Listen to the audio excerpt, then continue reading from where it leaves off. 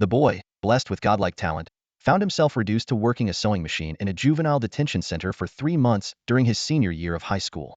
The heavy iron gates of the Yunshan Juvenile Detention Center creaked open, and out walked a sharp-featured boy with a buzz cut, carrying a bulging duffel bag. Glancing around with a smirk, he muttered to himself, "What a peculiar way to start a transmigration story. One day the original owner of this body gets thrown in here for fighting, and the next, I wake up at a sewing machine." 3 months ago, Song Gua had transmigrated into this world, a blend of game mechanics and reality, as a high school senior. He soon discovered he had an extraordinary ability. Every day, a new clone of himself would appear. His initial plan was simple: wait until he had enough clones, pull off a big heist, and achieve financial freedom and a life of luxury. But fate had other plans. On his way to visit a certain technician number 9, he was hit by a dump truck and found himself in this strange world. In this world where strength could be leveled up, Song Gua, unburdened by attachments, accepted his new reality with ease. He began plotting his next big move. By now, he had amassed 200 clones, a number that opened up countless possibilities. While he waited impatiently outside the detention center, a familiar voice called out, "Old Song, your godfather's here to pick you up." A lean, blonde-haired boy appeared, pedaling an old-fashioned bicycle. This was Yuan Hao, Song Gua's best friend, known for his peculiar fascination with certain special films featuring just 2 actors. "Why are you riding this old thing? No wonder you're late. Do I look like I own a car? What do you think I am, some rich and handsome guy? Get on. The profession sanctuary is about to close." Reluctantly, Song Gua climbed onto the rickety bike, which rattled noisily except for its bell. "What's in this bag? It's so heavy." "Just the fruits of my labor from the past 3 months. You're actually proud of your time in there?" "Correction, it's called rehabilitative labor." Yeah, keep telling yourself that." Yuan Hao suddenly lowered his voice. "By the way, watch out when we get to the profession sanctuary. Mafeng's there with his crew. I think they're looking to mess with you again." Mafong was the reason the original Song Gua had ended up in the detention center. The two had no deep feud, but jealousy had driven Mafeng's actions. In this world, people's potential growth rate determining how many attribute points they gain per level post-profession could be measured in their teens. A growth rate of 1.0 was average, while 2.0 was considered the pinnacle of natural talent. Song Gua possessed the rare 2.0 growth rate, while Mafong, despite his impressive 1.8, was often compared to him and always fell short, earning the nickname Eternal Second. Resentful, Mafong frequently sought to humiliate Song Gua. 3 months ago, he publicly mocked Song Gua for being an orphan, sparking the altercation that led to the detention. "If Mafong wants trouble, I don't mind teaching him another lesson.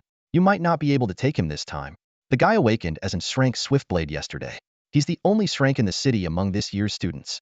Even the principal gave him the scholarship and recommendation letter that were supposed to be yours. Right now, he's riding high, acting like he's untouchable. As they chatted, Song Gua noticed a tear in Yuan Hao's school uniform. Without a word, he pulled out a needle and thread and stitched it up in seconds. "Done." "Wait, old Song, I thought we were brothers, but now you're..." Embarrassed, Song Gua cut him off. "It's a reflex, okay? Occupational hazard. Now hurry up, the sanctuary's about to close." The profession sanctuary was nearly empty when they arrived. The sanctuary had been open for free for 2 days, and most students had already completed their profession awakenings. As Song Gua walked in confidently, Yuan Hao struggled behind him, lugging the heavy bag. Song Gua's 2.0 growth rate had made him a household name in Yunshan. Many students immediately recognized him. "Isn't that Song Gua?" "Yeah, the guy who caused a sensation when his 2.0 growth was revealed. He looks even better in person than on TV. That buzz cut suits him so well." "Stop fangirling. He's an ex-con. Look at that haircut, probably just got out today." "An ex-con? No wonder he looks so cool. I like him even more now." A faintly glowing profession stone hovered at the sanctuary center. Song Gua stepped onto the platform beneath it, eager to see his profession awakening. In this world, professions were divided into 3 categories: combat, support, and life. They were further ranked into 5 grades: D, C, B, A, and S. The combat category had 12 sequences, including warrior, mage, archer, assassin, healer, controller, guardian, summoner, jack-of-all-trades, dragonblood, commander, and sage. The last 4 were advanced sequences with dual talents, while the first 8 were basic sequences with a single talent, even at the Shrank. A beam of brilliant light descended, and a massive information panel appeared. His profession talents were revealed. Unassuming power. Normal attacks deal true damage, but cannot equip weapons. Strength and unity. Borrow attributes, talents, and skills from others for 1 minute, with a 5-minute cooldown. The borrowed individual becomes weakened for an hour. Currently, It can stack with up to 5 people simultaneously. The sanctuary buzzed with discussion. He's a bond master. I heard they're super strong. A team nuke? One punch man. Isn't it a trash class? It depends on his followers. A true commander-type profession. Get real. He can't even advance to second or third-tier professions. Total garbage. Why not? Because those require solo challenges. Who's he going to borrow power from? Without talents, he's worse than a drank. But for Song Gua, this profession was perfect. With his clones, solo challenges were no problem. It would always be a glorious group effort. And his clones had also awakened their professions. I'm a mage. Call me daddy. I'm an invisible assassin, heh. I'm a healer. Does anyone need a big, warm hug? Behold the Thorn Warlock. Feel my mom's embrace. You've chosen death. Each clone inherited his 2.0 growth rate. With such high growth, most of them awakened high-ranking combat professions. 185 in combat, 15 in support, all at least rank, with the majority being a rank and even one rank advanced sequence. With so many professions and talents at his disposal, strength and unity was a game changer. The weakness debuff? No problem, his clones could take turns. This wasn't just a bond master. It was the ultimate all-rounder. Old song, don't listen to them. Your profession's awesome. Let's go level up. With his profession awakening complete, leveling up became the priority. But leaving the city required a pass. Excuse me, administrator. Where's my pass? After a successful awakening, you'll automatically receive a standard pass. It's been a busy day, so we had volunteers distribute them. Go find Mafong over there. I'm off duty now. Song Gua turned his head and saw that it was indeed Mafong, the guy who had caused him to end up sewing in the factory right at the start. Mafong was leisurely toying with the last exit pass in his hand, a mocking smile playing at the corners of his mouth. Long time no see, Song the genius. That profession you awakened is pretty impressive, huh? I'd call it Det King. His gaze fell on Song Gua's bald head, and he added, by the way, that hairstyle really suits you. The lackeys around him immediately burst into laughter. In Song Gua's mind, his avatars were in an uproar. This guy really has a death wish. Mocking a transmigrator? Bold move. Here we go again. The brainless antagonist trying to grab attention near the protagonist. What's the main body waiting for? Let us out and let's teach this clown a lesson. A rational voice silenced the commotion. The boss said we're his trump card in this world. We don't reveal ourselves lightly. Seeing that Mafong had no intention of handing over the pass, Song Gua remained unfazed. We'll just report it lost and get a new one soon. Let's go, Blondie. Mafong blocked his path. Not taking the pass? Last time, you broke one of my teeth. If you kneel and apologize, and maybe throw in a gift, this pass could be yours. Before he could finish, Song Gua activated his power of unity. With the attributes of 5 avatars stacked, he delivered a heavy punch square to Mafong's face. Mafong flew like a human cannonball through the air, shattering a stained glass window of the temple and landing hard outside. The students inside the temple were stunned. Superhuman strength? And you call that a useless profession? Wow. No wonder he's been to jail straight to fists without a second thought. Yuan Hao stomped his foot anxiously. Reckless. If he reports this to the security bureau like last time, you'll end up back in there. We're professionals now. As long as it's not serious injury or worse, it's considered sparring. The security bureau won't intervene, Song Gua replied calmly. Mafong staggered back, clutching his bleeding mouth with one hand. Who lent him strength? He roared, glaring at everyone around him. Despite being caught off guard, getting sent flying like that was clearly beyond basic stats. He immediately suspected Song Gua's unity power talent. Song Gua dusted off his hands.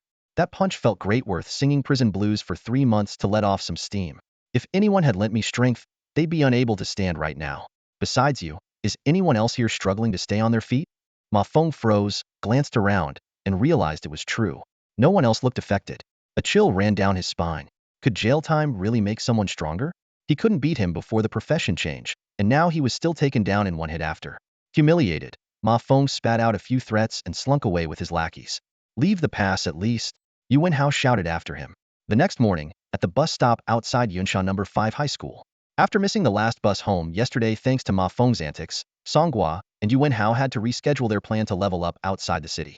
Man, I can't stop laughing whenever I think about how pathetic Mafong looked yesterday. Yuan Hao was still reveling in the memory. I heard he had to get 2 teeth implanted overnight. That must have been excruciating, ha. As Yuan Hao laughed, he seemed to have thought of a good idea. Turning to Song Gua, he said, Old Song, have you considered getting in touch with one of the prominent families? With some backing, Ma Feng's little tricks won't be able to harm you. Why? So I can end up like Ma Feng, groveling to them? Song Gua frowned and retorted. That's not what I mean, Yuan Hao explained. You're so talented, there must be a major family in Yunshan City willing to support you. All it takes is a visit and a bit of sincerity on your part. In this world of Blue Star, the traditional concept of nations no longer existed, replaced by the unified Blue Star Federation. The Federation's control over local regions was weak, especially in remote cities like Yunshan. This left many gifted commoners with no choice but to seek the protection of powerful families, becoming their advisors just like Mafong. A real man lives between heaven and earth. How could I stoop to live under others for long? Song Gua straightened his back. I'll rely on myself, ask no favors, and live with a clear conscience and pride. That's the spirit, old Song. Yuan Hao exclaimed, clapping his friend on the shoulder with excitement. I knew I wasn't wrong about you. Such integrity, I am impressed.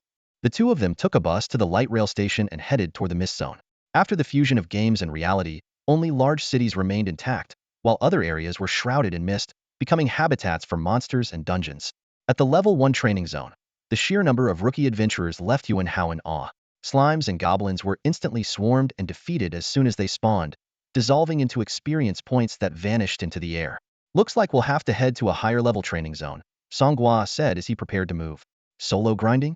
Yuan Hao asked in disbelief, but Song Gua had already returned to the light rail station, heading toward the level 5 training zone.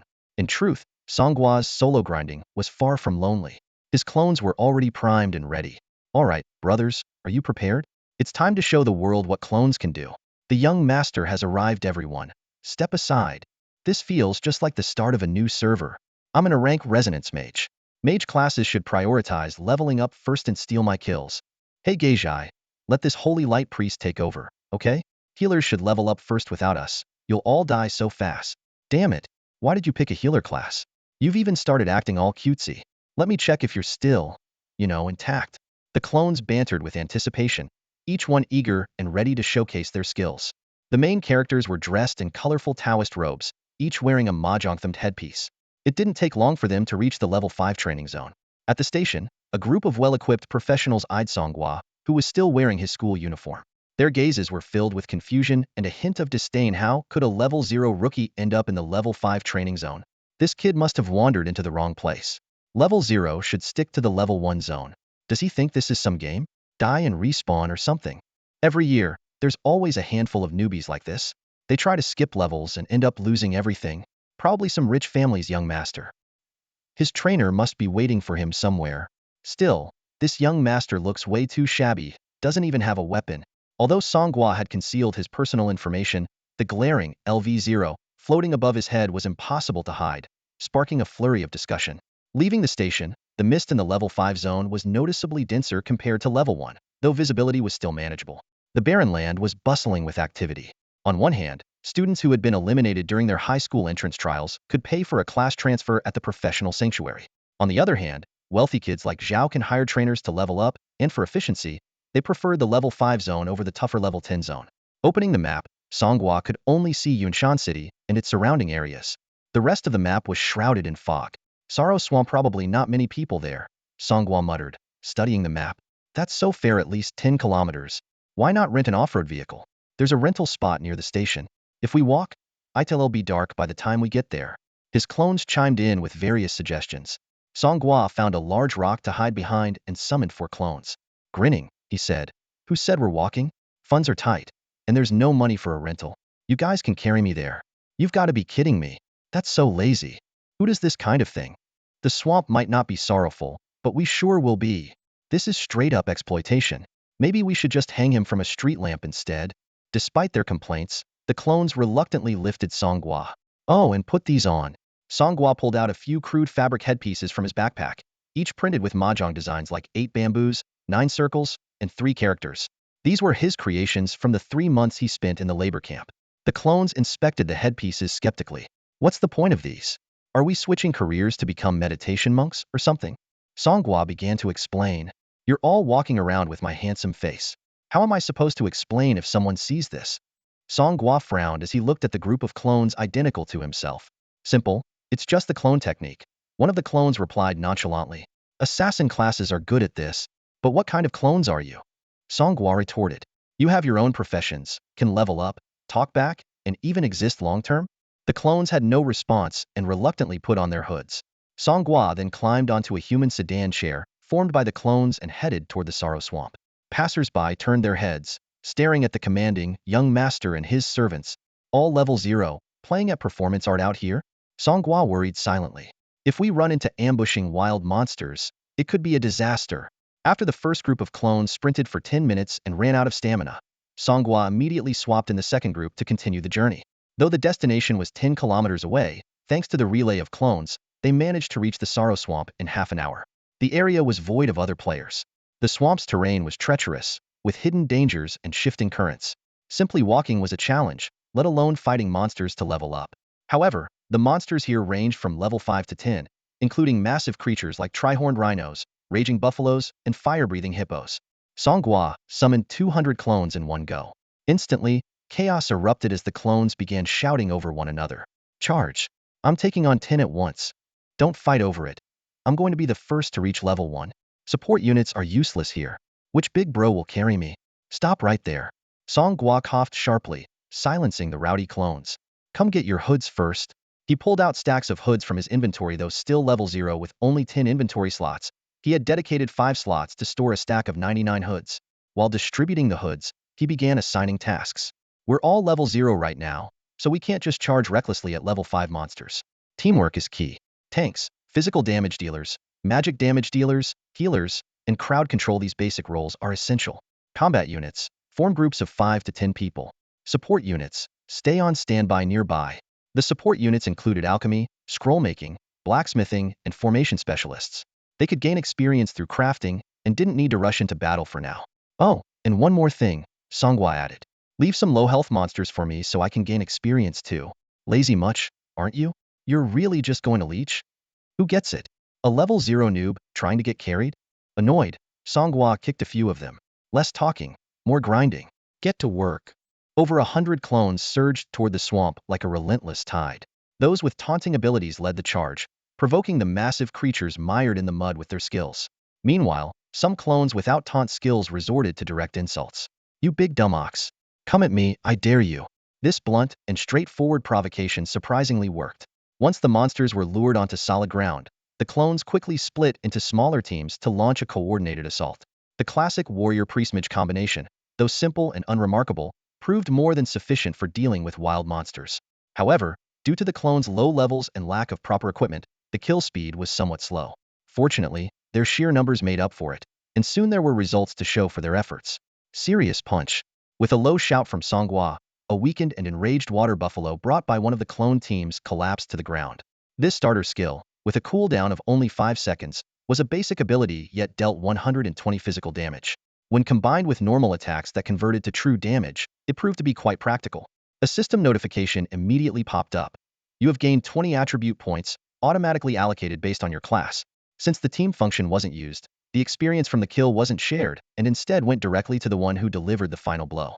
The bonus experience from defeating a higher-level monster allowed Song Gua to level up instantly. Bathed in the holy light of the level-up effect, the flashy visuals remained as impressive as ever. The defeated water buffalo also dropped a white-quality chest piece, offering a meager 1 point of defense. In a world where equipment quality ranged from common, fine, superior, immaculate, rare, epic, to legendary, the white-grade gear and low-level potions dropped by wild monsters were indeed pitiful commodities sold by weight on the market. Still, equipping all 4 armor pieces chest, legs, head, and feet could activate specialization effects, making them better than nothing. As they prepared for their next target, an unexpected event occurred. A rhythmic mage clone landed a critical hit with a fireball spell, instantly taking down a flame-spewing hippo. This A-grade combat mage class came with the rhythmic magic talent, which caused skill damage to randomly fluctuate between 90 and 150. While it seemed unreliable at the moment, it was said that this instability would disappear after the second class advancement, making it highly suitable for learning AoE skills to clear maps. Song Gua nodded in understanding. No worries, you all need to level up as well. It wouldn't work if I'm the only one at a high level for dungeon runs. Rhythmic mage, wow, I'm speechless, Song Gua muttered, just as another notification suddenly popped up before his eyes. Huh, where did this experience come from? Song Gua turned to look at the rhythm mage, a flash of realization in his eyes.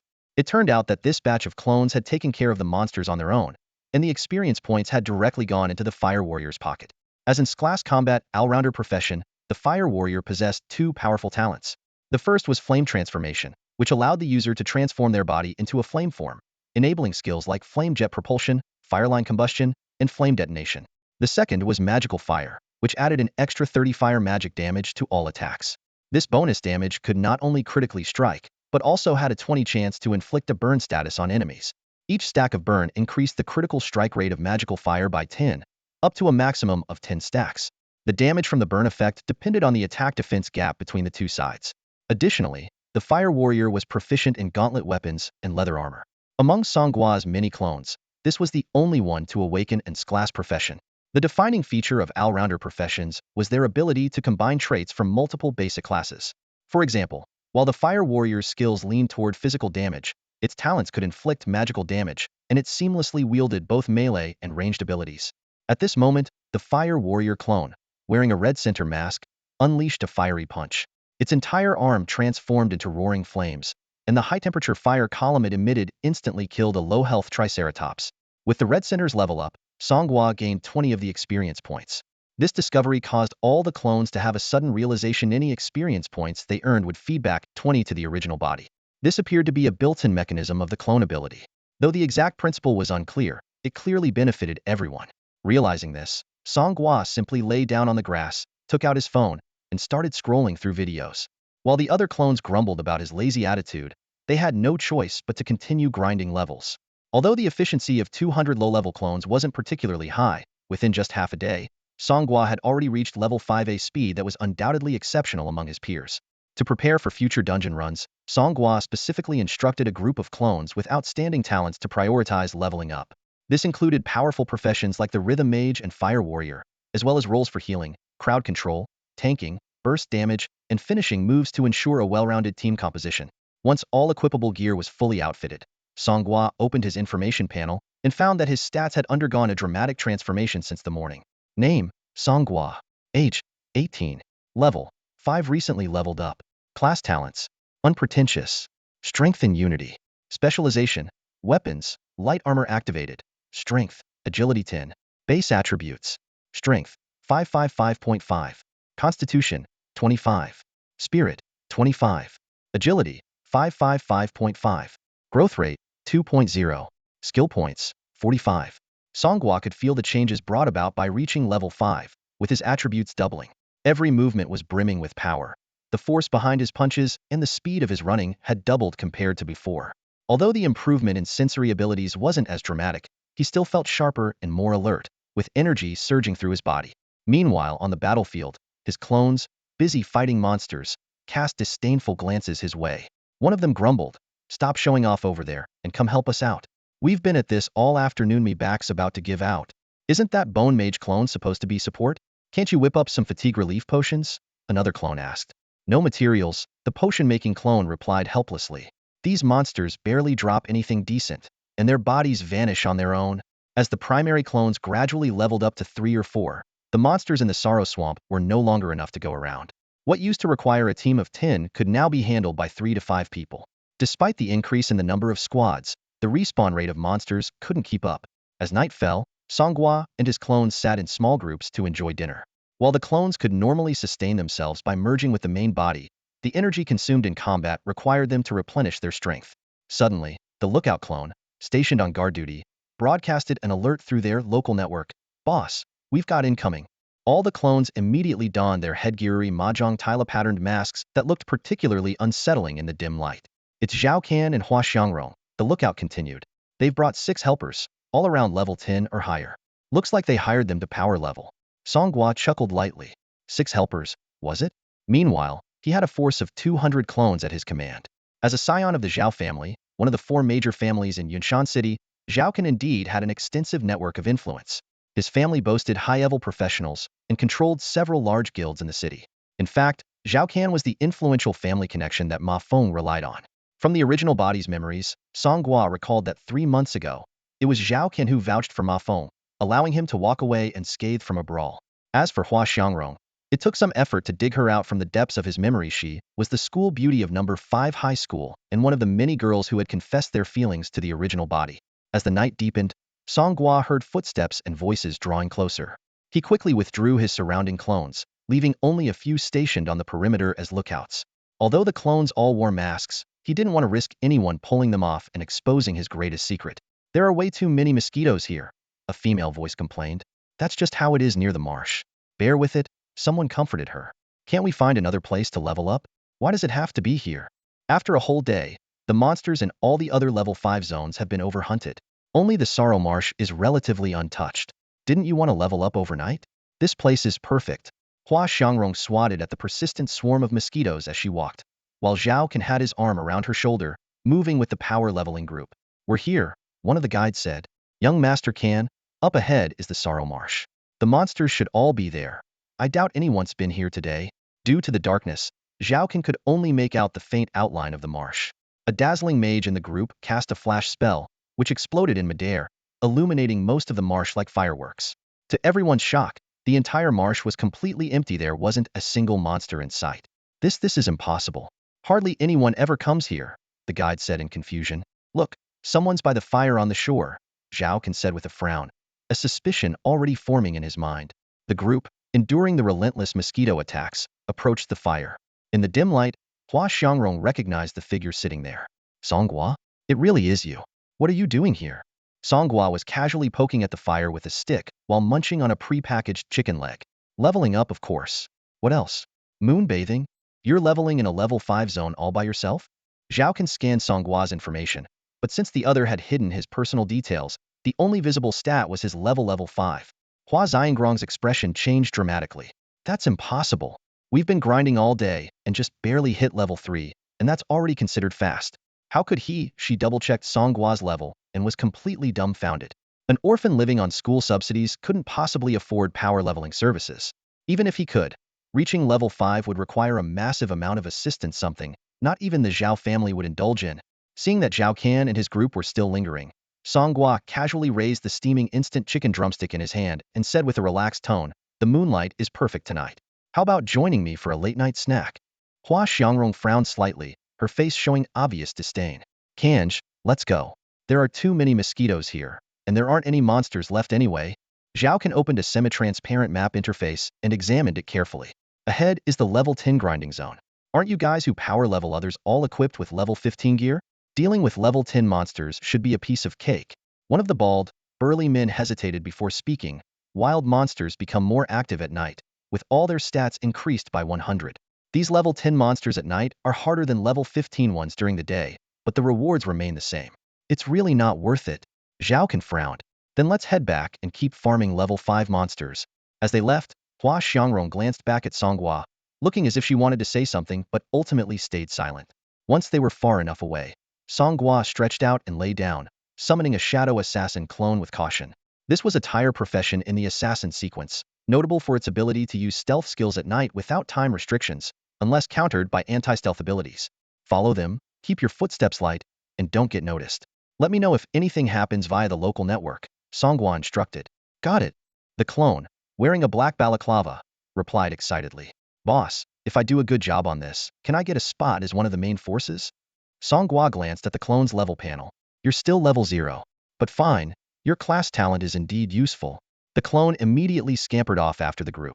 As Zhao Kan and his team retraced their steps, Hua Xiangrong was still pondering over Song Gua's rapid leveling pace. It's so strange. This morning, he was still level 0 outside the gates of Wuzhong. Even with power leveling, he shouldn't have leveled up faster than us. Zhao Kan sneered. Don't forget, Wuzhong sponsored him for 2 years. No one knows the exact amount, and there could be other wealthy investors backing him. He might not have hired just one team to power level him, could have hired several. Hua Xiangrong's face showed a mix of shock and regret. He has that much money? Suddenly, the bald man chimed in. Could it be some kind of gear with an experience boost effect? Impossible. Zhao Kan dismissed the idea decisively. That kind of thing only comes with epic accessory attributes for players at level 30 or higher. Unless, the bald man continued, the gear also has a carefree attribute. With the carefree effect, the level requirements for equipment are reduced. Zhao Kan stopped in his tracks, a peculiar glint flashing in his eyes. If it really is that kind of gear, it would be priceless. The phrase priceless coming from the mouth of a second-generation rich kid instantly stirred a subtle resonance among the group, filling the air with an unspoken understanding. How about I go check it out? The bald man volunteered, a peculiar glint flashing in his eyes. Just as Zhao Kan was about to respond, the bald man quickly added, Young Master Kan, isn't it true that Miss Hua dislikes the mosquitoes in the swamp? You all wait here. I'll be back in no time. The group exchanged knowing glances, each seeing through the bald man's ulterior motives, yet no one called him out. After all, for such an unsavory task, sending a crowd would only alert the target. The bald man strode towards the swamp. From a distance, he could see the campfire still flickering by the shore. A smug smile crept onto his lips. Song Gua was indeed still there. As he approached, he took a closer look at the strikingly handsome face that was hard to forget. Still here, Song Gua? The bald man said as he rummaged through his backpack, pulling out a shield and a one-handed sword, weighing them in his hands. Judging by his gear, it was evident he belonged to some kind of knight class under the Guardian sequence. Song Gua glanced at him, a faint smile playing on his lips. Waiting for the monsters here to respawn. You took out all the monsters in this area yourself? Of course. All by yourself? Don't be ridiculous. I have a team. The bald man suddenly understood. Ah, so you had a carry. I thought Sono Wei, a newbie, could solo level 5 monsters and wipe them out so thoroughly that respawns can't keep up. He pressed further. Where's your carry? Gone home. My team works 9 to 5, very humane schedule. Interested? Hearing the carry was gone, the bald man visibly relaxed. Haha, maybe we can collaborate sometime. Then his tone shifted. I heard from young Master Kan that you leveled up to 5 in just one afternoon. Impressive speed. Aside from the carry, do you have any special tricks? Special tricks? Like what? Gear that boosts experience gain? I wish I had something like that. The bald man's expression suddenly turned sinister. Don't play coy. Turn off your personal info settings and show me everything in your inventory. Song Gua remained unfazed, his tone light and casual. And what if I refuse? Then don't blame me for being rude with my sword and shield. I didn't want to bully a newbie, but you're leaving me no choice. Song Gua raised his hand and said in a normal tone, enough with the act, Baldy. Guys, come out and take him down. Rustling sounds emerged from the grass and swamp around them. The bald man's heart sank. Could the carry still be here, lying in ambush? How did they know he'd double back? No time for overthinking. The bald man immediately activated his skill, Knight's Charge. In an instant, his figure blurred, shield raised as he dashed forward, closing the distance in a heartbeat. His one-handed sword was soon at Song Gua's throat. Tell your people to back off, or I'll end you right here. I'm level 16 with a full set of level 15 gear. Killing you would be effortless. Song Gua, however, met him with a look of disdain. Dude, I'm not Song Gua. You've got the wrong guy. Bullshit. A face as handsome as yours?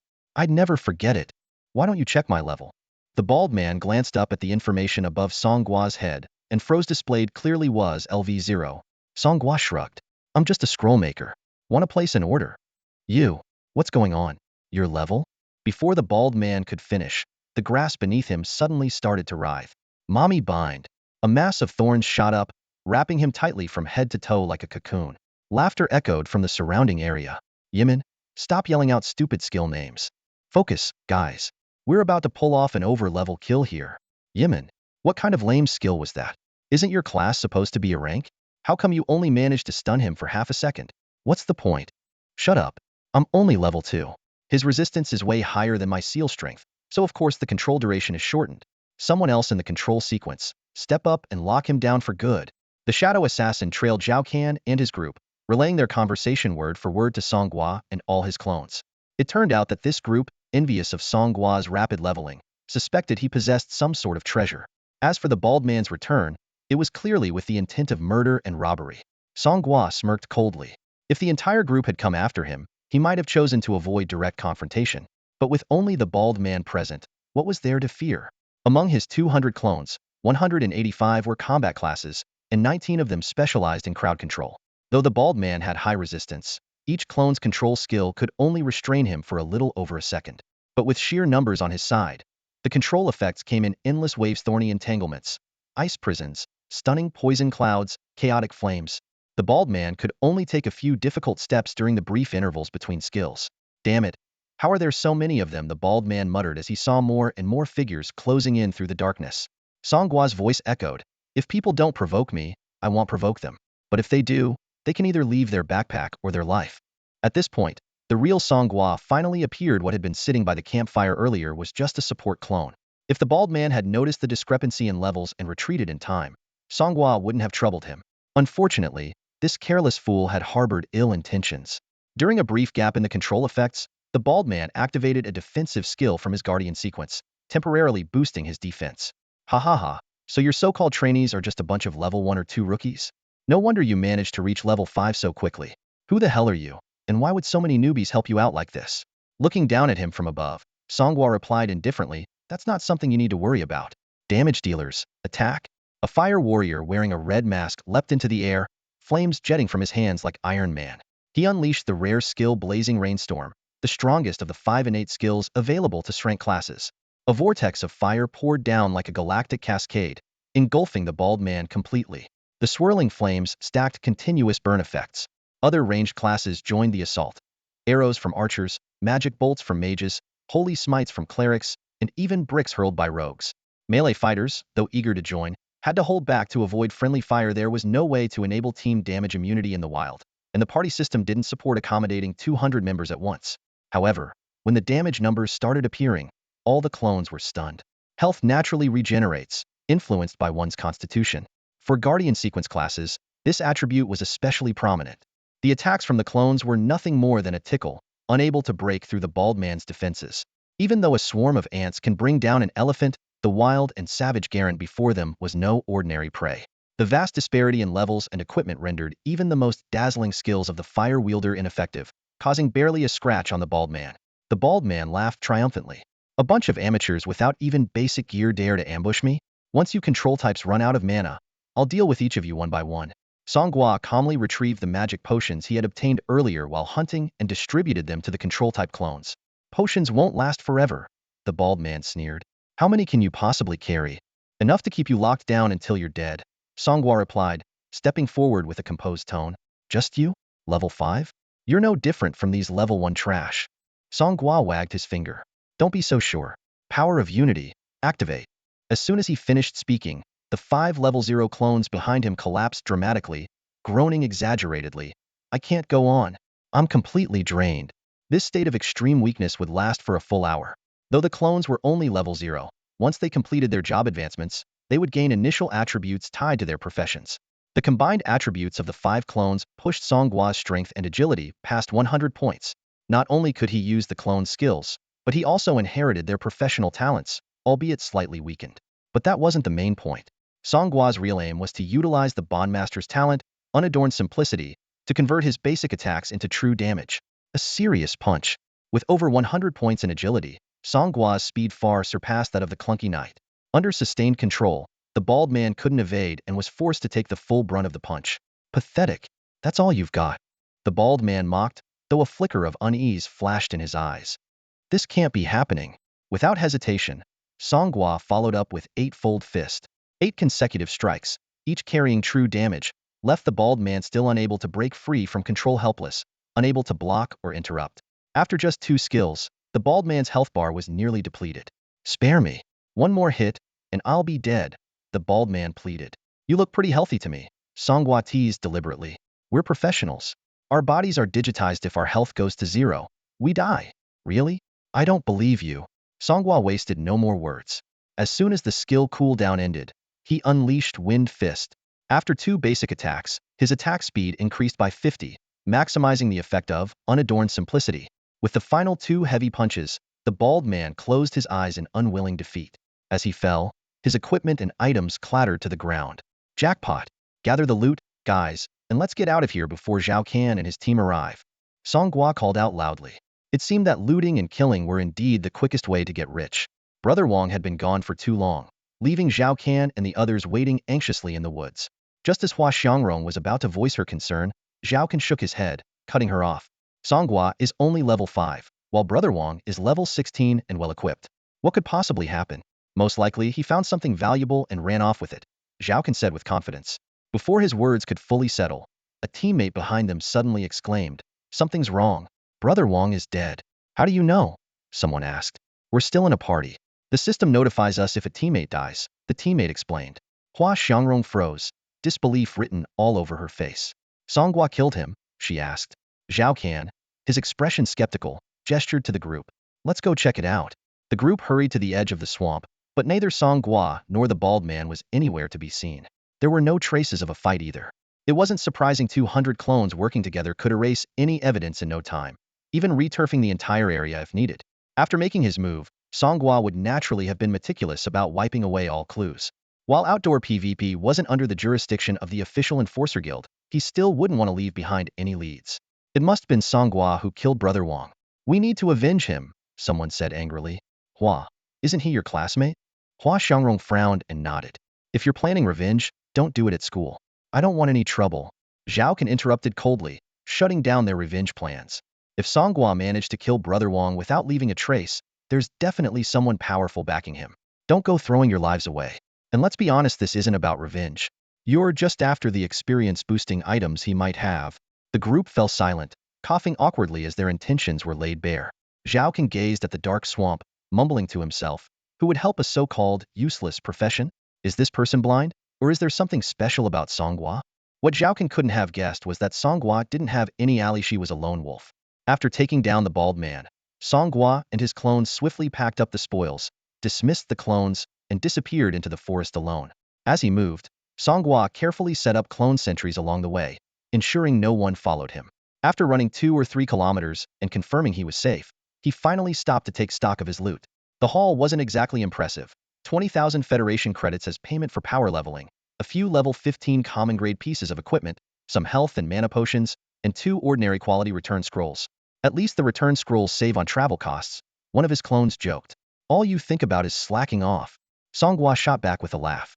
Professional players entering fatigue mode after gaining too much experience too quickly was a built-in mechanism, ensuring they took breaks during the grind.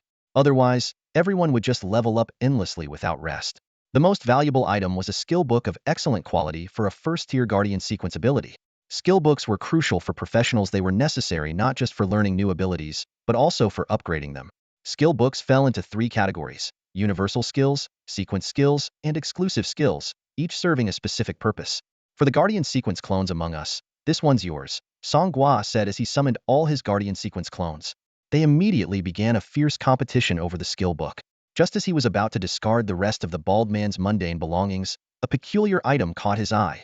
Among Baldy's belongings, Song Gua discovered a crucial commission letter. Flipping to the first page, the client was revealed to be a mysterious figure named Miss Butterfly, while the entrusted party was a guild called Wangba Guild. The task was straightforward: to locate a lost item. Tucked behind the thick contractual clauses was an eye-catching A4 sheet. On it was a unique hand-drawn sketch made with pencil black scale adorned with mysterious runes, and at its base, a mark of the Eye of Horus. This was the very object Miss Butterfly was desperately seeking. 8 million as a reward? Song Gua stared at the figure, his brows furrowing slightly. This generous payment clearly hinted at the extraordinary nature of the scale. What intrigued him further was a detail in the letter stating that the scale was likely in the possession of a student at Yunshan No. 5 High School. Song Gua chuckled softly. Wasn't that his own school? The unfamiliar Wangba Guild piqued his curiosity. Small, ragtag guilds like this popped up every day, often plagued by disorganization. A bold idea began to take shape in his mind. Why not bypass them, complete the task himself, and claim the lucrative reward? His clones immediately began debating. Why would such a big commission land in the hands of a small-time guild? Who cares? As long as there's money to be made. Be careful though. What if they don't pay and resort to violence instead? Song Gua interrupted their chatter, smiling mysteriously. You don't need to worry about that. Hey, main body, don't get carried away, one clone cautioned. Play it safe if you want to grow steadily. Ignoring the warning, Song Gua pulled a tent out of his backpack. You all head to the level 5 training zone and keep grinding. I'm going to sleep. The clones immediately protested. We want to rest too. Even with iron rods, we get tired. Should we hang him from a street lamp? Song Gua sternly rebuked them. So young and already afraid of staying up late? At this level, you still want to sleep? With that, he crawled into the tent and soon drifted off. The poor clones had no choice but to continue grinding in teams. The next morning, Song Gua awoke to the earthy scent of the soil. Stretching lazily, he noticed another version of himself sitting inside the tent of a newly created clone. To his surprise, the clone's level displayed as LV7. How are you higher level than me the moment you're born? Song Gua asked in astonishment. The new clone pointed at Song Gua's head. Take a closer look. Your LV7 too were the same. Outside the tent, the sounds of battle continued unabated. The other clones, having fought through the entire night, were still hard at work. At night, the stats of wild creatures doubled, making hunting even more challenging. Despite this, Song Gua managed to level up twice, thanks to the experience feedback from his clones. Do newly created clones start at the same level as me? Song Gua asked curiously. Clones have this kind of additional effect? He continued. By the way, what's your class? The new clone shrugged and replied flatly. No class. I'm a wanderer, only able to learn general skills. Ah, So a blank slate war god, huh? Song Gua realized. Why don't you just take me to the class sanctuary for a job change? That place charges an entry fee, you know? Just a small amount. One per day adds up, it's not so small. Suddenly, their eyes met, and in perfect sync, they said, free acquisition. A smirk appeared on Song Gua's face. We're really in sync. The new clone chuckled as well. Obviously. After a moment's thought, Song Gua made a decision. Let's hold off for now. We'll gather more recruits first, then make a big move. To avoid Zhao Kan, Hua Xiangrong, and the others, Song Gua skipped the sorrowful swamp and headed straight for the level 10 training zone. The wild creatures here were tougher, with some capable of flying, significantly increasing the difficulty of combat. However, the experience rewards were far more substantial, especially with the bonus from killing creatures above their level. The level 10 area was sparsely populated. Venturing deeper allowed them to have the map all to themselves. At first, the clones, all under level 5, had to form groups of 10 to take down a single wild creature. Each group included 1 or 2 clones with crowd control abilities to lock down their target until it was defeated. Once they succeeded, the massive experience from defeating higher level creatures allowed level 0 clones to jump straight to level 2. The clones inherited Song Gua's 2.0 growth trait, gaining 20 attribute points per level, which significantly boosted their combat power. By noon, the efficiency of their hunting had noticeably improved, and Song Gua himself reached level 8. By the afternoon, the number of clones reaching level 5 surged. They equipped the white grade gear collected the previous day. Key clones like the Flame Warrior, Rhythm Mage, and Night Shadow Assassin could even take down level 10 wild creatures in groups of 2 or 3. As night fell, a holy light descended, and Song Gua broke through to level 10. By then, 59 of his clones had reached level 5, with the Flame Warrior, Rhythm Mage, and Night Shadow Assassin reaching level 7. This pace of leveling was unmatched among his peers. With the shared experience gains from his clones, Song Gua's growth rate was unparalleled. Looks like it's time to hit the dungeons and set some records to earn those job change gold medals. The sky had turned dark. At this moment, Song Gua's thoughts drifted toward the dungeon. Hunting in the wild had become increasingly difficult, but the dungeon presented a far better option not only for gaining experience and resources but, more importantly, for the opportunity to break the dungeon record. This idea made his eyes light up. Breaking the dungeon record would earn him a career advancement gold medal, which granted access to unique rank and strength careers. Though he was quite satisfied with his current role as a binder, his ambitions stretched far beyond that. Ever since his first advancement to binder, he had been devising a plan to change his destiny, to make his clones even stronger. Standing at the entrance to the dungeon zone, a faint smile played at the corners of Song Gua's lips. It had been 1,000 years since the gods merged with reality, and the records for lower-level dungeons had been repeatedly shattered, standing firm like immovable mountains. Even the record for the level 5 dungeon had remained unbroken for a century. Countless predecessors had tried every method imaginable. Intricate strategies, precise timing, exploiting hidden bugs in the terrain, and even fully equipped elite teams in top-tier gear. Yet, they had all overlooked one critical factor: no one had ever sent in 200 warriors at once. Indeed, while others were limited to 5-person teams, Song Gua was about to lead 200 of his clones to challenge the dungeon record. He boarded the light rail, heading straight for the first advancement dungeon zone. Along the way, he passed through the Mist Zonia leveling area for players from level 1 to 30, stretching all the way to the boundary with the Mid-Mist zone. There, the magnificent dungeon entrance loomed like a massive vortex spanning the sky, its swirling depths glimmering with starlight. Dungeons began at level 5, with 2 new dungeons unlocking every 5 levels. The level restrictions increased accordingly. Level 5 dungeons were suitable for players from levels 5 to 10, level 10 dungeons for levels 10 to 15, and so on. The highest level within the first advancement dungeon zone was 25, beyond which lay the second advancement zone, an area outside the reach of the light rail. The dungeon zone was always bustling, no less crowded than the leveling areas. A cacophony of voices filled the air, advertising various services and needs. Looking for a controller for level 5 Reeded Monkey Mountain, 45. Level 25 leaderboard challenge seeking top-tier players. Dungeon runs available, guaranteed by the trusted Peak Guild. Full-quality dungeon gear sets, fair prices for all. Level 28 Scroll Master here offering all types of scrolls. If this were inside a game, the people around the dungeon zone would probably have dialogue bubbles floating above their heads right now. Unfortunately, this is the reality.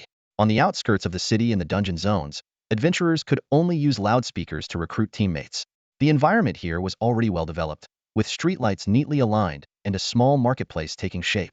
Adventurers moved back and forth through the market, exchanging various supplies. This dungeon zone wasn't static. The massive vortex entrances slowly shifted around the city as their center, completing a full rotation every few decades, with a radius so vast it was astonishing. Song Gua wandered into the marketplace, casually browsing.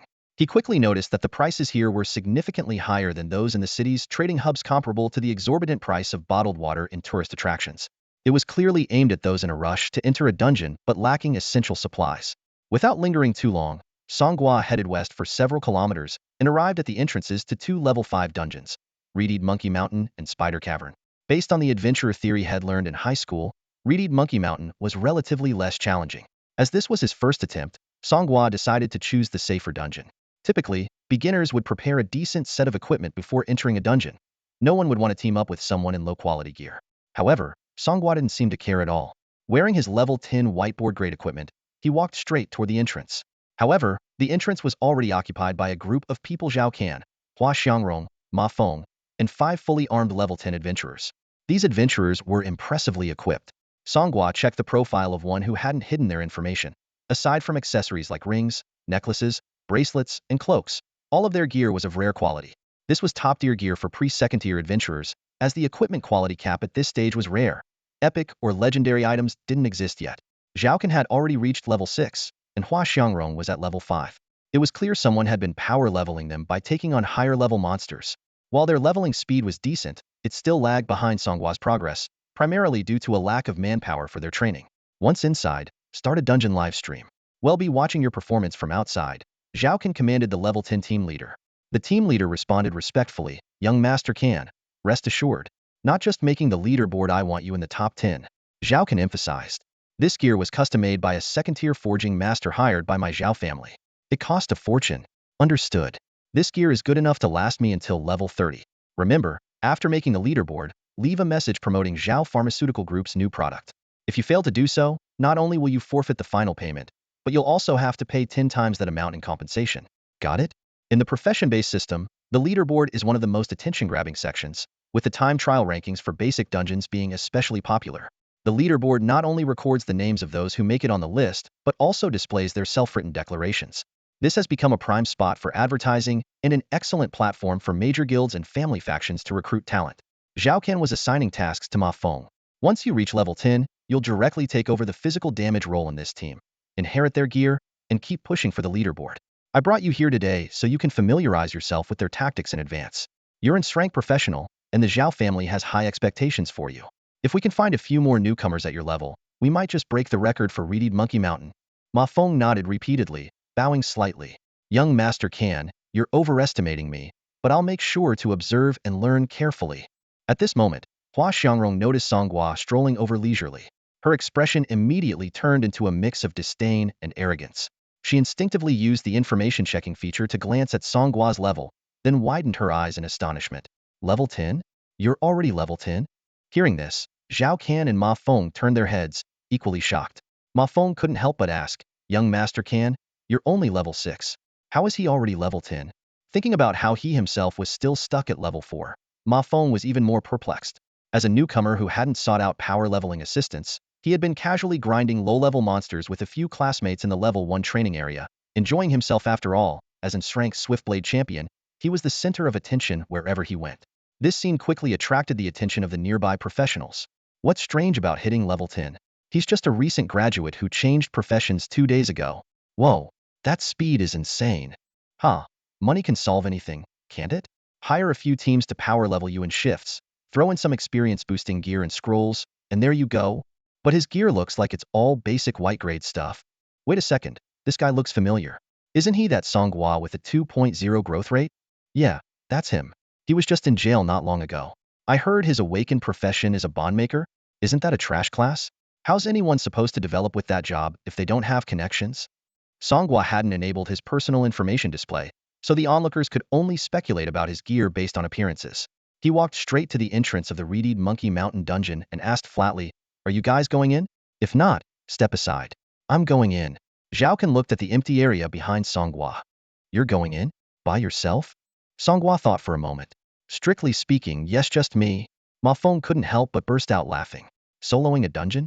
You think being level 10 means you can solo a level 5 dungeon? What? Did 3 months in jail make you forget all the basic knowledge about professionals?" Song Gua glanced at him with a puzzled expression. "Mind your own business," Song Gua said coldly. "Do you still think you're that genius everyone used to admire? Stop acting so arrogant." Ma Feng's face turned ashen at the sharp remark.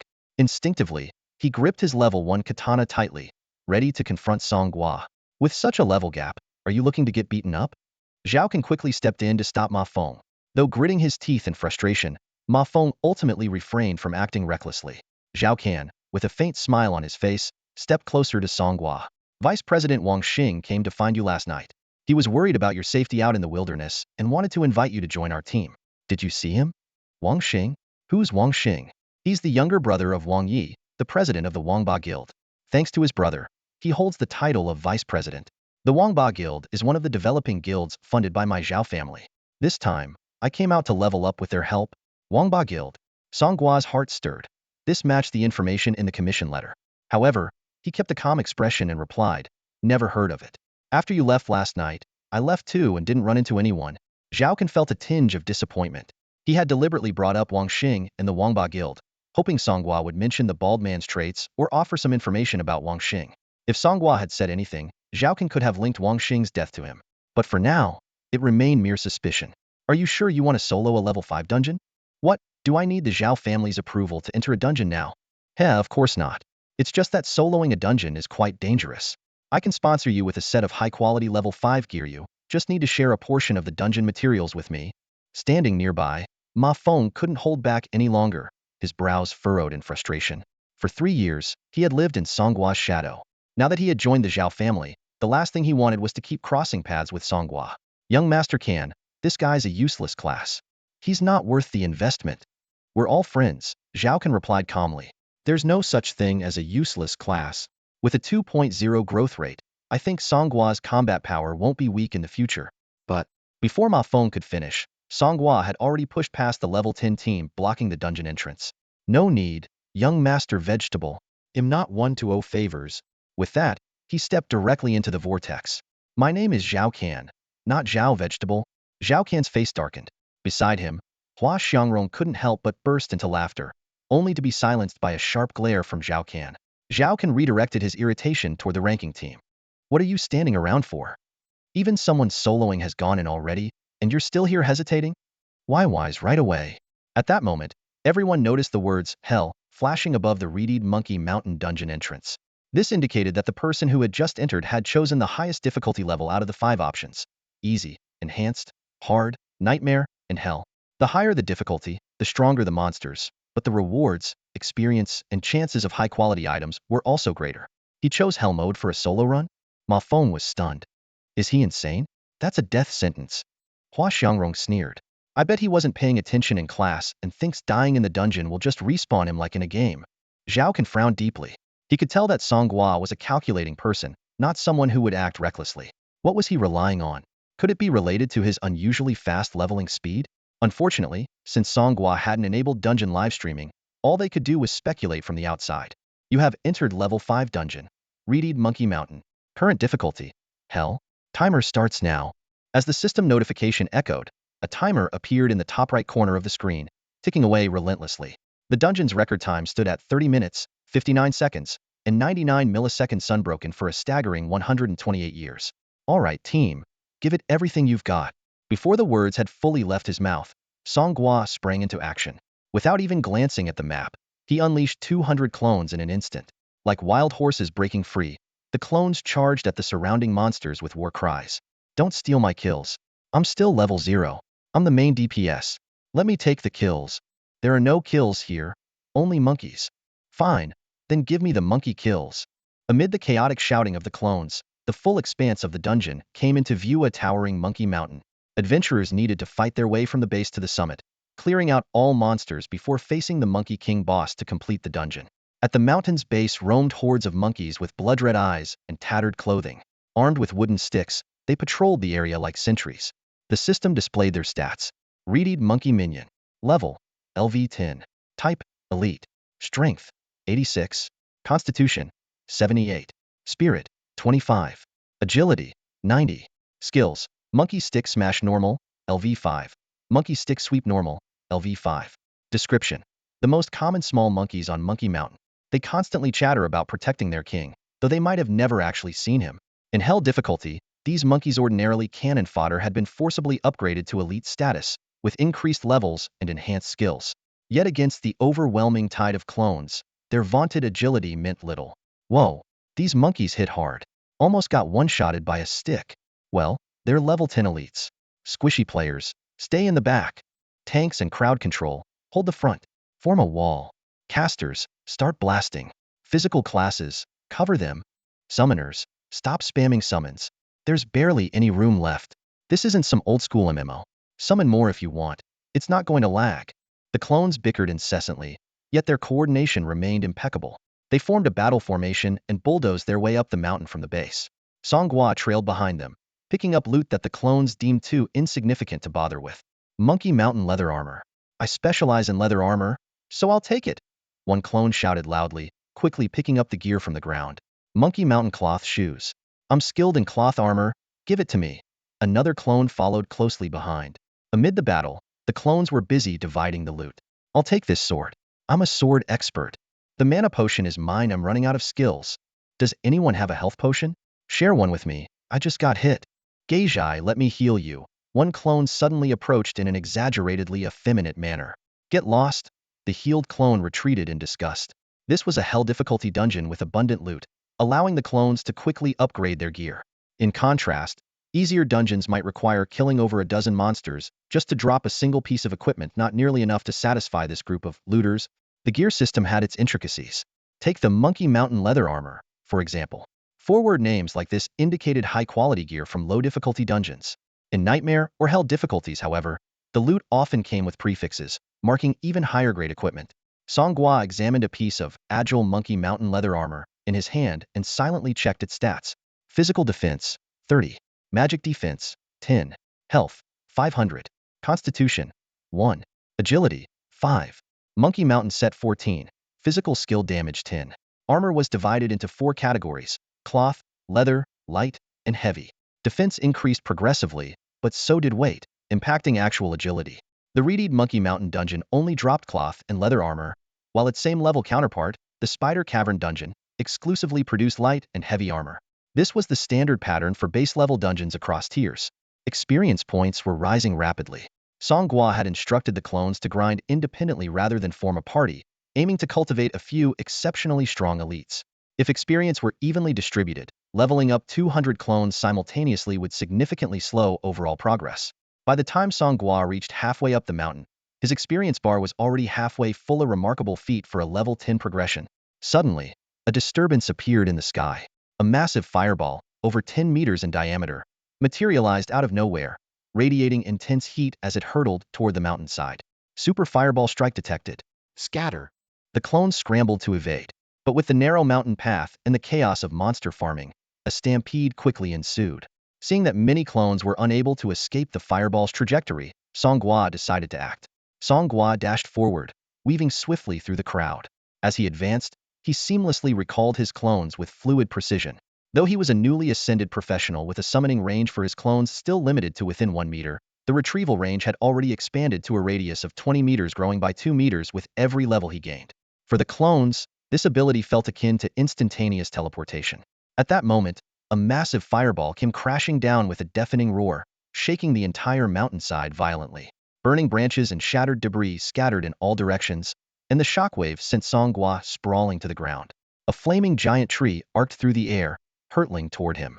In a moment of desperation, he summoned a defensive-type clone to serve as a shield. Ah, my butt. It's burning. Song Gua cried out in pain, then turned to the defensive clone and said, "Defensive sequence, a rank, Storm Knight. Kid, I've got high hopes for you. From now on, your upgrade priority is right after the Fire Warrior and the Rhythm Mage." Ugh. Stop feeding me empty promises. The clone grumbled in dissatisfaction. Regaining his composure, Song Gua recalibrated his strategy, deploying only a few dozen key clones this time. The terrain in this area was narrow, and too many clones would create chaos, making them easy prey for the group of white-haired elder monkeys standing atop a boulder. The attributes of the white-haired elder quickly materialized before Song Gua. Level: LV10. Role: Boss. Base attributes: Strength 50, Constitution 120, Spirit 180, Agility 20. Skills: White-Hair Confinement Common LV5, Elder's Blessing Rare LV5, Heavenly Firefall Flawless LV5. This boss-level creature not only had attributes far superior to ordinary mobs, but also wielded powerful skills like the massive fireball. However, from dungeon experience, such corner-hiding big hitters weren't necessarily hard to deal with. Despite the devastating power of Heavenly Firefall, its cooldown was lengthy. The strategy was straightforward. Send in a high-agility character to activate a speed boost, lure the Elder Monkey into using its skills, and retreat as soon as the fireball began to form. As Song Gua contemplated his plan, a swarm of reedied, muscular black-furred monkeys emerged from the surroundings, shouting, "Protect the Elder." They charged forward in unison. The attributes of these reedied monkeys appeared next. Level: LV10. Role: Elite. Base attributes: Strength 90, Constitution 100, Spirit 40, Agility 40. Skills: Hardened Skin Common LV5, Shared Fate Rare LV5. 10 reedied monkeys formed a tight defensive formation around the white-haired elder, who had already begun chanting a new incantation in a low voice. Although this dungeon was originally designed for a 5-person team and even in Hell difficulty had fewer enemies than Song Gua's clones, the composition of this lineup was still formidable. Opportunities are fleeting, and Song Gua knew he couldn't let the white-furred elder cast the heavenly punishment flame again. Dozens of clones sprang into action, executing a pre-planned tactical formation. In groups of 4, 10 squads launched a simultaneous assault, each targeting one of the 10 reedied monkeys. The clones moved in perfect synchronization, lifting these tough-skinned monkeys off the battlefield and relocating them to a designated area for elimination. The white-furred elder was engrossed in chanting his incantation, eyes slightly closed. When he opened them again, he was greeted by a dozen assassin clones wielding gleaming blades. Before he could react, a barrage of lethal skills was unleashed. Kidney Strike, Backstab, Headshot Smash, Stealth Breaker, Blade Unleashed.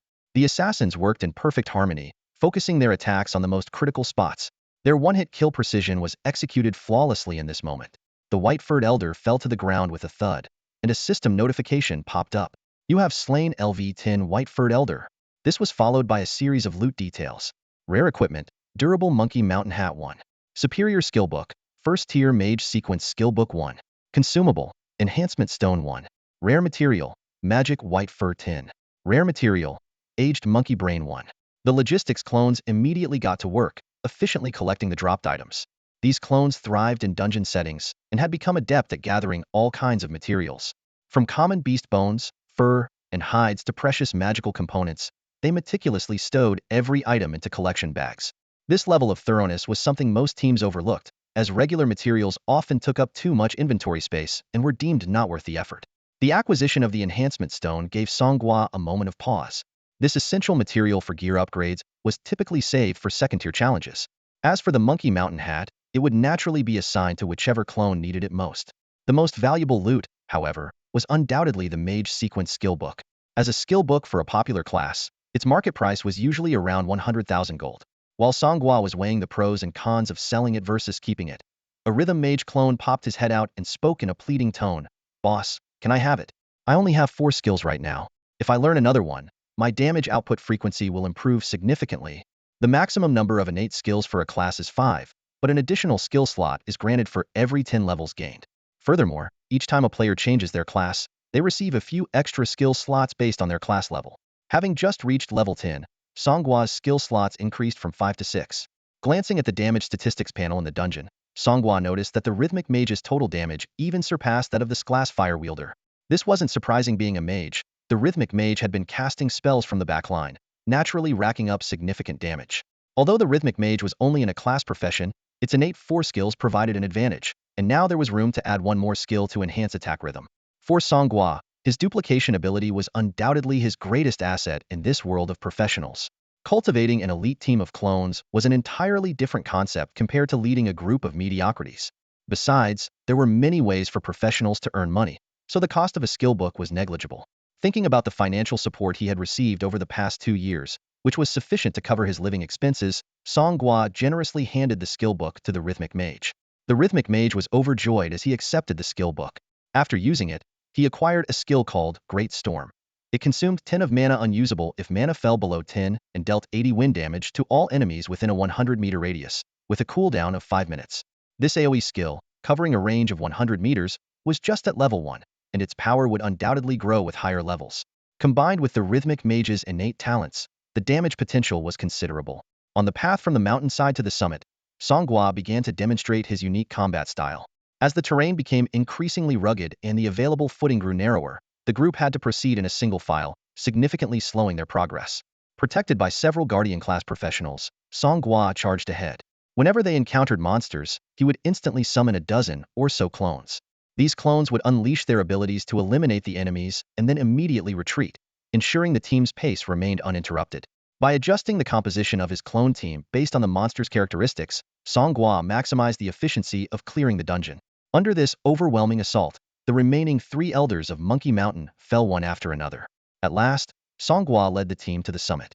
The terrain here was unexpectedly open, as though the peak had been sliced clean off by a sword, providing an ideal battlefield for Song Gua's clone tactics.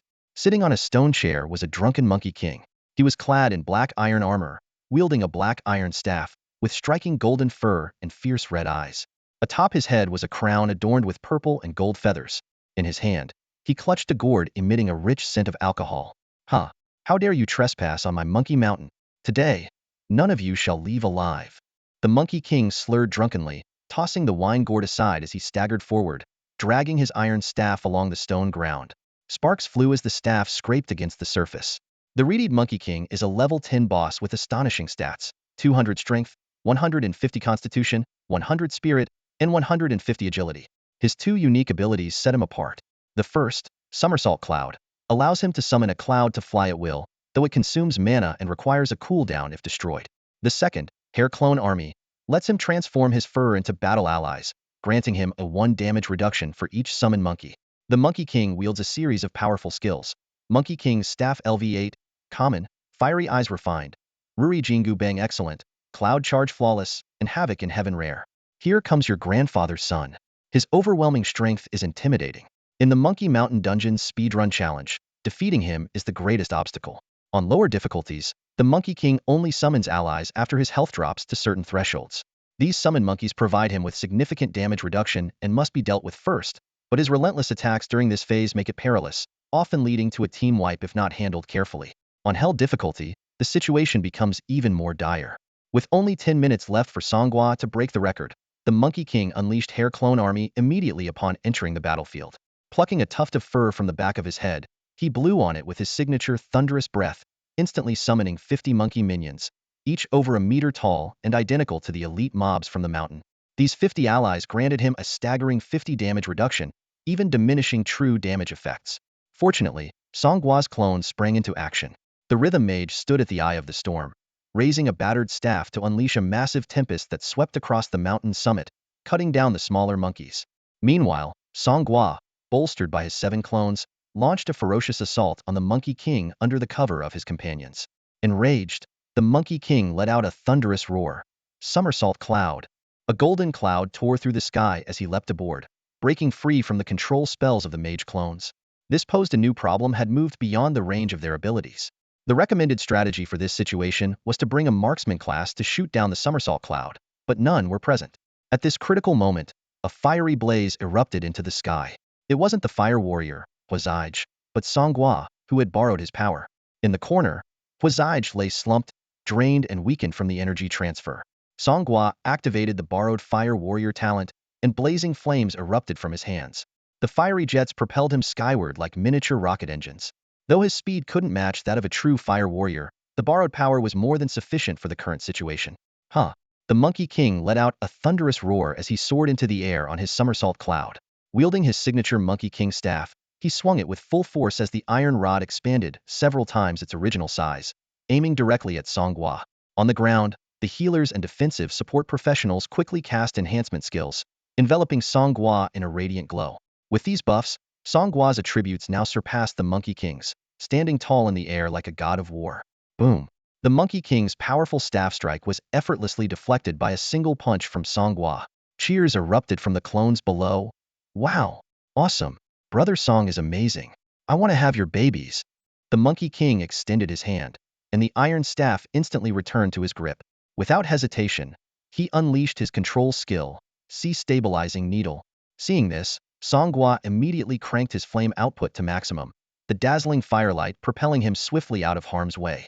Without missing a beat, Song Gua activated the strongest skill of his bonded class, Limit Breaking Fist. This ability, with a 5-minute cooldown, granted a 50 boost to physical attack and a 100 increase in attack speed for 1 minute, while reducing incoming damage by 30. The cost? Burning 1 of his health per second. The skill was a perfect fit for the bonded class's reliance on close-quarters combat. The two clashed fiercely in midair, fists meeting staff in a flurry of relentless blows. Down below, the clones anxiously kept track of the time. It's been 40 seconds. No, it's 1 minute 50 seconds. Each level of unity power adds another 5 seconds. There's a chance to break the record. Breaking the record means at least an A-rank unique class transfer medal.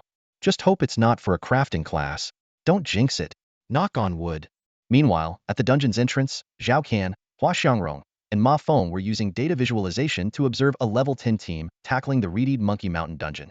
Their coordination is incredible. It's like they're one person, Mafong remarked in admiration. Xiao Kan wore a smug expression. These 5 are part of the Lingxiao Guild, where my Zhao family holds the largest stake. We've been nurturing them since level 0, all for the purpose of dominating the rankings in every first-tier dungeon. Mafong chuckled inwardly. Nurturing? At level 10? And with borrowed equipment, no less. But outwardly, he kept his tone flattering. The Zhao family's leadership has great foresight. Truly admirable. Zhao Kan snorted disdainfully and said, those people are just middle school dropouts. They didn't even finish high school. I value fresh graduates like you who show potential. Upon hearing this, Ma Fong immediately put on a grateful expression and eagerly responded, I won't let you down, young Master Kan. The family entrusted me with the responsibility of getting the level 5 dungeon on the leaderboard to test my abilities. With someone as discerning as you recognizing my talent, and with the help of these capable teammates, getting on the leaderboard will be a piece of cake. Enough with the flattery, Zhao Kan interrupted. Get familiar with their playstyles and focus on leveling up. I didn't arrange for anyone to carry you because I want you to grind monsters yourself and get used to your skills. Ideally, you should also work on leveling up your abilities. Understood, understood. Ma Fong hesitated for a moment before adding, but skill leveling requires a lot of proficiency. It's honestly not that easy to improve in the early stages. Just do your best. At this moment, Hua Xiangrong glanced at the timer and exclaimed in surprise, we've already taken down 2 Monkey Mountain Elders in just 21 minutes. I remember hearing from senior players that it used to take them nearly an hour just to defeat the first Elder. Zhao Kan explained smugly, this is a speedrun, so of course it has to be fast. Our Zhao family strategy has been professionally optimized and calculated. It's theoretically just enough to make it into the top 10. As he spoke, he gave Ma Fong a meaningful look. With someone like him in an steer class, getting into the top 10 is practically a sure thing. The Zhao family's goal for Zhao Kan was to secure a spot in the top 10. Anything beyond that was considered nearly impossible, as every second higher on the leaderboard became exponentially harder to achieve. As the group chatted, a bold red notification suddenly flashed across the sky above the dungeon area. LV5 Reedied Monkey Mountain Dungeon record broken. New record, 21 minutes 5 seconds 12 milliseconds. Record holder, Song Gua.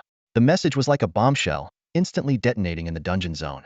Breaking a record could only mean it was done in a hell-level difficulty dungeon, and this meant that someone named Song Gua had solo cleared a hell-level dungeon and set a new record. Merchants in the small market, guild teams waiting at the dungeon entrance, and professional players preparing to enter were all stunned, staring at the glowing notification in disbelief. Some rubbed their eyes repeatedly, thinking they were seeing things. Hey man, check this for me. Is this really a new record notification? Yeah, no doubt about it. It's a record breaker. 21 minutes? Not 30. Even crazier, it was a solo run. Must be a bug. How could someone solo clear the pile of meat monkeys around the white-haired elder?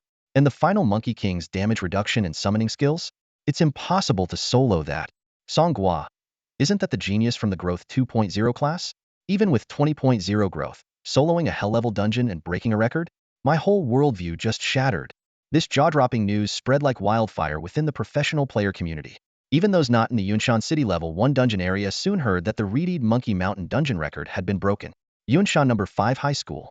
The night was deep, and the school bell had already struck 10, yet the principal was still at his desk, working tirelessly. The glow of the computer screen highlighted his weary face. He removed his glasses and gently massaged his tired eyes, silently encouraging himself. Managing accounts is indeed troublesome. If I want to skim some off the top, they'll have to be even more meticulous. Just as he was about to continue processing the accounts, a system notification suddenly popped up on his screen. As a class life path educator specializing in moral education, the principal was no stranger to such prompts. Though his workload was heavy, much like how no smartphone user can tolerate unread notifications, he instinctively pulled up his personal interface. To his surprise, the red dot was located in the leaderboard section, a highly unusual occurrence. Clicking on it, the interface immediately redirected him to the speedrun leaderboard for the LV5 Reedied Monkey Mountain Dungeon. Upon seeing the record for first place, the principal sat bolt upright, 21 minutes. Hurriedly, He put his glasses back on and repeatedly verified the leaderboard details. Two shocking facts leapt out at him. The record was achieved solo, and the challenger's name was unmistakably Song Gua. Impossible. The principal muttered, trying to convince himself it was just a coincidence. But what he saw next shattered any lingering hope. Song Gua had left a brief note on the leaderboard. "Principal, it's me." Those three simple words hit the principal like a sledgehammer, leaving him slumped in his office chair. It was a clear reference to him breaking his promise and allocating the sponsorship and recommendation spot to Mafong instead. Yet what stunned him even more was the record itself, a solo challenge completed nearly 10 minutes faster than before. Aren't bondmasters universally regarded as useless classes? How could he harness the power of unity on his own? The principal racked his brains, tugging at the few strands of hair he had left. Even with the true damage effect on basic attacks, without weapon enhancements, where could such astonishing damage output come from? Meanwhile, the dungeon entrance was already surrounded by onlookers. The Sharpie Zhao can quickly recognize the opportunity. "I have to recruit Song Gua to my side." "But, young master can. He's just from a useless class." Mafong protested anxiously. "He must have used some kind of cheat." "Cheat?" Zhao Kan sneered. "Do you think this is some ordinary game? If there were any GM privileges, why would it take 1,000 years for someone to exploit them?" He paused thoughtfully before continuing. "Song Gua's class must have some hidden potential. Bondmasters are extremely rare, might be the only one alive today. Who knows? It could be some 1 in a billion class mutation." Zhao Kan turned to the people around him and said, "When Song Gua comes out in a while, treat him respectfully. He's going to be my key ally in the family competition from now on." This statement landed like a heavy blow. Mafong froze in place. Just moments ago, the title of key ally had been his alone, a symbol of his pride. Now, it was something he would have to share. Hua Xiangrong pouted her red lips, clearly displeased. "I don't like him. What does that have to do with you? Just stick to being a vase." Zhao Kan shot her a cold glance. Hua Xiangrong stomped her foot in frustration, her eyes welling up with tears, before turning away to sulk on her own. Zhao Kan paced anxiously near the dungeon entrance, worried he might miss the chance to be the first to greet Song Gua. His mind raced with calculations. Once news of Song Gua breaking the record spread, every faction in Yunshan City would surely rush in. The outer cities weren't a concern, thanks to the dense fog zones and restricted areas complicating intercity travel. Recruiting talent across cities was rare. Even if local factions dismissed Song Gua because the binder profession wasn't practical enough, those eager to buy the record-breaking strategy would flock to him. With such a guide, it was no longer a question of making the leaderboard. It was practically guaranteed to break into the top 10. Currently, there was a nearly 10-minute gap between the first and second place times, as if the leaderboard was waiting for someone to close it. Zhao Kan, who had been confident about aiming for the 10th spot, now had to settle for 11th. That one-rank difference felt like an insurmountable chasm. Worse still, failing to meet the family's expectations would mean trouble. Then there was the most crucial prize, the job change medal. Breaking a record guaranteed this coveted reward, something countless people dreamed of. With such a rare opportunity within arm's reach, Zhao Kan couldn't let anyone else snatch it away. Just then, the system notification rang out. "Congratulations! You've cleared the LV5 Reedied Monkey Hell Dungeon. Completion rating: SSS. Congratulations! You've received a Supreme Dungeon Chest LV5X1. Congratulations! You've broken the record for the Reedied Monkey Dungeon and earned the blessing of the gods. You've been awarded a Job Change Medal X1. The system continued explaining the rules.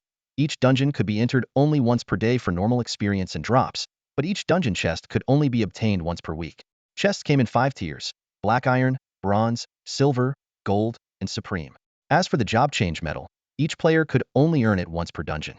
Even breaking the record again wouldn't yield another medal, a measure put in place to prevent speedrun abuse. Ranking on the leaderboard didn't just bring real-world fame and admiration. It also granted reputation points, which could be exchanged for items in the Glory City shop.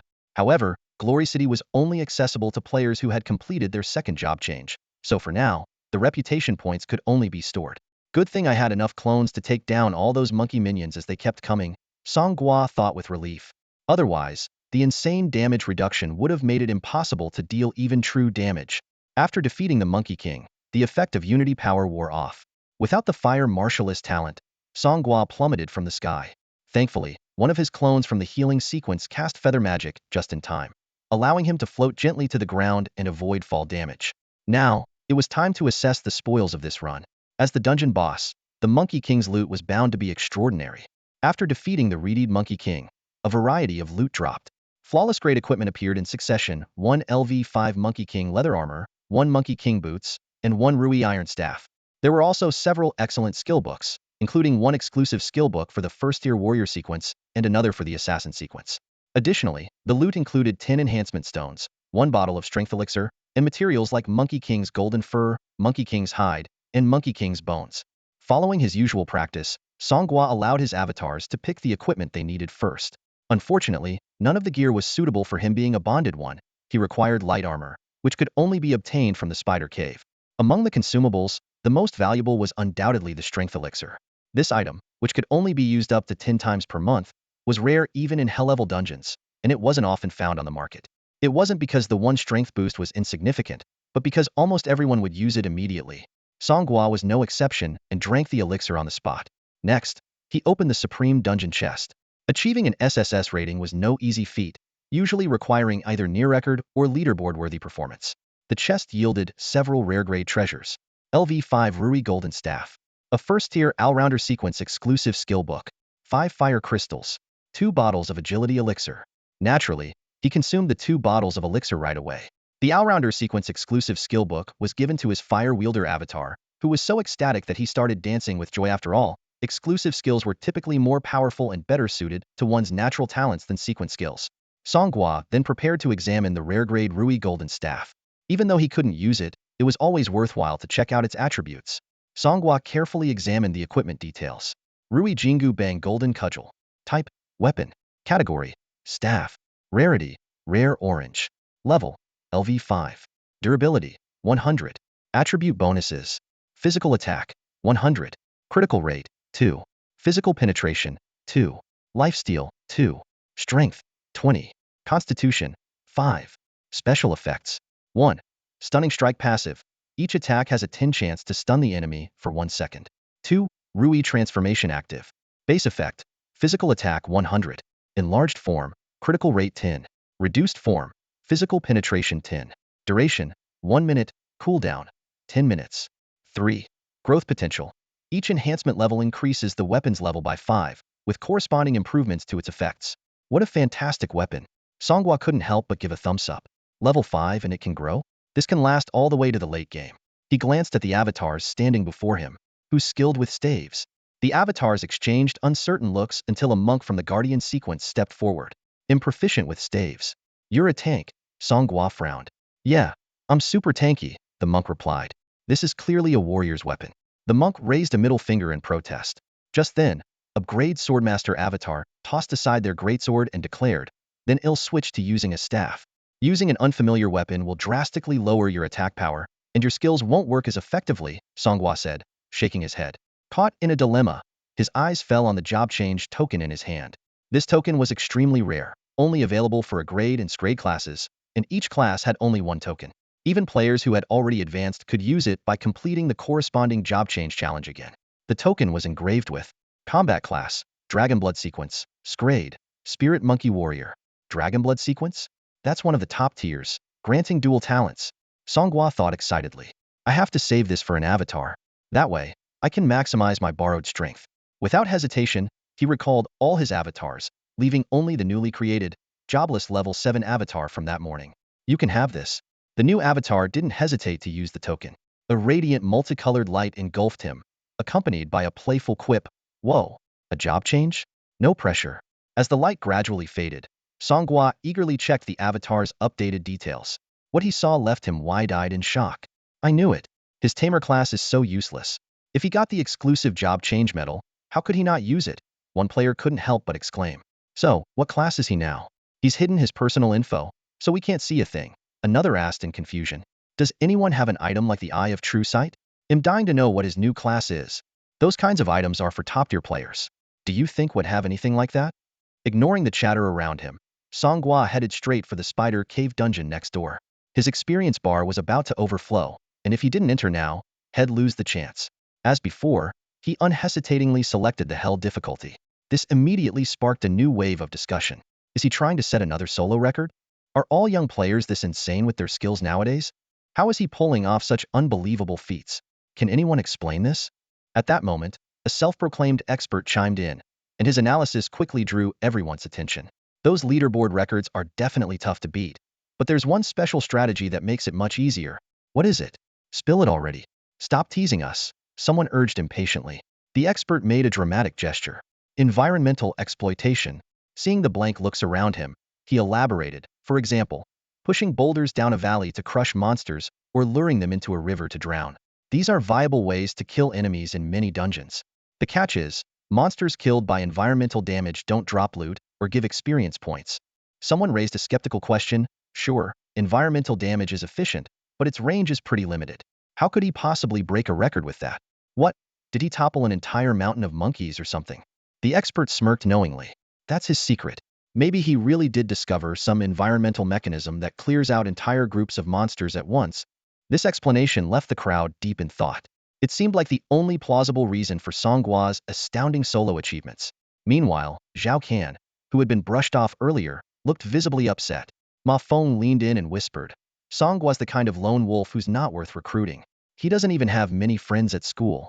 Before he could finish, a loud voice boomed, You shut your filthy mouth, Mafong. Stop slandering my bro Gua. It was Yuan Hao, who had just reached level 5.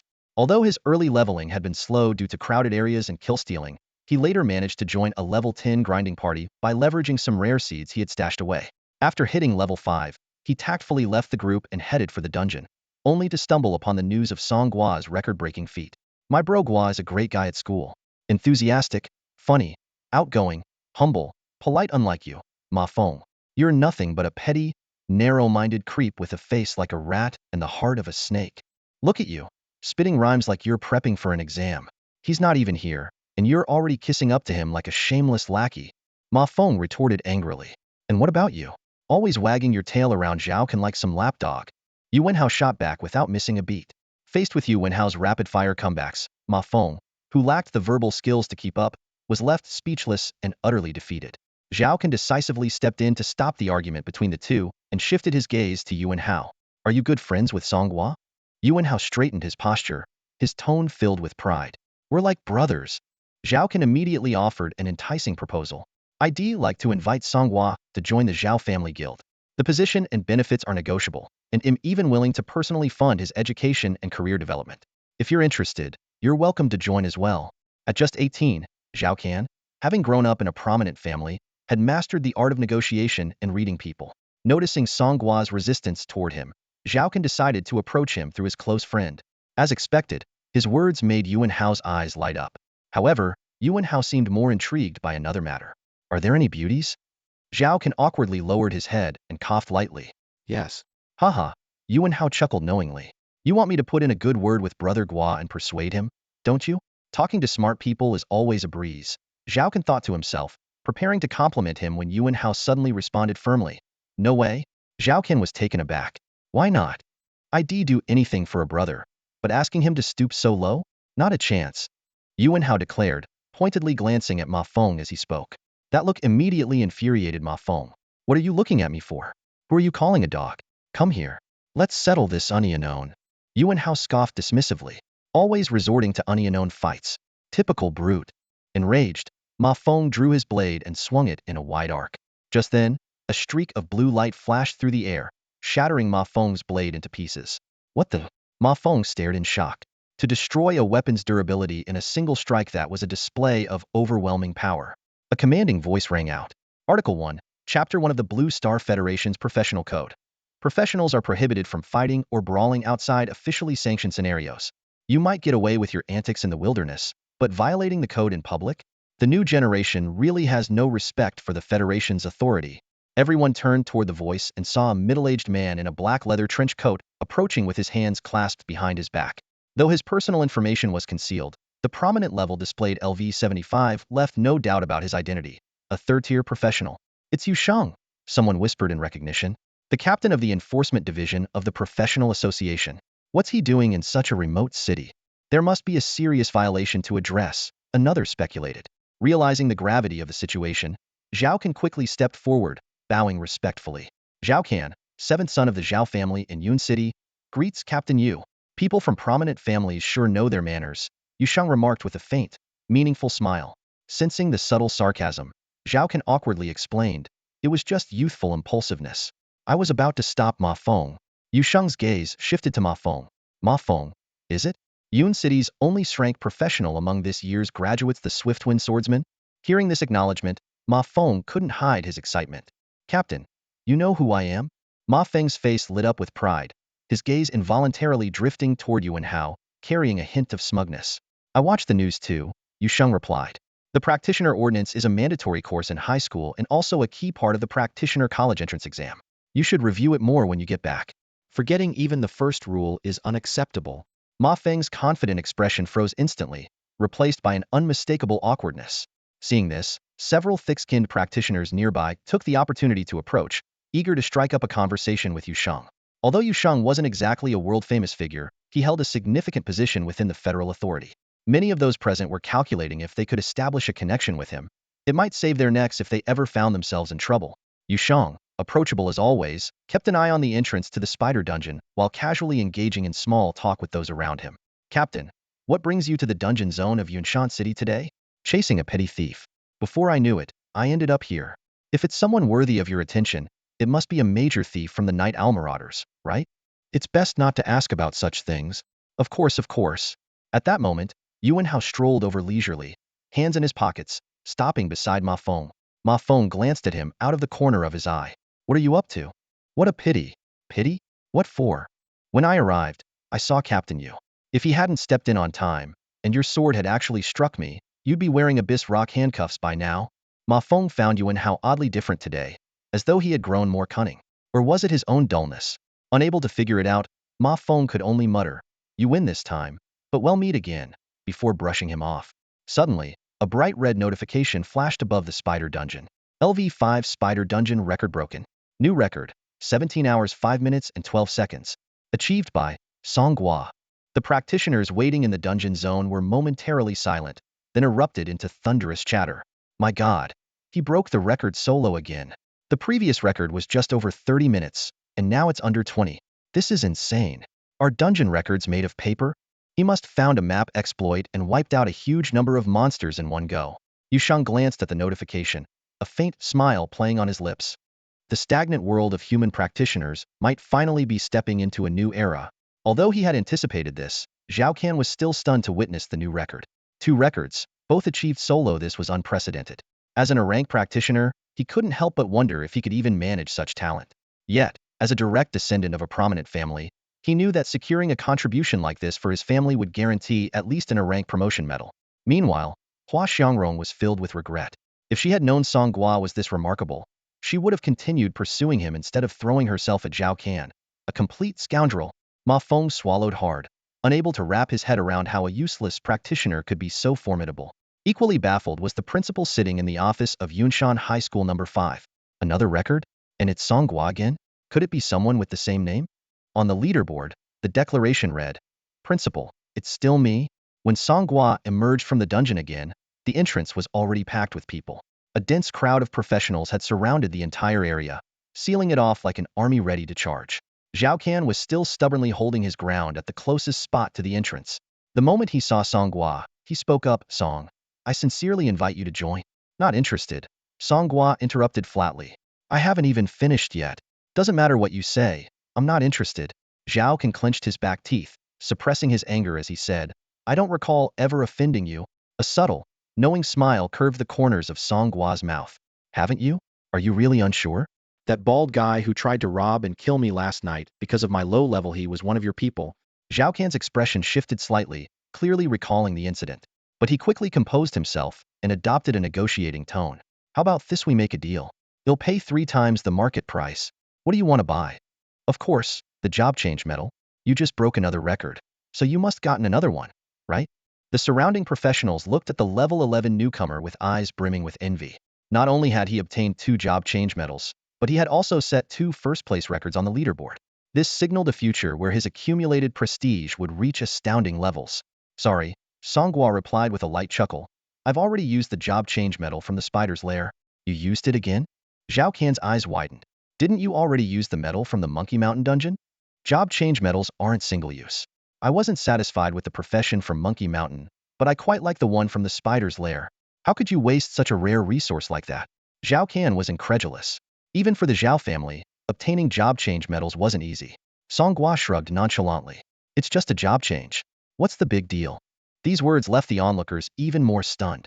Someone sighed. Using 2 job change medals in a single day, even the heir of the Long family wouldn't dare to be this extravagant. Those are job change medals, not trial cards. Peak humble bragging. Damn it, he really pulled it off. In the crowd, Yushang clapped his hands. Even though it's the lowest level dungeon, breaking a record that hasn't been touched in over 100 years looks like you found the method. Truly impressive for someone so young. Song Gua examined Yushang, finding him vaguely familiar, possibly from the news. From the enforcement department uniform and insignia he wore, it was clear he was a high-ranking official. Are you here to buy the strategy guide? No, Yushang said with a smile. I was just passing by and came to see who broke the record. Turns out it's the genius from Yunshan City's Growth 2.0 program. I heard you awakened the bondmaster profession. That's not an easy one to use. But I didn't expect you to use record-breaking achievements as a way to change professions. Quite the unconventional approach. At that moment, several men and women in black leather trench coats arrived at high speed, trailing streaks of light behind them from their acceleration. Captain, the target has been apprehended. Yushang nodded. Let's go. We'll stop by Yunshan City to rest for a bit. Before leaving, a peculiar lantern-like object suddenly appeared in Yushang's hand. The single eye on it opened and emitted an eerie glow. A beam of red light shot out, hitting Song Gua squarely. Gasps erupted from the crowd. The eye of true sight. Song Gua's heart sank.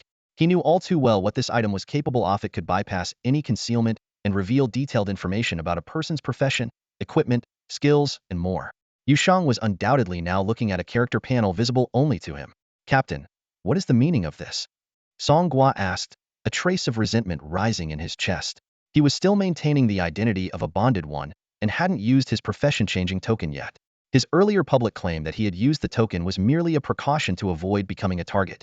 After all, last night, a bald man had been bold enough to take risks just on the suspicion that Song Gua owned an experience-enhancing item.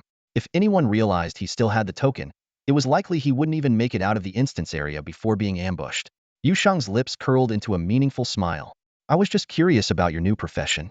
Impressive, it's quite a powerful one. I'm sure it'll help you perform exceptionally well in this year's exams. With that, he turned and left with his team. As they walked away, his subordinates couldn't help but pester him. Boss, what profession does that kid have? Professions from the token are always unique. If it's combat-oriented, it must be insanely strong, right? Yushang's voice drifted over from the distance. That's private information. Don't pry. All I'll say is, it's stronger than your rank profession, likely in the S category. Meanwhile, a heated debate erupted among the avatars in Song Gua's mind. He's covering for the main body. Yushang seems like a decent guy. He's definitely doing this on purpose. Could he have ulterior motives? Maybe he's just being kind. There's no such thing as kindness without reason in this world. You're being paranoid again. Song Gua couldn't make sense of Yushang's intentions either. While it was true he no longer had the token, his earlier words to Xiao Kan might still raise suspicion among those eyeing him. Yushang's actions, whether intentional or not, had provided him with some much-needed cover, making his situation a bit safer. Inside the instance, Song Gua's leveling speed was astonishing. He had barely started fighting a few monsters in the spider cavern when he reached level 11. However, he soon received an experience fatigue notification. His experience gain efficiency would gradually decrease until it hit 100 by the end of the instance, requiring a week of rest before he could earn more. It didn't bother him much.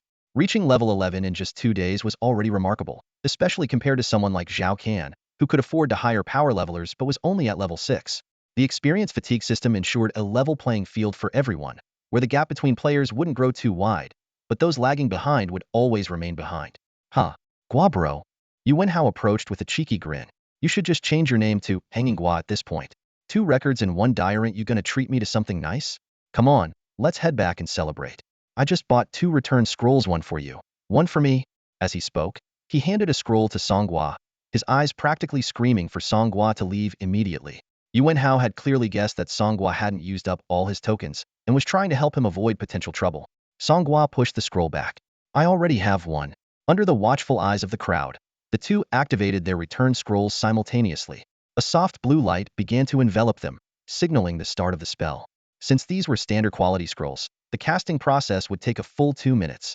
Just then, Xiao Kan approached again. Song Gua, since you've already used up your profession-changing token, how about selling the strategies for these 2 instances? If you're willing to sell, I can offer you a very generous price for full rights. Through the teleportation beam, Song Gua locked eyes with Xiao Kan. He could clearly see the unyielding determination in Xiao Kan's gaze, still trying every possible way to win him over. Did he think he could strengthen their relationship through some kind of deal? Song Gua sneered inwardly. With his ability to create clones, how could he ever be content to serve under someone else? I'm the boss, Song Gua silently affirmed to himself. Since when does a boss play second fiddle to anyone? Besides, the events of last night still weighed heavily on his mind. The light of the teleportation beam grew more intense, accelerating upward. Song Gua's expression remained cold as he addressed Zhao Kan. Young Master Kan. I've told you Aria Dino information about the dungeon strategy will be disclosed. Don't waste your efforts on me. You and I are not the same kind of people. The 2-minute preparation phase ended, and in an instant, Song Gua and Yuan Hao vanished from sight. It's Kan, not Kai. Zhao Kan growled through gritted teeth. A gust of wind swept through the area, scattering all traces of the teleportation light. Although Song Gua had left, discussions about him continued to ripple through the professional circles in the dungeon zone. Not only that, but in the deep hours of the night, major professional forums and apps were abuzz with trending topics like Song Gua, new record, solo clear, and Bandit class. New talents always emerged to shake things up. This Song Gua, I knew from the start he wasn't ordinary. Level 2.0 growth. That's practically unheard of in all of history. He must have uncovered some special environmental damage mechanism in the Monkey Mountain dungeon. With that useless bonded class? Forget breaking records, even soloing on easy mode would be a stretch. Wait, don't forget the Spider Cavern dungeon. Whatever he gained in Monkey Mountain must have been an incredibly powerful class. I heard even Captain Yu Sheng praised his abilities. The outside commotion had nothing to do with Song Gua, who was already back at home. Seated on a soft couch, he toyed with the job transfer gold medal in his hand, a faint smile playing on his lips. Combat class, Dragon Blood sequence, S rank, Vampire Duke. Another height ear sequence unlocked. The astonishing record set in the Spider Cavern dungeon was entirely thanks to his Monkey Warrior clone's outstanding performance. As in strength class from a height ear sequence, this gold medal was invaluable, but Song Gua had no intention of selling it. It was meant for his clone's use after all. What belonged to his clone belonged to him. Recalling the thrill of commanding an army with a single strand of hair during the dungeon run, aided by the power of the Monkey King, Song Gua couldn't help but shiver slightly. Yet, that sense of exhilaration was unforgettable. His smile deepened. Although the damage reduction effect was somewhat diminished, when combined with the 30 boost from the limit-breaking fist, Song Gua's defense became as solid as a rock. Inside the spider cave, even when the boss, Spider Queen, frantically bit at him, his health bar barely budged. A random healing sequence clone casting a low-level healing spell was enough to fully restore his health. The value of this golden badge was undeniable, and Song Gua decided to reserve it for the new clone about to be created. He understood the key advantage it would inherit the current level. This meant that as soon as midnight struck, the new clone would start directly at level 11, bypassing the tedious leveling process. When the clock struck midnight, Song Gua felt a brief surge of pressure. In an instant, a clone identical to him appeared at his side. Hi, boss thief. The new clone greeted as soon as it materialized. Don't pick up bad habits from those veterans. Call me boss, Song Gua corrected. Sure thing, boss thief, the new clone retorted, sticking to its own way and prompting a wave of laughter from the other clones in their shared consciousness. Seeing the golden badge in its hand, the new clone's expression was filled with gratitude. The other clones immediately erupted in protest. Clones get perks like this now? Not fair. I want a do-over. Boss thief, you can't play favorites. I demand a lottery system. Amid the rising complaints, Song Gua activated his Unity Force ability, temporarily silencing the noisiest ones. The remaining clones instantly fell quiet, too afraid to make a sound. The new clone held up the badge and asked, "Can I use it now?" As the badge activated, the atmosphere shifted dramatically. Black streams of energy surged from all directions, and crimson bats flapped their wings as they darted through the air. In the darkness, a pair of blood-red eyes slowly opened. The hunt begins, a deep voice declared. Watching the overly dramatic class change animation, Song Gua rolled his eyes. It's a class change, not a theatrical debut. Stop imitating Monkey King. When the effects dissipated, the new clone's appearance remained unchanged. Song Gua checked its stats and discovered that the new class came with unique talents and attributes. Panel content unchanged. The unique nature of the Vampire Duke profession left the new clone both thrilled and astonished. The ability to drain experience points from enemies and even cause them to lose levels was unparalleled among all the professions he knew. While some professions had talents that boosted experience gain, a power that could directly downgrade an opponent's level was unheard of. This profession is amazing, you old rascal. The new clone exclaimed excitedly. Even during experience fatigue, I can still gain experience through Crimson Harvest. Plus, you get feedback from it. It's a win-win. However, Song Gua frowned. In this world of professionals, levels were as precious as life itself. Even non-combat professions valued them highly. If someone were to indiscriminately cause others to lose levels, it would undoubtedly lead to public outrage if done excessively. Suddenly, an idea flashed through his mind. Target only the wicked. In this professional-dominated world of Blue Star, the security in and out of cities was far worse than in his previous life. Although there were laws and institutions, they were often ineffective, with power and status ultimately determining outcomes. Just like how his original body had been thrown into a labor camp. Making villains lose levels is like confiscating a predator's tools. Instead of public outrage, it might even win applause. The new clone was just about to head out when Song Gua stopped him. Hold on, you're still wearing my face. So what? We're doing the right thing. Don't superheroes wear masks? Here, take this. Song Gua handed him a plain white hood. Superman doesn't wear one. If you had Azu's strength, I wouldn't make you wear it either. Song Gua then summoned Hong Zhong, the fire warrior, and Fa Kai, the spirit monkey warrior, to see the whiteboard clone off. From today onwards, you'll be called Brother Blood, codename Whiteboard. You three will be my top generals. Looking at this perfect trio of red, green, and white, Song Gua couldn't help but think of the three steer-higher sequences. Borrowing their powers at will would instantly elevate the strength of his bonded class. However, he reminded himself to use the power of unity cautiously. It was a force capable of making someone invincible. He was already planning to tackle a level 10 dungeon as soon as the experience fatigue lifted, eager to collect more golden job transition medals. At the same time, he needed to explore other ways of obtaining these medals beyond grinding. Imagining a future where all his clones became steer professionals, Song Gua couldn't help but grin from ear to ear. Seeing this, Hong Zhong, Fa Kai, and the whiteboard clone exchanged whispers. What shady scheme is the old rascal thinking about now? Who cares?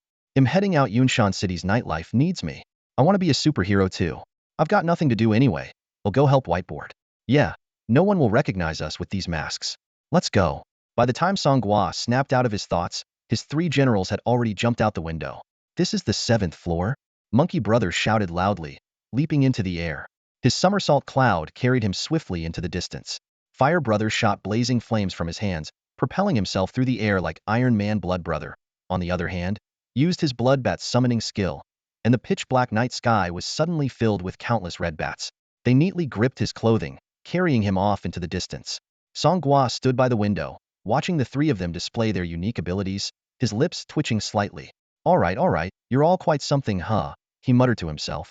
Sending Fire Brother and Monkey Brother together had indeed been a wise choice. They could look out for each other in case of unexpected situations. Turning back to face the duplicates inside the room, Song Gua sat down on the couch. Since the three who could fly had already left, the other duplicates couldn't just sit idle. The mock exam is coming up soon, he said seriously. Our academic scores may not be great, but the homeroom teacher mentioned that the top 50 will receive a big prize. We have to aim for that. To be honest, Song Gua began addressing his duplicates with a solemn tone. I've been studying hard, but I keep getting distracted by Wong Meo, that perverted old creep. He's always dragging me into watching little movies during class, which has seriously disrupted my studies. So now, I'm counting on you. He started delegating tasks. You three focus on memorizing for Chinese, 7 of you tackle math problems, history. Just as he was assigning tasks, one of the duplicates suddenly raised a hand to interrupt. Boss, are we overthinking this? Isn't the liberal arts exam open book? The duplicate's eyes lit up. You could just answer the questions in the exam room while we look up the answers outside. Or even get someone else to do the test for you. Problem solved. Song Gua slapped the table, grinning from ear to ear. Hey, you're a genius. It was true once he saw the questions. His duplicates could instantly access the information, and they could even share it among themselves in real time. At that moment, one of the duplicates who had been keeping an eye on things downstairs suddenly spoke up. Boss, Yusheng is downstairs right now. He's been looking up at our place. Seems like he wants to see you. Yunshan City, Wenjing Community, Building 9, Apartment 701. This 3-bedroom apartment was purchased by Song Gua's parents when they were still alive. Standing at the base of Building 9, Song Gua spotted an unexpected figure, a man in a black trench coat, none other than Yusheng, the captain of the enforcement division of the professional association, who was surveying the old neighborhood. Captain Yu, what brings you to stroll around an old, run-down neighborhood like ours? Song Gua asked, initiating the conversation. Yusheng turned around, his gaze calm as he looked at Song Gua. I used to live in this neighborhood. Oh, Captain Yu is from Yunshan City? Before I went to Shangjing to attend the professional university, I lived here. So you're here for nostalgia? Song Gua remarked, noticing that Yusheng's gaze kept drifting toward his home. I saw you glancing in my direction. For a moment, I thought you were here to see me. That too, Yusheng replied. This statement immediately put Song Gua on alert. Just hours ago, in a first-tier dungeon zone in Yunshan City, this very Captain Yu had used his true side eye to examine Song Gua's status panel. revealing that he was still a bandit and had not yet transitioned into a new profession. While being back in the city was relatively safer, Song Gua was keen on keeping his untransitioned status a secret might make others suspect he still possessed a transition medal. Better to prevent a thief from coveting than to stop one from stealing, Song Gua thought. He had no intention of living in constant fear. Testing Yushang's intentions, he said. By the way, I haven't had the chance to thank you for covering for me back in the dungeon. Yushang smiled. It was nothing. I just didn't want to see a promising talent fall because of those vermin. Are you saying that on behalf of the authorities? Just my personal opinion. The authorities, well, the only authority in this world is the Blue Star Federation, that colossal entity. It doesn't concern itself with a small-town prodigy. Then why did Captain you help me? Consider it a gesture of camaraderie. It's an honor to see such a brilliant newcomer from my hometown. Is it really that simple? What else could it be? Do you think I'm like the Zhao family, trying to recruit you? Even if I wanted you to join me, it wouldn't work. To be on my team, you'd have to go through rigorous selection, countless evaluations, and start from the local enforcement squad, earning promotion step by step. Yushang's humor made Song Gua smile, and he started to feel that perhaps Yushang truly had no ulterior motives. Oh, by the way, I've got something for you. Yushang pulled out a badge-like object from his bag. Song Gua immediately activated his information checking ability, and the badge's attributes appeared. Relic information. Name. Bewilderment. Rarity. Legendary gold. Effects. Allows selective display or complete concealment of personal information, blocking any reconnaissance abilities. When dealing damage, you can choose to display the damage type as physical, magical, true damage, shield loss, etc. This was a relic, a special type of equipment that didn't occupy equipment slots or have wear requirements. While it didn't provide attributes, skills, or passive effects, it offered unique capabilities. Just like the true side-eye he had seen earlier, this too fell under the category of relics. Such items only had an extremely low drop rate in high-level dungeons, restricted zones, or from wild bosses or world bosses. Legendary-grade relics were exceedingly rare. Faced with Yushang's generous gift, Song Gua didn't know how to respond. Captain, you need it. I do, but something like this I can't afford it. Ha ha ha. Yushang laughed heartily and casually placed the badge on Song Gua's chest with a natural and effortless motion. This is my gift to you. I hope it helps you grow. This is all I can do for you. How you walk the road ahead is up to you. Song Gua lowered his head and touched the badge on his chest, his fingers tracing its excellent texture. It was indeed a legendary artifact. Wearing it would make it impossible for others to see the wearer's level.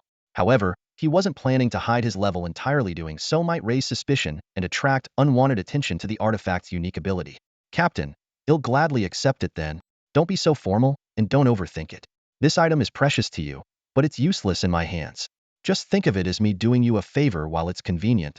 Though Yushang said this lightly, Song Gua understood that there's no such thing as unconditional kindness. Even goodwill often comes with underlying reasons. Was it simply because they had lived in the same neighborhood as kids? That seemed like a flimsy excuse. Despite the 20-year age gap between them, perhaps due to Song Gua's extensive life experiences and the fact that he had lived through 2 lifetimes, the two managed to converse quite effortlessly. Meanwhile, in an old district of Yunshan City, near a slum area, 3 men Huazi, and Ho Gu are hiding in a dim alley, glancing around like thieves. This area is teeming with criminals at night. Let's find the right kind of scum to target here, Huazi said eagerly. Any rapists around? That's something I'd be interested in dealing with. Shuezi was momentarily speechless. At that moment, Hogu pointed toward a street food stall nearby and said, "Looks like some thugs are causing trouble over there. Let's step in." Wait. Shuezi grabbed his arm. We need to plan our entrance. We can't just show up like amateurs. It wouldn't match the style of the Great Three. How do we plan it? Hey race, what well do? In this world, when people awaken their professions at the sanctum of careers, 70 of them turn out to have life-based professions. Life-based professions gain experience by performing tasks related to their trade, but leveling up this way is excruciatingly slow. Worse yet, many people find that their livelihoods don't align with their awakened professions. For instance, a poor person from the slums might awaken as a pianist but have no access to a piano. As a result, many remain at level 0 or in the single digits their entire lives, effectively no different from ordinary people.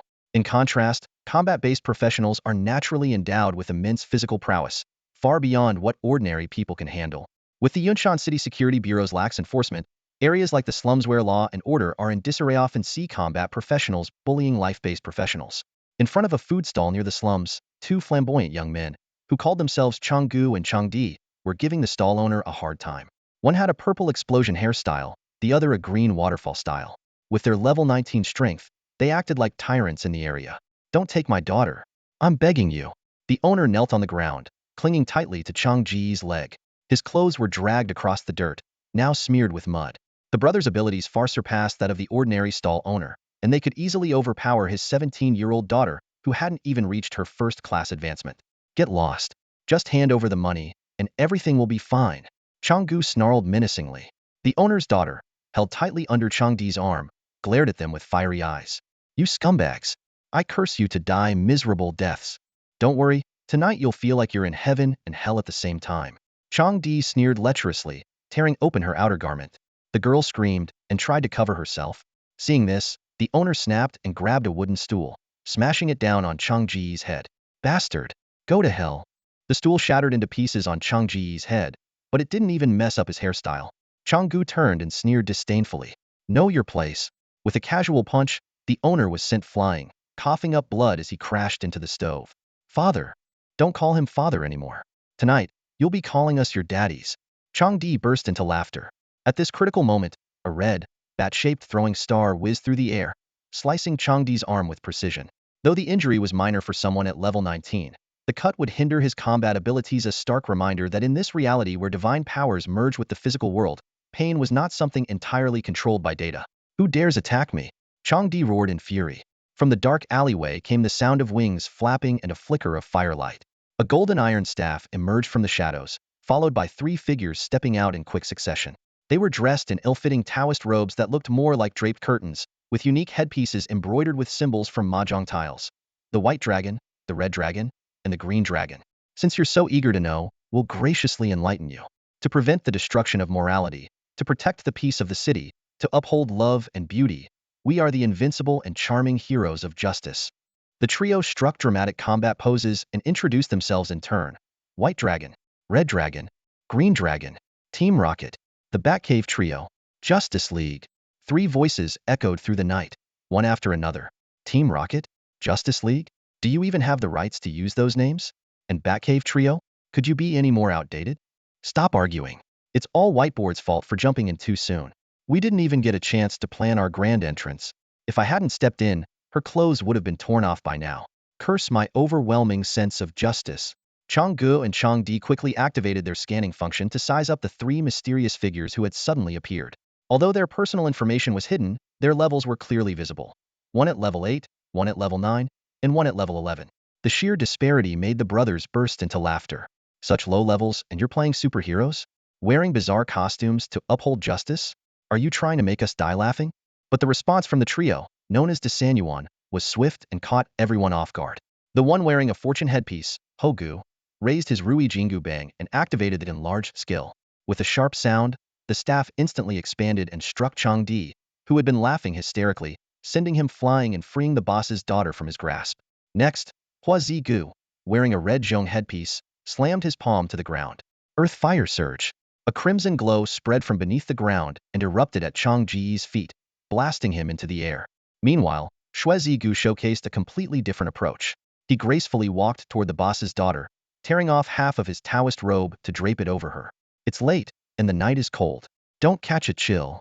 Before his words even settled, his demonic blood whip lashed out, a crimson streak of light nearly 10 meters long wrapping around Chang Di, who had just crashed into the opposing wall, and pulling him back. Let me go. Fight me unknown if you've got the guts. The trio had already seen through the brothers' tactics. Chang Di, a crank assassin, was now immobilized by Shue Ziji's summon swarm of blood-red bats. Completely ensnared, he was helpless as the blood whip lashed at him repeatedly, stacking scarlet marks layer by layer. On the other side, Chang Gu, a crank guardian, fared no better. Pulling out his shield with confidence, he launched a level 19 Knight's Judgment at Hogu, only to deal a measly 2-digit damage. Behind Hogu, a group of small monkeys had gathered, munching on leftover scraps. Red Zhong, you take over. I can't be bothered with this guy. He's too weak, Hogu said, scratching his nose and resting his staff on his shoulder as he stepped aside. Hua Zigu leapt into the air, flames erupting from his hands. Fire Fist. The fire condensed into a blazing fist, trailing a fiery tail as it slammed into Chang Gu, melting his right arm clean off. Oops, missed the mark. The boss's daughter sat dazed on the ground, staring at the 3 men who seemed to have descended like gods. She couldn't help but ask, "Who are you?" A small monkey hopped over to her, gently scratching at her head as if searching for lice. In this moment, amid the chaos and despair of a world spiraling out of control, The boss's daughter suddenly broke into laughter. Huaga and Haoj efficiently tied up Xianga, who was covered in wounds, using the ropes from the food stall's awning. I'm bleeding. Call an ambulance. I'm going to die. Xianga pleaded in pain. Huaga shot him a cold glance, pulled a few LV5 health potions from his backpack, and tossed them over. These dropped from some mobs we farmed yesterday. If you're about to die, take a sip. You've got to be kidding me. Xianga exclaimed, utterly shocked. We professionals are a combination of data and life. As long as your health bar isn't empty, you won't die, Huaga replied, giving him a harsh kick. You don't even understand that, yet you dare go around bullying the weak? Pathetic. Meanwhile, Haoj had already taken a seat at the food stall. He lifted the lower half of his hood and, along with the monkeys he had summoned, began feasting on the barbecue with great enthusiasm.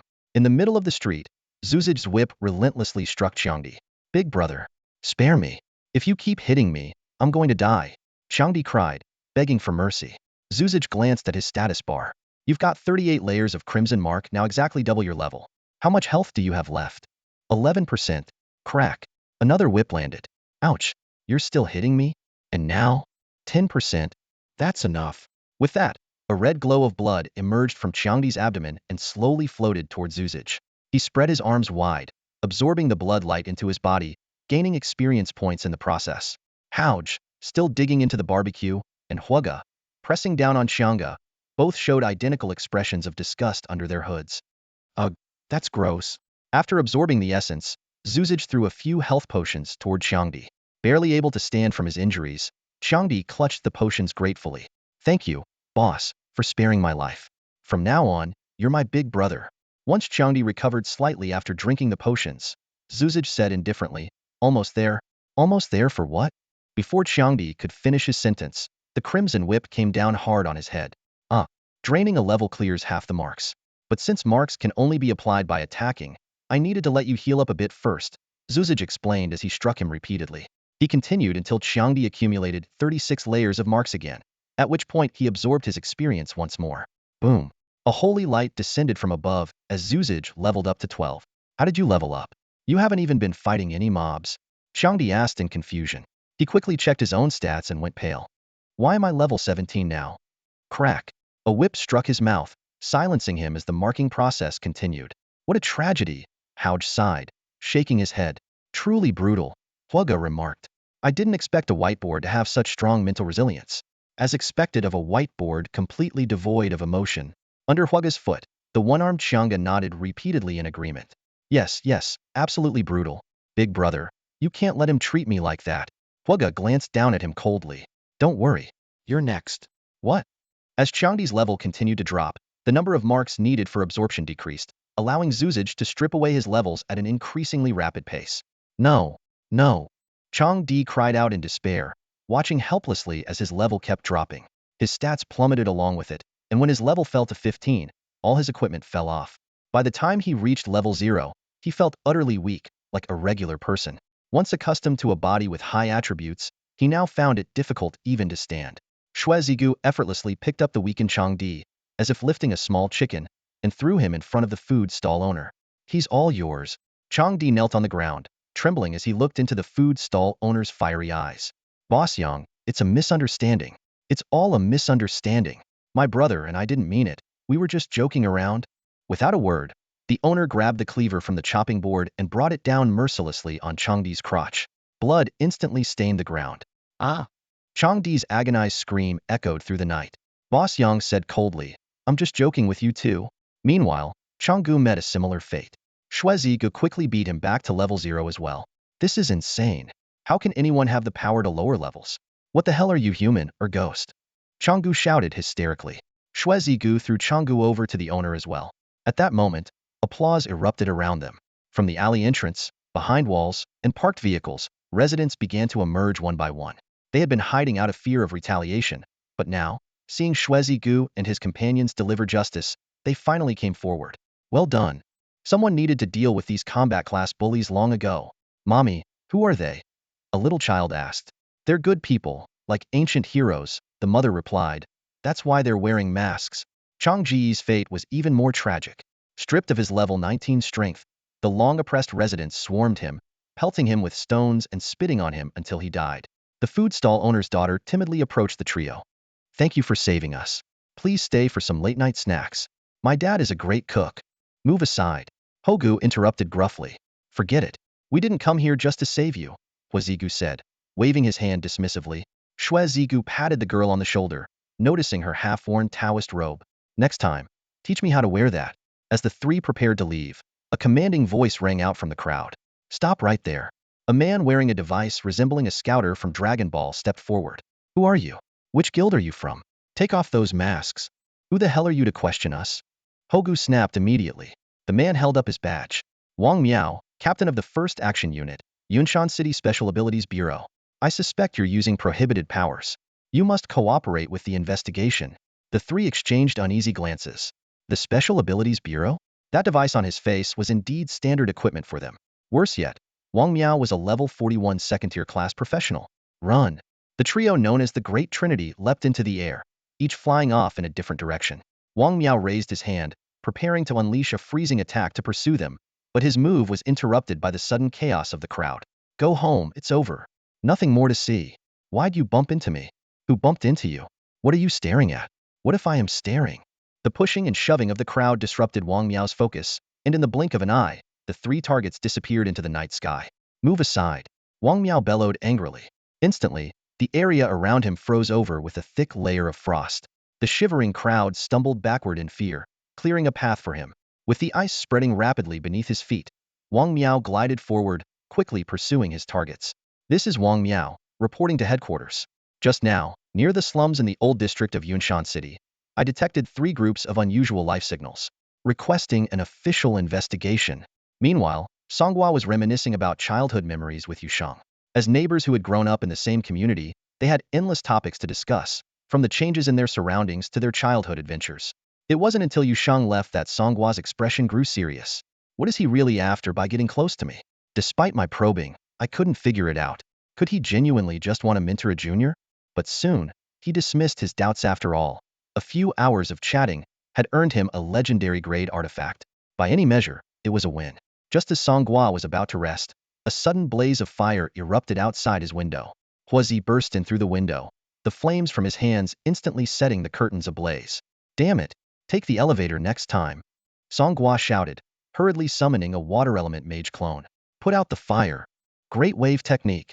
The clone raised both hands, conjuring a massive wave of water from thin air, which promptly turned the entire room into an aquarium. The neighbor on the 6th floor, startled awake by the sound of rushing water, muttered groggily, what a heavy downpour.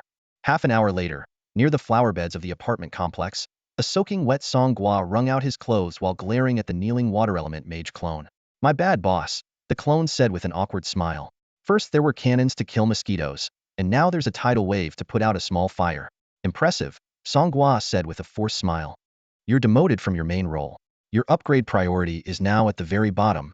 After dismissing the clone, Song Gua turned to the other 3 members of his team. Tonight's haul was decent. I'm almost level 12. But we ran into someone from the special bureau at the end, Huazi said with concern. I think he's after us. Are you sure you weren't followed back? Song Gua asked. We took a lot of detours around the area and even hid in the next neighborhood for a while. We made sure no one was tailing us before returning, Huazi replied. Song Gua fell into thought. The Special Bureau, officially the Bureau of Investigation for Anomalies and Unusual Life Forms. Technically, they aren't supposed to interfere with matters involving professionals. If they were trying to arrest you, it should have been the Enforcement Division of the Professional Association. Who knows? Are we continuing our quest to punish evil and promote good tomorrow night? As soon as these words left Song Gua's mouth, he noticed the issues in the old district. That area was teeming with low-level, but dangerously vicious thugs, the perfect targets for their mission. Tomorrow night? Why wait? Let's go now, Song Gua suggested decisively. The bad guys who come out at night are the ones we can handle. The ones bold enough to act during the day are usually the big shots. Huazij, still kneeling on the ground, and Hogu, munching on a banana he had somehow acquired, nodded in agreement. Makes sense. Play it safe, act at night, rest during the day. At that moment, a sudden idea struck Song Gua. Why don't you extract experience from your other clones? This notion even shocked Shuezij. That ruthless, huh? Shuezij frowned in thought. If the clones keep multiplying endlessly, we'll have more than we can manage. Since new clones match my current level, why not use them to upgrade myself? Song Gua wasted no time and summoned a low-level disposable clone for Shuezij to experiment on. The results were disappointing. The clone's level indeed dropped, But Shuezai didn't gain any experience, and Song Gua received no feedback either. Guess it's not feasible. Song Gua quickly accepted the reality. Maybe it's because clones are essentially me, so it's like trying to climb higher by stepping on my own feet.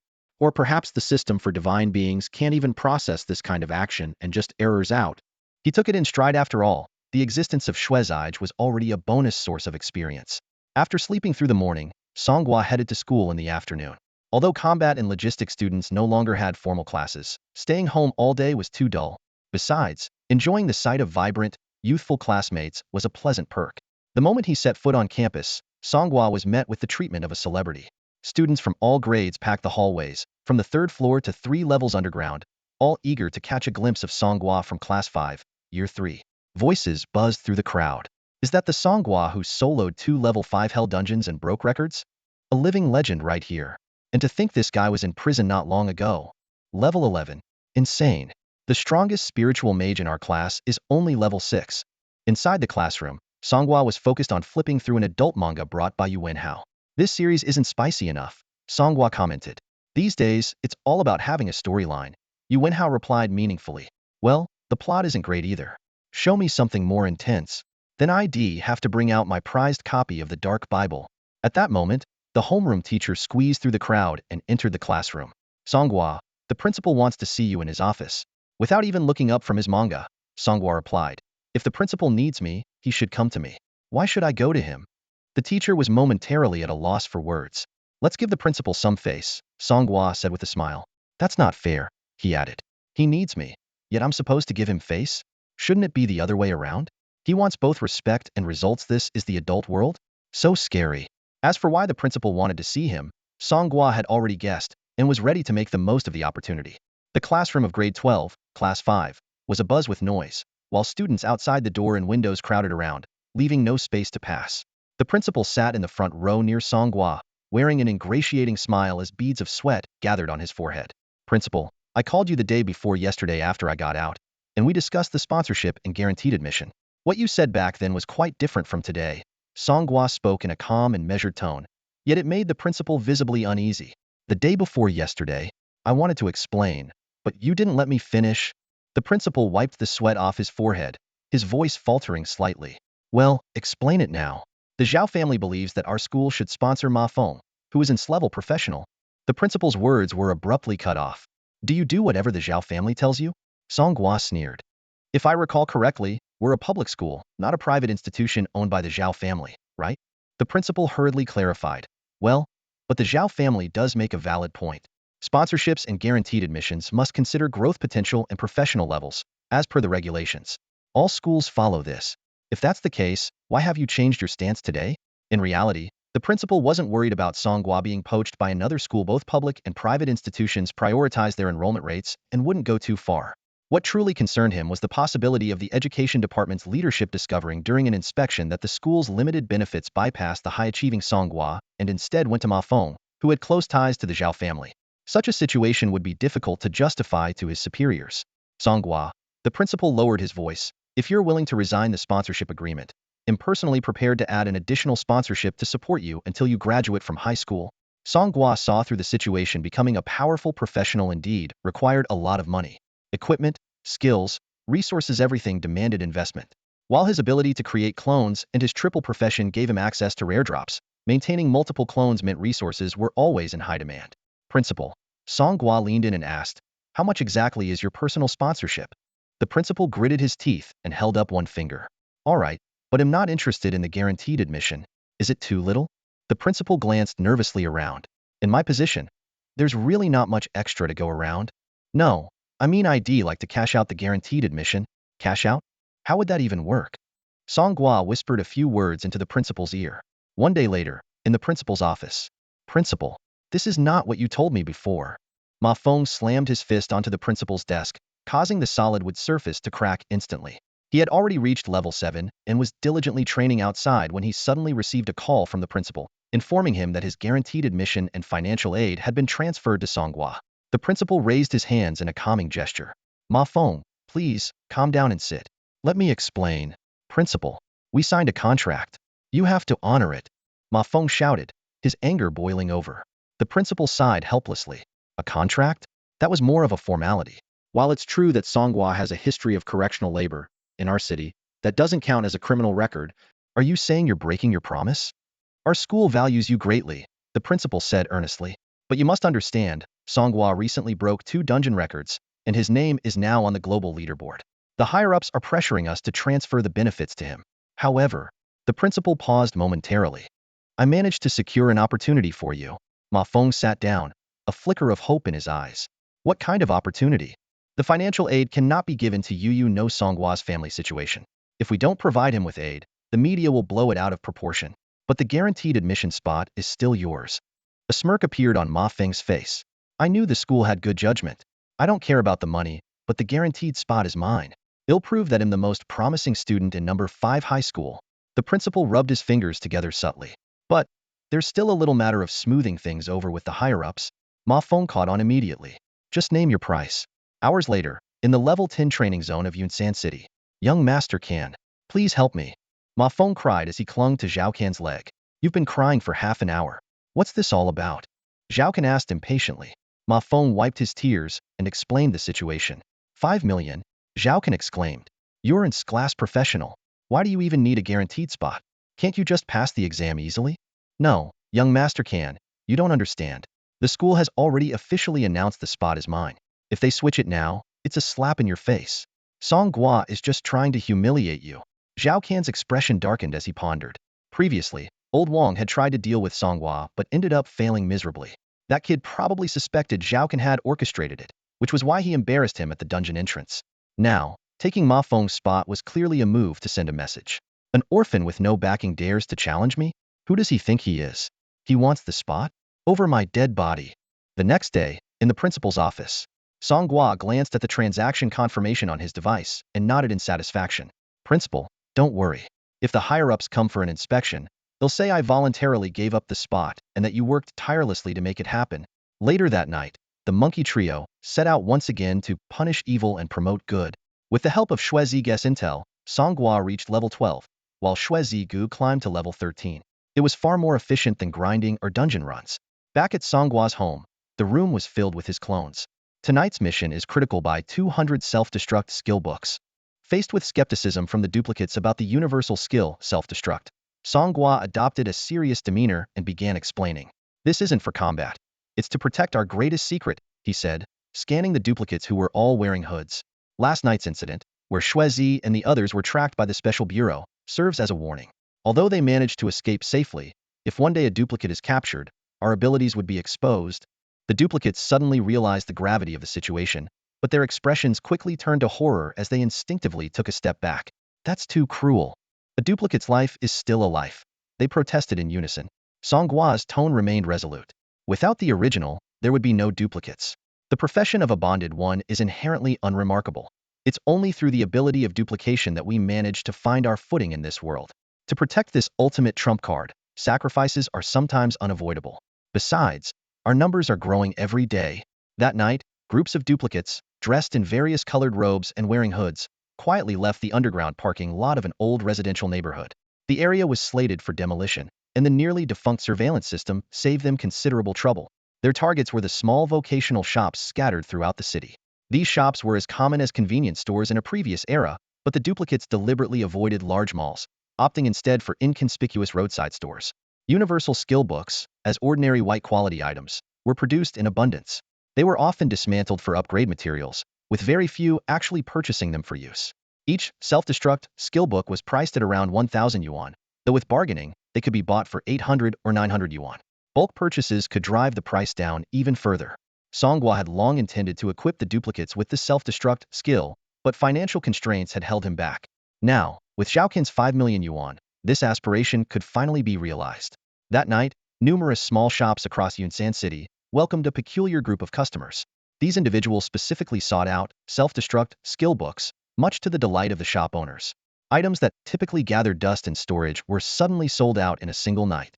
While these cash cows were undeniably odd in appearance, as long as they paid promptly, the shopkeepers didn't bother to question the details. Meanwhile, on the pedestrian street in Jingjiang district, Wong Meo was leading 2 team members on a routine patrol. Captain Yu isn't here to inspect our work, so why are we being told to extend our night patrols? A long-haired female team member said as she walked, adjusting her makeup in a small mirror, her tone full of discontent. The short-haired male team member walking beside her chimed in. The enforcement division of the professional association isn't even in the same system as us. Why bother putting on a show for Captain Yu? Enough with the complaints. Wong Meo interrupted sternly, his face serious. This is how the job works. Do what the leadership asks. Whining won't get you a raise. Yes, team leader. Wait. The female team member suddenly focused on something ahead. Team leader, isn't that the target you told us to keep an eye on? She pointed toward a skill book store, where someone wearing a chicken head mask and a Taoist robe was walking out. Wong Meo immediately activated his scanning device, numbers flickering across the lens in front of his right eye. 102. A bit lower than the last one, but still way above normal human levels. Pursue. The person in the chicken head mask, who had just purchased 2 self-destruct skill books and was preparing to raid more stores, noticed 3 Bureau of Anomalies officers rushing toward him. Damn, just my luck. As a class wind element mage, he quickly cast wind riding and soared into the air. Wong Meo sneered. Trying to fly away again? Let's see where you run this time. Xiao Chun, Xiao Ling, flank him in an A formation. The 2 team members swiftly equipped gear of no less than flawless quality. Wong Meo extended his hand, instantly forming an ice bridge in midair. Onlookers gasped in amazement at the spectacle as Wong Meo stepped onto the bridge, gliding across it in pursuit. Realizing his wind riding wasn't fast enough to shake them off, the chicken-head individual tried to weave through the complex architecture of the pedestrian street. However, the 3 officers coordinated seamlessly every time he attempted to change direction. He was intercepted by either Xiao Ling or Xiao Chen. Meanwhile, Wong Meo relentlessly pursued from behind, sealing off escape routes with ice walls. Eventually, in the plaza at the center of the pedestrian street, the chicken-head man found himself cornered. His wind riding ability was on cooldown, and his other attack skills were ineffective against these second-tier professionals. Clutching one self-destruct skill book in one hand, he discreetly activated the second one with the other behind his back. Come with us to the bureau for questioning, Wong Meo said, pulling out a pair of abyssal stone handcuffs that emitted a faint black mist. These cuffs were designed to suppress a professional's innate abilities, skills, and equipment effects. As more bystanders gathered to watch, Wong Meo barked, Bureau of Anomalies business. Everyone, clear the area immediately. Just as Wong Meo approached, the chicken-head man's body began to emit heat. Never thought I'd be the first to use this thing. Well, guess I'll set an example for the others. Art is an explo. Boom. Cold jade imprisonment.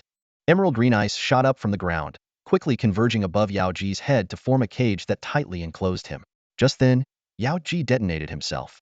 With a deafening explosion, the ice created by Wong Meo shattered instantly, scattering into countless glimmering shards that danced in the air. Thanks to Wong Meow's timely warning and the containment of the cold jade imprisonment, the onlookers had already retreated to a safe distance, and the explosion only generated a harmless shockwave.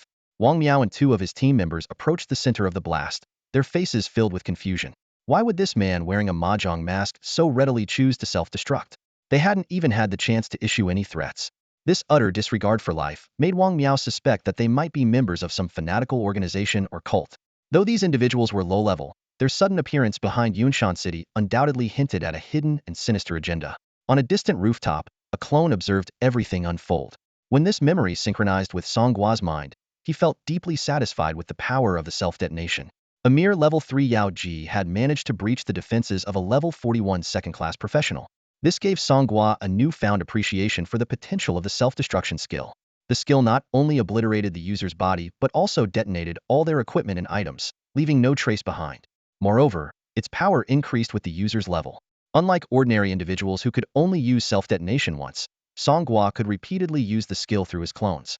Given the limited resources available to cultivate all his clones, he decided to designate some of them as cannon fodder, specifically for executing self-destruction missions. Aside from the Yao Ji who had perished, the other clones who had purchased self-detonation skill books had safely returned. Song Gua gathered his clones in a line to distribute the skill books, ceremonially saying, "My condolences," with each handout, as if preemptively holding a funeral.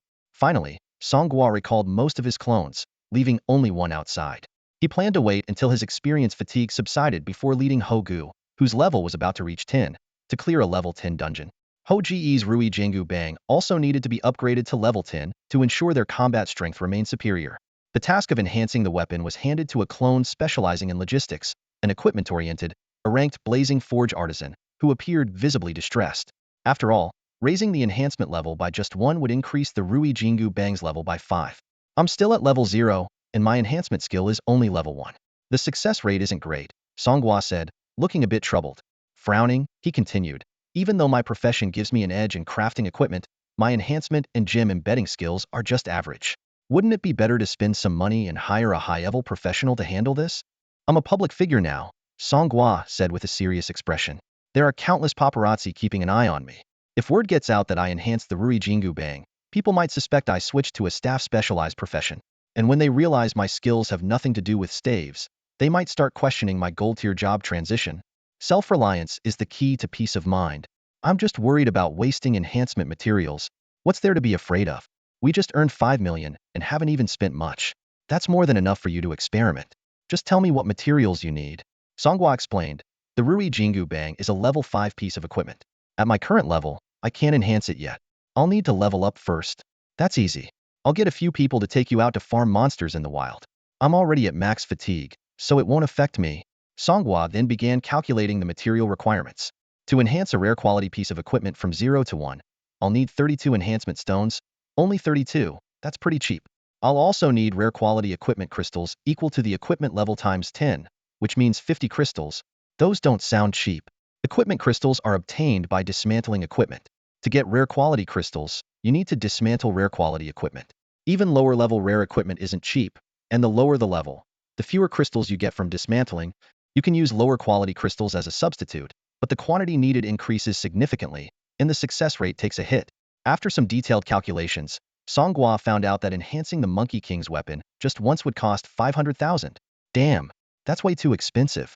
What's the success rate? 70%. Only 70%? Let's hire a professional instead. No way. I'm betting on that 70%. Just go level up first. Having just earned 5 million, Song Gua wasn't too concerned about the 500,000. As a seasoned gacha game player, he thought a 70% success rate was already quite decent. Afterward, Song Gua began instructing his clones to purchase white-quality equipment. These basic items were bought in bulk by weight and were dirt cheap. Although substituting rare crystals with common ones required a much larger quantity, Song Gua decided to keep things low-key. He had his clones spread out to small shops and resale points to make purchases, avoiding large malls and trading hubs. Song Gua wasn't just a fiery forge master. His 15 logistics-related professions span nearly every support role: alchemy, scroll crafting, turret building, formation crafting, and more. These roles were invaluable in prolonged battles and large-scale conflicts, making them worth investing in. However, in the early stages, they consumed a massive amount of resources, much like how a sharpshooter needs a constant supply of bullets. For most people, choosing a logistics-oriented profession meant giving up on the path of a frontline career. Only heirs of wealthy families or recruits under the specific focus of powerful organizations could afford to develop such professions effectively. The clones began splitting up to handle their respective tasks. The combat-oriented clones focused on leveling up, aiming for level 10 across the board. The logistics-oriented ones practiced crafting skills using materials, while the expendable clones ran errands. As for Blood Bro, since Monkey Bro and Fire Bro had gone to the wild to level up, he had no choice but to grind solo. All the clones venturing out wore hoods and robes, choosing to operate late at night and return by morning. They kept as low a profile as possible, avoiding crowds and staying out of sight. Exhausted from the past few days, Song Gua's schedule was packed with visitors from all directions. In the morning, the president of the Lingyun Guild visited with a thick contract in hand. By the afternoon, the CEO of Su Heavy Industries hosted a tea meeting at an upscale tea house. The next day, a reporter from Yunshan Television arrived with a camera for an exclusive interview. Song Gua's reputation in Yunshan City skyrocketed like a rocket, and his name, sitting at the top of 2 major speedrun leaderboards, made him a prime target for various factions eager to win him over. The city's major guilds sent representatives one after another, offering conditions far beyond the norm. These were guilds that wouldn't even bat an eye at second-tier professionals on most days, yet now they were vying fervently for a rookie barely in his teens in terms of levels. Their goal was simple dungeon strategies. Securing such strategies and controlling the pace would allow them to dominate the leaderboard.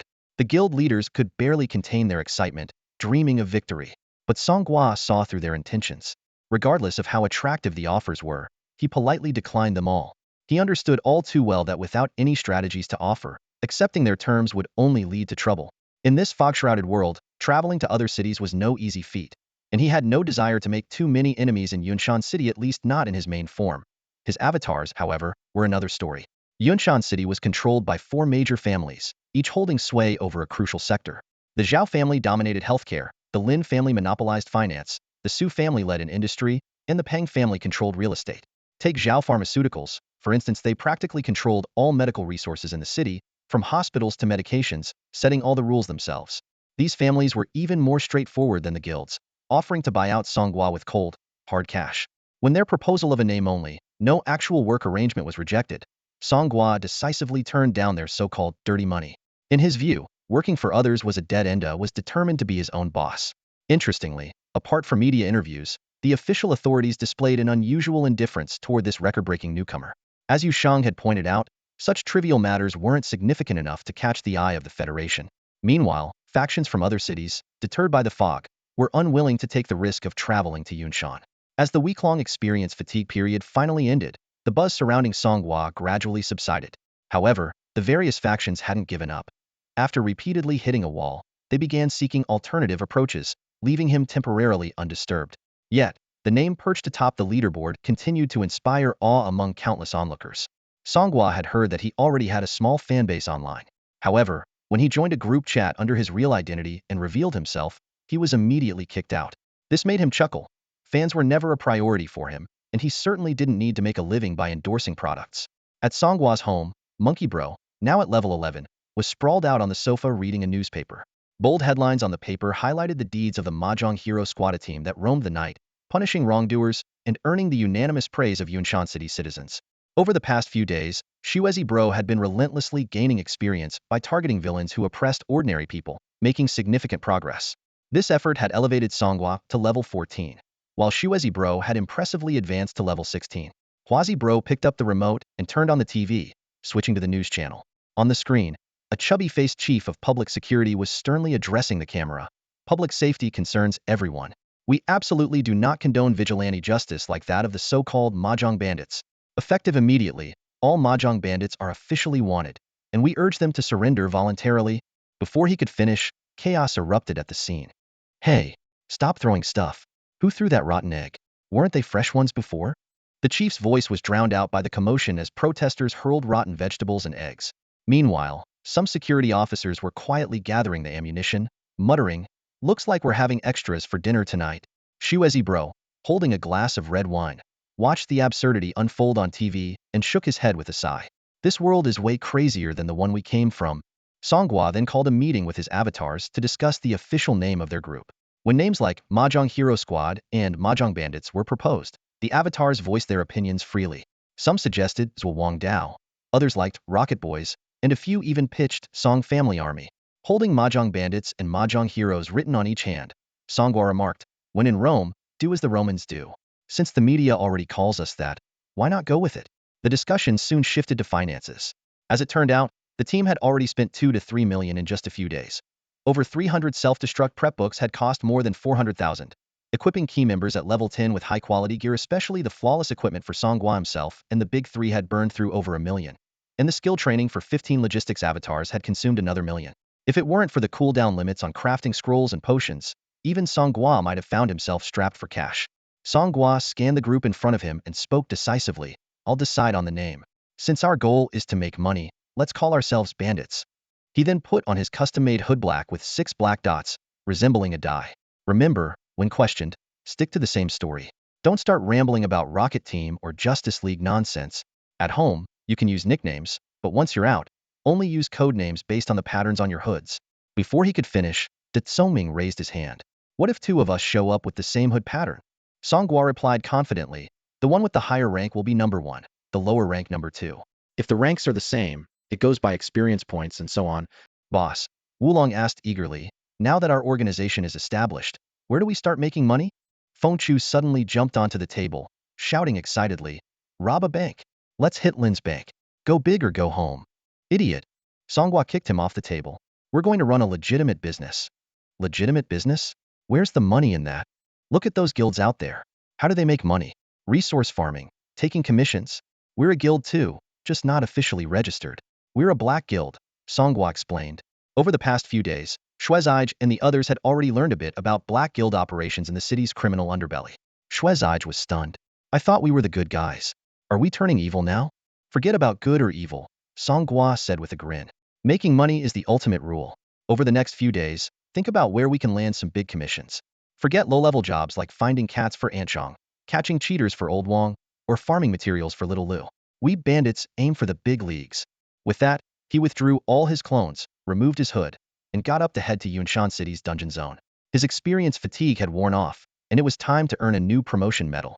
Meanwhile, in the Yunshan City Special Bureau Chief's office. Chief, we need to escalate the operation to capture the bandits to level 2 or higher, Wong Meo said, standing before the burly chief. My team doesn't have enough manpower. They may not be high level, but they're as slippery as eels. Once they vanish, they're impossible to track. The chief looked somewhat annoyed. What level are these bandits? The last time we encountered them, the highest was only level 12, and the others were below level 10. But, Chief, they're definitely not ordinary students. That day on Tunghai Road's pedestrian street, we were about to catch one, and he self-destructed on the spot. That kind of decisiveness scowled. A student really pull that off? Wong Meo, the chief said, shaking his head in exasperation. How much do you really understand about today's youth? Take that Song Gua, for instance. He solo cleared 2 dungeon records. As for self-destruction, what's so surprising about that? It could just be another kid from a troubled family background. Director. Wong Meo stood in the office, his expression solemn. We have to take these people seriously. Their life fluctuation data is abnormal, and their behavior is highly unusual. I'm worried. The life fluctuations haven't deviated beyond 10, the director replied casually, organizing the files on his desk. At the latest General Bureau meeting, fluctuations within 10 were officially deemed normal. But these things are infiltrating more and more. Many people are unknowingly coming into contact with them, causing abnormal life fluctuation data. This was proven before. The director stood up, cutting him off impatiently. I've got dinner plans with Captain Yu today. I don't have time to listen to your paranoia. If you want to investigate the bandits, go ahead, but don't involve anyone from other teams. I need them for something else. Got it? But, director, enough. The director stared directly at Wong Meo. Wong Meo, oh Wong Meo. You're S-level cryo general, one of the strongest professions. Yet you've been running around in the bureau for 5 or 6 years now, and are still just a team leader. Doesn't that make you reflect on yourself? Stop being so obsessed with catching this or that. The workplace isn't just about performance. It's also about connections and relationships. If you're so idle, why not level up? You're almost 30 and still only at level 41. Do you realize the younger ones are catching up to you? There is no official S classification for professions. However, people often refer to certain steer professions that are significantly stronger than average steer ones as S. For example, someone like Huazij, whose body can transform into flames, would be categorized as S.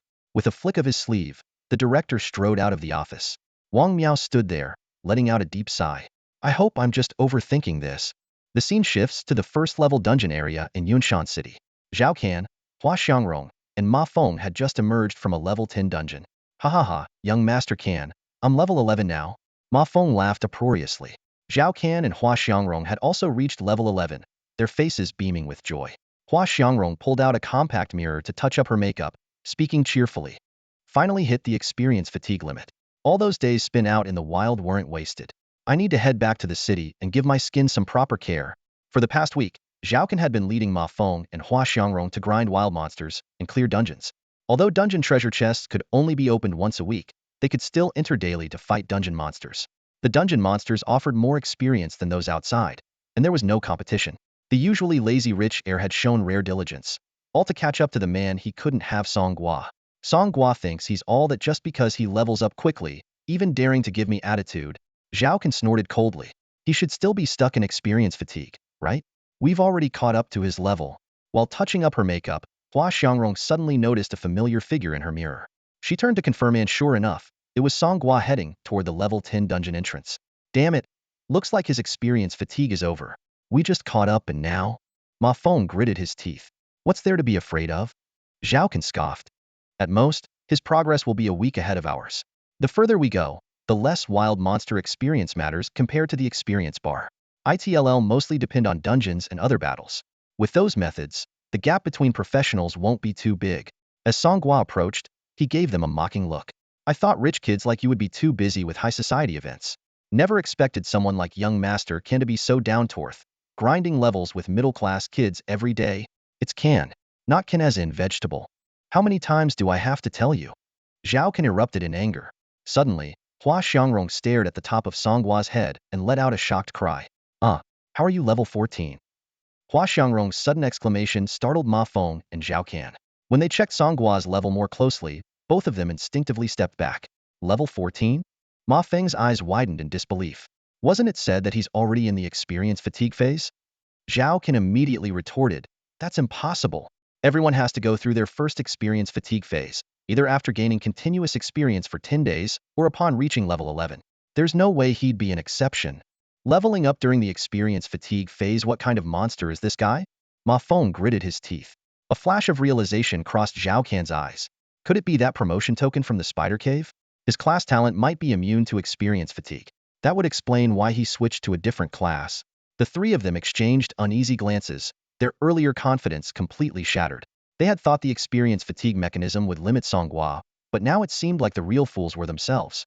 If Song Gua could even bypass experience fatigue, the gap between him and his peers would only grow wider. Are you three planning to block the entrance again? Song Gua's voice rang out. Xiao Kan and the others begrudgingly stepped aside. Their faces darkened as they watched him stride into the level 10 Minotaur forest. Above the dungeon entrance, the word hell flickered ominously. Hua Xiangrong's lips parted slightly. Is he planning to break another record? Impossible. Absolutely impossible. Xiao Kan shouted, his voice filled with agitation. A level 10 dungeon is nothing like a level 5 one. At this stage, leveling up slows down drastically, and there's barely any time to repeatedly optimize strategies. Plus, from level 10 to 15, the experience grind is much slower, allowing for more repeated attempts. The historical records have already been pushed to the limit. The news spread quickly, drawing more professionals to gather around, all of them buzzing with speculation. Do you think he can break the record solo again this time? Come on. Nobody can break records every single time. Look at the way he carries himself, seems so confident. Could he really have some hidden master guiding him? Stop dreaming. He probably found a map exploit. If he can break the level 10 dungeon record, I'll eat this silver katana in my hand. Amid the heated discussions, a tall, robust young man stepped forward. It was none other than Su Kai, the heir to Su Heavy Industries. Though the same age as Zhao Ken at 18 and a recent graduate, Su Kai, who had just reached level 10, exuded a much more cheerful and energetic demeanor. Today, I'll play the bookmaker, Su Kai announced enthusiastically, setting up a makeshift betting table. Bet on whether Song Gua will break the record. Odds are 1:2 if you think he will, 1:1 if you think he won't. Place your bets, everyone. He saw Zhao Ken pacing back and forth at the dungeon entrance, so he jogged over and threw an arm around Zhao Ken's neck. Brother Zhao, not placing a bet to show some support. I don't indulge in such vulgar hobbies. Come on, you know deep down that Song Gua is going to break the record again. You're just upset because he flat out rejected your invitation before, making you lose face. Betting on him now would make you look like a sycophant. This hit Zhao Kan's sore spot. He pointed angrily at the betting table and said, betting doesn't mean support. I don't believe for a second that he can break the record again. Don't just talk, Brother Zhao. Scan the code and place your bet. I'll wager $1 million that Song Gua won't break the record. Zhao Kan, initially trying to talk big, didn't expect Su Kai to actually call him out. Under the watchful eyes of the other professionals, he had no choice but to grit his teeth and pay up. Brother Zhao, you're bold. Ha ha ha. Meanwhile, Mafong quietly went over to place his own bet. I'll bet 2,000 on Song Gua breaking the record. When he turned around, he was met with Zhao Kan's dark, brooding stare. Mafong awkwardly averted his eyes. This is on behalf of Hua Xiangrong. Like young Master Kan, I also think Song Gua can't possibly break the record again. At that moment, Hua Xiangrong was already lost in her own thoughts. She didn't care about the bets at all. She was filled with regret for misjudging someone. How could someone like Song Gua, who could level up even during the experience fatigue period, exist? They had been classmates once, and she had even confessed her feelings to him in a letter. But after his job transition, she had accepted Zhao Kan's pursuit and treated Song Gua with cold indifference. If only she had supported him as unwaveringly as Yuan Hao did back then. Perhaps now Hua Xiangrong's regret wasn't about friendship, but about missing a golden investment opportunity. The LV10 Dungeon, Minotaur Forest. It was a sparse forest with yellowing vegetation, inhabited by Minotaur monsters of various skin tones. The difficulty metrics for a hell-level dungeon were standardized. Monsters were 5 levels higher, elites were the baseline, and skill levels were further enhanced. After entering the dungeon, Song Gua calmly summoned his clones. Last time, he wasn't sure if a large number of clones could compensate for tactical and strategic gaps. Now, he was confident. His main team was all over level 10, fully equipped with high-quality gear. Breaking the record was almost inevitable. The current record for Minotaur Forest is 41 minutes, 56 seconds, and 22 milliseconds. Finishing under 40 minutes will do. Song Gua deliberately controlled his pace, not to dominate the leaderboard, but to avoid drawing too much attention. Soloing a record was already eye-catching enough. It was better to stay low-key where possible. The record he set in Spider Cavern was already too high-profile. Anyway, you only get 1 career gold medal per dungeon for breaking a record, so in the future, moderate improvements would suffice. creating the illusion for others that he had merely discovered a just good enough strategy. Let's move out. Flatten the Minotaur Forest. The army of clones surged forward, their momentum like that of a 1,000-strong battalion. The 3 Minotaur monsters patrolling the forest outskirts froze at the sight. Wasn't this high-level dungeon supposed to be capped at 5 players? This looked more like an entire reinforced company had arrived. The battle in Yodo Forest started with an overwhelming advantage. The big 3 charged at the forefront. Huasage maneuvered effortlessly through the dense forest, spreading flames everywhere and causing widespread environmental damage.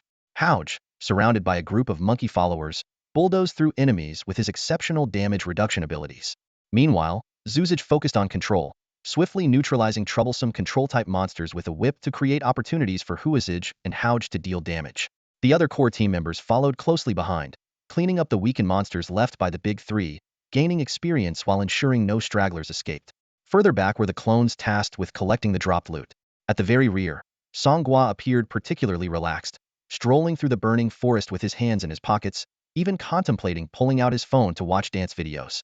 This laid-back approach to dungeon raiding would likely infuriate those professional players who meticulously prepared their lineups and coordinated their strategies with extreme caution. The clones gradually loosened up as well, chattering among themselves with suggestions. This is supposed to be hell-level difficulty? Too easy. How about letting the Guardian sequence pull all the monsters together and then send in a sacrificial clone to blow them up? Song Gua's eyes lit up. Great idea. Whoever came up with that suggestion gets bumped into the top 10 priority list for upgrades. Hearing this, the sacrificial clones began trembling in fear. Song Gua then chuckled and added, "But we don't need to waste such luxury on a basic dungeon. Breaking the record will suffice."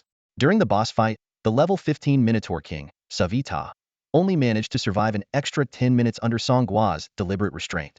If not for Song Gua holding them back, the fiery-tempered Huasage would have already set the boss lair ablaze. In the end, Song Gua allocated the boss experience points to Huasage, who had the lowest level, while he himself enjoyed the steady growth from the feedback of shared experience.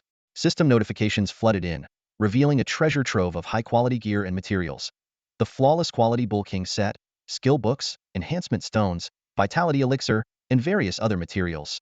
The equipment and skill books were distributed according to need. The vitality elixir was reserved exclusively for Song Gua, and the materials were handed over to the logistics clones for safekeeping. Huh. Niu Wangbian. Song Gua's eyes lit up as he picked up the material and examined it closely. He knew very well that this item was highly sought after in the market, with many wealthy buyers willing to pay a hefty price for it. It was a great opportunity to make a decent profit. As he tucked the Niu Wangbian into his backpack, he opened the loot chest from the Niu 2 forest dungeon. This time, having achieved an SSS rating and broken the record, he was rewarded with the highest tier Supreme chest. The system notification popped up immediately. You have opened the Supreme Dungeon chest LV10, Reputation 10. You have obtained rare equipment, LV10 Yoamo Iron Fist X1. You have obtained a rare skill book, First Transition Dragon Blood Sequence Exclusive Skill Book X1. You have obtained rare materials, Neo Blood Grass X5. You have obtained gems, Constitution Gem LV1X10. Song Gua quickly organized his rewards.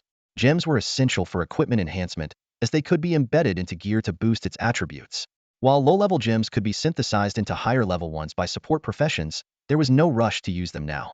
Embedding gems required diamond drills, which were extremely expensive and hard to acquire. Even if he had one, it wouldn't be worth using on low-level equipment.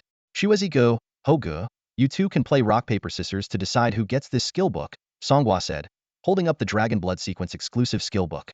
Shuezigu smiled and took a step back. Give it to Hoge. My skills are sufficient for now. Hoge didn't hesitate and immediately picked up the skill book to use it. Thanks, he said. At level 11, he had 6 skill slots, 5 of which were occupied by his primary class skills, leaving just enough room for one more.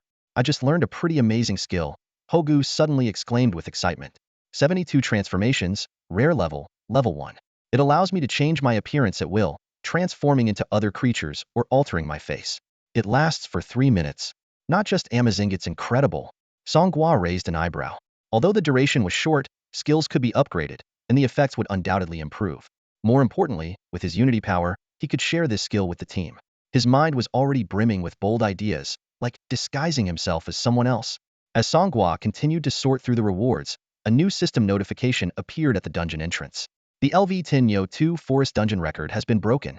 New record, 39 minutes, 10 seconds 01. The following adventurers contributed to the new record. Song Gua. Another record broken? A burst of exclamation erupted in the dungeon area. Professionals exchanged puzzled glances, whispering among themselves. This was Song Gua's first attempt at a level 10 dungeon, yet he had managed to break the record once again. Some even began to doubt whether they were playing the same dungeon as Song Gua, while others speculated about the existence of some secret speedrun version. Standing amidst the crowd, Su Kai was grinning from ear to ear.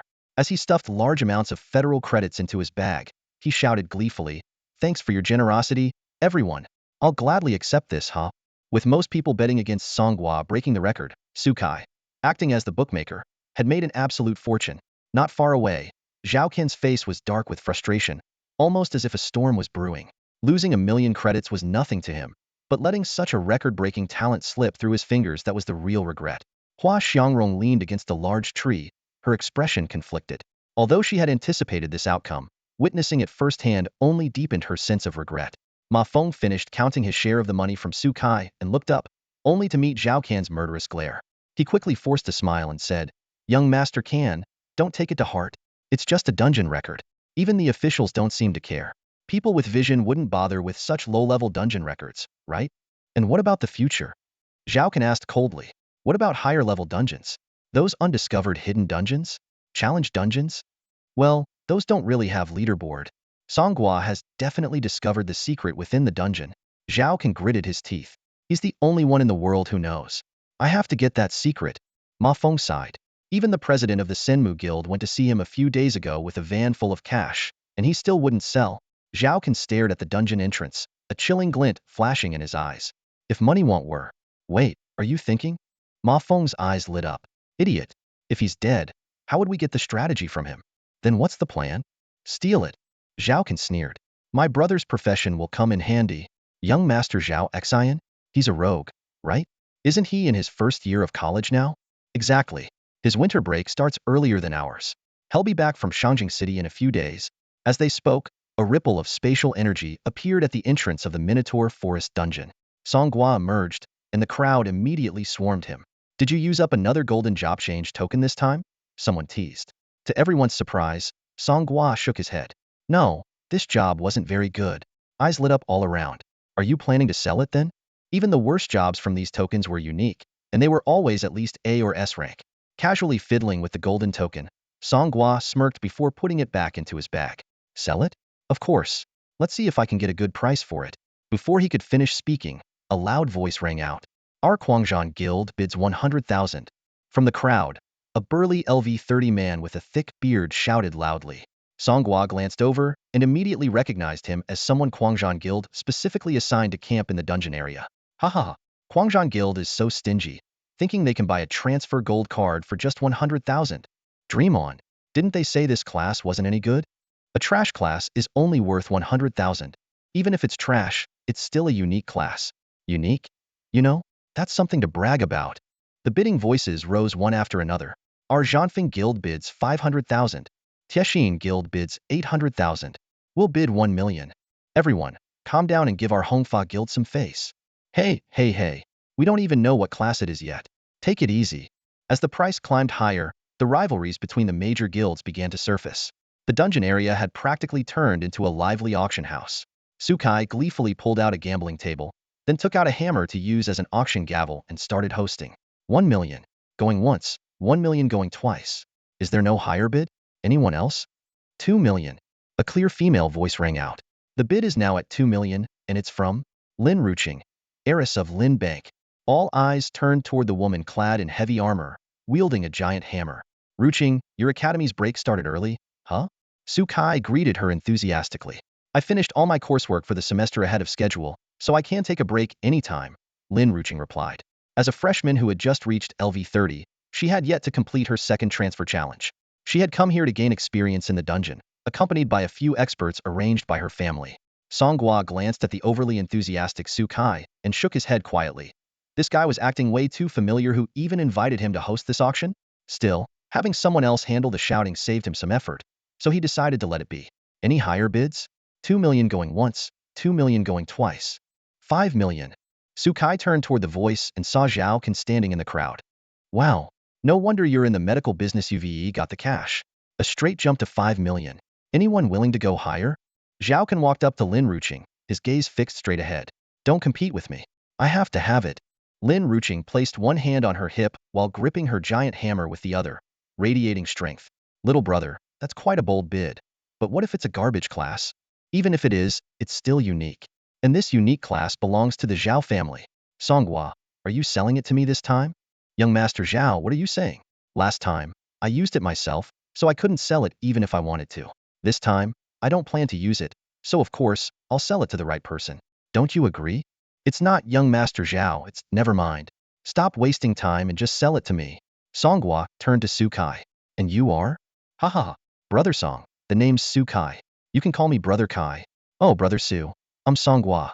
You can call me Brother Gua. Ha ha ha. Let's each call it as we please. Brother Song. You're not one to let anyone take advantage, huh? Seems like you're enjoying hosting this auction.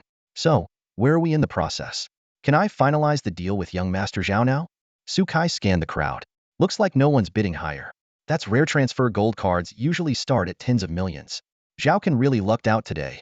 Song Gua tossed Zhao Kan a QR code. You've got it the other way around. The professionals present quickly sensed that something was off. While Song Gua showcased the transfer profession token, he deliberately avoided letting anyone examine its details, an obvious indication that the profession it offered wasn't exceptional.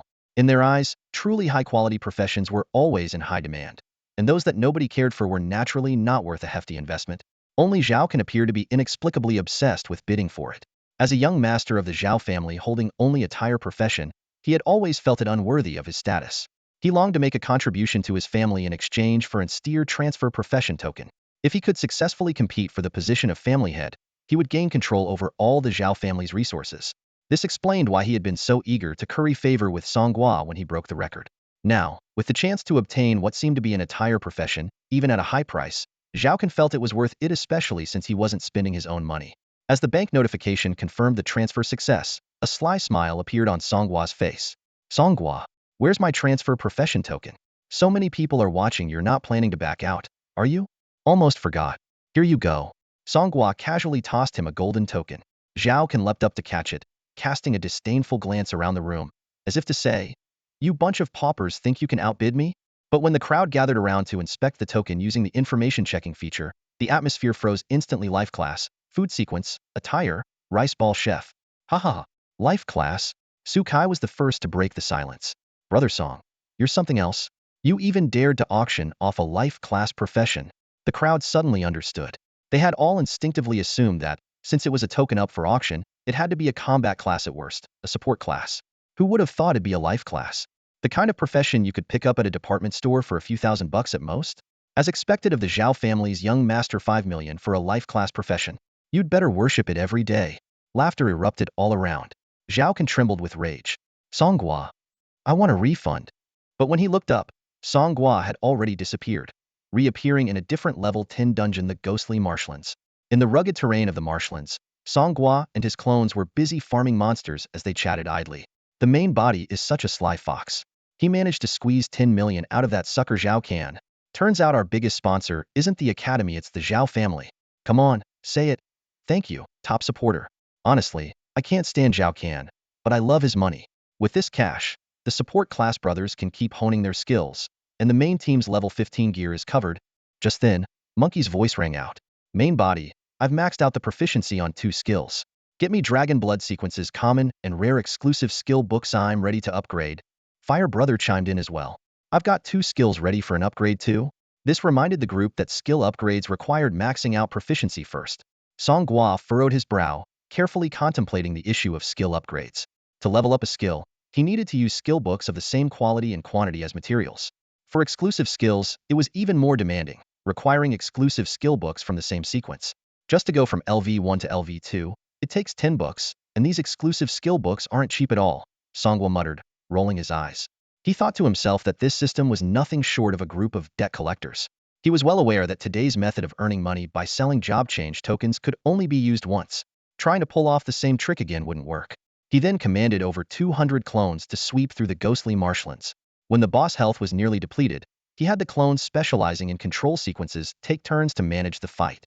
Ultimately, they defeated the boss 3 minutes faster than the previous record, breaking the record and earning a reward, a new job change token. Although Song Gua was a bit disappointed that the reward wasn't for a combat-related class, his eyes lit up when he saw it was in strength support class called Netherfire Enhancer. It was exactly what he needed at the moment.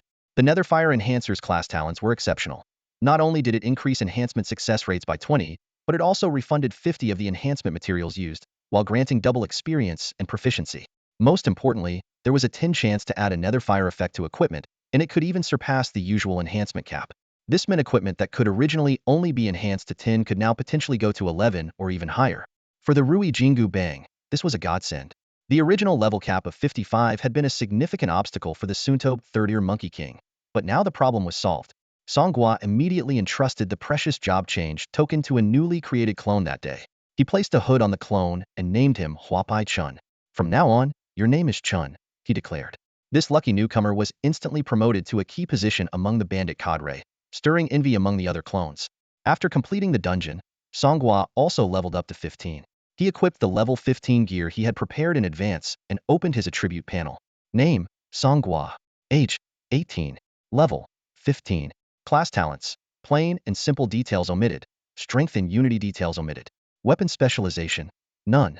Armor specialization, light armor specialization activated. Strength attribute 10, agility attribute 10. Strength, 16,316. Constitution, 76. Spirit, 72. Agility, 16,416. Growth rate, 2.0. Skills 46. Serious Punch Common, LV1.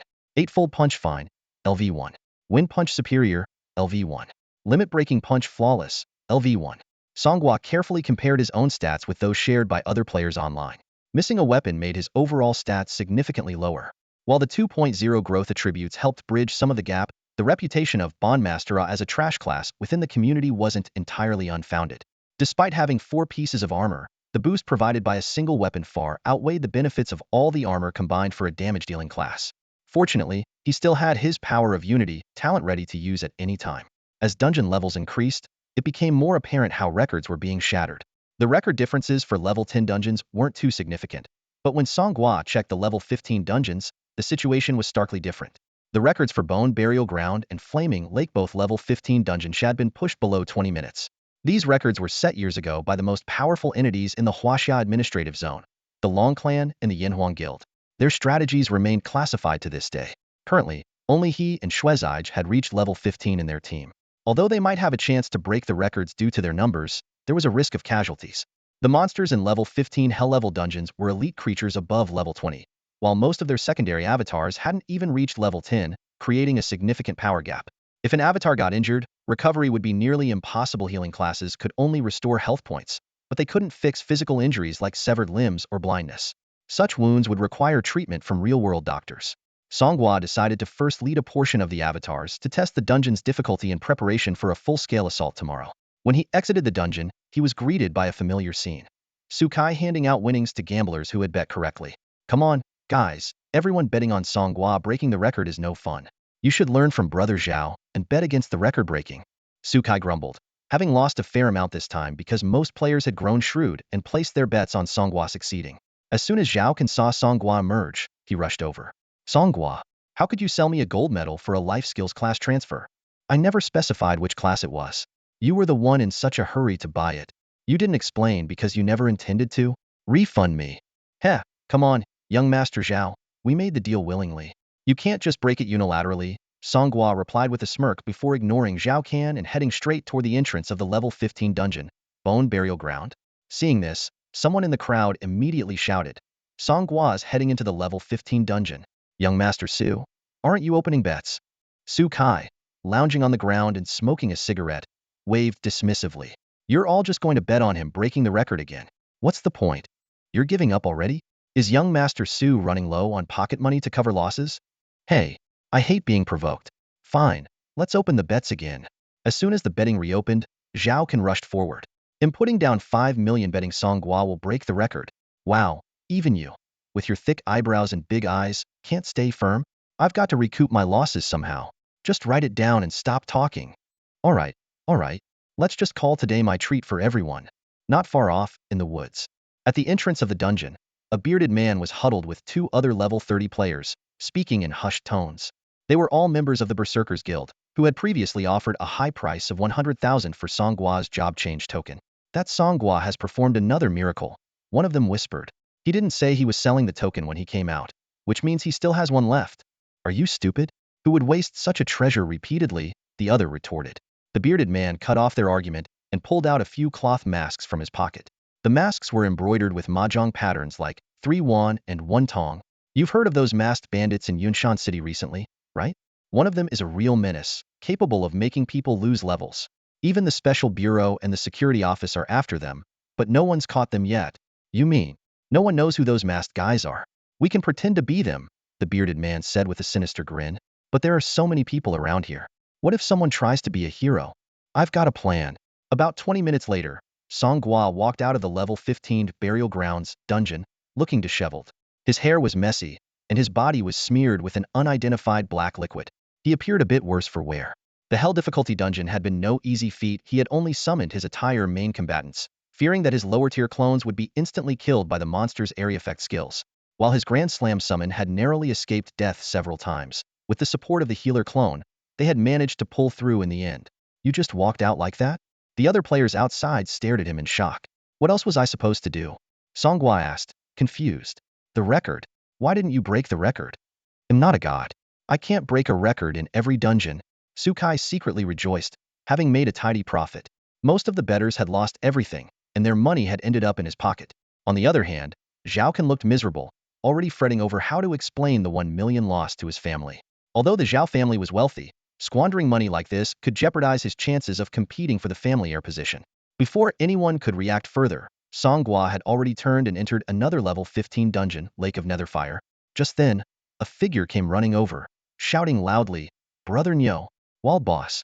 A wild boss has appeared in the level 20 training area, the Wolf Plains. The burly man with a beard from the Berserker Guild, known as Brother Meo, heard the commotion and immediately dashed forward. With a heavy slap on the head of the messenger, he barked, Why are you shouting? Trying to let the whole world know? Huh. Ouch. The messenger clutched his head and tried to explain.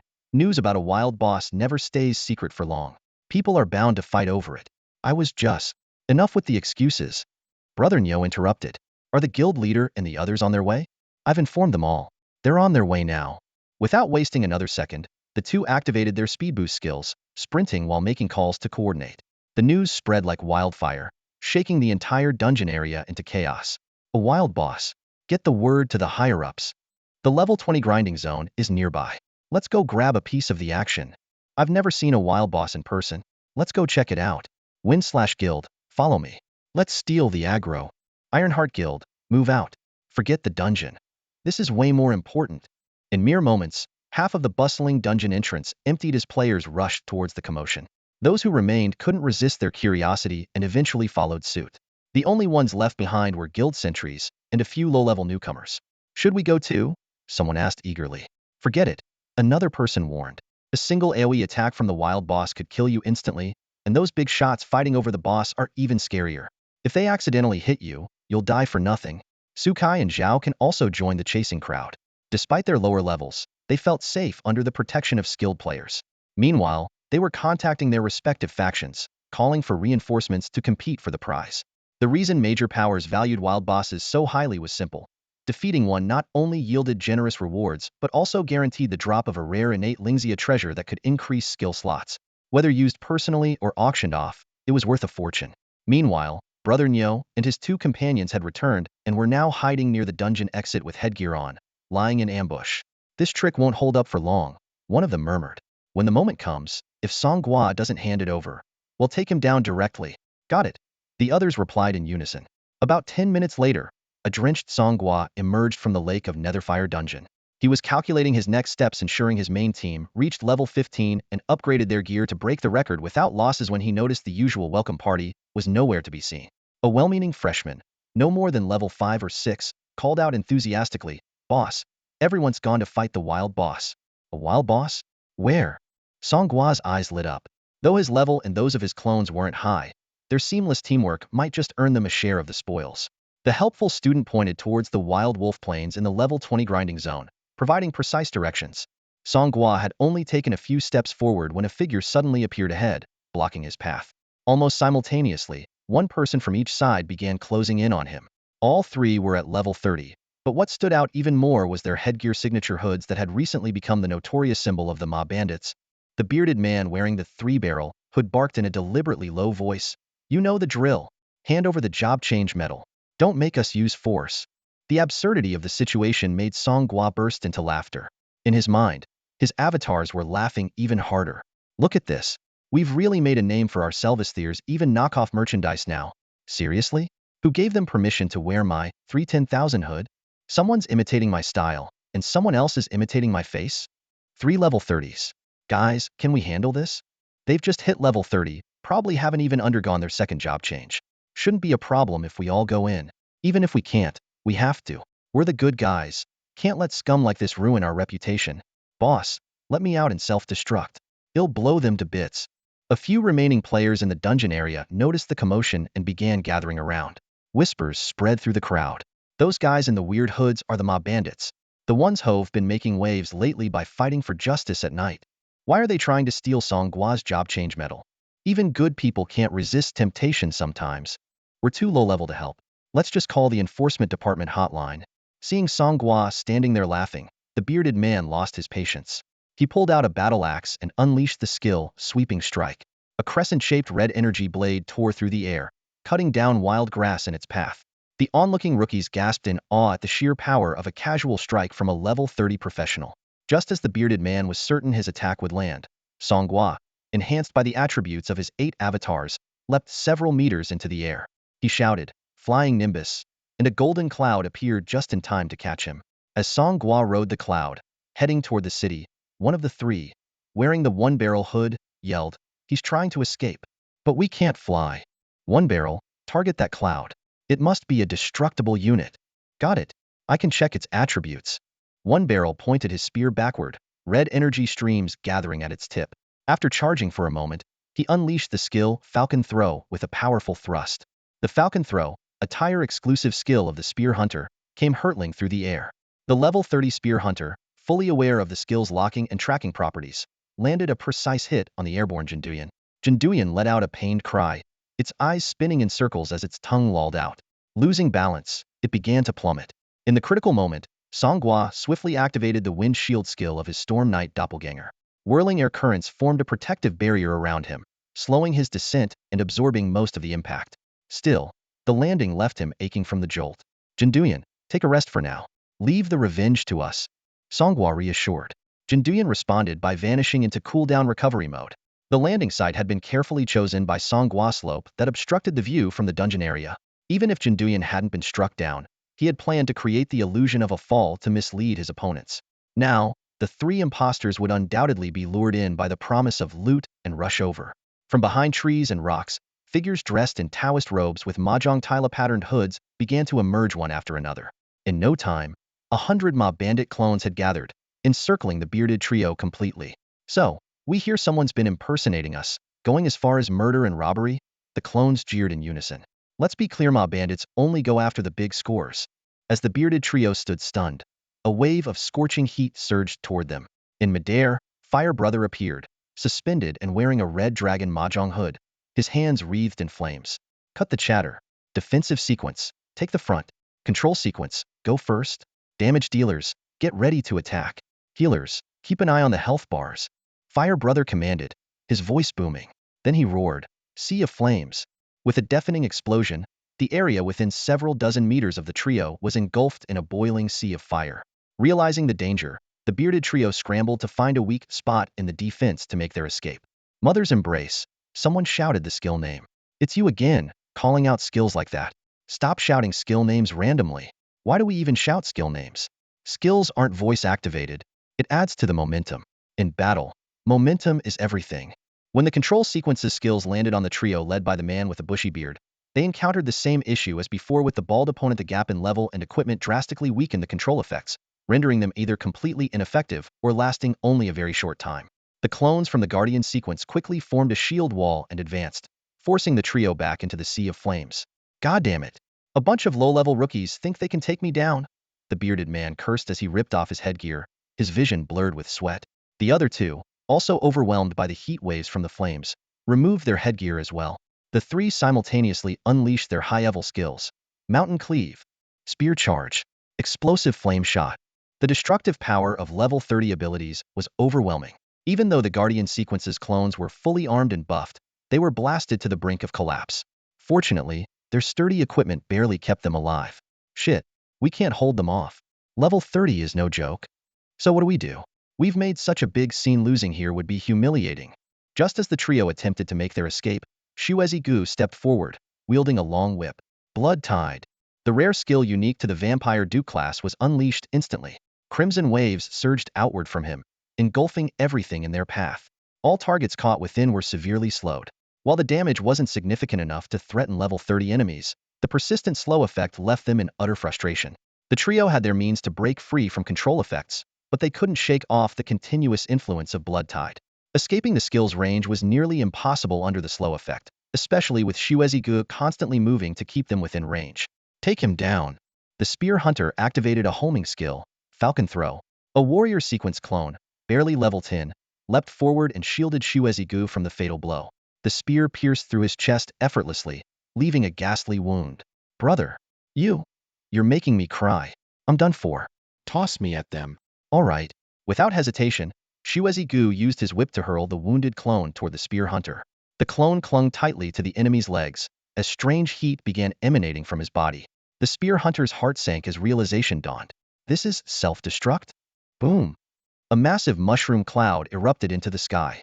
The spear hunter, along with his equipment, was obliterated in the explosion. The shockwaves swept across the battlefield, blasting the remaining two of the trio into the air and slamming them through a dozen trees before they finally came to a stop. The bearded man stared at the chaotic scene in horror, his voice trembling. Madmen. They're all madmen. The self-destruction of the severely injured clone not only took down one enemy but also freed the remaining two from Shuezi Gu's control. Witnessing the decisive self-sacrifice of the bandit, the bearded man immediately decided to retreat. Though as a level 30 expert, fleeing in front of a group of low-level novices was a blow to his pride. The urgency of survival left him no choice. Song Gua's clones quickly launched a pursuit and surrounded the two enemies with their numerical advantage. As both sides exchanged skills, the commotion caused by the self-destruction drew the attention of many professionals in the dungeon area. Is that the bandit gang? Why are there so many of them? Isn't that bearded guy from the Berserker Guild? The murmurs from the onlookers grew louder. Some recognized the bearded man's identity, while others speculated that this was an internal conflict sparked by disputes over loot distribution. In the chaotic battle, the bearded man displayed the strength of a level 30 professional, wielding his battle axe and charging through the clones like a bowling ball scattering pins. His mage companion, though less agile, unleashed powerful spells with every cast, forcing the clones to keep their distance. Haha, bandits? All bark and no bite. The bearded man's confidence surged as the fight continued. Today, I'll take you all down and claim the bounty at the Law Enforcement Bureau in the Special Agency. Just as the bearded man was reveling in his confidence, 5 minutes had passed. Song Gua's unity power had cooled down, granting him another chance to draw strength. Suddenly, a shadow darted out from the forest. Clad in a black robe that billowed in the wind and wearing a dice-shaped hood, the figure moved with purpose. The bearded man glanced at the newcomer's level LV-15 and sneered dismissively. Huh. Trash. Take this. Without hesitation, he activated his whirling axe skill. However, this black-robed figure was none other than Song Gua, who had borrowed the strength of his 8 strongest clones. At this moment, his power attribute had exceeded 500 points. With a swift use of his Wind Fist skill, 2 sharp punches sent the bearded man's axe flying, disarming him from his equipment slot. Under the effects of the clone's buffing skills, Song Gua's movements were as fast as lightning, leaving behind a trail of afterimages. He charged forward without hesitation and unleashed his most powerful skill, Limit-Breaking Fist. A surge of power enveloped Song Gua, enhancing his physical attack by 50, doubling his attack speed, and reducing all incoming damage by 30. The cost?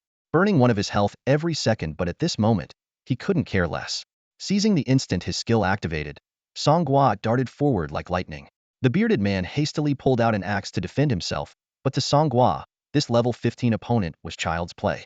With a nimble sidestep, he twisted his body and gripped the axe with talon-like precision.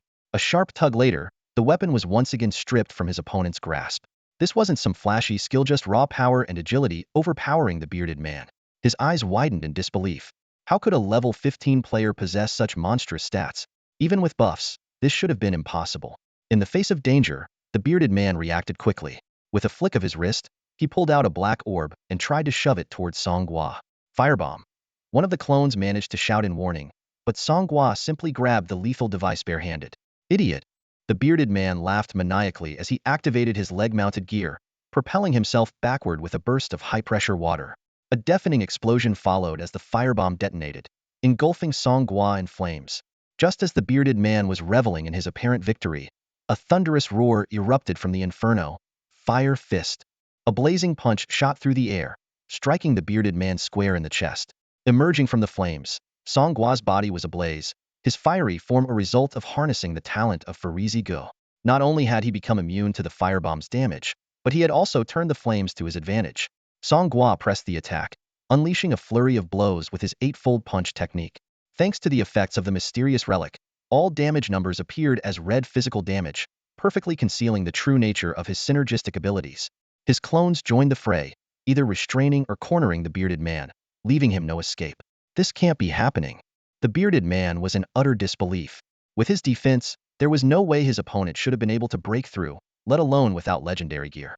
Yet reality was unforgiving, was pummeled like a sandbag until his death, his equipment and inventory spilling out onto the ground. The nearby mage, witnessing the carnage, collapsed in terror, pleading desperately. Big brother, we were wrong. We were wrong. Wrong how? Song Gua, wreathed in flames, stepped closer to the trembling mage. We shouldn't have pretended to be big shots. We were out of line. Louder. Song Gua slapped him across the face, the searing heat of his flames eliciting a blood-curdling scream from the mage. We shouldn't have pretended to be bandits. We were wrong. We were wrong. In response, a burning iron fist pierced through the mage's chest. In his final moments, the mage managed to recognize Song Gua's face through the flames. Song Gua, he gasped, horrified. Then, as the realization struck him, his terror deepened. Song Gua was the leader of the bandits. But this chilling secret would die with him, forever buried in the ashes of his demise. Is that the leader of the bandits? That's strong. Someone murmured in disbelief. A level 15 player actually killed a level 31? That makes no sense at all. Indeed, even taking into account that the members of the Berserker Guild hadn't undergone their second-class advancement yet, the sheer defensive stats provided by level 30 equipment should have been enough to make it impossible for lower-level players to break through. However, during the fight, someone used a skill to enhance their vision and clearly saw the damage numbers, a series of red figures, all indicating physical damage. Could they have some kind of artifact? This speculation quickly spread among the onlookers. Someone at the scene had recorded the entire event on their phone. Before long, the video of the bandits taking down the fake bandits went viral within the professional circles of Yunshan City. A group of low-level players, mostly around level 10, managing to take down 3 level 30 players. Such a feat was unheard of in the history of the game. Even with their superior numbers, over 100 people, conventional wisdom would suggest they could at most trap their opponents, but actually killing them? That was beyond belief. Online discussions began to snowball. The most talked about figure was the player who chose to self-destruct. Although self-destruction was a well-known universal skill, very few dared to actually use it. After all, it meant real death. No one was willing to give up their chance at life so easily. The bandits reacted so fast. Someone impersonates them, and they immediately organize this many people to fight back? What's so strange about using teleportation arrays or scrolls? Don't even think it's staged. The Berserker Guild has already issued an obituary. Those deaths were real.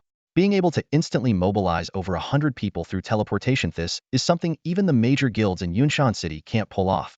And who are these mysterious people? All wearing masks, some barely level 10 or even lower. What's their story? That same day, the Yunshan City Security Bureau held a press conference. The rotund commissioner, with an air of righteous indignation, declared, in broad daylight, under the clear skies, the bandits dared to openly murder 3 innocent players in the dungeon zone. Such barbaric acts severely tarnish our chances in the upcoming, civilized and hygienic city evaluation for the Huaxia Administrative Region. Effective immediately, we are raising the bounty for the bandits. The minimum reward is 100,000 yuan. If the target is confirmed to be a high-ranking member, the bounty will increase even further. Additionally, before he could finish, chaos erupted in the room. An enraged crowd began hurling kitchen items at the stage, accompanied by the unmistakable stench of rotten eggs. Hey, we agreed on fresh eggs.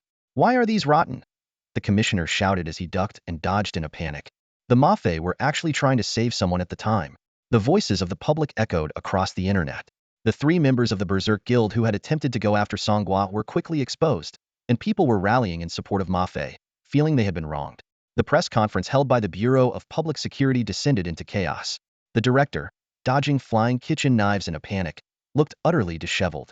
In the corner of the room, Wong Meo stood exuding an icy aura that kept everyone at a distance. He was intently analyzing a piece of online footage, 15th level Mafei, taking down a 30th level giant axe warrior. Despite the poor camera angle and the flames obscuring the characters' faces, his police instincts told him he needed to dig deeper into the prodigy, Song Gua. Meanwhile, Song Gua had already used a return scroll to teleport home. He was now sprawled on his couch, one hand holding a soda and the other clutching a piece of fried chicken, relaxing in front of the TV. His clones had sorted out the spoils of battle and dispersed in different directions. Those clones that hadn't yet reached level 15 remained outside the city, diligently grinding levels in preparation for the upcoming level 15 dungeon challenge. This was a loss, the original body muttered in frustration. The stuff those three dropped doesn't even cover the damage to our gear. The 16 clones overlapping with him stayed silent, though one eventually voiced a differing opinion. Today, we made a statement. We showed anyone thinking of impersonating Mafei what the consequences are. Besides, with all this publicity from the Bureau of Public Security, we'll probably get plenty of commissions soon.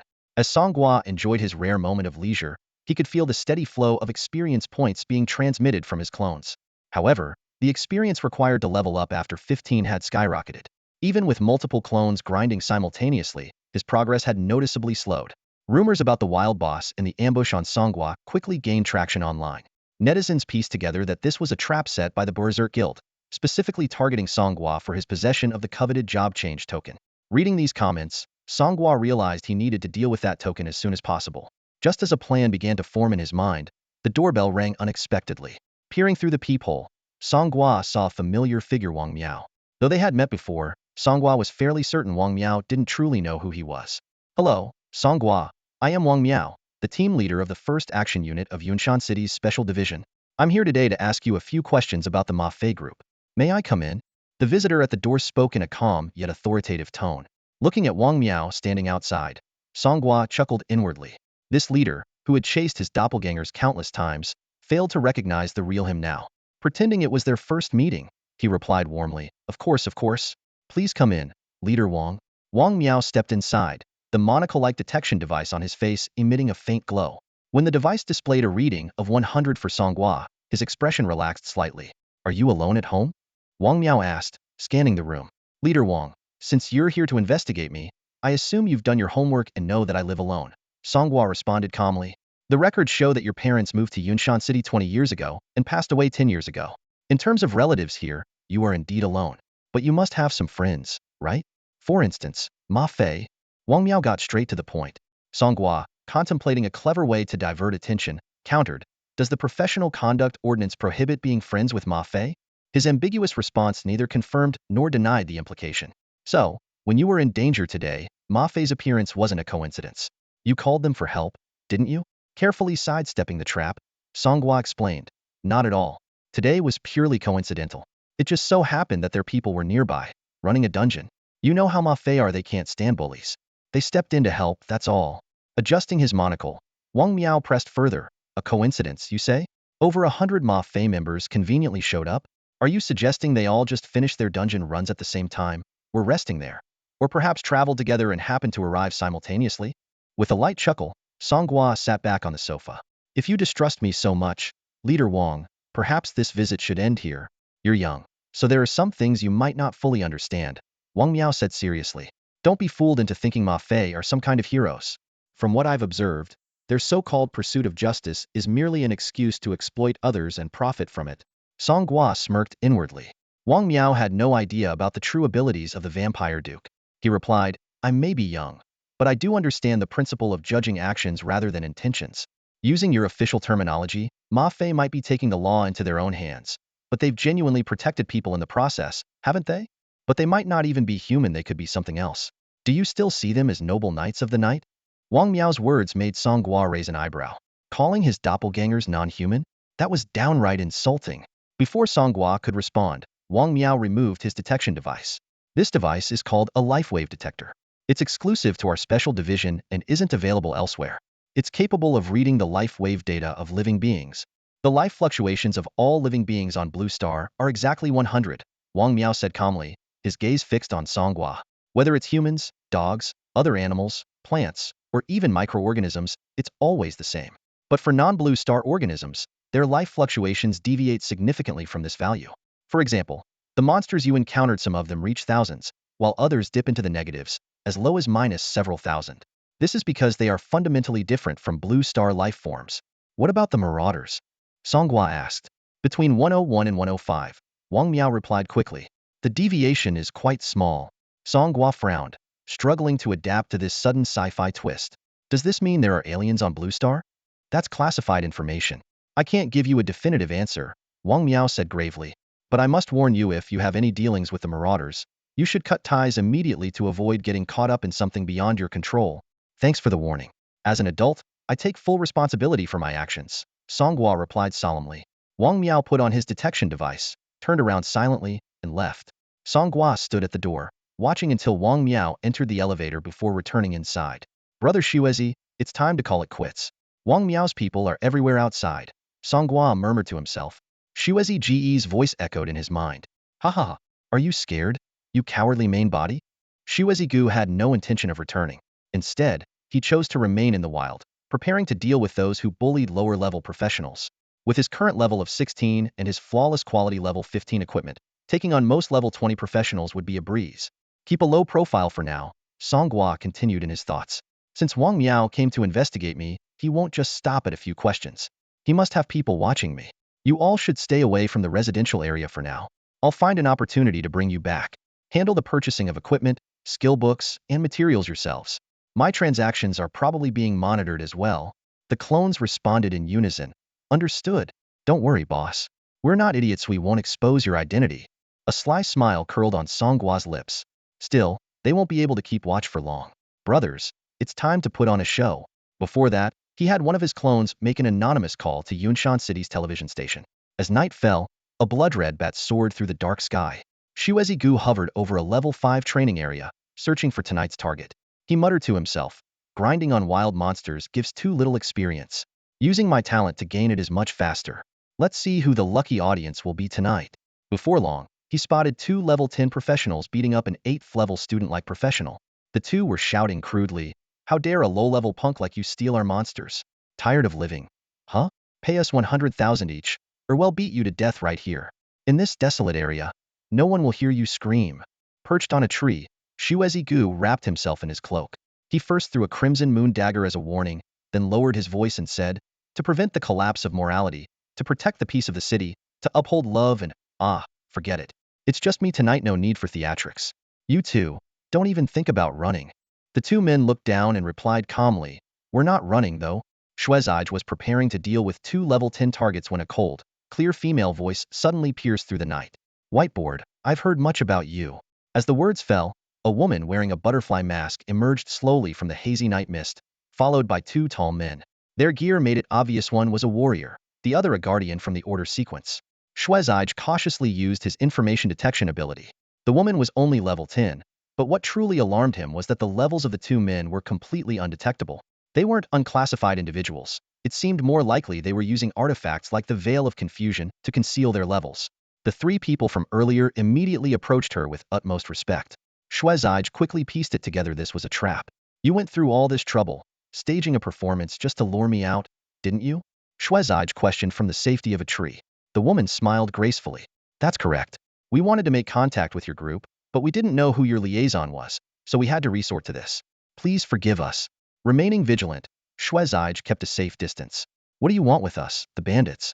Regardless of your motives, we deeply admire your efforts to punish evil and promote justice. It's the same mission we're on.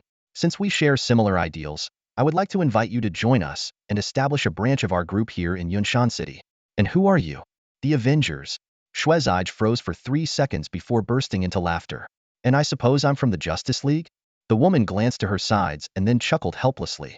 Indeed, Yunshan City is located in the remote southwestern corner of the Huaxia administrative region. It's isolated, surrounded by dense fog zones, and has limited communication with second and first-tier cities. It's understandable if you haven't heard of us. Meanwhile, back at home, Song Gua was fully focused on monitoring this conversation, deliberately filtering out the voices of his other avatars. When he heard the name the Avengers, he was momentarily stunned. A quick search later, Song Gua discovered that it was, in fact, a real global organization and one of the top targets on the Blue Planet Federation's wanted list. As the name suggested, they specialized in exacting revenge, with an extensive range of services. From avenging deep-seated blood feuds to business retaliation, from resolving emotional disputes to engaging in cyber warfare. What set them apart was that they usually didn't charge fees, requiring only that their clients be genuine victims. Online opinions about the Avengers were sharply divided, reflecting a clear polarization. They're a bunch of antisocial maniacs who use the guise of revenge to justify their sadistic tendencies. Song Gua recalled the rumors about the Revengers. Others say they're the last conscience of Blue Star. Truly a peculiar group. After briefing Xuezige on the basics of the Revengers, Xuezige's attitude shifted. Oh, the Revengers, huh? A group that specializes in avenging others kind of like us bandits. The woman standing under the tree asked again, so, are you willing to join us? No, Xuezige replied firmly. As Song Gua's avatar, he adhered to the will of his original self never to rely on others, not even as a partner. They had to be the ones in charge. Not joining is fine, the woman said calmly. How about cooperating for just one mission? What kind of cooperation? Xuezige asked. We need to rescue someone from the Yunshan City Psychiatric Hospital. He's being held as a mental patient, the woman explained.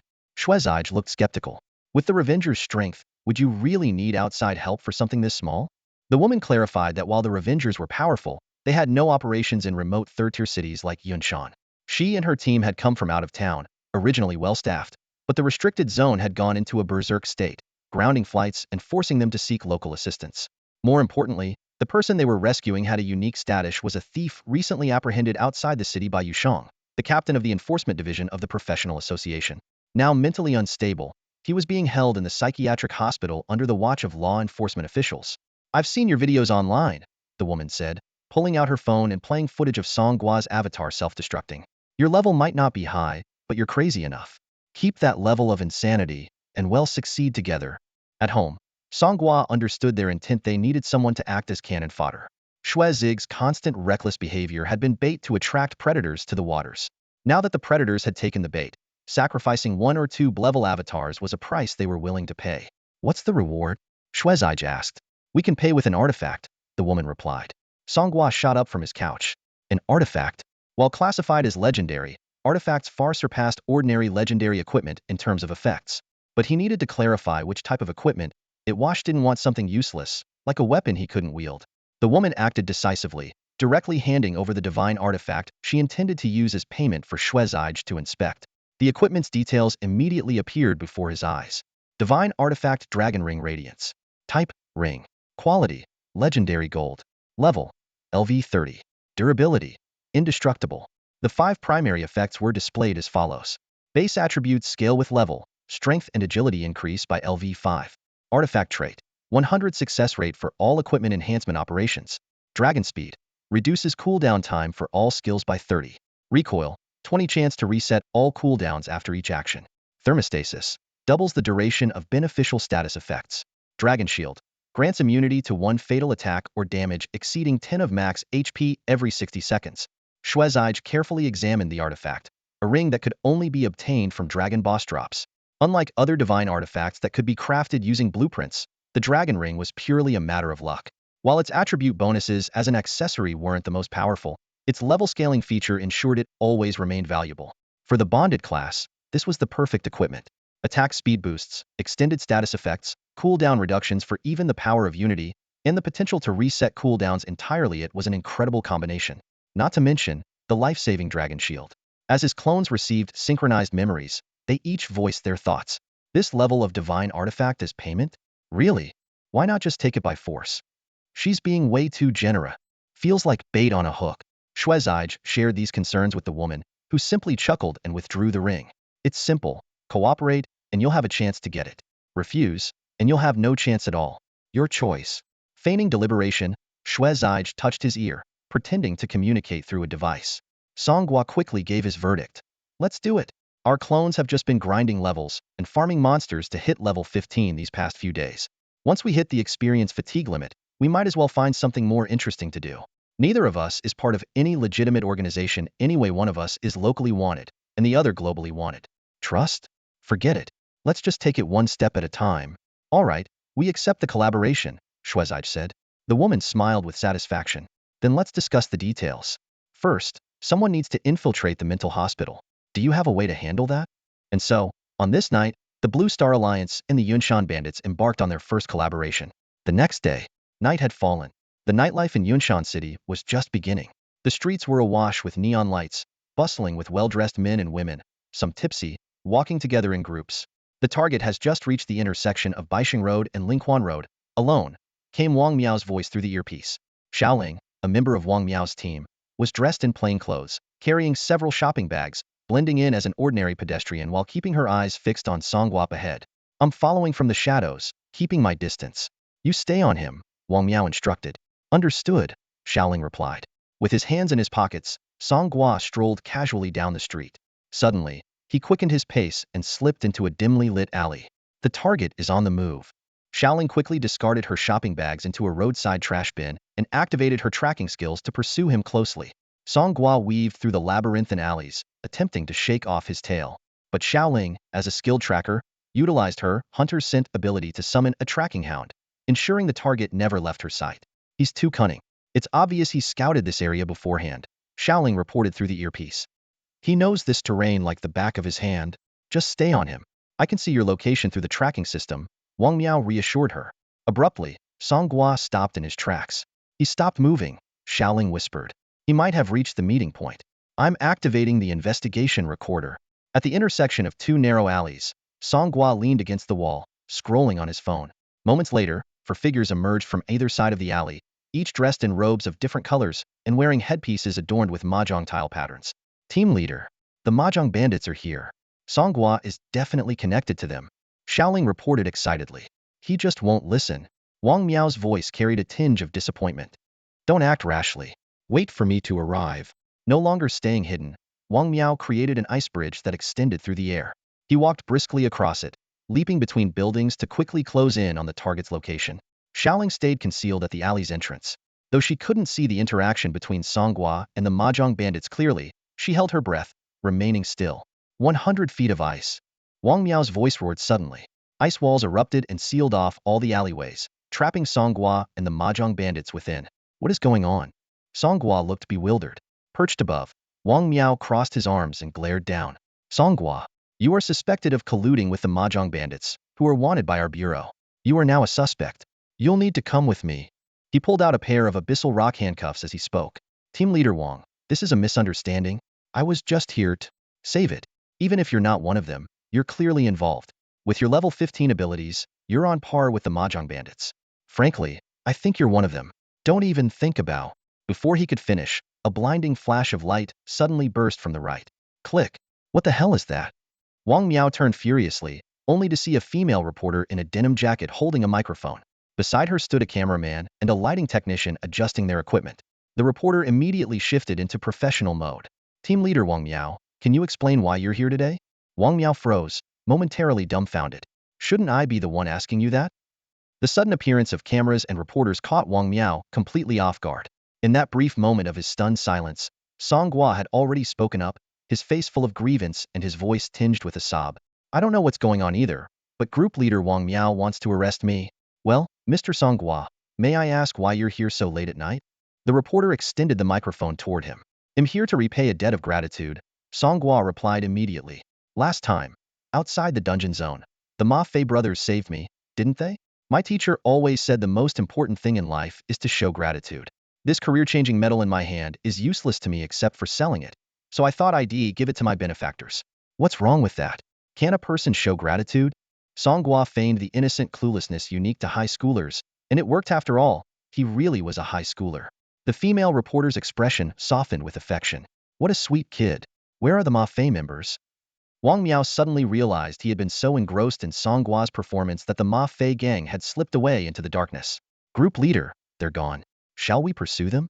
Yes, pursue. Wong Meo was about to move when the female reporter's microphone blocked his path. Group leader Wong Meo, does Mr. Song Gua's behavior violate any regulations? I don't have time to explain right now. Step aside. Breaking news. The leader of the Special Bureau's action team refuses to answer media questions, possibly hiding something from the public. Could it be that the Special Bureau is also after Song Gua's career-changing medal? Hey, don't write nonsense. Breaking news. Special Bureau intimidates journalist Sao reporter. Yu is currently undergoing psychological counseling. Wong Meo was at his wit's end, struggling to suppress his anger. He had no choice but to temporarily shelve the Ma Fei matter after all. They hadn't been caught for so long. Another delay wouldn't make much difference. Miss Reporter, please let me explain. Tonight, I received a tip-off that Song Gua was meeting with the Ma Fei gang. I suspect that Song Gua, a tip-off? Are you tailing a high school student? The female reporter interrupted. A few years ago, the Special Bureau's covert operations were condemned worldwide, and now you're still engaging in surveillance? Breaking news. At this moment, Wong Meo finally understood the frustration his colleagues in the news department face daily. Meanwhile, Song Gua stood silently to the side, a faint, smug smile playing on his lips as he relished Wong Meo's predicament. This coincidental encounter was, in fact, meticulously orchestrated by Song Gua. Earlier, he had one of his clones make an anonymous call to the TV station. To the station, any news related to the Ma Fei gang was a golden opportunity, worth pursuing even if it turned out to be a false lead. They had been on site preparing since the afternoon, and now 3 cameras were professionally capturing every dramatic moment. Group leader Wong, can I leave now? Song Gua asked. No, you must come with me for further investigation. The female reporter launched a fresh wave of attacks. Are you taking Song Gua to the bureau? Is this an arrest? Do you have an arrest warrant or evidence? No, but breaking news. The Special Bureau abuses its power, targeting rising star Song Gua, a gifted new professional. Faced with this reporter who would write sensational headlines at the drop of a hat, Wong Meo was utterly defeated, left standing there in stunned silence. Can I leave now? Song Gua asked. Wong Meo forced a bitter smile and pointed at Song Gua. You're impressive. Until we meet again. The female reporter nearby immediately seized the opportunity. Breaking news. The Special Abilities Bureau intimidating high school students. When will the abuse of power within the system against ordinary citizens end? Wong Meo clenched his fists, wanting to explode in anger, but seeing the 3 operating cameras around him, he had no choice but to swallow his frustration. Song Gua walked away triumphantly. Tonight, he had skillfully resolved 2 major issues. First, before Wong Meo could take action, he had already handed the fake job transition medal to the gang in front of the TV cameras. In the dim filming environment, the authenticity of the pitch-black medal was hard to discern, ensuring that no one would target him again until he obtained the real medal. Second, Wong Meo would no longer tail him. By the time the news aired tomorrow, Wong Meo would be too busy dealing with the fallout to focus on him. Just as Song Gua had predicted, the next day at the Yunshan City Special Abilities Bureau.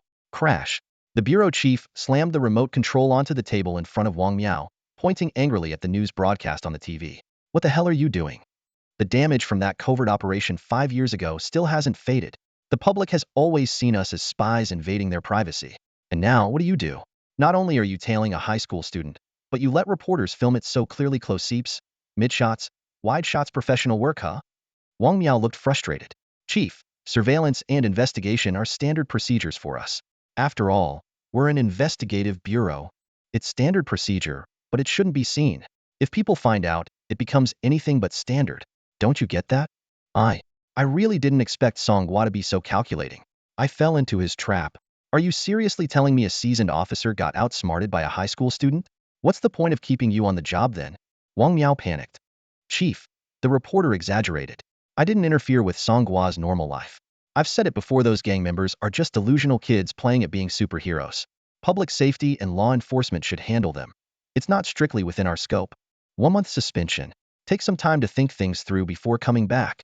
As Wong Meo reached the door, he couldn't help but turn around. Chief, I'm certain Song Gua has ties to the gang. It's best to keep an eye on him.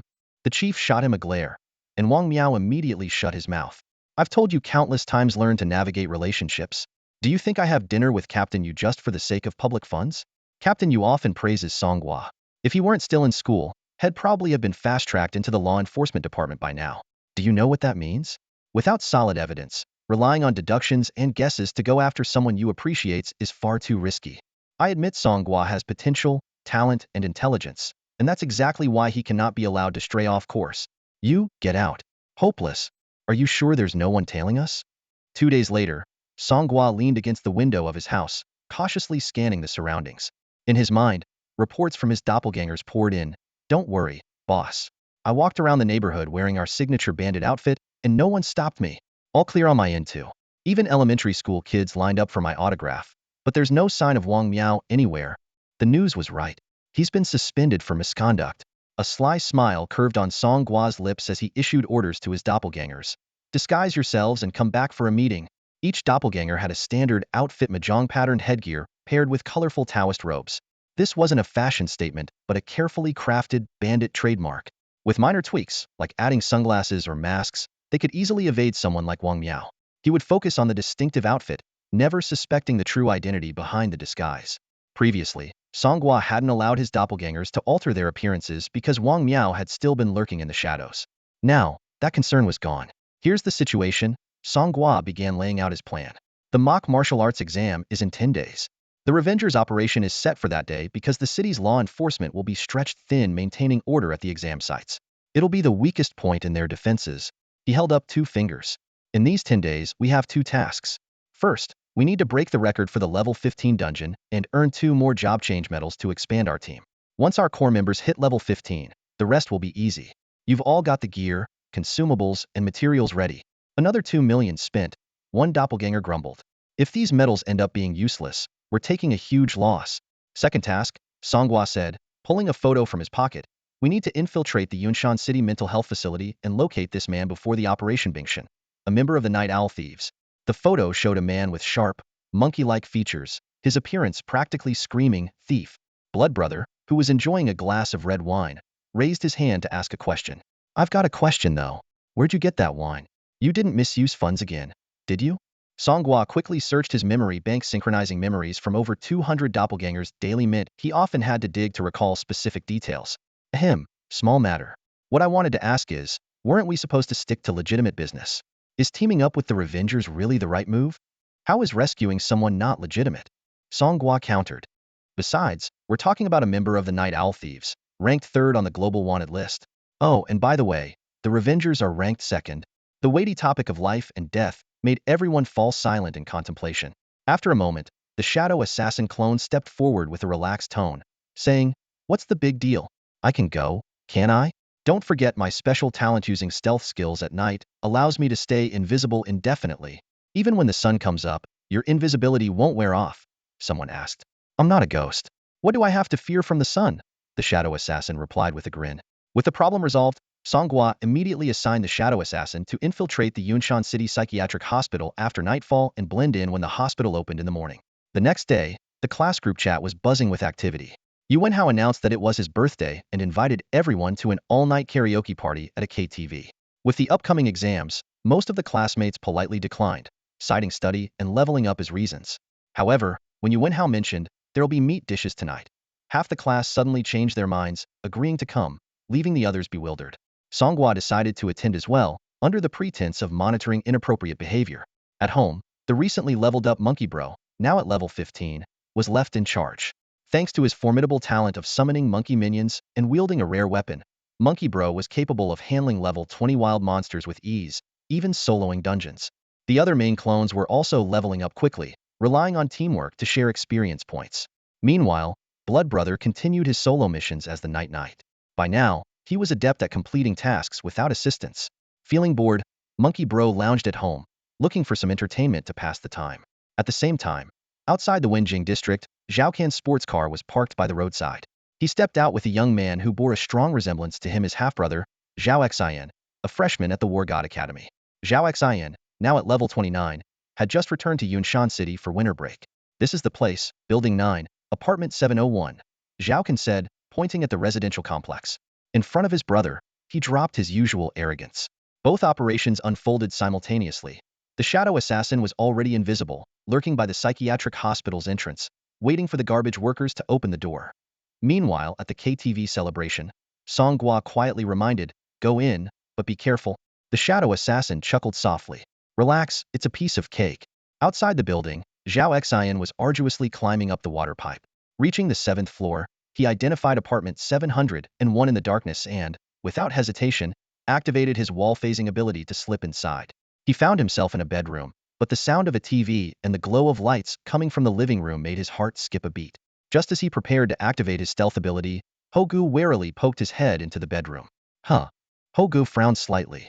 He was certain he had heard something, but there was nothing in sight. Suspicious, he stepped into the bedroom and flicked on the light. "Damn it, am I hearing things?" he muttered before turning to leave. In the corner, Zhao Xian was sweating profusely. "Damn it, my brother's intel was wrong. Song Gua is actually home. Women really can't be trusted." He cursed under his breath, preparing to retreat. Just as he took a step, a flash of golden light streaked through the air. Ho Ji's golden staff came hurtling towards him. "You scoundrel! Take this!" Hogu roared. It turned out Hogu had already activated his fiery eyes, a natural talent of the monkey warrior that not only pierced through stealth but also dealt double damage to invisible targets. The strike from Ho Ji's staff was devastating. The seabed stunner ability alone carried a 150 damage bonus, and with the added effect of fiery eyes, the damage skyrocketed to 300. To make matters worse, the attack came with a 50 chance to stun.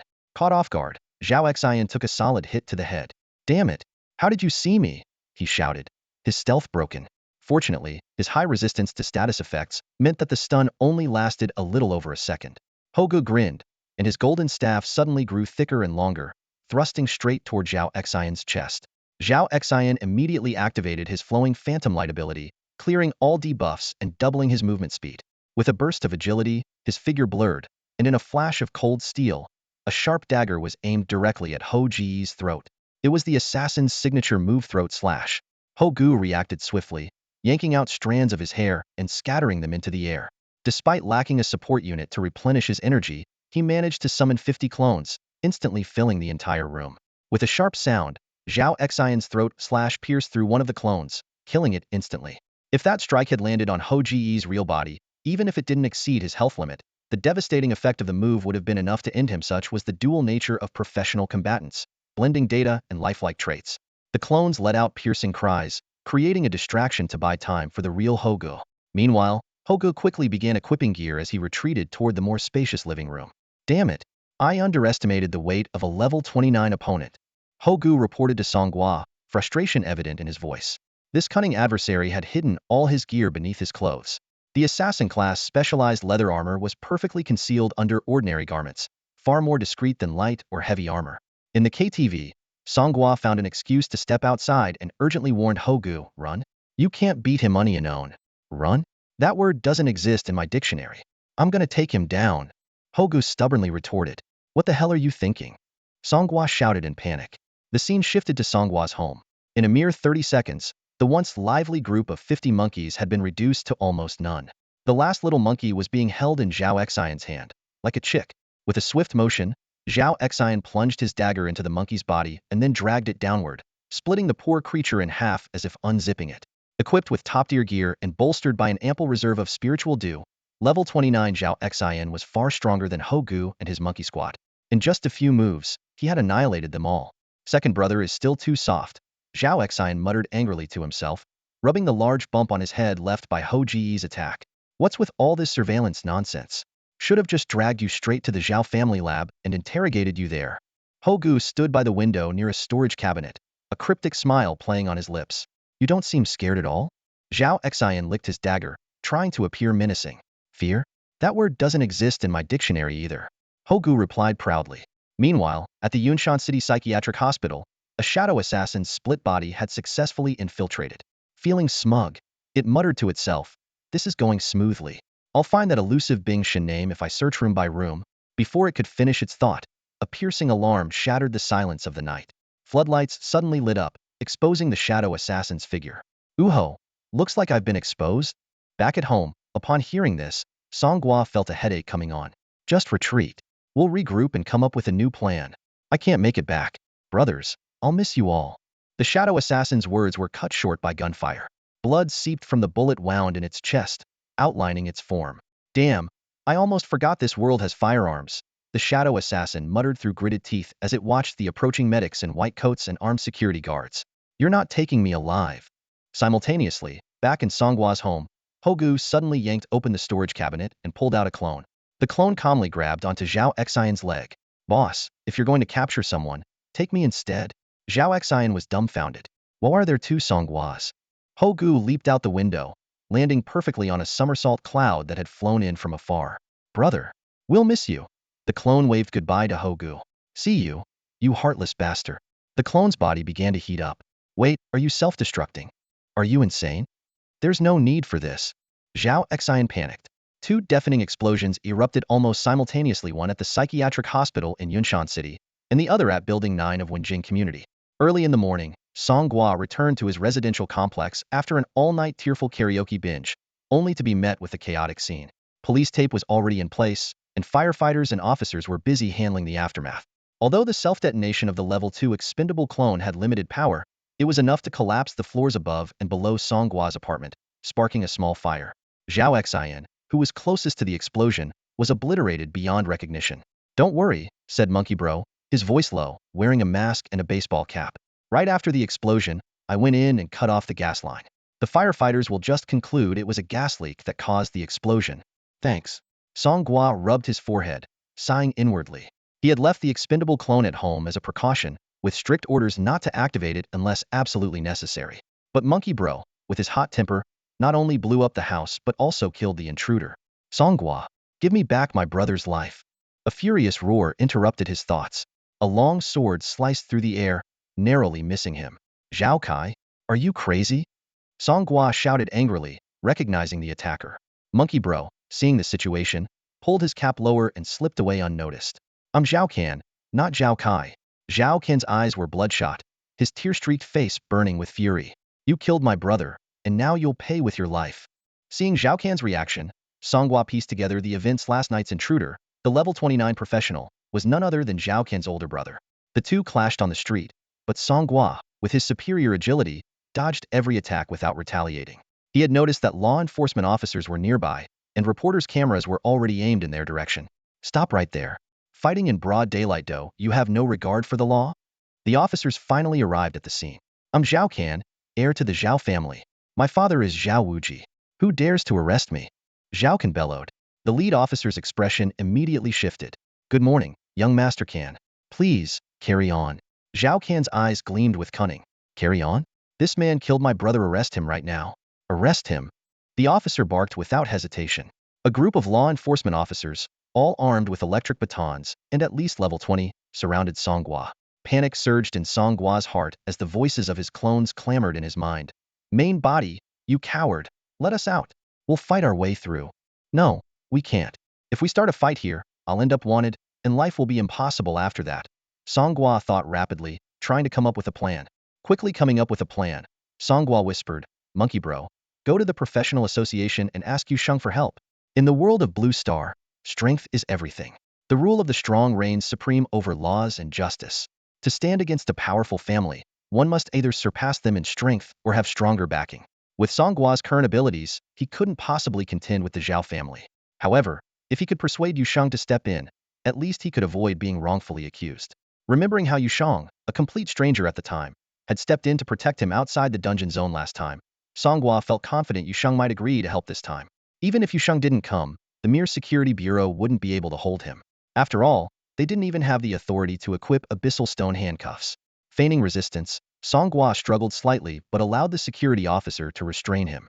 Facing the reporter's cameras, he shouted loudly, "This is outrageous. The security bureau is acting on Zhao Kan's one-sided accusations and arresting me. What exactly have I done wrong?" The reporters, like sharks smelling blood, frantically snapped photos while shouting, "Breaking news!" Zhao Kan's eyes were filled with malice as he raised his sword to Song Gua's neck, ready to strike. "Wait, young Master Kan," one of the security officers interjected. "The reporters are still filming. Perhaps we should take him back to the bureau first, and then you can deal with him as you see fit." Zhao Kan frowned slightly. Though seething with rage, he hadn't completely lost his rationality. If footage of him killing someone in public were broadcasted, his rivals within the family would undoubtedly seize the opportunity to exploit it. "Fine, take him back first." Zhao Xian's death was a serious matter. Zhao Kan didn't dare to conceal it and had already informed his family, particularly his father, urging them to come to the security bureau immediately to deal with the murderer, Song Gua. Meanwhile, Monkey Bro, having received his orders, leapt onto his flying nimbus and sped toward the Yunshan City Professional Association. The Professional Association typically referred to the overarching organization representing all professionals across the three major disciplines. Under the Central Association were 12 combat-oriented sub-associations, such as the Warrior Association and the Mage Association, each exclusively admitting professionals of their respective disciplines. During his duties in Yunshan City, Yusheng operated out of the Enforcement Department Chief's office within the Central Association. Although his rank as a captain of the enforcement team was equivalent to the chief of the local department, Yusheng hailed from the headquarters in Shangjing, holding a status akin to that of a royal envoy. Naturally, the Yunshan City enforcement chief was more than willing to vacate the office to curry favor with him. "Shinfeng, what's the situation in Bingshun?" Yusheng stood by the floor-to-ceiling window, gazing at the bustling morning streets of Yunshan City. A sharp and spirited young man, one of his direct subordinates, stood before the desk. "An explosion occurred at the hospital last night. A professional with stealth abilities was detected by an anti-stealth artifact. When security attempted to apprehend him, he chose to self-destruct. Such decisiveness scowled at be a bandit? Unclear. The scene was obliterated by the explosion, leaving no traces to investigate. After a moment of thought, Yusheng instructed, increase security measures. Deploy 2 additional teams for surveillance, and ensure the Zhao family experts stabilize Bing Shun's condition as soon as possible. Captain, Shinfeng said bluntly, those so-called experts from the Zhao family are all talk. They've made no progress after so many days. We might as well send Bing Shan back to Shangjing for treatment. Not yet. The restricted zones surrounding Yunshan City are currently in a state of frenzy, making travel unsafe. Understood. Just then, a knock came from the office door. Come in. A secretary entered. Captain Yu, someone downstairs is requesting to see you. Shinfeng frowned. This kind of trivial matter should be handled by you all. With so many people in Yunshan City, the captain can't possibly meet them all. The secretary hesitated. He said that Song Gua is in danger and is asking for Captain Yu's help. I heard the captain holds Song Gua, a growth 2.0 individual, in high regard, so I thought I should report it. At the mention of Song Gua, Yusheng turned around. Let him in. Yusheng frowned in thought as he looked at the young man before him, wearing sunglasses and a mask. Something about his figure seemed familiar. You said Song Gua is in danger? What's the situation exactly? Yusheng asked. The man, known as Hogu, deliberately lowered his voice and quickly explained the situation. Understood. Yusheng nodded. I will go to the security bureau, but not to shield him, only to ensure the investigation is fair. Whether or not he is involved will depend on the final results of the inquiry. As long as you're going, that's enough. I'll take my leave now, Hogu said, turning to leave. Wait a moment, Yusheng called out, stopping him. Your voice and figure seem familiar. Would you mind removing your sunglasses and mask? Hogu shook his head, refusing. From the side, Shinfeng snorted coldly. A mysterious origin? There must be something suspicious here. Before his words had fully landed, his figure flickered like a ghost, and in a flash, he tore away Ho Ji's disguise. What the? Shinfeng blurted out in shock, taking an involuntary step back. What appeared before them was an utterly horrifying face. Ruhua. Hogu had used his 72 transformations skill at the last moment to alter his appearance. Since this world had no knowledge of Stephen Chow's works, Yusheng and Shinfeng had no idea what Ruhua represented. Yusheng looked at the ghastly face, suppressing his laughter. He assumed the man had disguised himself so thoroughly because of his unattractive appearance. You can go now. I'll head out immediately, Yusheng said. The 72 transformations skill could only last for 3 minutes at this stage, which explained why Hogu hadn't altered his face immediately upon entering. As Hogu left, Shinfeng still looked uneasy. Who knew such an ugly woman could exist in this world? Song Gua is a handsome man, it's not surprising someone might admire him. Yusheng chuckled lightly. Then, turning to gaze out the window, his expression grew serious. Explosions at both the hospital and Song Gua's home? That's too much of a coincidence. Let's go check it out. An hour later, in the office of the chief of the Yunshan City Security Bureau, the atmosphere was tense. Chief Chong, a heavy-set man who had repeatedly vowed in press conferences to crack down on bandits, now sat restless, drenched in sweat. To his left sat Zhao Wuji, the head of the Zhao family, one of the 4 most powerful families in Yunshan City, level 62 Tier 3 warrior. To his right was Yu Sheng, the captain of the enforcement division from the professional association in the capital, a level 75 Tier 3 all-rounder. Compared to these two, Chief Chong, a mere level 29, was completely outmatched in both strength and authority. What made the situation even trickier was that the parties involved in the case were right there in the office. Zhao Kan, the young master of the Zhao family, accused Song Gua of murdering his brother Zhao Xian, while Song Gua claimed he had been at a karaoke bar all night and couldn't possibly have committed the crime. Wiping the sweat from his brow, Chief Chong felt utterly trapped. No matter how he handled the situation, he would inevitably offend summoning a predicament that went against his usual way of conducting himself. Yu Sheng sipped his tea and broke the silence. Chief Chong, this isn't a complicated matter. If we can confirm that Song Gua was indeed at the karaoke bar that night, this misunderstanding will naturally be resolved, don't you think? Chief Chong nodded repeatedly, but his eyes never strayed far from Zhao Wuji. The patriarch of the Zhao family, with his stern, commanding presence, was one of the most powerful figures in the region. Even so, he had to show some respect to Yu Sheng. I, Zhao Wuji, am not an unreasonable man, but the death of my son Zhao Xian must be thoroughly investigated. No suspect shall be spared. Zhao Wuji's voice echoed through the director's office. The director shrank his neck and cautiously asked, "Pardon me, clan leader Zhao, but are you certain young master Zhao Xian has passed away?" Zhao Wuji suddenly stood up, slamming the chair beneath him into splinters. Nonsense. Do you think I would joke about something like this? Please don't be angry, clan leader Zhao, please. The director quickly stood to apologize. It's just that I confirmed with the fire department, and they didn't find any remains at Song Gua's house. Yet, young Master Zhao Kan claims Zhao Xian died in that explosion, which is confusing me. Zhao Kan pointed at Song Gua, his face twisted with fury. It was him. He used some kind of powerful explosive and blew my brother to smithereens. Powerful explosive? Song Gua let out a mocking laugh. Are you referring to the microphone? Or the karaoke machine? Perhaps the birthday cake or beer from last night? Stop lying. Zhao Kan retorted angrily. When the explosion happened, I saw someone jump out of your window with my own eyes. If it wasn't you, then who was it? Calmly, Song Gua countered. Oh, so young Master Zhao Kan was nearby at the time? I'm quite curious, what were you and your brother doing at my place in the middle of the night instead of sleeping at home? Zhao Kan seemed to give up on pretense and admitted, there's no point lying now. Zhao Xin's death is far more serious than stealing a strategy. Smack. A resounding slap echoed through the room. Zhao Wuji's strike sent Zhao Kan flying out of the director's office, crashing through a wall and landing in the hall outside. The students waiting there to testify, including Yuan Hao, Hua Xiangrong, and others, couldn't suppress their laughter. Hua Xiangrong frowned, her disdain for the now disheveled Zhao Kan growing even stronger. Foolish. Zhao Wuji's furious roar came from the office. You wanted to obtain Song Gua's strategy for yourself, but you sent your brother into danger instead, dressing it up as some noble attempt to bring honor to the family. I have no need for a son as stupid as you. Bruised and battered, Zhao Kan crawled back into the office, whining, Dad. It's not like Song Gua's place was some dragon's lair. How was I supposed to know it'd be this dangerous? Amid the father and son's argument, Yushang cleared his throat, interrupting them. Clan leader Zhao, disciplining your son can wait until you're home. For now, let's focus on resolving the matter at hand. The director glanced around and announced, Today, we'll handle this matter as an exception and skip the usual procedures. Let's get to the bottom of this, bring in the witnesses. Yuan Hao was the first to step through the hole Zhao Kan had made in the wall, swaggering in with a drunken grin. Greetings, everyone. The director asked, Was Song Gua with you all last night?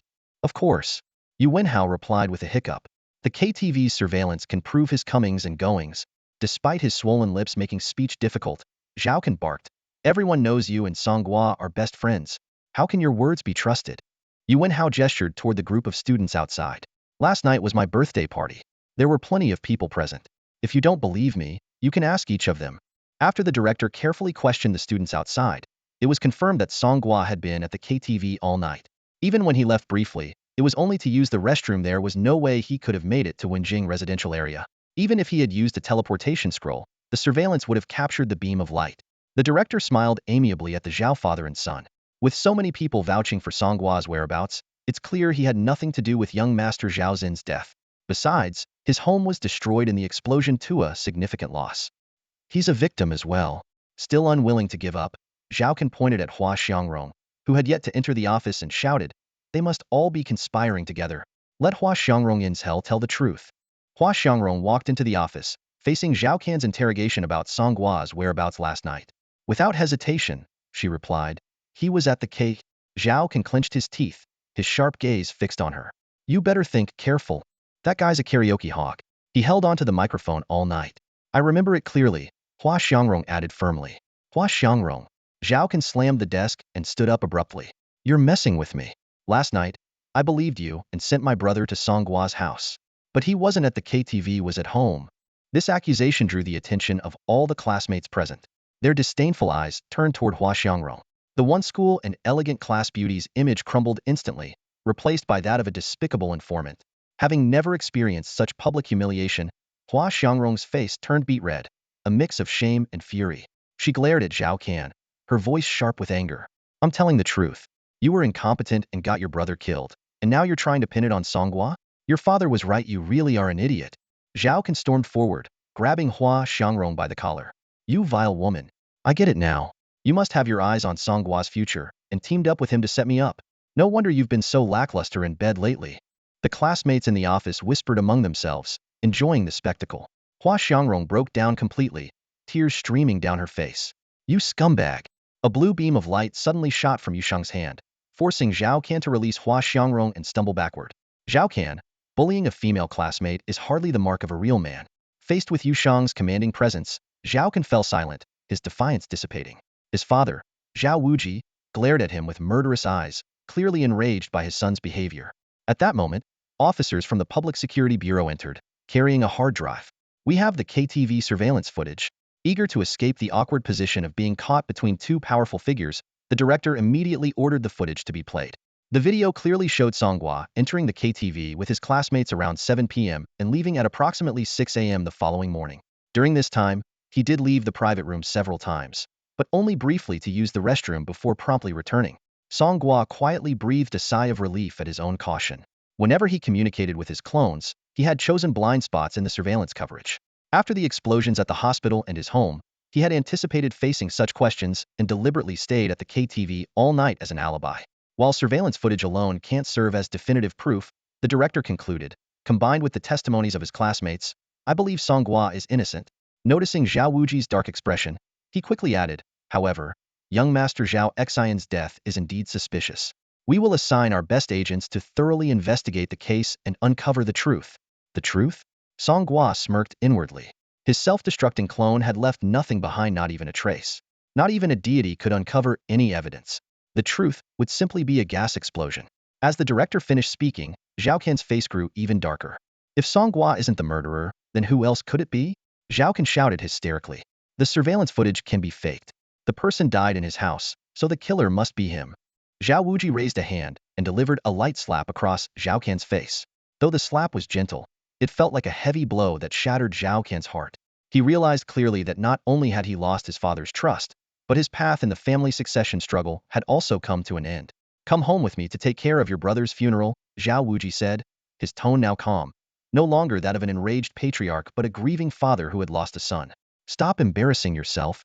Zhao Wuji left with a dejected Zhao Kan, followed silently by other members of the Zhao family. The head of the Public Security Bureau respectfully escorted Yusheng and Song Gua out the door. Yusheng pulled a key from his pocket. Your house was destroyed. I have an apartment in Yunshan City. You can stay there until you get into college. Song Gua politely declined. He thought to himself that a notorious bandit leader couldn't possibly live under the watchful eye of a law enforcement captain. Besides, he was still planning to rescue Bing Shan. Thinking of this, a pang of guilt struck him. You've been helping me all this time. I don't even know how to repay you. It's no big deal. Yusheng interrupted. If you really want to repay me, work hard to get into a university in Shangjing. The city still has remnants of the Golden Age's glory. It's a much better place for you to grow. Golden Age? Something from 1,000 years ago. Look it up in history when you get the chance, Yusheng said as he boarded the professional association's bus and left. Immediately, Song Gua's classmates surrounded him, chattering excitedly about the day's thrilling events. Song Gua thanked them and promised to take them on a leveling up session the next day. Outside the group, Hua Xiangrong hesitated as if she wanted to say something but eventually turned and walked away. That night, in an abandoned factory on the outskirts of the city, Song Gua and his clones sat around a fire, discussing plans to infiltrate the psychiatric hospital. After much debate, a clone who was only at level 3 suddenly raised his hand. The best way to hide a leaf is to put it in a forest. Speak plainly. Song Gua flicked his forehead. What I mean is, one of us could pretend to be insane and get sent in directly. Not a bad idea. How do we make it happen? First, they'll need to look disfigured. Without hesitation, Song Gua shoved the clone into the fire. You bastard. I'm going to... What's the next step? The once clever Tsongming, now disfigured by the scorching flames of the fire pit, clutched his blistered face and struggled to utter some garbled sounds. The fragmented syllables resembled incoherent murmurs like, Ha ebu, Zhou Riqi de Jikong. Song Gua frowned and asked, what nonsense is he saying? Though the words were unclear, he already had a rough guess in his mind this guy was probably about to embark on another one of his crazy schemes. Sure enough, De Tsongming nodded and then managed to speak with difficulty. Could you get me some iodine? I'm afraid of getting an infection. Infection would make it more realistic. Song Gua's eyes lit up. Go on. It's your time to shine for the organization. If you successfully infiltrate this time, your upgrade priority might even surpass the Sanyuan. As soon as he said this, the surrounding clones immediately began mocking. There he goes making empty promises again. Last time he said someone would get a priority upgrade, but they ended up being cannon fodder. With his scarred face and the mission assigned by the organization, De Tsongming silently walked away. Song Gua swiftly moved on to the next topic. Our base is gone, which means our hideout is gone. Now that we have enough funds, where do you all think we should set up our new lair? The clones began throwing out suggestions noisily. Someone proposed opening an internet cafe. Grind in the wild zones when you're not tired, and hit the arena when you are. Another suggested starting a foot massage parlor, while someone else whimsically suggested building a Thul-Huthamed hideout in the basement. In the end, Song Gua decided to remain in the current factory building. Although the water, electricity, and internet were cut off, it wouldn't be hard to send a clone to reconnect them. As for the real name registration issue, with the local law enforcement's lax standards, money could solve anything. Before concluding the bandit meeting, Song Gua emphasized the need to level up quickly. They had to aim to break the level 15 dungeon record before the first mock exam and secure 2 more gold medals for job transitions. Only then could they improve the chances of successfully rescuing Bing Shan.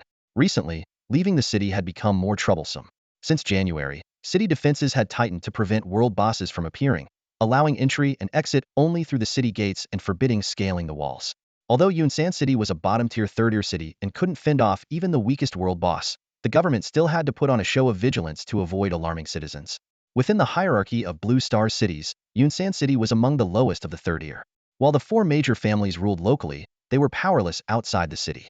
If a boss truly attacked, they would have no choice but to call for reinforcements from other cities.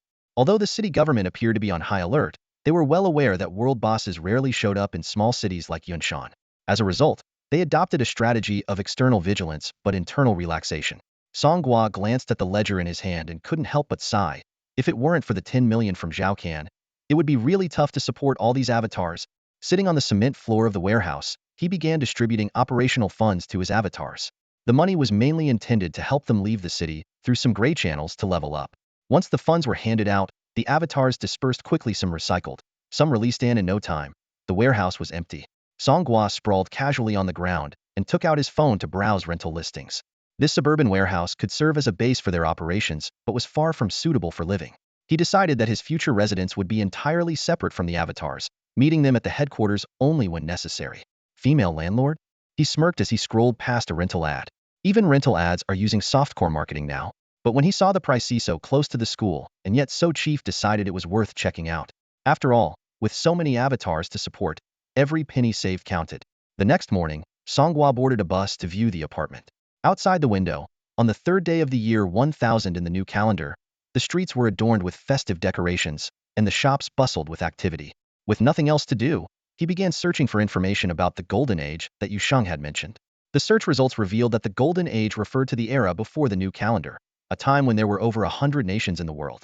However, the mystery remained: what major event had occurred 1,000 years ago? Clerics had integrated into reality 1,200 years ago, so why was the calendar only changed 1,000 years ago? No matter how extensively he searched online, Song Gua couldn't find a definitive answer. The records from that period were sparse fragments of dungeon logs, reports of berserk forbidden zones, and news of world boss invasions. None of these seemed sufficient to justify a change in the calendar era. He felt like there was a missing piece of logic, but decided not to delve further into it. Soon, he arrived at his destination, Zaheyuan community, located directly across from Yunshan No. 5 High School. At the agreed meeting spot, he met the beautiful landlord from the ad, Jia Shirlan.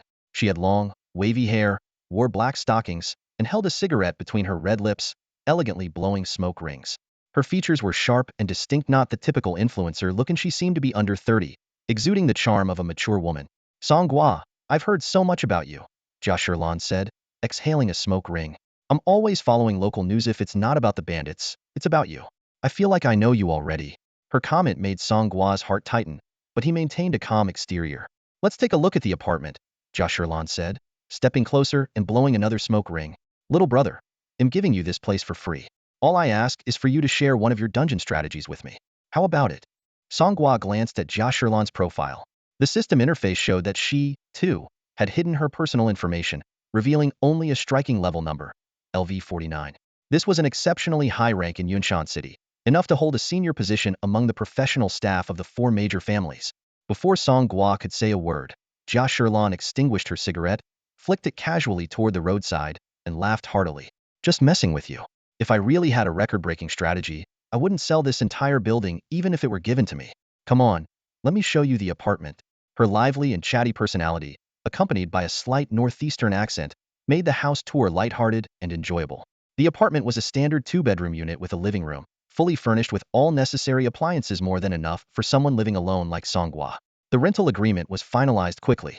As someone worth millions, Song Gua paid 6 months' rent upfront without even attempting to negotiate. This caught Jia Shirlan by surprise. I thought you'd haggle. I actually quoted a higher price. No problem, Song Gua replied. Consider the extra as a favor I'm asking of you. Sure thing. I prefer peace and quiet, Song Gua continued. I don't want to be disturbed. I hope you can keep my residence here confidential. Don't worry, I get it. You're a celebrity now. Jia Shirlan nodded. Just let me know in advance if you're coming around. But once the nearby restricted zones stabilize, I'll be heading to Shangjing. I only come back to Yunshan City for family visits during the new year. I'm not usually in this small town. Watching Jia Shirlan walk away with a cigarette dangling from her lips and a sway in her step, Song Gua fell into thought. No wonder her level was so high, she didn't seem like someone from the four major families. Just then, the piercing sound of police sirens erupted from below. Song Gua pulled open the blinds and observed the chaotic scene on the street. Dat Songming had already made his move. The figure with the burned, grotesque face was frantically chasing a little girl down the road, shouting incomprehensible gibberish. Behind him, Security Bureau patrol cars with blaring sirens followed closely. Before this, Dat Songming had already caused significant destruction, smashing 3 shops, stealing 5 vehicles, breaking 7 fire hydrants, cutting down 9 power lines, and leaving sparks and chaos in his wake. Deliberately slowing his pace, Dat Songming kept the pursuers at a calculated distance. He pretended to be desperately chasing the girl, but in reality, he climbed utility poles and ducked into sewers at intervals, each move meticulously planned. Eventually, Dat Songming was surrounded. Kneeling on the ground, his bloodied, mangled face streamed with tears of blood as he screamed hysterically, "This despairing world, is it real or fake? Ha ha ha. Mom, I can't tell. I really can't tell." Bystanders looked on with sympathetic expressions toward the mentally impaired individual. How is he even LV3? Probably went insane after a class change. Poor guy. What happened to his face? Someone must have burned him. So cruel. That's just awful. The security officers raised their guns but hesitated, unsure of how to handle someone exhibiting such erratic behavior. Finally, a team rushed forward, subdued Dat Songming, and escorted him into a patrol car. Watching Dat Songming's clone being taken away, Song Gua finally closed the window. Good job. If you come back safely, the codename North Wind will be yours. This isn't some empty promise. Song Gua looked at this clever avatar. Though not the strongest in combat, it indeed had the makings of a strategist. In the back seat of the police car, Dat Songming was putting on his usual act of madness. Suddenly, he shouted at the top of his lungs, "You said it. Everyone heard it. If you go back on your word, you old scoundrel, you'll never be able to stand proud again in this life." The officers escorting him exchanged confused glances. What is he talking about? Who cares? Just a lunatic. Dat Songming grinned widely and began reciting a poem. "In the peach blossom cottage lives the peach blossom immortal. Others laugh at my madness, but I laugh at their blindness." One of the officers, unable to tolerate it any longer, jabbed him with a stun baton. "Shut up, you lunatic." What followed went surprisingly smoothly. Once inside the station, Dat Songming continued his deranged antics. He even urinated on a power outlet, causing the entire precinct to lose electricity. As the furious precinct chief threatened to have him executed, personnel from the Yunshan City Psychiatric Hospital arrived just in time. They argued that, given the newsworthy nature of the case, the suspect should undergo psychiatric treatment first and face charges only after his condition stabilized. Eager to rid themselves of this troublemaker, the precinct quickly agreed to the transfer. With that, Dat Songming successfully infiltrated the hospital. His next step, locating Bing Shan. Meanwhile, Song Gua's main and secondary avatars, numbering over 100, were rigorously leveling up. By the time the first simulation started, all of them had reached level 15. Song Gua himself, benefiting from the experience feedback of his avatars and the extractions from Shuezaij, had already reached level 19. He invested 3 million to fully equip his main avatars with level 15 gear. The outdated level 10 equipment wasn't wasted either, his avatars sold it at the trading market. Despite some wear and tear, the equipment was of high quality and perfectly suited the influx of fresh graduates who had just reached level 10. The sales fetched a surprisingly good price. These past few days, Song Gua had been clearing level 15 dungeons daily, becoming thoroughly familiar with every monster's attributes and the terrain. At this moment, he was starting yet another solo challenge. On the open ground outside the dungeon area, Su Kai skillfully set up a gambling table, calling out to attract bets. The crowd murmured among themselves. Look, Song Gua's already level 19. Does he not have an experience fatigue period? It's only been a month since the graduates changed classes. How did he level up so fast? I heard he has experience boosting items. Artifacts? However, as soon as they remembered that Song Gua was under the protection of Yu Shang, the captain of the enforcement team, any malicious thoughts were quickly extinguished. After all, the enforcement team specifically dealt with rogue professionals, and no one wanted to invite trouble upon themselves. Not far away, in the woods, a haggard Zhao Kan was speaking to Mafong. "Help me kill Song Gua." After the incident, Zhao Kan's position within the family took a dramatic downturn. His title as the young master was revoked, Any hope of vying for the family inheritance was utterly crushed, and even his bank accounts were frozen. Despite the Zhao family's efforts to suppress all related news, Ma Feng managed to catch wind of it, and was well aware that Zhao Kan's status was no longer what it used to be. Young Master Kan, you're really overestimating me, Ma Feng said helplessly. Song Gua, that overpowered freak, is already at level 19, while I'm only at level 14. There's no way I can compete with him. Though he was reluctant to get involved, Ma Feng decided to maintain a polite front.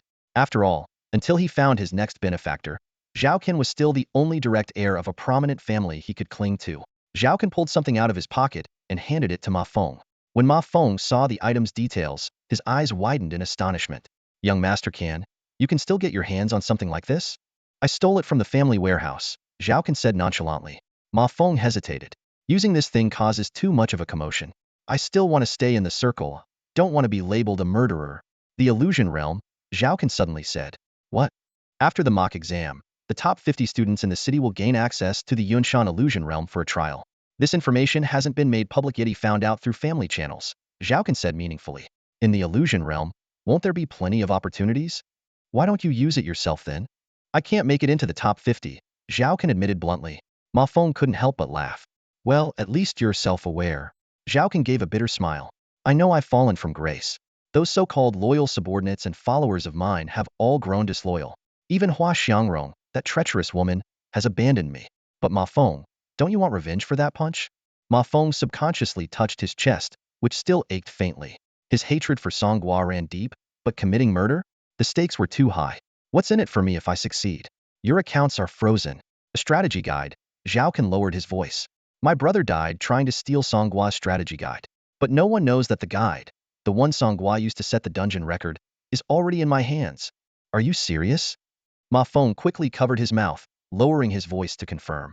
Zhao Kan's expression was filled with pain. I was going to hand the guide over to the family, but they nearly erased me from the family registry.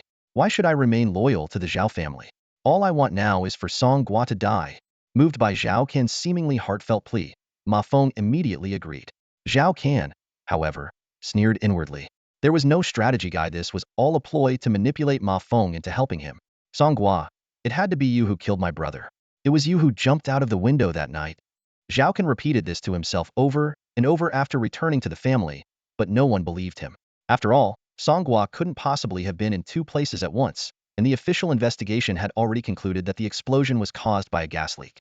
The family, on the contrary, believed that Zhao Kan had sent Zhao Xian to steal the strategy guide, indirectly causing his brother's death. Thinking of this, combined with the public humiliation he suffered at Song Gua's hands and the 5 million he was scammed out of for a gold-tier career transfer, Zhao Kan's resentment festered. He clenched his teeth with hatred until Song Gua was dead. His anger could not be quelled. This time, Song Gua had thoroughly prepared for the level 15 dungeon and, with the advantage in numbers, breaking the record was practically guaranteed. When the notification of the new record appeared above the level 15 dungeon burial grounds, a collective wail erupted throughout the dungeon area. As always, Sukai was there to cheer for Song Gua. Even though Song Gua had failed multiple attempts over the past few days, Sukai never tired of opening bets, losing a bit of money here and there without a care. Many professionals even treated him like an ATM. But today, Song Gua unexpectedly shattered the record, leaving everyone who bet against him empty-handed. Due to the inertia of recent days, no one had wagered on his success this time, causing the bookmaker Sukai to laugh uncontrollably. No matter how I play with this money, it never seems to decrease.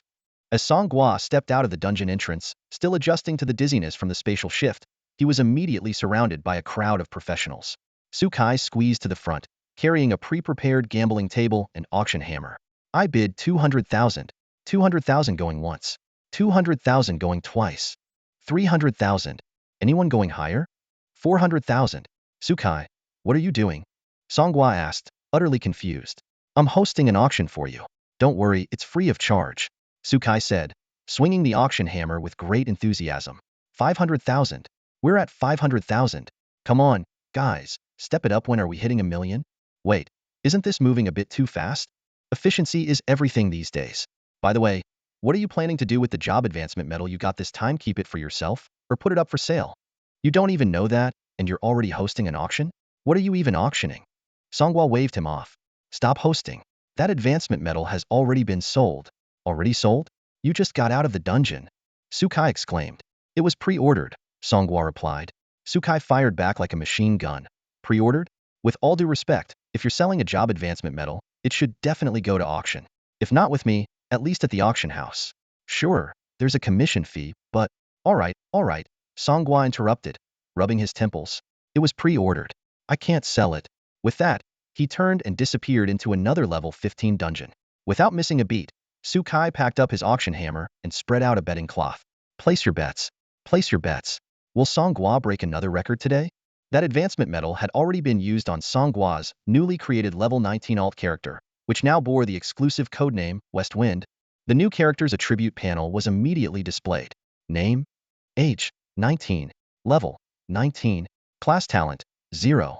Soldiers ready. Any unit killed by the Nether Ghost General or its summoned creatures will be converted into undead minions under the command of the Nether Ghost General. For every minion controlled, physical attack 5 and physical defense 5, capped at LV 5. Weapon mastery, blade mastery inactive. Armor mastery, heavy armor inactive. Strength, 150. Constitution, 170. Spirit, 50. Agility, 70. Growth, 2.0. Skills 56. Blood/common, LV1. Summon Skeleton Soldier Fine, LV1. Vampiric Chain Blade Excellent, LV1. Summon Skeleton Cavalry Flawless, LV1. Skeleton Dragon Knight Rare, LV1. Equipment: none. At a glance, Song Gua could tell this was an austere summoner class built for excelling in large-scale battles, capable of taking on countless enemies single-handedly. With this alt character, breaking records would become even easier because the longer the battle lasted, the stronger his side would grow, ensuring an unstoppable victory. West Wind, I have high hopes for you. Starting today, your leveling priority is officially above Desanuan. The Lake of Netherfire, a level 15 dungeon, is centered around a dark and eerie lake. Along the shores and in the shallow waters, various aquatic undead creatures such as water monkeys, water ghosts, and water monsters roam. Players must first clear these ordinary monsters before venturing to the island at the center of the lake for a showdown with the boss. The most challenging aspect isn't the difficulty of the monsters, but the limitations imposed by the terrain. In the waist-deep water, creatures can ambush unexpectedly, making it extremely inconvenient for most classes to fight in such an environment. Elite teams on the leaderboard often rely on rare flying tools provided by guilds or clans to bypass this grueling trek through the water entirely. But today, this lake would witness an unprecedented method of crossing. After clearing out the monsters around the lake, Song Gua deliberately arranged for all kills to be handed over to Shifeng, an strength summoner nicknamed Ghost Bro. Thanks to the unique talents of Shifeng's Nether General class, he had converted all the dungeon's monsters into his undead summons. Everyone get down! At Shifeng's command, hundreds of tattered, liquid-dripping undead collapsed uniformly into the water. Their bodies formed a path over the submerged reefs, creating a one-fakened bridge of the undead. Leading his clones, Song Gua charged across the bridge constructed by the summoned creatures towards the central island. Even when aquatic monsters launched surprise attacks, the undead army beneath their feet would instantly eliminate them. Due to the significant distance, Shifeng employed a segmented bridging strategy, directing previously used summons to swim quickly from the rear to the front, ensuring the path extended continuously. Shifeng, tell your minions to stay steady. I almost fell off, one of the clones complained. Ugh, I'm controlling so many at once. I have to rely on the AI automation. Watch your step, Shifeng retorted while issuing commands. This dungeon run proved highly rewarding for Shifeng, who amassed nearly all the experience points, leveling up past Song Gua's main body to reach level 20. Having a strong class is just OP, one of the clones remarked enviously. When will I get a strength job ticket to enjoy the same perks? Be grateful I didn't assign you to the self-destruct group, Song Gua quipped. Fair enough. In the end, with overwhelming numbers, the boss fight was a foregone conclusion. Surrounded by Song Gua's clone army and over 1,000 undead summons, the boss, if it could speak, might only manage to cry out, "This is bullying." Of course, these summons were temporary. Once their summoning duration expired, they would vanish, and Ghost Bro wouldn't be able to take them out of the dungeon. This time, the boss rewards and dungeon treasure chest contained the usual items: gear, skill books, consumables, and materials. Following his usual routine, Song Gua distributed the Linglu first.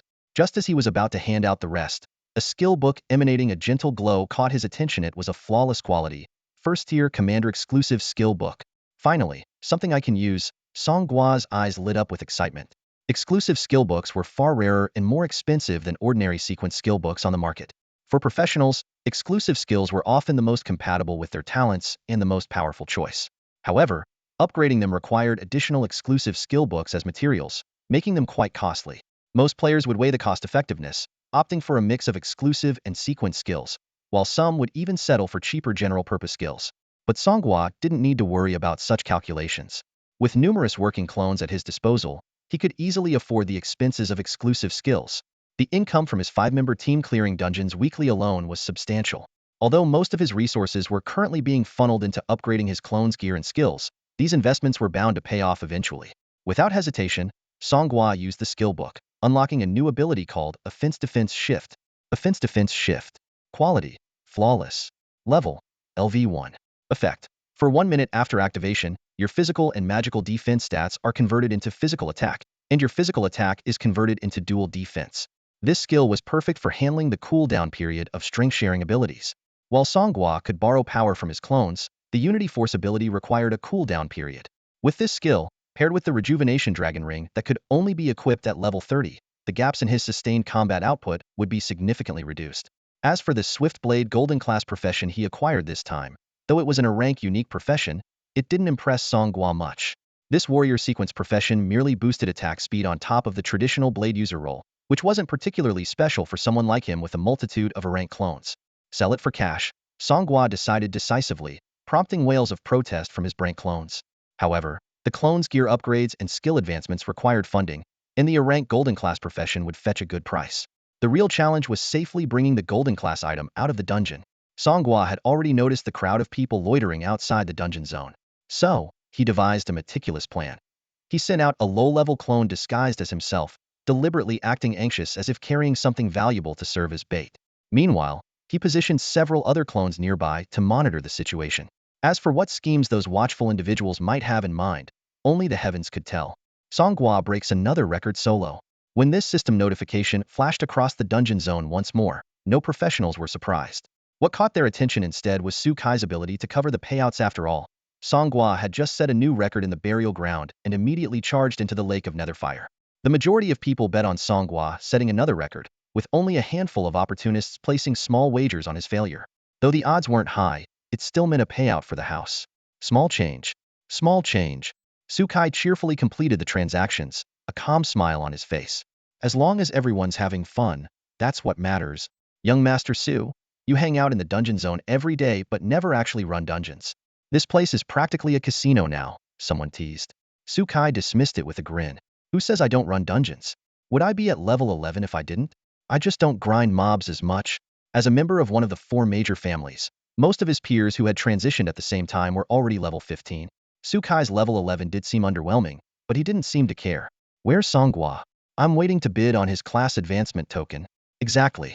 Think it's already reserved? That guy never plays by the rules. I'm just worried he'll waste the token again. Just as everyone was speculating, ripples appeared at the entrance to the Lake of Netherfire dungeon, and Song Gua dashed out, running off into the distance. Why is he running? Afraid his token will get snatched. He learned his lesson last time. Do we look like the kind of people who'd stoop so low? If money can solve a problem, why resort to violence? Why isn't he using a town portal scroll? Too much casting time unless you buy the premium ones. From above, a few monitoring clones had already observed groups chasing after decoy clones. Song Gua had been prepared, using bait to lure away those with ill intentions. Now the challenge was how to appear before Su Kai and the others without blowing his cover. The answer was simple: disguise himself as a bandit. After all, even bandits need to run dungeons. Just as Song Gua was about to make his appearance, a commotion broke out in the dungeon zone. Someone had just shared explosive news. A wild boss had appeared in the level 15 training area. Is this for real? This time it's legit. There's already a live stream on the vocational audio platform. Holy crap. Gotta check this out. Our Gale Guild has to show up for this too. In no time, the dungeon zone emptied out, with even Su Kai joining the spectacle. When Song Gua emerged in full bandit attire, no one paid him any attention. A wild boss?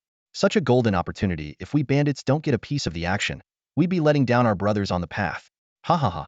Let's move out, boys. Back at the mental hospital, the strategist Beifong, who was pretending to be insane, immediately sent a telepathic message. Boss, calm down. I'm watching the live stream right now. Today's event is the 8 great sects attacking Bright Summit. We're short on manpower. There's no way we can grab anything. Song Gua couldn't help but roll his eyes and start roasting him. Song Gua was lying in a psychiatric hospital when the sound of a live stream echoed from his phone. You actually have time to watch live streams in this crazy place? Beifong, another patient in the hospital, asked in surprise. Yeah, I told them if they didn't give me a phone, I'd pee into the power socket every day, Song Gua replied casually. He quickly opened his phone to search for the live broadcast.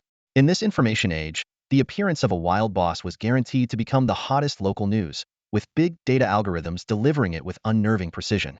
On the screen, members from the 8 major guilds of Yunshan City had already gathered at the scene. Watching the commotion, Song Gua frowned.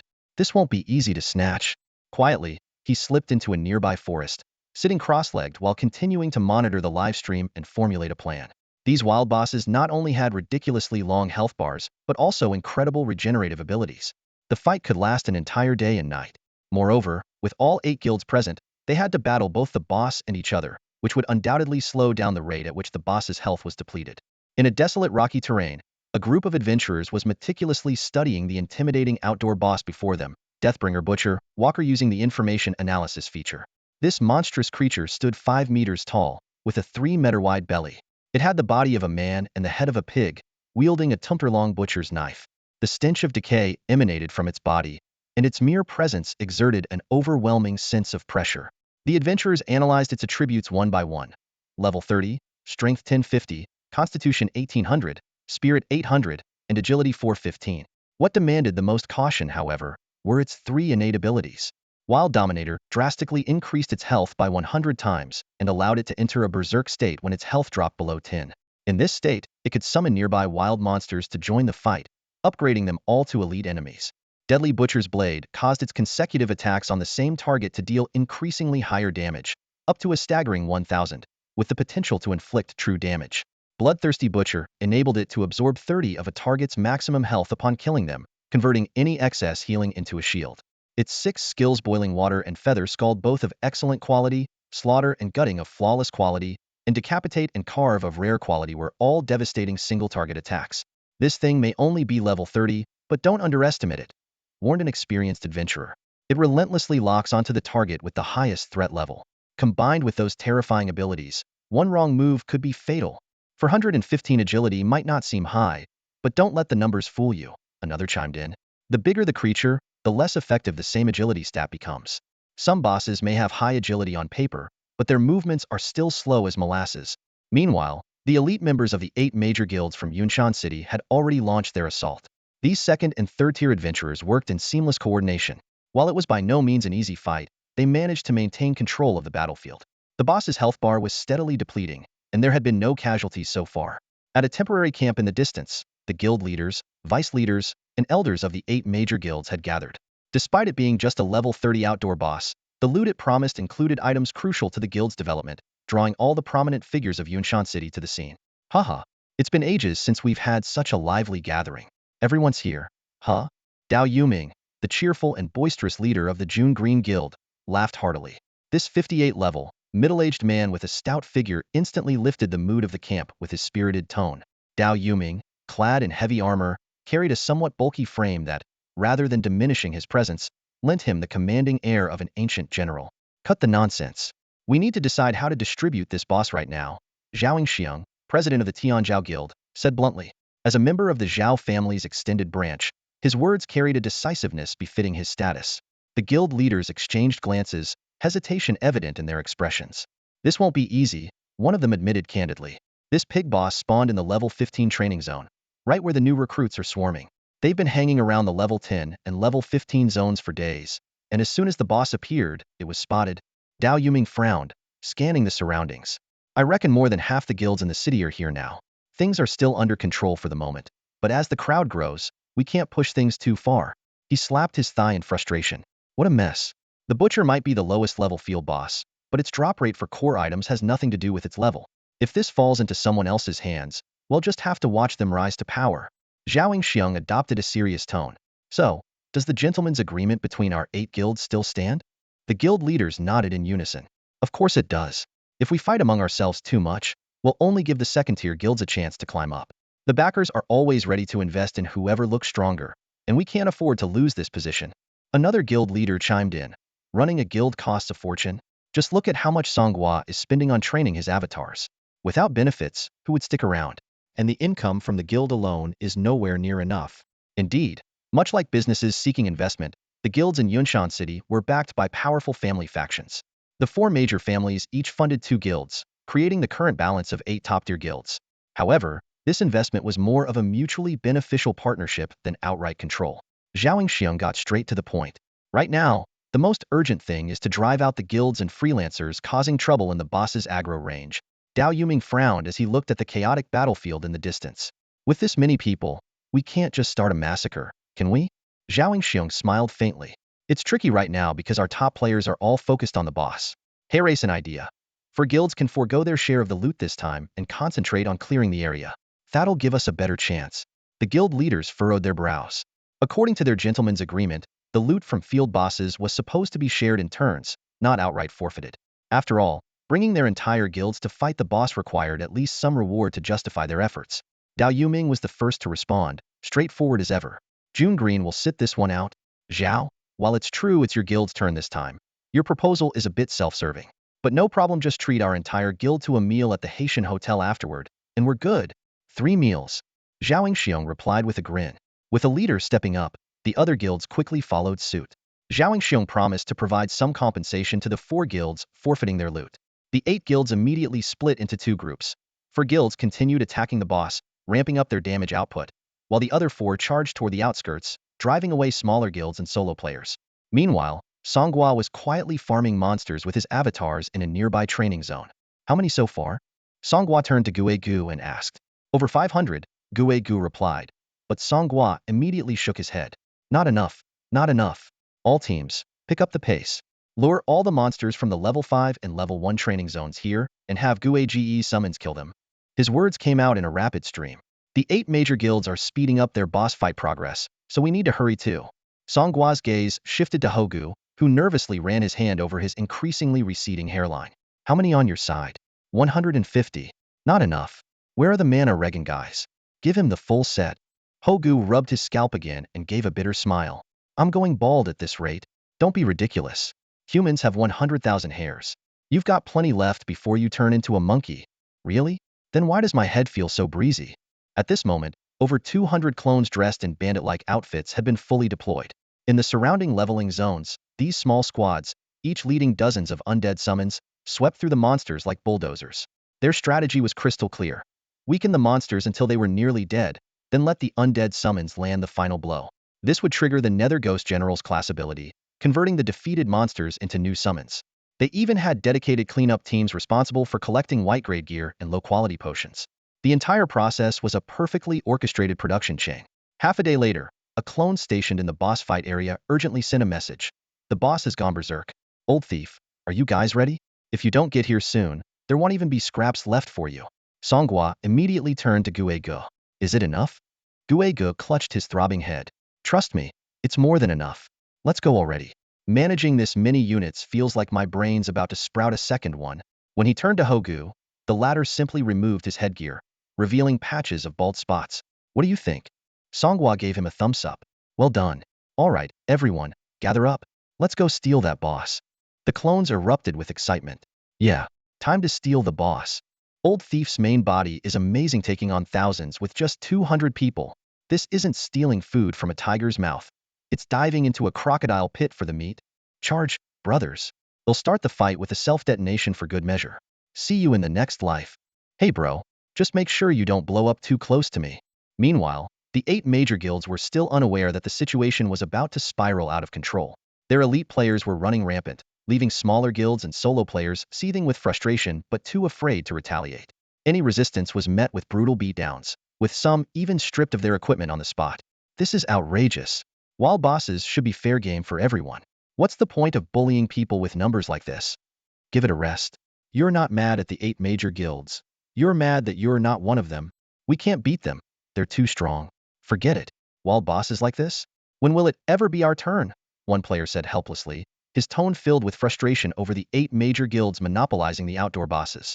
At this moment, the 4 guilds, led by Tianzhao Guild, were in the critical stage of the battle. The health of the deadly pig butcher had been reduced to 10, but this also marked the beginning of the dreaded berserk phase. The boss gained a sprint ability, and its movement speed skyrocketed. What was once a lumbering zombie-like figure, akin to something out of Resident Evil, suddenly transformed into a raging force, reminiscent of the frenzied creatures in Train to Busan. A level 45 player from the Guardian sequence had just been cornered and, before he could react, was taken out by a perfectly executed combo from the deadly pig butcher. This attack not only claimed a life, but also allowed the boss to restore a significant amount of health through its bloodthirsty butcher talent. Shit, someone's down, a voice exclaimed in shock from the crowd. The boss, wielding its massive cleaver, rampaged through the players, scattering their previously well-organized formation. From the hovering drones above came the frantic voices of the guild leaders giving orders. Stay calm. Watch your positions. Where's the control sequence? Lock it down now. These so-called dignified leaders continued to issue commands remotely, unwilling to risk stepping onto the battlefield themselves. As the fight barely regained some semblance of stability, the players suddenly realized they had been lured into the level 20 grinding zone storm cliff. Zhao Xiong immediately recognized the danger. This is bad. The mobs here haven't been cleared.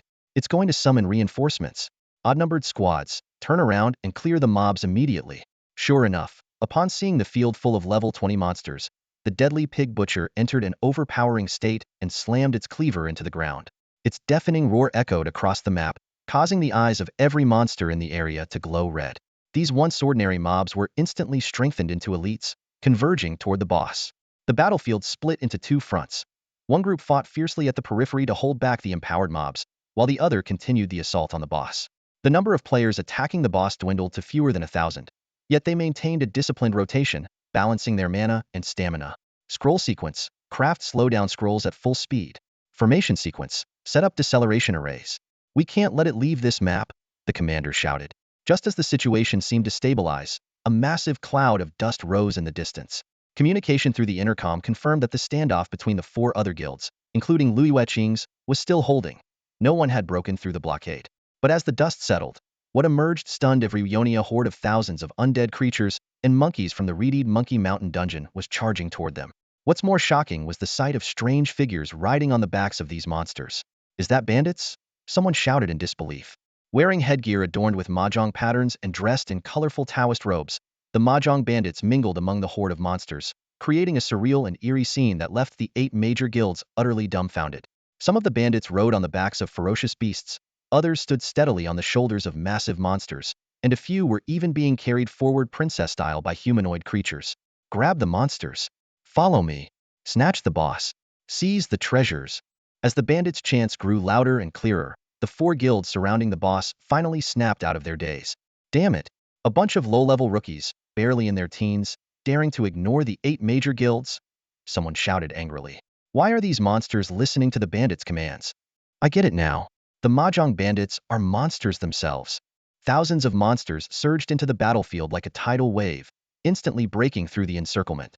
Once they entered the fray, the monsters split into dozens of groups, flanking the boss from different directions. It was obvious they were trying to counter the guild mage's area effect spells. Stop them. Block them now. Don't let them enter the boss's aggro zone. Zhao Xiong, shouting himself hoarse from the temporary command camp, roared, but it was too late. The boss, already in a berserk state, took advantage of the chaos, swiftly catching up to an unfortunate player and cutting them down with just a few strikes. At that moment, a bandit standing on the back of a monster suddenly leaped forward. Brothers, what is art? The other bandits instantly tore off pieces of their robes and waved them wildly. Patrick Star. With a deafening boom, a fiery mushroom cloud erupted into the sky. While the surrounding players managed to dodge in time and avoid casualties, the shockwave from the explosion instantly cleared a vacuum area, sending everyone, players and monsters alike, flying. The formation was completely shattered, and the death pig butcher seized the opportunity to go on a rampage, relentlessly attacking all targets in sight. Mahjong bandits, what the hell are you doing? Stealing the boss is one thing, but do you really have to blow everything up? These lunatics. Take them out first. When a level 35 warrior grabbed hold of one of the bandits, who was only level 8, the little bandit showed no fear. Instead, they threatened. If you dare kill me, I'll self-destruct. The hot-tempered warrior froze on the spot, completely stunned. Explode yourselves. A furious shout shattered the tense standoff. Without hesitation, 2 bandits detonated themselves, and the deafening explosion left only 2 lifeless bodies on the ground. Everyone present gasped in shock. These weren't just ordinary bandits. They were living, breathing human bombs. In the air, Zhao Xiong's drone continuously relayed commands. Forget the bandits. Focus on the boss. Its health is running low. Indeed, under the relentless assault of Gue Ge's undead army and Ho Ge's monkey horde, the boss's health was steadily depleting. Even though each attack inflicted only minimal damage, The sheer number of summoned creatures, thousands of them taking turns, was enough to chip away at its health significantly. As the boss's aggro gradually shifted onto Song Gua's clone, a sudden whistling sound came from the sky. 3 figures approached from the distance. Hua Zigu, with flames jetting from his hands, leaving a blazing trail behind him. Hogu, riding a golden cloud and wielding a majestic golden staff. And Shue Zigu, humorously carried by a swarm of red bats, moving at a leisurely pace. Behind them loomed a massive black, skeletal dragon with wings spanning over 20 meters. Standing atop the dragon was Gue Gu, gripping a formidable broadsword. Though these airborne reinforcements from the bandit leaders exuded an intimidating aura, their levels were no higher than 20. The 4 major guilds quickly organized an anti-air assault, unleashing a barrage of magical projectiles and arrows from mages and archers. Meanwhile, in the distance, construction-class professionals were urgently building anti-air turrets. Amid the dense attacks, Hogu stepped forward, shrugging off the damage thanks to his overwhelming damage reduction of over 100 provided by his countless monkey summons. "Is that all you've got? Feels more like a tickle," he taunted. His words more provoking than any skill, spurring the enemy into preparing their ultimate attacks. However, Guegu promptly issued a command. "Minions, interrupt their skills." Swarms of undead surged toward the chanting ranged combatants, tackling them to the ground. Chaos erupted as the battlefield descended into an all-out brawl. Guild members, the wild boss Death Pig Butcher, thousands of summoned creatures, and the bandits clashed in utter mayhem. Boom! Hua Zige's fiery punch obliterated every command drone. His blazing eyes scanned the battlefield as he shouted, "Take the boss away!" Realizing the dire situation, Zhao Xiong quickly summoned the high-ranking members of the major guilds and rushed toward Storm Cliff. "Help! Someone protect me! I'm a noble logistics professional, for goodness sake!" A panicked cry echoed across the chaotic battlefield. Among the 4 major guilds attacking the boss, nearly a third of the participants were logistics personnel. These logistics professionals were skilled in crafting potions, scrolls, setting up formations, and building turrets, but all of these abilities required preparation time and couldn't be used instantly. Worse yet, their combat capability was limited to basic attacks. The battlefield was in utter disarray. The squads originally tasked with protecting the logistics team had been scattered by waves of summoned creatures, leaving the poor logistics professionals to fend for themselves and seek safety. "Stop! What's your class?" A masked clone blocked the path of a logistics professional from the Tianzhao Guild. "I am a gem specialist from the equipment sequence." The man stammered nervously. Without another word, Yuan grabbed a nearby LV5 undead berserk water buffalo and smashed it onto the trembling man, pinning him to the ground with 1 foot. "Don't lie. I just saw you making scrolls. Hand over all the scrolls you've got." "Please, no. Brother, these belong to the guild. If I give them to you, they'll be punished." "I can't afford that," the man pleaded desperately. "Not my problem. Hand them over, or he'll finish you off." Yuan retorted.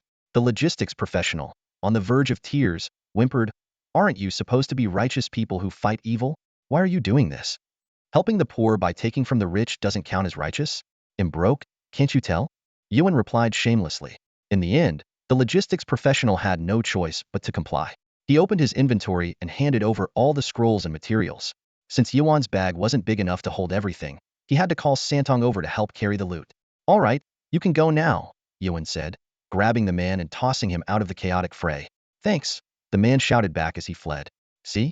He even thanked us," Yuan said to Santong with a grin. Similar scenes of robbery played out all across the battlefield. Hiding in the shadows, Song Gua observed everything through the memories of his clones, laughing uncontrollably. "This is insane. I just robbed the 8 major guilds. I'm rich." He felt no guilt, reasoning that compared to the 8 guilds, the bandits were indeed much poorer. "All right, enough fooling around. The monster count is dropping.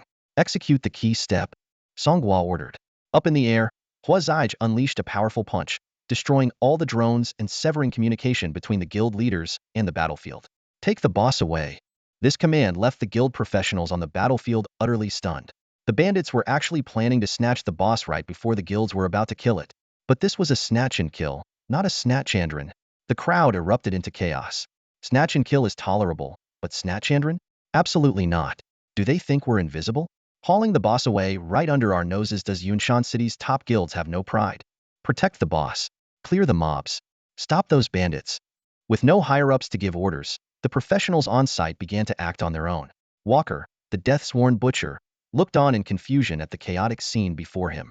The two-legged creatures that had been attacking him suddenly turned on another group of oddly dressed, two-legged creatures. Some were even casting healing spells on him. Walker couldn't help but think to himself, Never in my life have I fought in such a luxurious battle. As a boss bound by agromechanics, Walker could only pursue the target with the highest threat level. Right now, that target was Brother Gue. His summoned creatures had attacked Walker too many times. However, Brother Gue was circling above on his skeletal dragon, a rare summon from his skeleton dragon knight skill. Without the ability to fly, Walker had no choice but to turn his attention to the next highest threat, Brother Gui's converted summons. These fragile creatures could be taken out with a single strike, but their sheer numbers and scattered positions forced Walker into a relentless chase across the battlefield. Westwind, it's all on you now. The four major guilds, unable to control the enraged boss, pinned their hopes on a new strategy.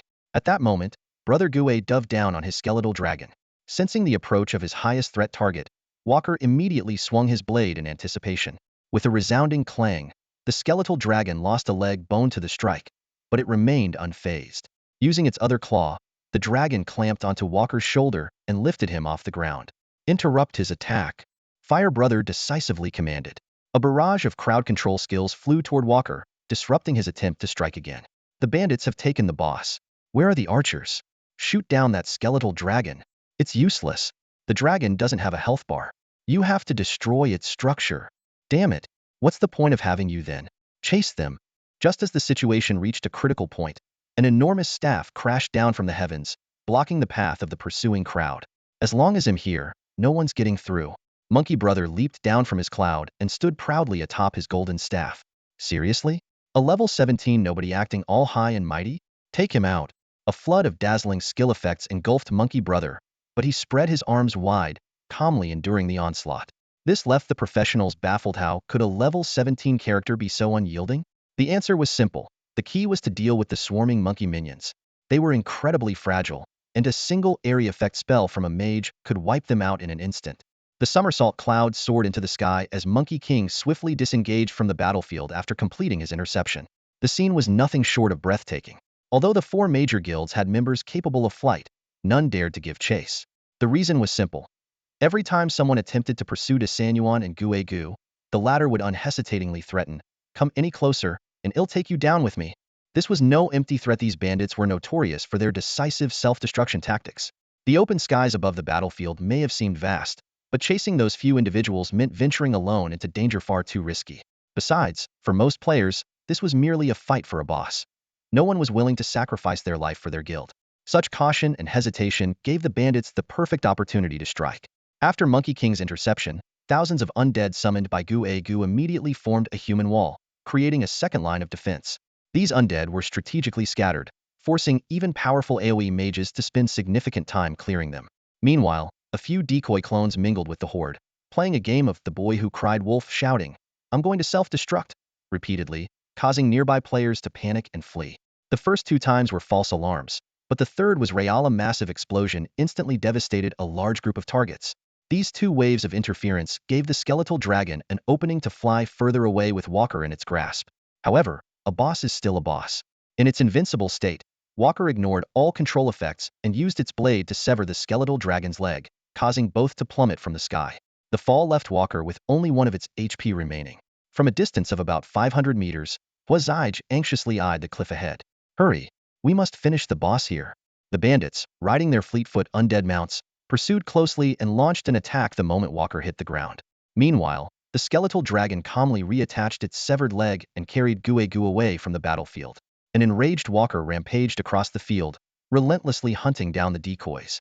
It was then that everyone realized a dire problem. This thing's defense is too high, we can't break through. Just as someone prepared to self-destruct, a voice urgently interjected, "Don't self-destruct. Wild bosses are immune to self-destruct damage." Whoa, good thing you warned us in time. Aren't we supposed to share the same memory? Pay attention, everyone. That final one of Walker's health became an insurmountable challenge. Someone thought of the main body of Lao Zi. If he were here, he could end this with a single punch. However, Lao Zi was currently setting up his final move and couldn't reveal himself.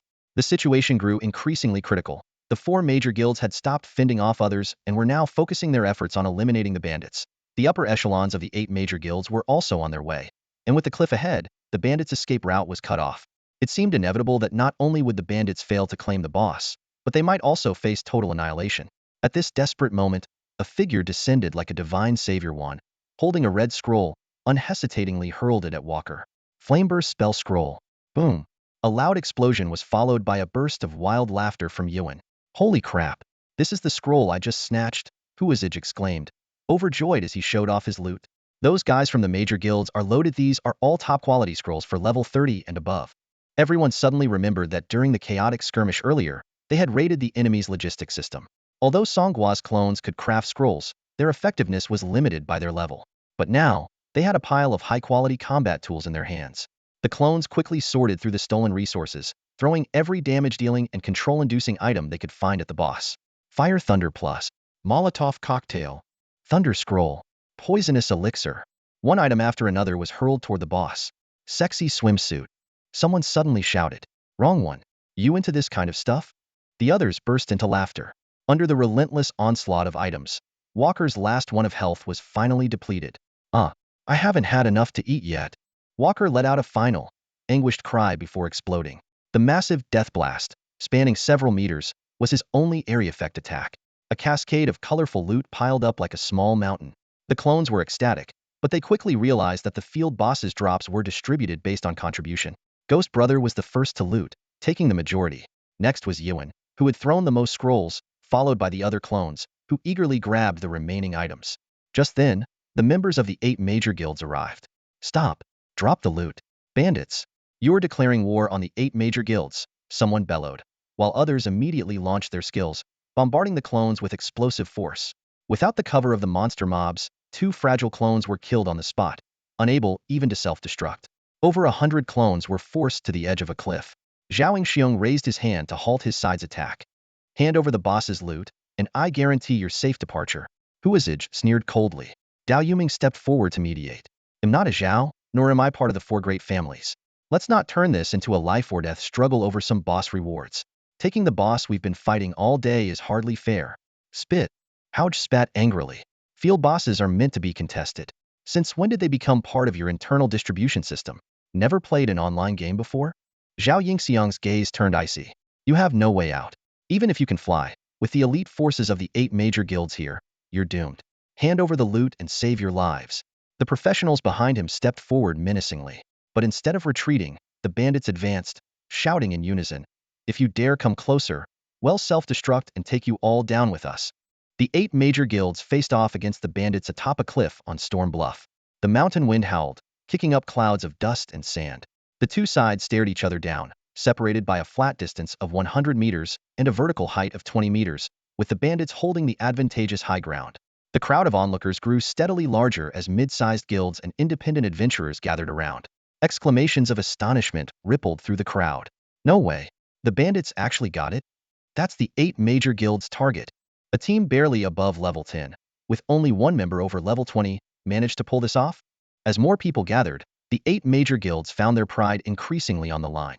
Zhao Xiong stepped forward and issued a final ultimatum to the bandits. Enough. Either hand over the drops from the wild boss, or prepare to meet your end.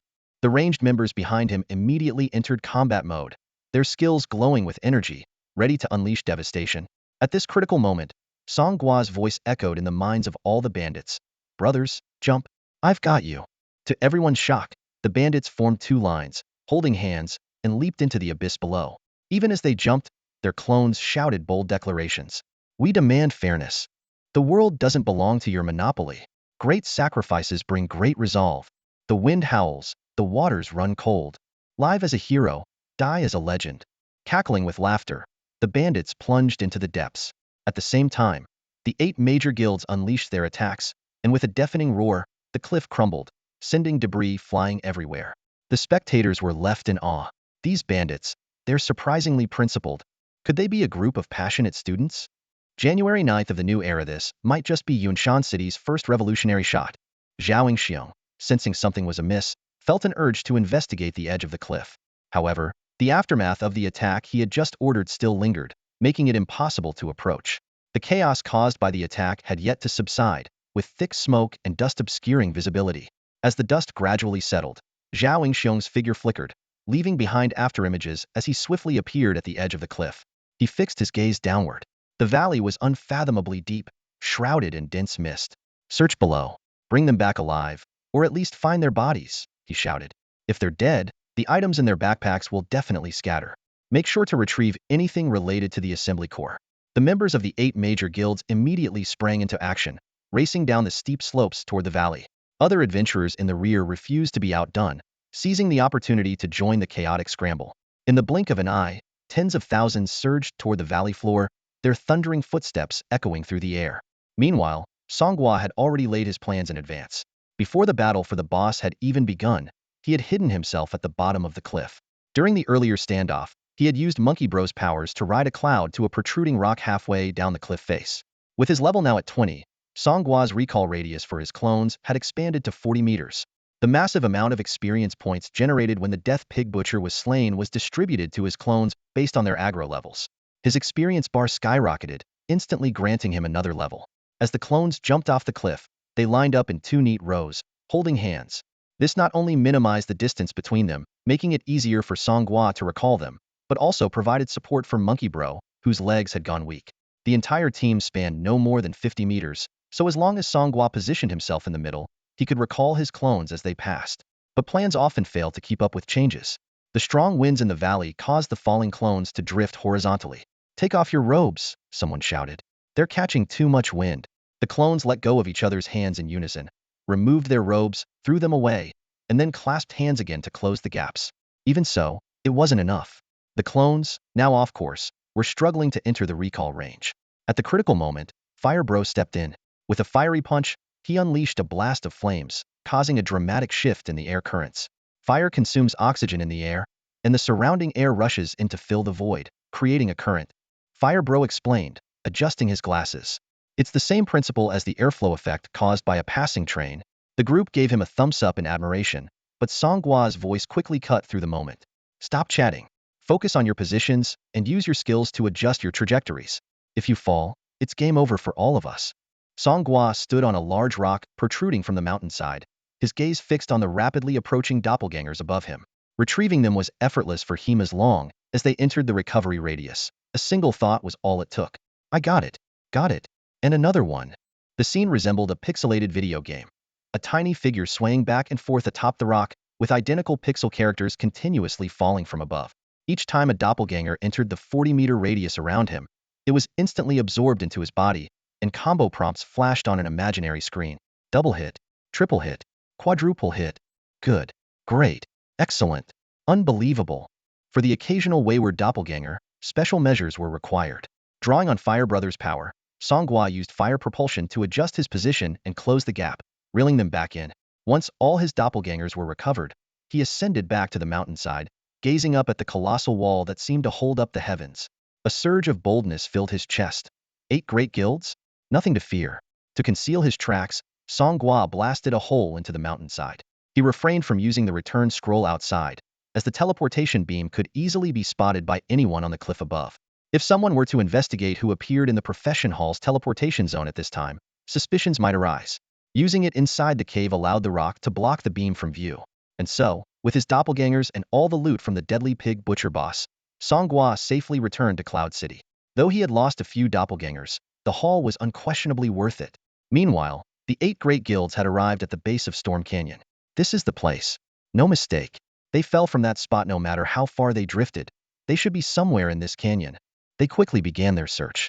This level 30 training ground wasn't friendly to low-level players. Those around level 10 or 20 could only skirt around the wild monsters. At level 30, the threshold for the second-class advancement, the monsters were significantly stronger than those at level 25. While clearing wild monsters, the 8 great guilds combed the area for traces of the bandits, but found nothing.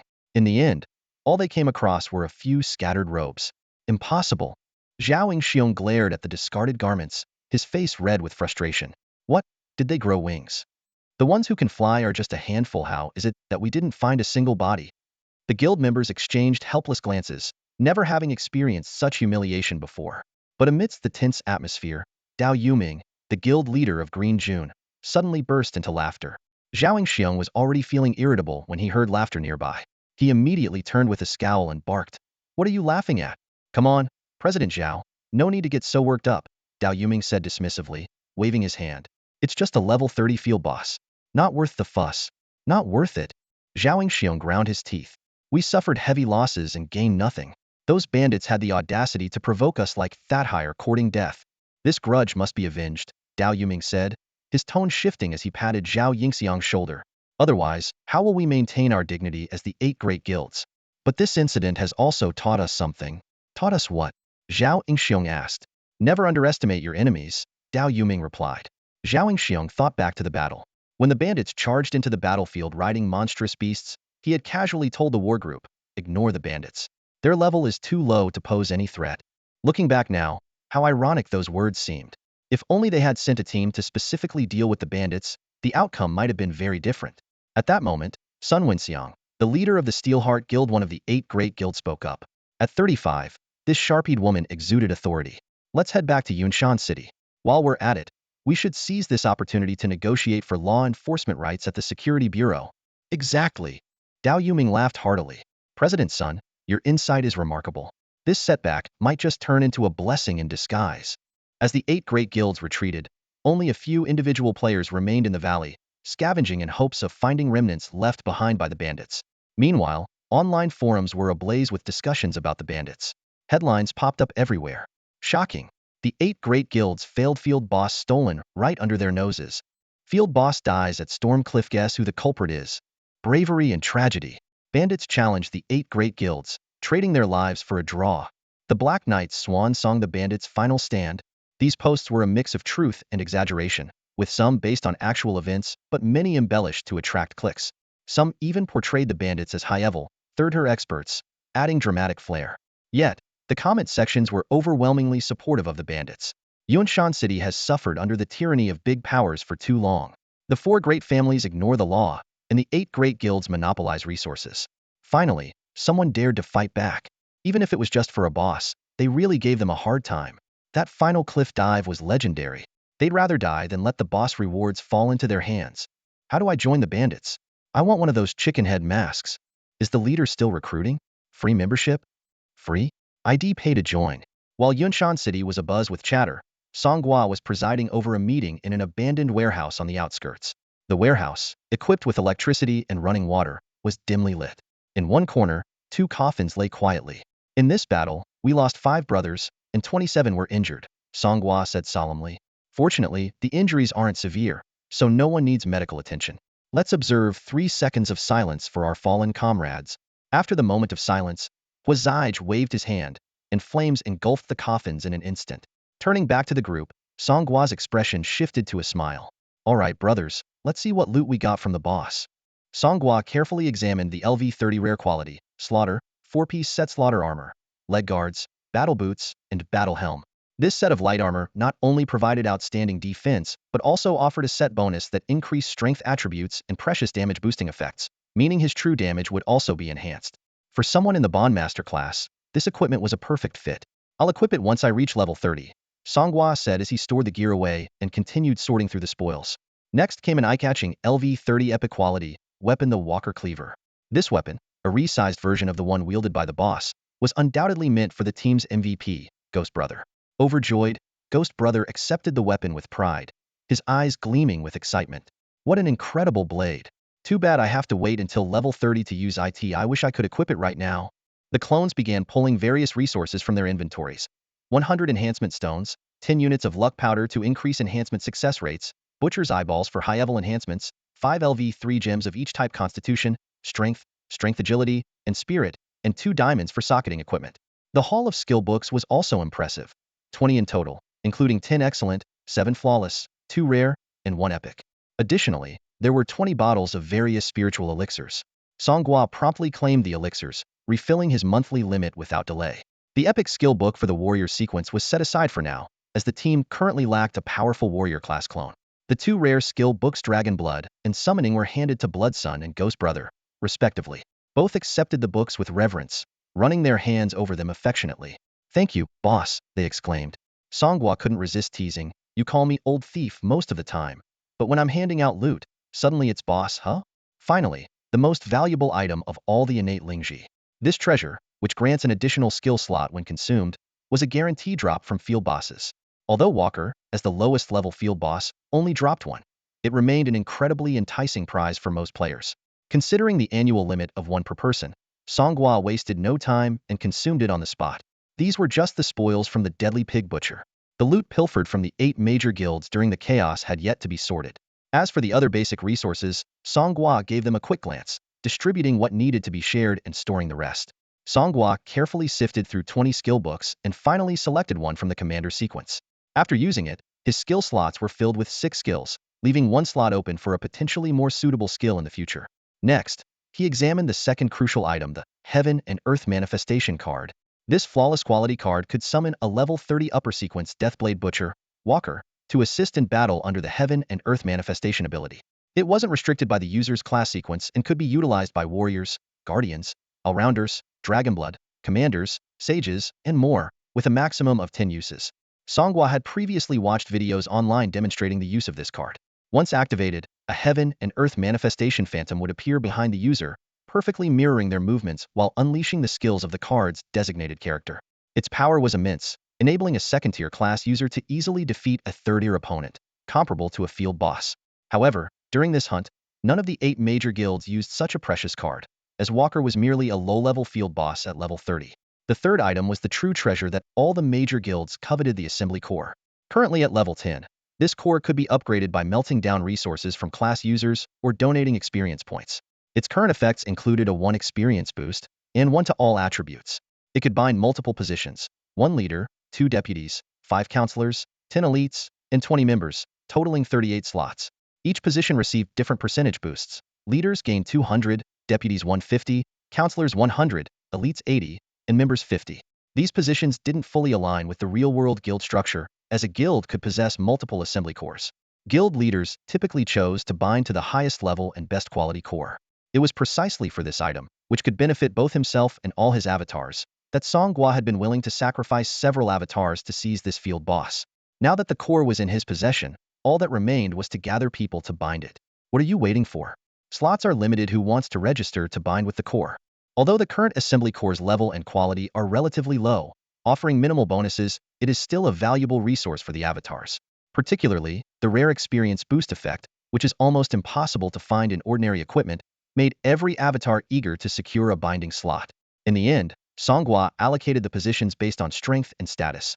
He took the leader's position for himself, while Huazi and Hogu were assigned the 2 deputy slots. Shuezi was temporarily given a counselor role, with the prospect of being promoted to deputy in the future. The remaining 4 counselor positions were distributed among the Netherfire Enhancer, the Rhythmic Mage, the Storm Knight, and the Clever Avatar residing in the Psychiatric Hospital. The 10 elite and 20 member slots were awarded to the 30 highest level main avatars currently in the team. Song Gua looked at the small, palm-sized circular core in his hand, its glowing rings orbiting slowly like a star system. It reminded him of the rumors circulating in the community. The main cores of world-class top guilds had become so massive due to their high quality and level that they could no longer fit into any professional's inventory. I need to find a way to level this up, Song Gua muttered as he picked up a crystalline object from the ground, a core upgrade crystal that had just dropped from the boss, Walker. He signaled the avatars to hand over all the logistical resources they had seized from the 8 major guilds. Carefully selecting the rare items that would benefit him, he poured the remaining resources into the assembly core. The experience bar quickly filled up, and Song Gua immediately used the core upgrade crystal. With a flash of light, the core was upgraded to level 2. Its effects were enhanced, and the number of members it could accommodate increased as well. A system notification sounded. The core had entered a 7-day upgrade cooldown period. This upgrade added 7 more main slots to the team. Staring at the core before him, Song Gua silently calculated. Upgrades like this were indeed expensive, which explained why major guilds often relied on investor support. Fortunately, the low-level resources sold by weight on the market were perfect for supplementing core experience. Additionally, having logistical professionals craft smeltable low-level resources using cheap materials was a cost-effective strategy. It's how major guilds justified training so many support class professionals. However, for now, Song Gua had far too many expenses to manage. Investing in the assembly core requires significant effort and resources to yield results, making it temporarily unsuitable as Song Gua's primary focus for development. It would only be worth considering as a priority after acquiring critical items like another core upgrade crystal. An outdoor boss battle provided enough experience to level Song Gua up to 20, though it also pushed him into a state of complete experience fatigue. This timing worked out well. Tomorrow marks the start of the preliminary exams, with 2 days of academic subjects and 1 day for martial arts, leaving no time for leveling up outside. Song Gua had already purchased a full set of level 20 equipment for himself. After equipping the new gear, he carefully reviewed his attribute panel. Name, Song Gua. Age, 19. Level, 2039. Class talents, Unadorned simplicity details omitted. Strength and unity details omitted. Weapon proficiency, none. Armor proficiency, light armor 10 strength, 10 agility. Strength, 215-22. Constitution, 92. Spirit, 91. Agility, 217-22. Growth rate, 2.0. Skills 67. Serious punch common, LV2. Eightfold punch fine, LV2. Wind punch excellent, LV1. Limit breaking punch flawless, LV1. Offensive defensive switch flawless, LV1. Rallying cry fine, LV1. This flawless set of armor had cost him a whopping 1 million. Flawless quality equipment primarily drops from nightmare or hell level dungeons, making it difficult for level 2025 professionals to acquire. Even with Song Gua's team of avatars, clearing a hell level dungeon without employing top-tier setups like Big 3 or Big 4 strategies would be nearly impossible. Thus, he rarely allowed them to take such risks. This limitation contributed to the skyrocketing prices of high-quality gear at higher levels. The experience gained from the Deadly Pig Butcher not only leveled Song Gua up, but also left him with an excess of 39 experience. While some skills leveled up as well, they were mostly of lower quality. Higher quality skills require significantly more proficiency and come with steeper upgrade costs. Blood Brother eyed Song Gua's new equipment with envy. Boss, I've been level 20 for days now. When are you getting me a flawless set? How about a rare set instead? Song Gua replied. That'd be awesome. Blood Brother said eagerly. Go earn it yourself. Blood Brother's excitement immediately deflated. With equipment costing millions, even Song Gua couldn't afford to splurge. After level 20, updating main gear had to rely on dungeon grinding. Upgrading equipment every 5 levels was a luxury only the wealthy could afford. It was common for average professionals to wear gear below their level range. The gap in strength among professionals often came down to details like equipment, skills, assembly cores, spirit due, and growth rates. Level was merely a baseline. High levels didn't necessarily equate to high combat power. Brothers, the next 3 days are crucial. Are you all ready? Song Gua asked. Always ready. They responded in unison. Great. Love the energy. Since acquiring the assembly core, the group had noticeably become more motivated. Smart guy, how's it going on your end? Have you found Bing Shen yet? The psychiatric sanatorium in Yunshan City was enveloped in silence late at night. Da Tsongming quietly slipped out of his room, continuing his covert mission in the darkness. Damn it, where's Bing Shen? He muttered under his breath as he groped his way forward. Wasn't I supposed to be North Wind? What kind of name is Da Tsongming anyway? He grumbled indignantly. Song Gua's voice chimed in at just the right moment. Your profession doesn't really stand out. It's hard to come up with a cool nickname for you, you know? But I am the noble North Wind. Da Tsongming insisted, crouching low and moving carefully as he stealthily navigated through the hospital. Suddenly, he froze in place. Damn it, where am I? Got so distracted chatting with you guys. Now I'm lost. Song Gua sighed in exasperation. You've been infiltrating this place for days, and you still don't know the layout? I've got most of it figured out, but this hospital's huge, and there are all these basements and secret rooms. Who knows what they're hiding? Da Tsongming explained. As they spoke, he suddenly realized he had stumbled into an unusual location. Looks like I've entered the director's office. That easily? There's a hidden passage and a secret door. When I came out, it led right into the director's office. Da Tsongming quickly approached the desk. Let's check the director's computer. The files on here might give us some clues. Just as he was about to crack the password, footsteps echoed from the hallway. Da Tsongming immediately shut off the computer and hid behind the curtains. The office lights flicked on, and 2 people walked in. Leading the way was a silver-haired elderly man with a balding crown. Director Ouyang, a surgeon specializing in the life skills profession, who had reached the rare level of 38. For a life skills profession that gains experience only through hands-on practice, this level was astonishing. Following him was a middle-aged woman dressed in elegant attire, but with a haggard expression. Da Tsongming recognized her as a senior executive of Pang's Real Estate. Her profession was unknown, but she was already at level 49. Director Ouyang, my son doesn't have much time left. When are you finally going to do the surgery? The woman asked urgently. The Zhao family patriarch has already discussed this with me multiple times. But, Madam Ning, Bing Shen is no ordinary person. He was placed here by Yusheng. We must handle this with care, Director Ouyang replied cautiously. What's there to fear about Yusheng? In Yunshan City, the 4 great families call the shots. Besides, this Bing Shen is a member of the Night Owl Thieves, a complete criminal who deserves no sympathy. His heart could save my son's life, and that's an honor for him. Behind the curtain, Da Tsongming covered his mouth in shock. At last, he understood why some patients mysteriously ended up in the morgue, and why the hospital had so many secret rooms. They were using these socially invisible psychiatric patients for organ trafficking. So many hidden secrets. Da Tsongming thought to himself. And this is probably just the tip of the iceberg. In this world filled with extraordinary powers, the dark underbelly of remote cities is far more horrifying than it appears on the surface.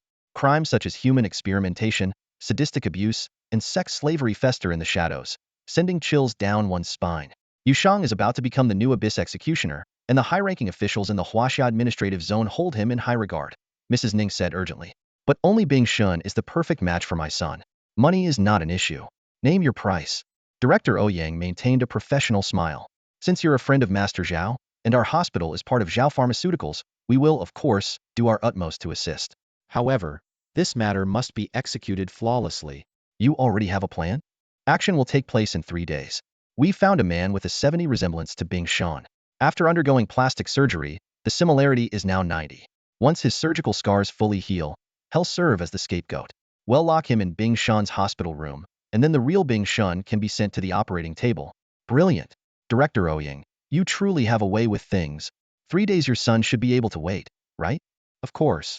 At that moment, De Tsongming, hidden in the shadows, furrowed his brow.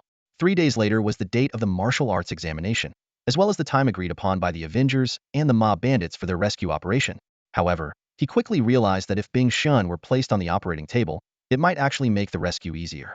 The person in need of the heart would surely appear, leading them straight to Bing Shun. Director Ouyang and Mrs. Ning continued to discuss the details of the plan, and De Tsongming memorized every word. After Mrs. Ning left, the smile on Director Ouyang's face vanished instantly, replaced by an expression as cold and sharp as a surgical scalpel. He walked to his desk and pressed the computer's power button, only to notice something unusual. The computer tower was hot to the touch. He scanned the office warily, his gaze finally settling on the fluttering curtains. He retrieved a handgun from his drawer and cautiously approached the curtains. The evening breeze lifted one corner, and Director Ouyang lunged forward, pulling the curtains aside and firing immediately. No one was there. He crouched to inspect the floor but found no footprints. Could I be overthinking this? Perhaps the computer was just running an automatic update during the night? Meanwhile, De Tsongming was clinging to the outer wall, holding his breath.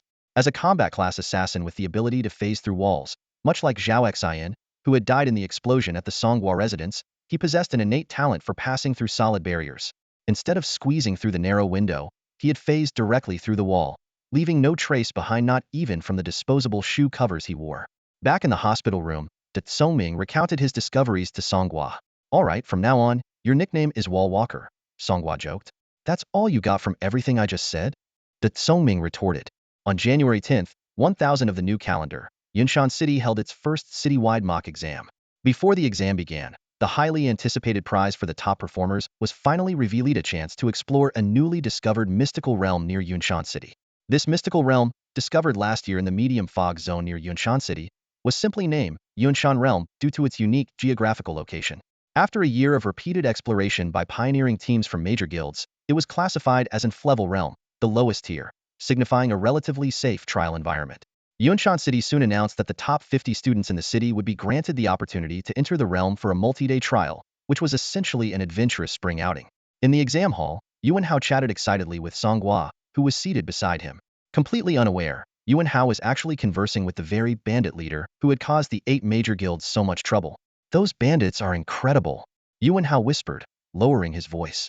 They snatched the boss from the 8 major guilds, ha ha ha. Those big guilds, always throwing their weight around, must feel like they've eaten dirt now. Song Gua feigned surprise, nodding along. Yuan Hao continued spilling the gossip.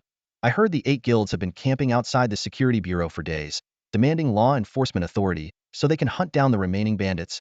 This bit of news did catch Song Gua off guard. They won't act without law enforcement authority? Buddy, this is about saving face, Yuan Hao explained. Out in the wild, sure, they can fight however they want. But if they want to settle scores in the city, they need a legitimate excuse. Still, the security bureau will never agree. Their credibility is already shot, but if they hand over their authority, it would be no different from the warlord chaos during the late Eastern Han dynasty. Hearing the mention of the Eastern Han, Song Gua silently recalled the history lessons he had learned in class. The history of this world indeed bore some resemblance to Earth's, though there were significant divergences in more recent times. Oh, by the way, Yuan Hao added, sharing another piece of news, Hua Xiangrong transferred schools. Where to? She moved to another city. I guess she couldn't win your heart and ended up offending Zhao Kan. Her family may not be from a major household, but if they can afford to move during such a dangerous time in the restricted zone, they must be doing pretty well. The exam bell rang, and as Yuan Hao handed out the test papers, he taunted, "Language arts is my forte. Old Song. Let's see who finishes first." "Sure." Song Gua agreed readily. However, as Yuan Hao buried himself in writing, an astonishing scene unfolded before his eyes. Song Gua was writing with both hands simultaneously, his speed utterly unbelievable. "What the heck? You're totally exploiting your higher agility." Yuan Hao almost burst into tears. "But hey, you may write fast, but you can't just make things up, right?" Yuan Hao stared at Song Gua, who was rapidly scribbling away, filled with doubt. While language exams do allow some room for creativity, surely the final essay requires at least some planning. At this moment, Song Gua was muttering under his breath, "Can you idiots slow down a bit?" It turned out that back at Song Gua's house, a group of his clones was working frantically. Some were flipping through books for information, others were browsing the web on computers, and there was even a clone who had paid for a remote tutor to provide answers directly. The clones were all speaking at once, reading out answers that transmitted directly into Song Gua's ears in the exam hall. Before long, while Yuan Hao was still struggling with his essay, Song Gua had already stood up to hand in his paper. This left Yuan Hao doubting his entire existence. When the math exam began, Yuan Hao's competitive spirit was fully ignited. "There's no way you can just wing it with math," he thought to himself. However, what he saw next left him stunned once again. Song Gua merely stared at the test paper for a moment, muttered the questions under his breath, and then picked up his pen to swiftly solve them. In no time, he was already tackling the more complex problems. "No way. Are you making stuff up in math too?" Yuan Hao couldn't help but worry for Song Gua. "Old Song, you know the liberal arts scores matter too. The college entrance exam isn't all about the combat test." After 2 days of academic exams, the third day brought the highlight for the combat students, the combat test. Students from the logistics division did not participate in the combat test. They had their own specialized assessments on a separate day. This meant there was no direct competition between the combat and logistics academies in the college entrance exam. Inside the Yunshan City First Sports Arena, 10 arenas were neatly arranged across the 10-acre venue. The spectator seats were packed, mostly with family members cheering on their test-taking children. "Good morning, students," the examiner announced. "This year's combat test for professional practitioners will adopt a new Fermata team arena battle.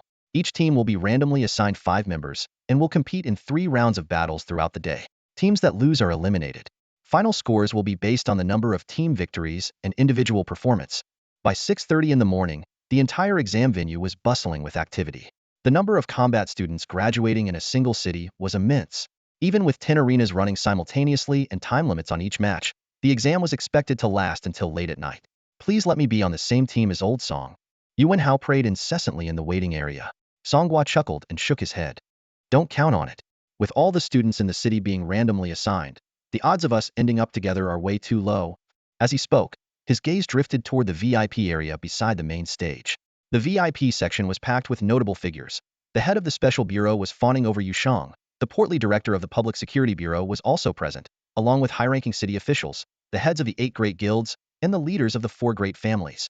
This mock exam, tied to the allocation of 50 Yunshan Mirage slots, had to be conducted with absolute fairness and transparency.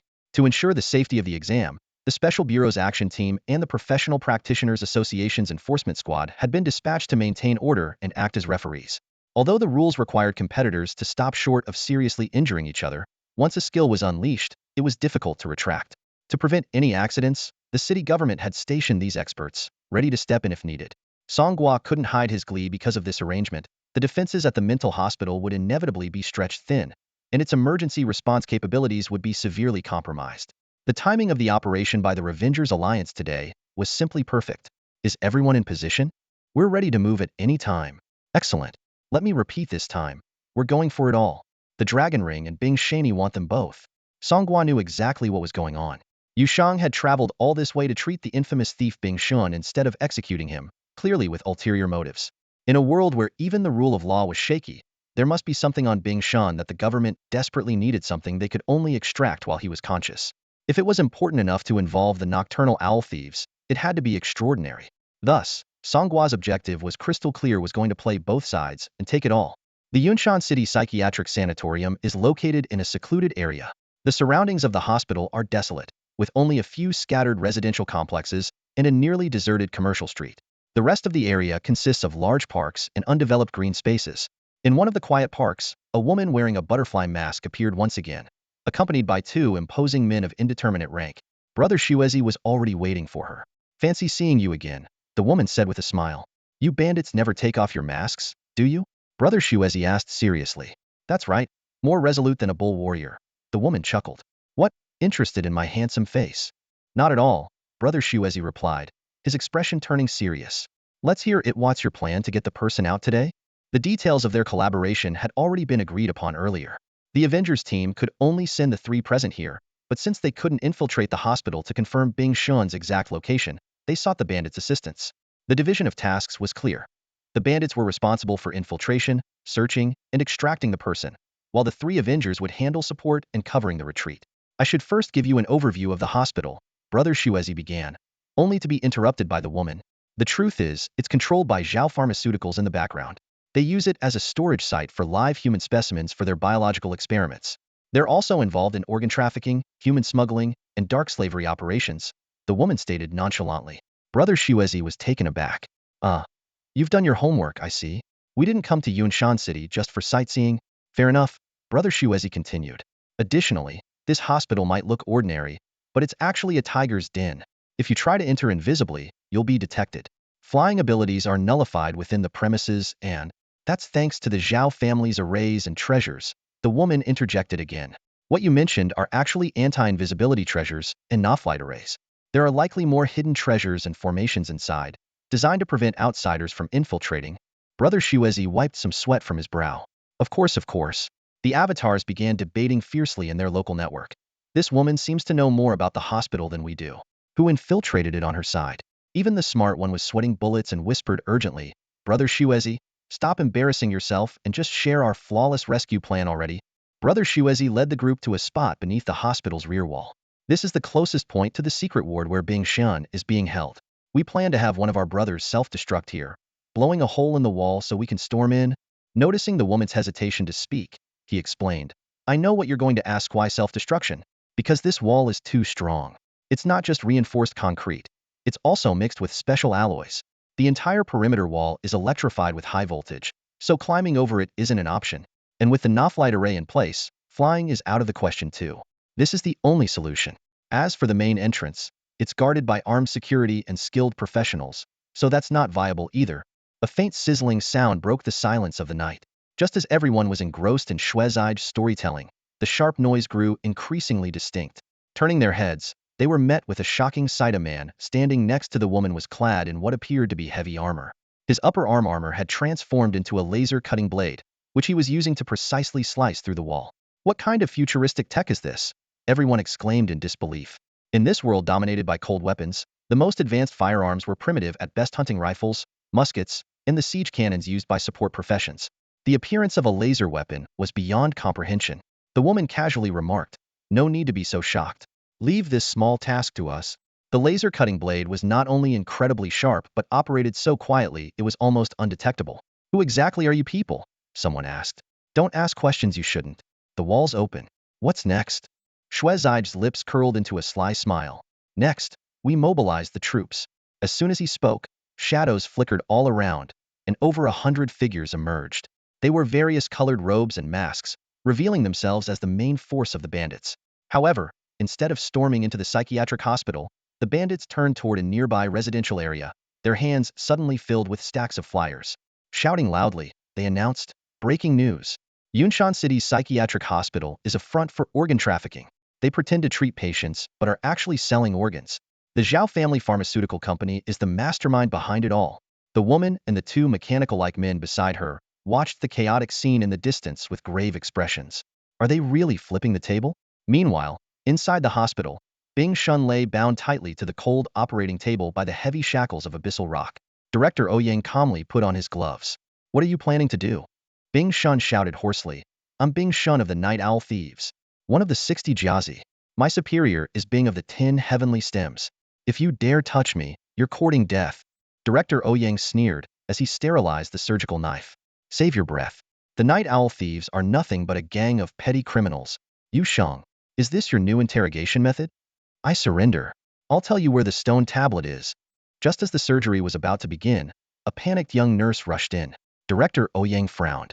Shaoli, can't you see the surgery in progress sign? Director, something terrible has happened. We've been exposed. What? My affair with you has been leaked? He asked, his tone laced with irritation. The operating room fell into an awkward silence as everyone looked on with amused expressions. Xiao Li's face turned bright red. No. A group of bandits is outside spreading flyers, accusing us of profiting off patients. Reporters are here, and the phones in customer service are ringing off the hook with calls from patients' families. They might storm in any minute. Bandits? Didn't they all jump off a cliff and die? How are there any survivors? Director Ouyang's expression darkened instantly. Director Ouyang was completing the final preparations before surgery. The nurse next to him, surnamed Li, appeared confident. It's just a minor issue. Compared to what we've handled at this hospital, this is nothing. Notify the Zhao family, they'll take care of it for us. But the reporters and family members outside are increasing in number. The main gate won't hold much longer, another nurse reported anxiously. Deploy all security personnel to the area. Tell them to use force if necessary. A few casualties aren't a big deal, we have the emergency room. Director Ouyang sneered as he gave the order. He then turned to the operating table, raising his hands slightly as he looked down at the restrained Bing Shan. Don't worry, your heart can still beat for a few more hours. Organ transplant surgeries aren't a small matter. He signaled to the anesthesiologist. Administer the anesthesia. Bing Shan struggled desperately, but the effects of the abyssal stone left him as weak as an ordinary person. He screamed hoarsely, "You Shang! Screw you! You call yourself a symbol of justice? The sword of Damocles for professionals? You've killed me." His curses gradually faded, and finally, his eyes rolled back as he lost consciousness. Meanwhile, at the martial arts exam venue, Song Gua's mood was entirely different. This mock exam adopted a team arena battle format, which was practically a guaranteed win for someone like him, who had already reached level 20. Not only was his level far beyond his peers, but his full set of level 20 equipment was overwhelmingly superior. Even the most privileged family scions barely reached level 15, while the average candidates were nowhere close. Haha, with Big Bro Song on our team, these 3 rounds are in the bag. An excited, chubby teammate cheered, waving his arms enthusiastically.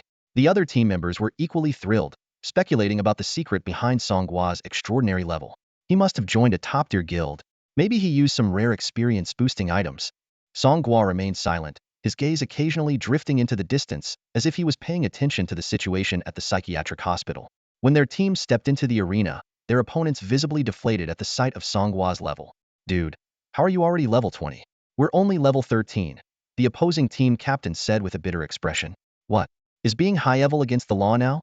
The chubby teammate retorted arrogantly. Quit whining and start the match.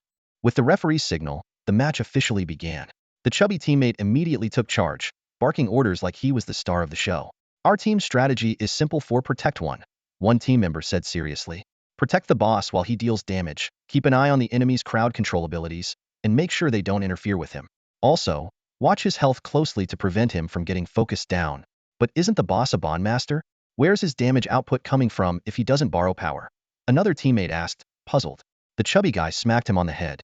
Idiot. The boss has broken so many records and won so many gold medals for job changes. Of course, he's already switched classes. Even Captain Yu said so. How could you forget that? As they were still engrossed in discussing tactics, the referee's voice suddenly rang out. Match over. Red team wins. The chubby guy froze. We won.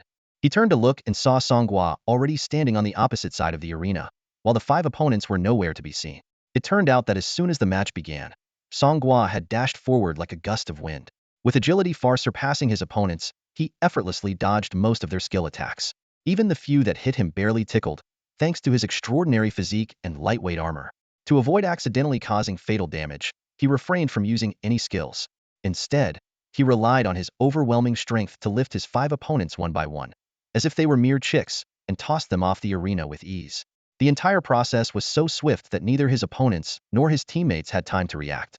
By the time everyone realized what had happened, the opposing team was already sprawled on the ground. After finishing, Song Gua casually stuck his hands in his pockets and walked off the arena, returning to the waiting area under the stunned gazes of the crowd. No one noticed him muttering quietly to himself, "Don't get too cocky. And don't mix people up, that's crucial." It turned out that while competing, he was also orchestrating operations at a psychiatric hospital. When the second match ended in the same manner, the chubby guy and the others finally realized something was off. Boss, if you keep playing like this, our performance scores will all be 0. You still think you have a shot at making the top 50? Song Gua asked bluntly. Well, what if we do? Song Gua chuckled, pointing at the panel of judges, many of whom were overweight and unkempt. Look at them. Obviously, they're all from life-oriented professions. In a world like ours, if you don't have a good background, you're at the bottom of society. Where do you think their comforts come from? Corruption? Corruption from whom? Obviously, from those who bribe the judges. Wealthy and influential families want their kids to enter the illusion trials, but worry they aren't strong enough to make the top 50. So, they pay up. The chubby guy understood but still looked troubled. But boss, you're just like Yuri from the bottom too, aren't you?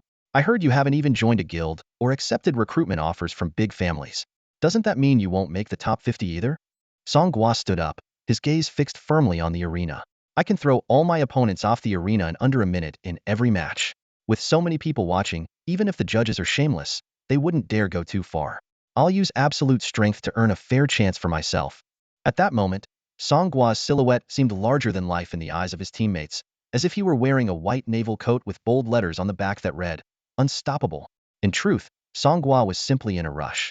He wanted to finish the matches quickly so he could get to the psychiatric hospital and ensure his clones didn't run into trouble during their retreat.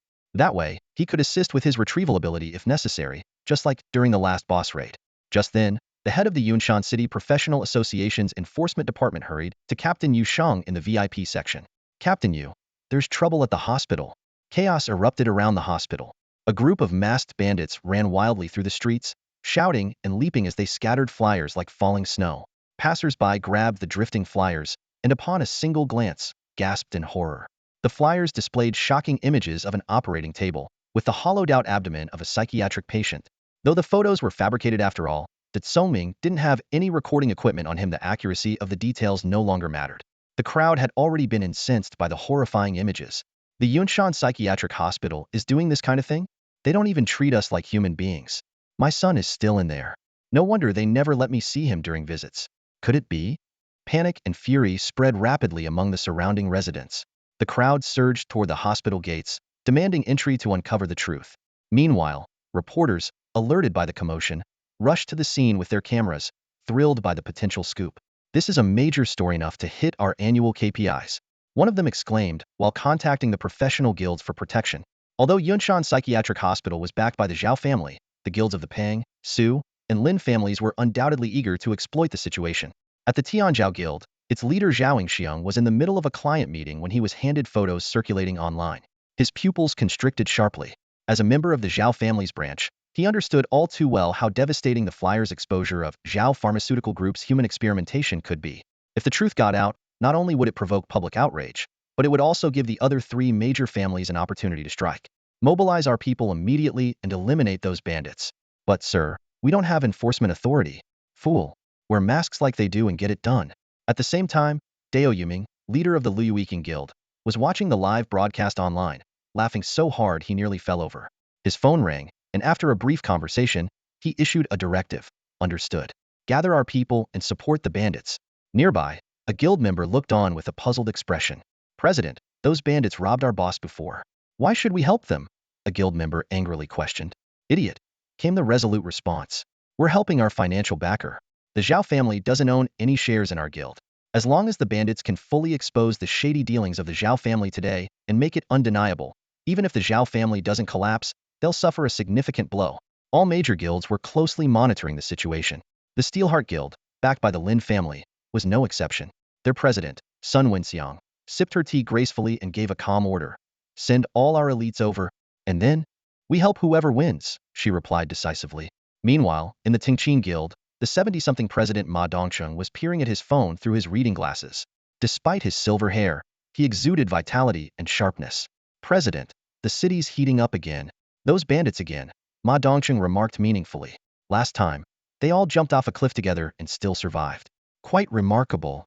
Could it be a different group of bandits?" "Heh, what do you think?"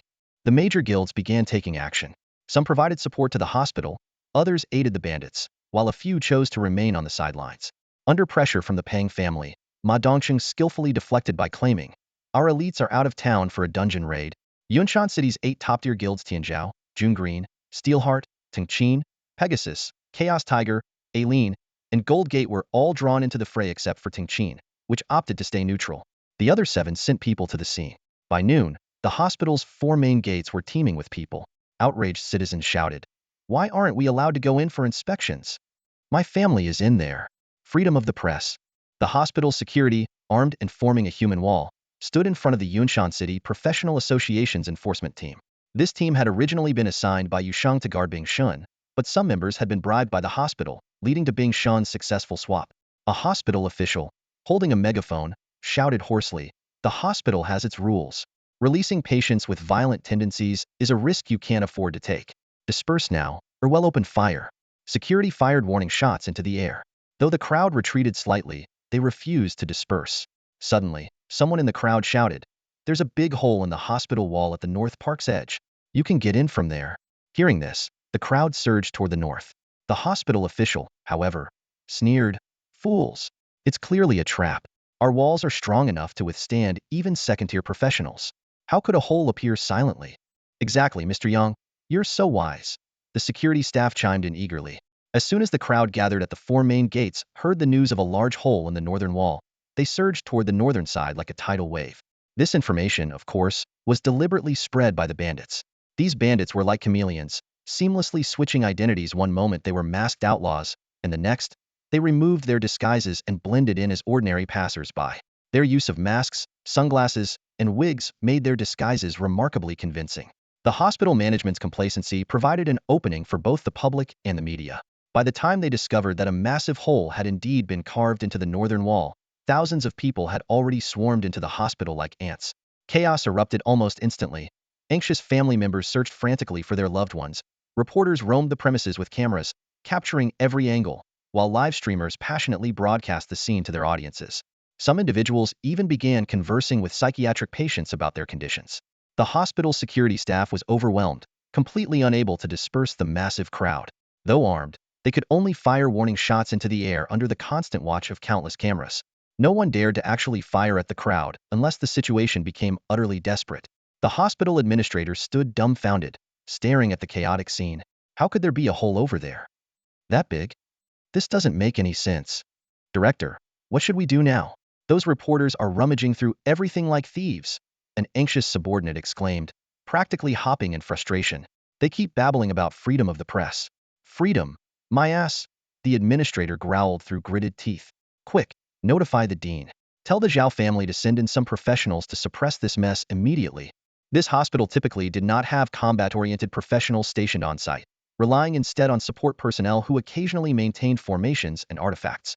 The nearest team of enforcers had been dispatched due to the hospitalization of Bing Shun and was brought in by Yushang from the Yunshan City Professionals Association. However, they only took orders from the association and were not under the hospital's jurisdiction. As the situation spiraled out of control, all enforcement personnel withdrew to guard the ward where Bing Shun was being held, using intimidation to deter anyone from approaching. The presence of these professionals was indeed effective, as no one dared to venture near the area. Amid the chaos, the bandits quickly donned Taoist robes and headgear, entering combat mode. They shouted slogans such as "Rescue our loved ones" and "Restore justice to Yunshan City" to incite the crowd against the hospital authorities. The reporters, thrilled by the spectacle, eagerly aimed their cameras at these self-proclaimed, oppressed masses, with some even striking poses for the lenses. Seeing this, a few security guards immediately opened fire, but the bullets merely thudded against the heavy armor hidden beneath the bandits' robes. These professionals from the Guardian sequence felt the impact but remained unharmed. "Damn it, we're just ordinary people. How can you shoot at us?" the bandits shouted. "Reporters, get this on camera. Ordinary people, my ass. You're the ones causing this chaos," a security guard yelled back in anger. Before he could finish, another group of bandits suddenly emerged, unleashing a barrage of skills that incapacitated the guards in an instant. They swiftly confiscated the guards' firearms, distributing them to the surrounding civilians before leading a charge forward. Weapons in hand. "Follow me." With this rallying cry, the armed civilians felt their confidence surge. The fervent atmosphere created by the band of marauders only fueled their passion, and they shouted in unison, "Charge! Rescue our loved ones!" A man claiming to be a reporter from Yunshan Daily rushed forward for an interview. "Sir, hello? Do you have a family member being treated here?" "No," the man responded passionately. "But isn't a heartless hospital like this better off flattened?" "Sir, a true hero," the reporter exclaimed, excitedly taking close-up shots of him.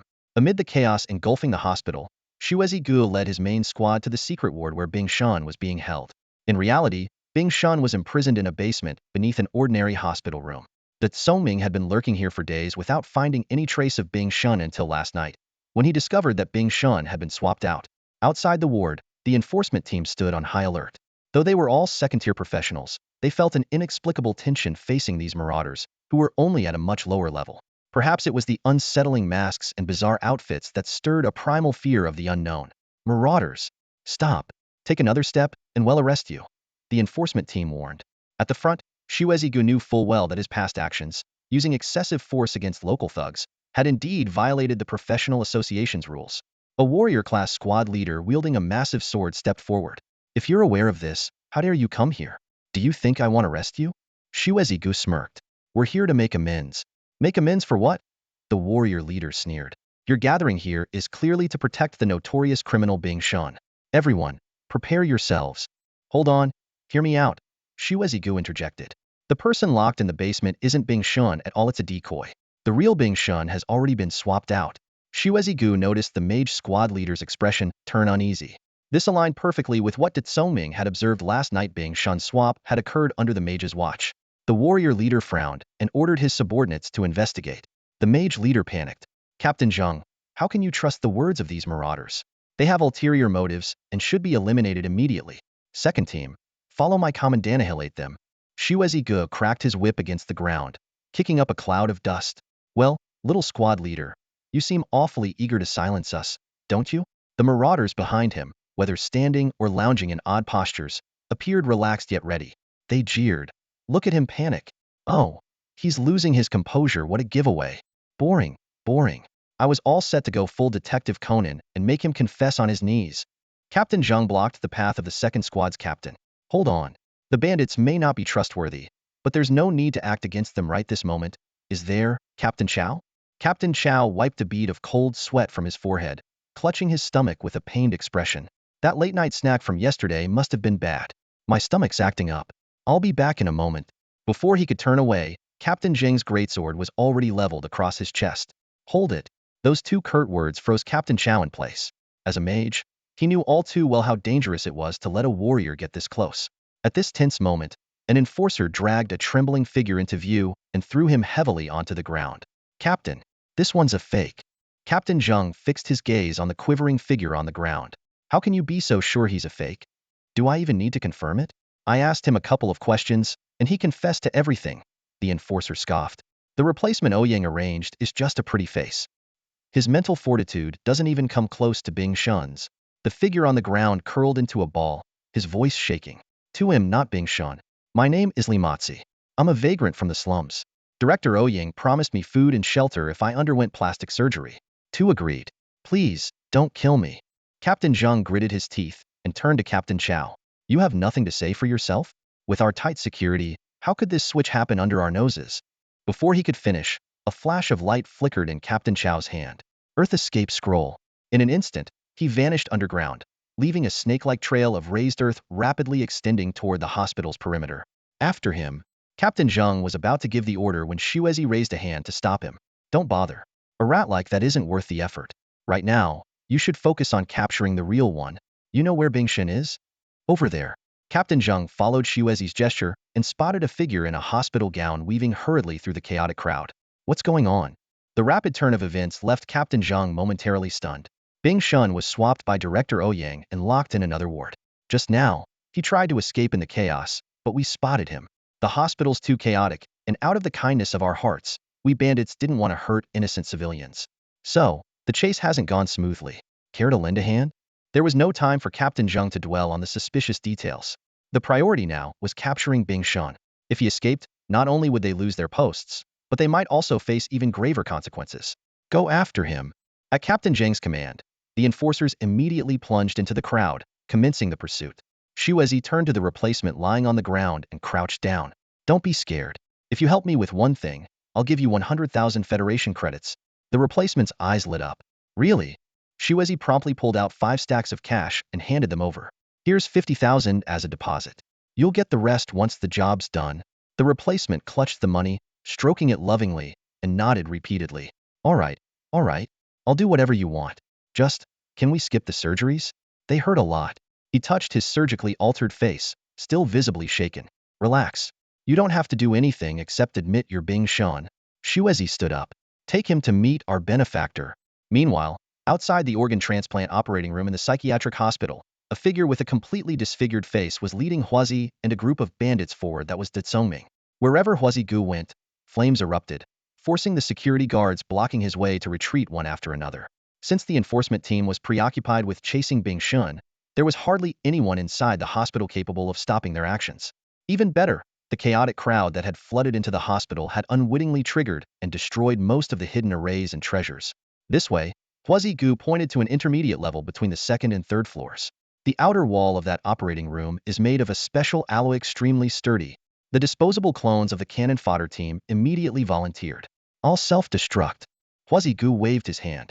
No need, I'll handle it. The cannon fodder group was moved to tears. Huazi Gu is so righteous. All right, you do it then. No way, someone exclaimed anxiously. If Huazi Gu self-destructs, won't the real boss be furious? He'd definitely chop us all to pieces. Huazi Gu rolled his eyes at his subordinates. Who said I was going to self-destruct? As he spoke, his hands turned into roaring flames, spewing fire tongues continuously onto the outer wall of the operating room. Since it's metal, it should conduct heat pretty well. De Tsoming gave a thumbs up, as expected from someone who studied science. Inside the operating room, Director Ouyang was fully focused on performing surgery. Earlier that morning, he had removed the diseased heart of the young master of the Pang family and was now maintaining his vital signs with an artificial heart. The next step was to open Bing Shun's chest cavity and extract his heart. Why is it so hot? Director Ouyang wiped his sweat and noticed that all the medical staff were drenched, with the nurse beside him completely soaked through. He secretly made a mental note to arrange for her promotion, though now was clearly not the time to think about that. Director, the air conditioning is broken. The circuit tripped. The fuse blew. The backup power won't start. The patient's blood pressure is dropping. A power outage in the operating room was a critical crisis. Quick, move the patient out. As soon as the door opened, a group of masked bandits was already waiting outside. Huazi Gu stepped forward, glancing at Bing Shun on the operating table. We're here for someone. Director Ouyang took a step back. Bandits? You're from the Night Owl Marauder gang. De Tsoming immediately stepped forward and barked. Good that you know. Now scram. We have no interest in you. Director Ouyang hurriedly led the medical staff away. They needed to find a place with power quickly to restart the artificial heart, or the young master of the Pang family would be in grave danger. Huazi Gu and his clones swiftly carried off the still anesthetized Bing Shun. Meanwhile, outside the hospital, the forces of the 8 great guilds had already gathered. Zhao Xiong's voice boomed through a loudspeaker. Listen up, bandits. The entire hospital is surrounded. You have no escape. Come out and meet your doom. This was a joint operation by the Tianzhao Guild and the Flying Horse, Chaos Tiger, and Aileen guilds. They were determined to settle the score for the previously stolen boss. As for the lack of enforcement authority, they figured they could just bribe the head of the Public Safety Bureau afterward. At this moment, Huazi Gu with the decoy and Huazi Gu with the real target were both still inside the hospital. In the chaos, the Bing Shun that the enforcement team had been tracking suddenly vanished. It turned out that this was Monkey Gu, who had used his 72 transformation skill to impersonate Bing Shun. After maintaining the form for a few minutes, he blended into the crowd, donned a hood, and pretended to be an ordinary bandit. What was even more impressive was that this bandit proactively gave directions to the enforcement team. Bing Shun ran outside the hospital. It looked like he was taken by the Tianzhao Guild. He ran so fast must be use some kind of speed-enhancing treasure. Captain Zheng glanced outside the hospital. Thanks. Let's go. Let's see what the Tianzhao Guild is up to. At the semi-annual martial arts examination, Song Gua concluded his test early with an impressive 3 consecutive victories. The exam followed a finish early, match early rule for the next round, allowing him to complete all assessments ahead of schedule. Having completed the required 3 rounds, Song Gua headed to the men's restroom. When he came out, he encountered a blood-stained Yuan Hao. Old Song, you wouldn't believe it. I almost lost in the second round, but I turned the tables at the last moment. Yuan Hao exclaimed excitedly. Fighting so hard? Are you aiming for the top 50 as well? Song Gua asked. Of course. It's a rare chance to enter the illusion realm. I heard there are treasures in there that can extend life and enhance other things.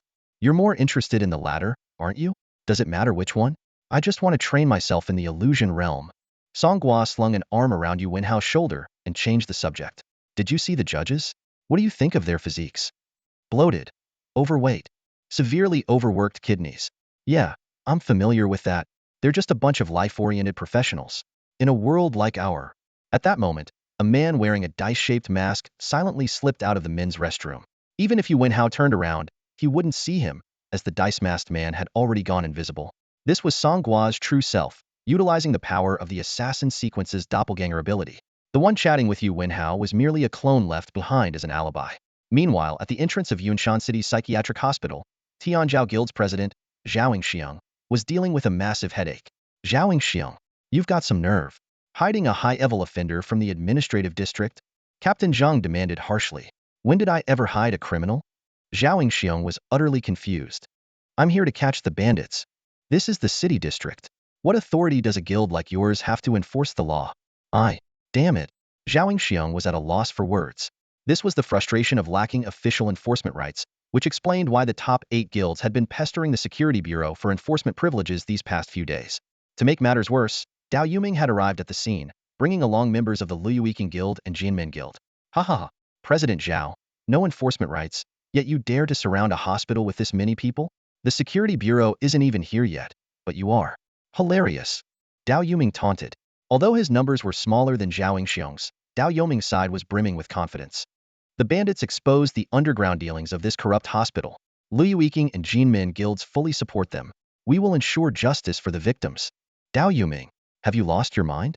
These bandits just stole our outdoor boss a few days ago. Didn't your guild members suffer casualties too? Zhao Xiang shouted angrily. Dao Yuming chuckled lightly. One thing at a time. Losing an outdoor boss is a matter of skill. Seeking petty revenge in the city is the behavior of a scoundrel. You're just trying to help the Su family take down the Zhao family. Stop pretending to be righteous. Zhao Xiang fumed, his face twisting in anger. Thus, the 6 top-tier guilds split into 2 opposing factions, facing off outside the hospital. Though tensions ran high and the atmosphere was charged, neither side dared to make the first move. This wasn't PvP, it was PvP. Outside the hospital, a restless crowd gathered, and the air was thick with tension, ready to ignite at any moment. Dao Yuming and the enforcement team blocked the entrance, preventing Zhao Yingxiang's operation from moving forward. Just as he was cornered by Captain Zhang, who demanded the whereabouts of the fugitive, one of his subordinates rushed over to report, President, there are bandits spreading flyers in the southern neighborhood. This was exactly what Zhao Xiang had hoped for. Seething with anger and in need of an outlet, he immediately took half of his men to pursue the so-called bandits. Zhao Xiang, don't try to pull any tricks. Hand over the criminal. Captain Zhang shouted as he and several enforcement officers followed closely behind. Meanwhile, Dao Yuming split his forces, leaving half to guard the hospital and sending the other half to join the pursuit. This was all part of Song Gua's diversion strategy. Taking advantage of the reduced defenses, Shuezai, accompanied by a decoy and shielded by a group of bandits, approached the weakest point of the outer wall. A bandit mage launched 3 arcane missiles into the sky. This was the predetermined signal for the woman in the butterfly mask. Moments later, screams echoed through the area, interwoven with the faint sound of laser cutting. As Shuezai and his group burst through a hole carved into the wall, he noticed the guards lying on the ground, their chests marred by charred, penetrating wounds. The power of this laser beam. Shuezai thought to himself, shaken. The group quickly relocated to a secluded park in the southern area. Shuezai noticed surveillance cameras on nearby streetlights and was about to warn the others when the woman in the butterfly mask confidently stated, "With me here, the cameras are useless." However, the handover process hit a snag. The woman insisted on verifying the authenticity of the person before handing over the dragon ring, while Shuezai argued that such an elaborate operation wouldn't be necessary if they intended to deceive. As the standoff continued, a commotion arose in the distance. The bandits were scattering flyers as they fled, pursued by members of 4 major guilds, who were in turn intercepted by members of 2 other guilds, with the relentless enforcement team trailing them all. Thousands of people surged like a tidal wave, their skills and abilities clashing in a dazzling display across the sky. This was Song Gua's final move, forcing the woman in the butterfly mask to choose between verifying the identity or making a hasty retreat. Detected 1,214 individuals approaching our position. Awaiting instructions, the man standing behind the woman in the butterfly mask reported in a stiff, mechanical tone. The woman quickly glanced in the direction of the approaching crowd, her brow furrowing slightly. The situation was precarious. This was the worst time for the 3 of them to appear in public, let alone face so many people. Although Bing Shan was within reach, attempting to seize him outright was too risky. If those desperate outlaws panicked and killed Bing Shan, all their efforts would be for nothing. Forget it. It's just a dragon ring. She made a decisive move, tossing the dragon ring toward the bandits. One of them leapt up and caught it securely. Bloodzy Gu immediately shoved a decoy toward the woman's direction and led his men in a rapid retreat, vanishing from sight in moments. The woman assumed Bloodzy Gu was afraid of the large crowd approaching. After all, bandits like them were wanted criminals in Yunshan City. Before leaving, she pulled out a crystal orb and aimed it at the decoy. This orb was a rare artifact capable of dispelling all statuses on a target, including transformations and disguises. "Commander, we need to go," the man behind her reminded her again, as the chaotic battle among the 6 guilds nearby had already drawn attention to their presence. Bing Shun, Captain Zheng in the crowd immediately recognized their target. Without hesitation, the woman ordered their retreat. In an instant, the 2 men grabbed the woman and Bing Shun. The boots on their feet transformed into cylindrical thrusters, spewing fiery jets that propelled them skyward. Captain Zheng attempted to summon flying team members to pursue them, but it was too late. The trio was already tiny, in the distant sky.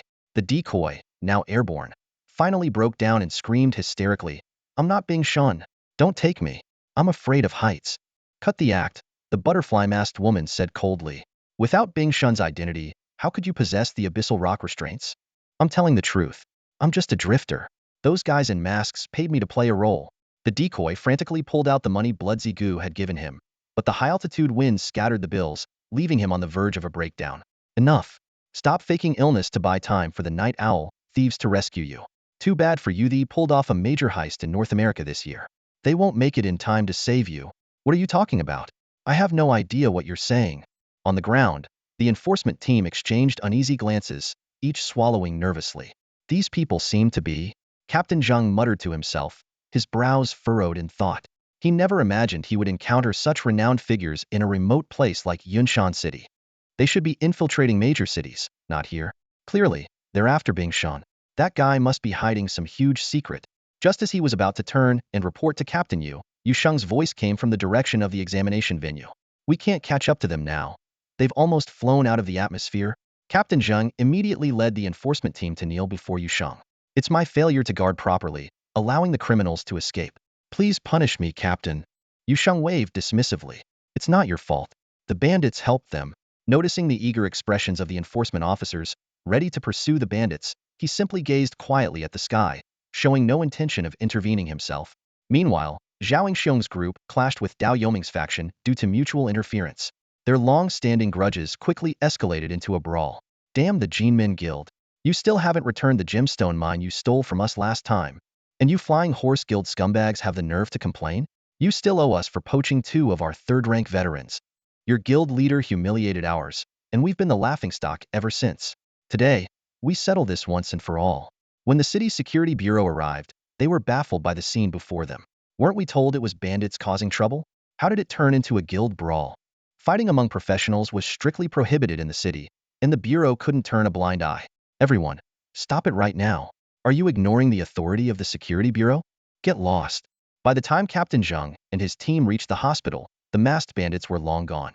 Families were gradually finding their loved ones and leaving the hospital, which had become a scene of chaos and fear.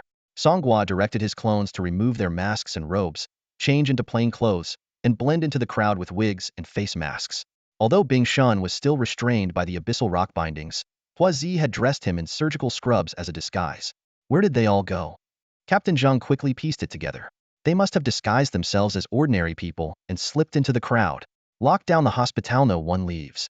Notify the municipal police, traffic department, and security bureau. Seal off a 3-kilometer radius around the hospital and initiate level 1 emergency protocols. When his subordinates questioned his authority to mobilize the municipal police, he firmly replied, "Captain, you can authorize it. Just do it. If we delay any longer, they'll all escape." Due to a shortage of personnel, Captain Zheng had to enlist the help of hospital security and some of Zhao Yingxiang's guild members to assist with the lockdown. Meanwhile, the bandits had already left the hospital but, unable to use combat skills to maintain their disguise, were forced to move at a normal pace like regular people. Hua Zi observed the situation among the crowd, frowning. This isn't good. The traffic police are already setting up roadblocks. Their response is too fast. One of the clones suggested, "I could self-destruct to create chaos, giving you all a chance to break through." No. Hua Zi rejected the idea decisively. That would draw too much attention and bring everyone down on us. Besides, with Bing Shun in tow, we can't risk exposing ourselves. As the lockdown tightened and their situation became increasingly dire, a voice suddenly echoed in the minds of all the clones. 2 streets west of the psychiatric hospital is a wastewater treatment plant. 2 streets south is a waste disposal station. Pick the nearest one and wait for me there. Song Gua's voice rang out, and the clones immediately sprang into action, moving towards the 2 nearest rendezvous points as per the prearranged plan. This strategy had been carefully thought out. Sending all the clones to a single location was simply not feasible. After all, during the evacuation from the hospital, they had quietly departed through 4 different gates.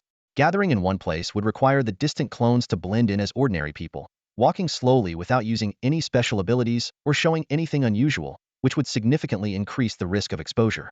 By now, various forces had already flooded into the area. Song Gua was unwilling to let the clones linger outside for too long.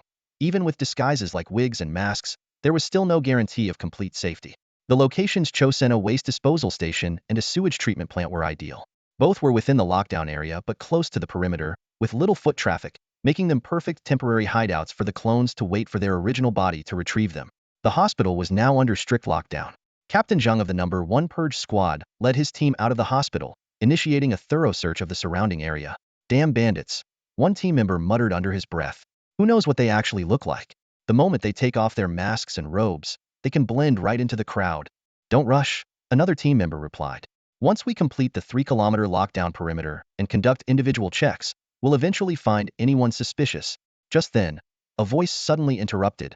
By the time you're done, those bandits will likely be long gone. Captain Zhang turned around to find Wong Meo, who was supposedly on mandatory leave, standing beside him, casually twirling an ice spike in his hand. Group leader Wong? What brings you here? Staying home with the kid is exhausting, Wong Meo replied. Changing diapers and picking up toys all day, I figured I'd come here for a bit of excitement. Captain Zhang quickly pulled out a cigarette and offered it to him, but Wong Meo declined politely. I don't like fire. Lighting one for himself, Captain Zhang eagerly asked, I heard you've investigated these bandits before. Do you have any tips for identifying them in a crowd? It's actually quite simple, Wong Meo said. The bandits' life energy levels deviate from normal humans by 1 to 5 points. Use the Special Bureau's life energy detectors to scan the crowd, and you'll spot them immediately. Captain Zhang's eyes lit up. That's fantastic. Brother Wong, please help us out. If we can't catch them, I might not keep my job. Unfortunately, I'm on leave and can't carry any equipment from the Bureau. That's an easy fix. Captain Zhang instantly began making calls, pulling every string he could. Meanwhile, Song Gua had already used the stealth ability of his assassin sequence clone to slip into the first rendezvous point, the sewage treatment plant. Although the lockdown was in effect, it posed no real challenge to him. Finding a corner without surveillance, Song Gua began retrieving his clones, leaving only Hua Zigu outside, who was carrying the unconscious Bing Shun.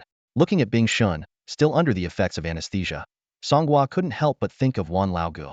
The 10,000 clones overlapping with Song Gua suddenly received a message. That old scoundrel needs me for something?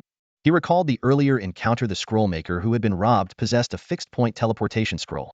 Such scrolls typically came in pairs. One had to be placed and activated at the destination first, and the other had to be used within a time limit to complete the teleportation. Song Gua had already activated the destination scroll earlier along the way. These teleportation scrolls usually allowed for the transport of only one person, unless they were of particularly high quality, which could accommodate a few more. For large-scale, long-distance teleportation, one would need to rely on teleportation arrays powered by expensive energy crystals, something ordinary people couldn't afford to use. He quietly placed the teleportation scroll in a corner and left without alerting Huazi. Shortly after, Huazi arrived at the spot and activated the scroll.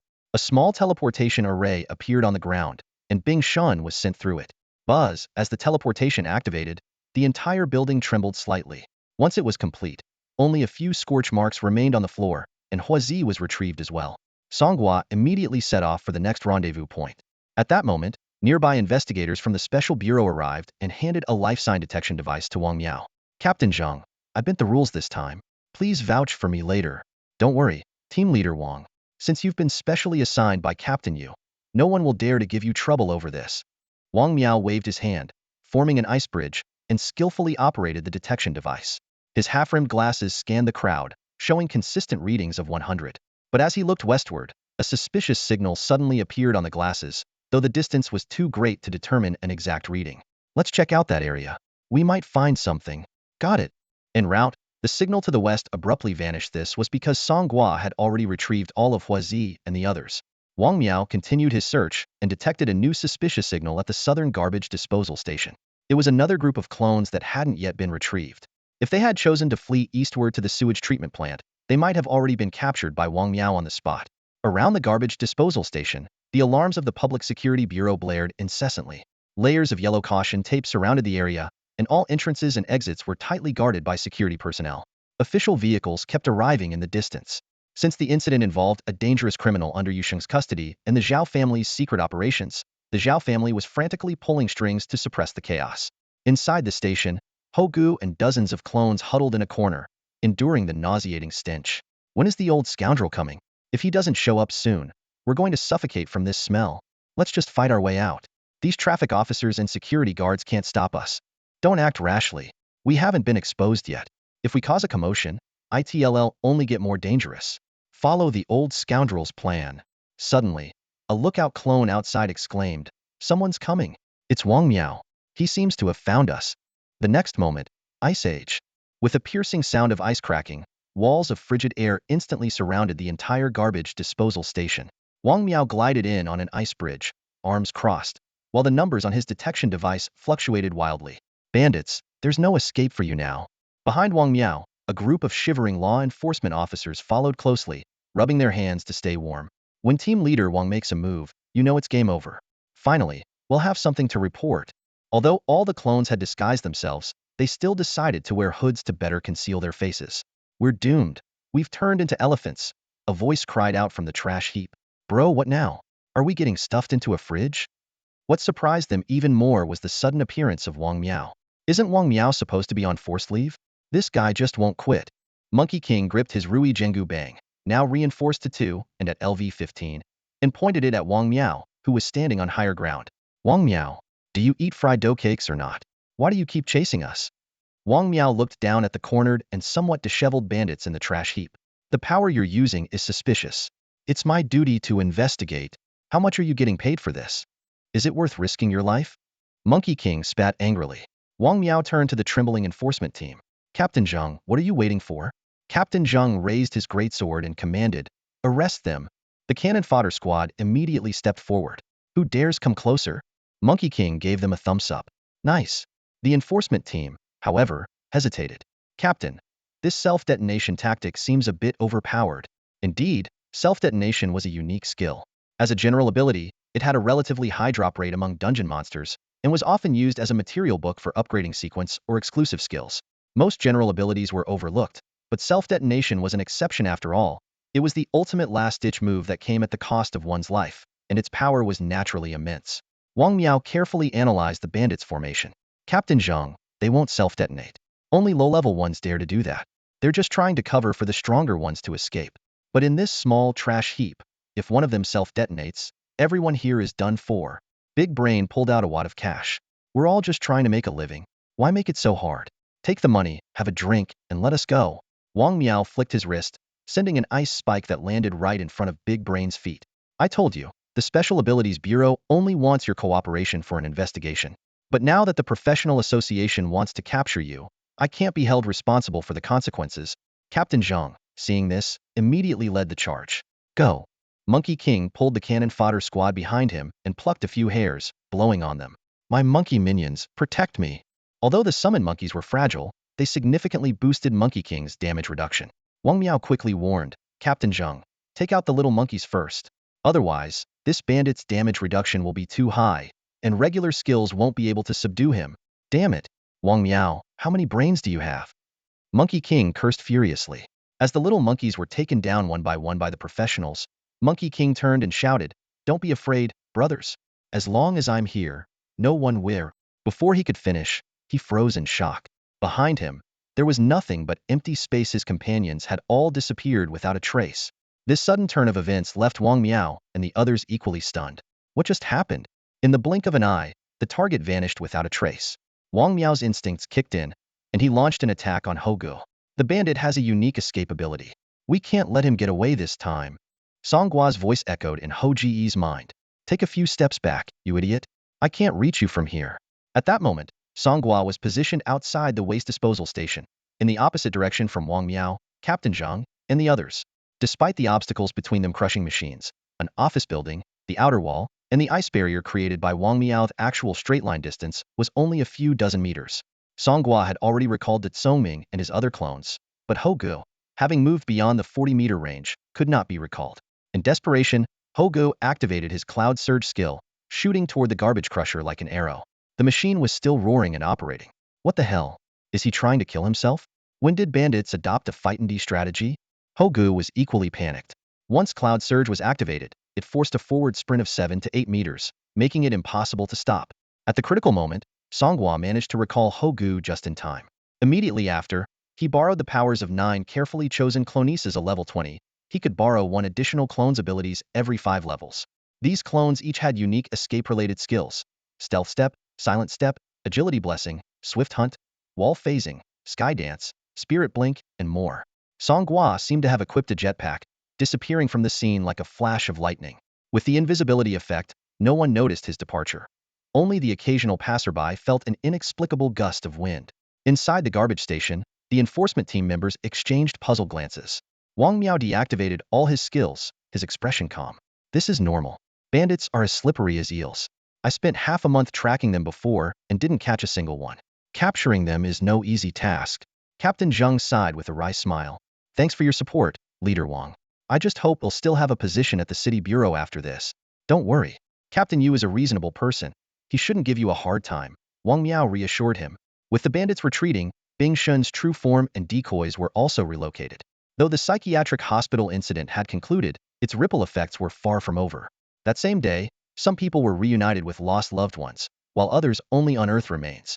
Various media swarmed the site, with reporters outnumbering the interviewees. The hospital's dark secrets could no longer be concealed, and internal staff began to flee. Outside the hospital, Zhao Yingxiang and Dao Yuming's battle raged on until nightfall, only halting when law enforcement intervened. The Steelheart Guild sent only a few top fighters to observe from the sidelines.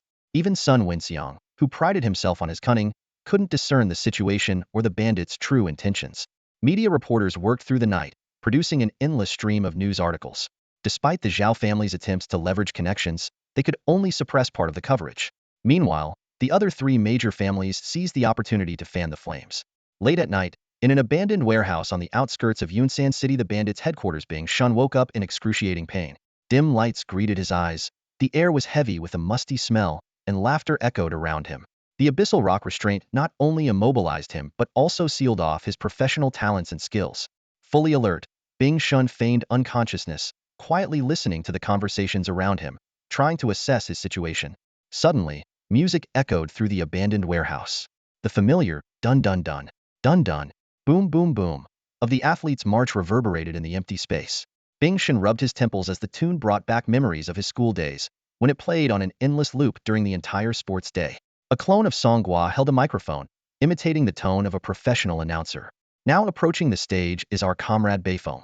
For the success of our operations, he didn't hesitate to roll his face into the fire, disfigure himself, pretend to be insane, and infiltrate the enemy alone, all of his own volition, absolutely not coerced in any way. Beifeng, whose disfigurement made wearing a mask unnecessary, grinned with his grotesque smile.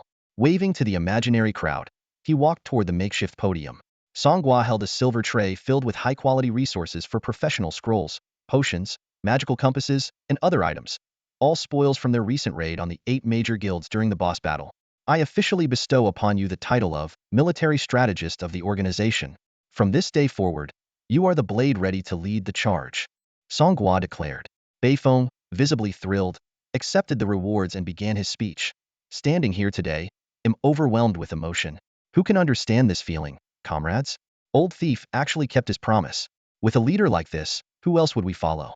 First, I'd like to thank my parents, who before he could finish, Song Gua kicked him off the stage. Next, the announcer clone continued. Now approaching the stage is the shameless scoundrel by Ban.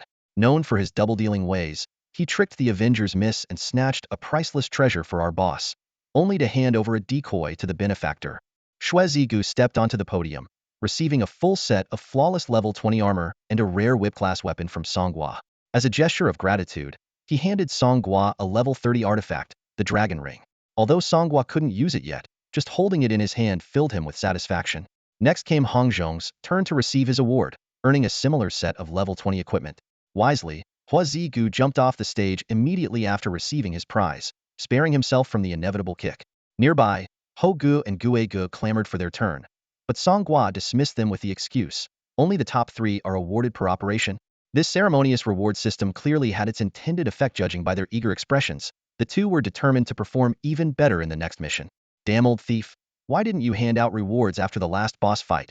One of the clones grumbled indignantly. Exactly. If it weren't for my talent summoning all those monkeys, we wouldn't have gotten the boss. Another clone chimed in, equally dissatisfied. Song Gua shot both of them a cold glare. Your weapons are the best among us. What more do you want? The two immediately fell silent. One started whistling nonchalantly, while the other idly fiddled with the large blade in his hands. At that moment, Song Gua, wearing a hood, gestured for the host clone to turn off the sound system. He strolled unhurriedly toward Bing Shun, who was lying on the ground. "Brother Bing, you're awake. Why keep pretending?" Bing Shun opened his eyes, glancing warily around. Everyone wore hoods and Taoist robes, clearly taking precautions to protect their identities. Throughout the conversation, no one revealed any information about their true selves. Bing Shun sat up lazily. "You bunch of weirdos, what kind of stunt are you pulling? Last thing I remember, I was on an operating table, and that heartless director was about to cut out my heart. Was it you who brought me here? Why save me? Who are you people?" Song Gua gracefully sat in the Grand Master's chair that Xue Zigu had pushed over, crossing one leg over the other. "Brother Bing, you're asking too many questions. No rush, thirsty?" He snapped his fingers, and Xue Zigu promptly brought over 2 glasses of red wine. "Untie Brother Bing's hands. How else is he supposed to drink?" A few clones stepped forward and removed the restraints made of abyssal rock from Bing Shun's wrists. "You dare to free my hands?" Bing Shun challenged. "If I break out of all these restraints, you won't be able to hold me." Song Gua remained unfazed. "The world is vast, Brother Bing. You're free to go. I went through all this trouble to save you, not to imprison you, but to figure some things out." Bing Shun took a sip of the red wine with impeccable gentlemanly etiquette, earning an admiring remark from Xue Zigu. "A kindred spirit." As the conversation continued, the truth began to surface. Bing Shun's mental illness had already been cured, though Yusheng was unaware of this. The government was searching for a critical artifact, the illusory divine stela, which turned out to be the very thing Song Gua was after. When the topic shifted to this artifact, Bing Shun's expression grew serious as he began recounting a hidden chapter of his past. "Do you know how I ended up with and recovered from that so-called mental illness?" Bing Shun swirled the red wine in his glass, a hint of caution flickering in his eyes. "What? Don't tell me this illusory monument can drive people insane? Think about it." Song Gua frowned slightly. "If your brain were suddenly crammed with the entire rise and fall of a civilization, could you handle it? The entire history of a civilization?" Song Gua mused. "So, the so-called illusory monument is some kind of vessel for information?" "Something like that." Bing Shun took a sip of wine. "I don't know much about it either, just that the Federation government values it highly. Every major vault has one in storage." "You stole it?" Bing Shun flashed a smug smile. "Come on, what do you think the Night Owl Phantom Thieves are all about? Of course, we stole it. Too bad we're short on people in the Huaxia administrative region. No one was there to back me up, and I ended up being hunted by Yusheng's crew for months before I finally got caught." "Did you have the illusory monument with you the whole time?" "If it had been on me, I'd be long dead." Bing Shun set down his glass. "After I was caught, I pretended to go mad, acting like my brain couldn't handle the information from the monument and had collapsed. They wanted to know where the monument was, so they kept sending doctors to treat me." He let out a cold laugh. "Of course, you can never cure someone who's faking it. To be honest, I did look at it. Just a glance and my head almost exploded. For a while, I felt like my nerves were completely scrambled. I was in a daze, couldn't tell east from west, and even started to question if the world was real." Bing Shun shrugged. "See? That's textbook insanity. I was so familiar with that state that I could fake it flawlessly." Beifeng nodded repeatedly. "I get it. Luckily, the piece I stole was the smallest kind," Bing Shun added. "Even so, just one look was unbearable. If it had been one of the larger ones, I'd probably have lost myself in the flood of information. But the information fades over time, so eventually I recovered. As long as you look at it, the information is injected into your mind?" "Exactly. The illusory monument, the information it provides, is it related to the illusions?" "Yes. Supposedly, every illusion has a corresponding monument, but the two don't always appear together. Sometimes the illusion appears first, and the monument hasn't shown up yet, or vice versa." Song Gua suddenly thought of something. "Wait, I remember illusions aren't part of the God's Chosen game." He recalled the information had learned during his time in re-education. The game God's Chosen had merged with reality 1,200 years ago, and all its backups had vanished, leaving only some outdated guides and videos. The game mechanics had significantly changed after adapting to the real world. "That's true," Bing Shun confirmed with a nod. "Illusions and the monuments appeared about 1,000 years ago, which is later than God's Chosen merging with reality." 1,000 years ago? Song Gua pondered. "That's the dividing line between the Golden Age and the New Era. I always felt the transition between those two eras was abrupt, lacking a major event. Could it be the appearance of the illusions?" He began to recall the information had come across online, trying to piece together the true nature of the illusions. The illusory realm is a unique world devoid of digital traces, resembling a tangible yet incomplete parallel universe. Its size might be as small as a city or even smaller. Within this realm, life forms are incredibly diverse, each wielding extraordinary powers that differ entirely from the systems used by professionals. Some employ supernatural abilities, others practice sorcery, martial arts, or even pursue the path of immortality cultivation. In this fragmented world, all beings and laws operate normally, yet contradictions to common logic abound. For instance, certain illusory realms lack a sun but are still brightly illuminated, allowing plants to flourish. It is precisely these defiancy of science characteristics that have led humans to label them as illusory realms, believing these worlds might essentially be mere illusions. Despite being considered illusions, certain items from the illusory realm can be brought into reality, especially extraordinary resources. Once these resources enter Blue Star, they automatically transform into assets that professionals can utilize. However, ordinary materials like water, oil, and wood, which existed prior to the fusion of games and reality, cannot be brought out of the illusory realm. The transformation of resources follows a basic principle. The rarer and more valuable an item is in its original world, the higher its quality and grade after conversion. For example, a common foundational elixir from a cultivation-based world might only convert into a basic life potion on Blue Star. Even so, professionals eagerly seek out these resources, as they may acquire items exceedingly rare on Blue Star through the illusory realm. However, acquiring these resources is no simple task. Low-level illusory realms restrict access to high-level professionals, while high-level illusory realms are teeming with powerful entities, making survival a challenge even for advanced professionals. As Song Gua delved deeper into understanding the divine steel, he finally grasped why the Federation placed such importance on these monuments. It turned out that the steels not only recorded the history of the illusory realms, but also contained critical main quest information. For instance, in a zombie-themed illusory realm, the quest could involve preventing the apocalypse or seeking a path to salvation after it occurs. The rewards for completing main quests are highly enticing. As Bing Shan sipped his wine leisurely, he remarked, "Complete the quest, and the illusory realm will vanish entirely, granting you the gift of extended Lifia chance to transform yourself." This revelation caused the gathered avatars to gasp in astonishment, their excitement palpable as they exclaimed, "Immortality? Invincibility?" Some could hardly contain themselves, shouting, "Let's conquer the illusory realm." Yet, more rational voices quickly followed, cautioning, "What good is brute force? We need strategies." Song Gua felt a stirring in his heart. In the world of Blue Star, while professionals possess extraordinary abilities like flying, teleporting, and being impervious to weapons, they are still bound by the inevitability of aging, sickness, and death. Even a centenarian professional, capable of unleashing combat power on par with a young individual, cannot escape the erosion of time. As a professional, even with physique stats in the tens of thousands and the ability to withstand a max-level forbidden curse, their life could still be claimed by a terminal illness. This reminded Song Gua of the Dragon Ball series, where even the mighty Son Goku succumbed to heart disease. Of course, due to their extraordinary physical constitution, powerful professionals rarely suffer from illness or injury. Clearing the illusion realm not only extends one's lifespan but also allows for complete transformation. This enticing possibility ignited a strong desire within Song Gua. It also explained why the Federation placed such importance on the mysterious monument of the illusion real myth was something that even those at the pinnacle of power, status, and strength continued to pursue relentlessly. Bing Shun, you're already a third-tier professional, yet just one glance drove you insane. So, who could fully withstand the influx of information from the monument and obtain the guide to clearing it? Song Gua posed the critical question. Bing Shun shook his head. "I'm not entirely sure. These are just bits of information I overheard from the boss during his drunken ramblings. Even he doesn't seem capable of fully handling the monument. That's what piqued my curiosity and led me to try stealing one. I nearly got myself killed in the process. The information in the monument is fleeting, and its content is so vast that it's impossible to record. Even a lifetime wouldn't be enough to fully articulate it. To use it as a guide, you'd have to carry it with you and consult it like a dictionary. But most of the monuments discovered by the Federation are sealed away in vaults, which shows how few people are actually capable of using them."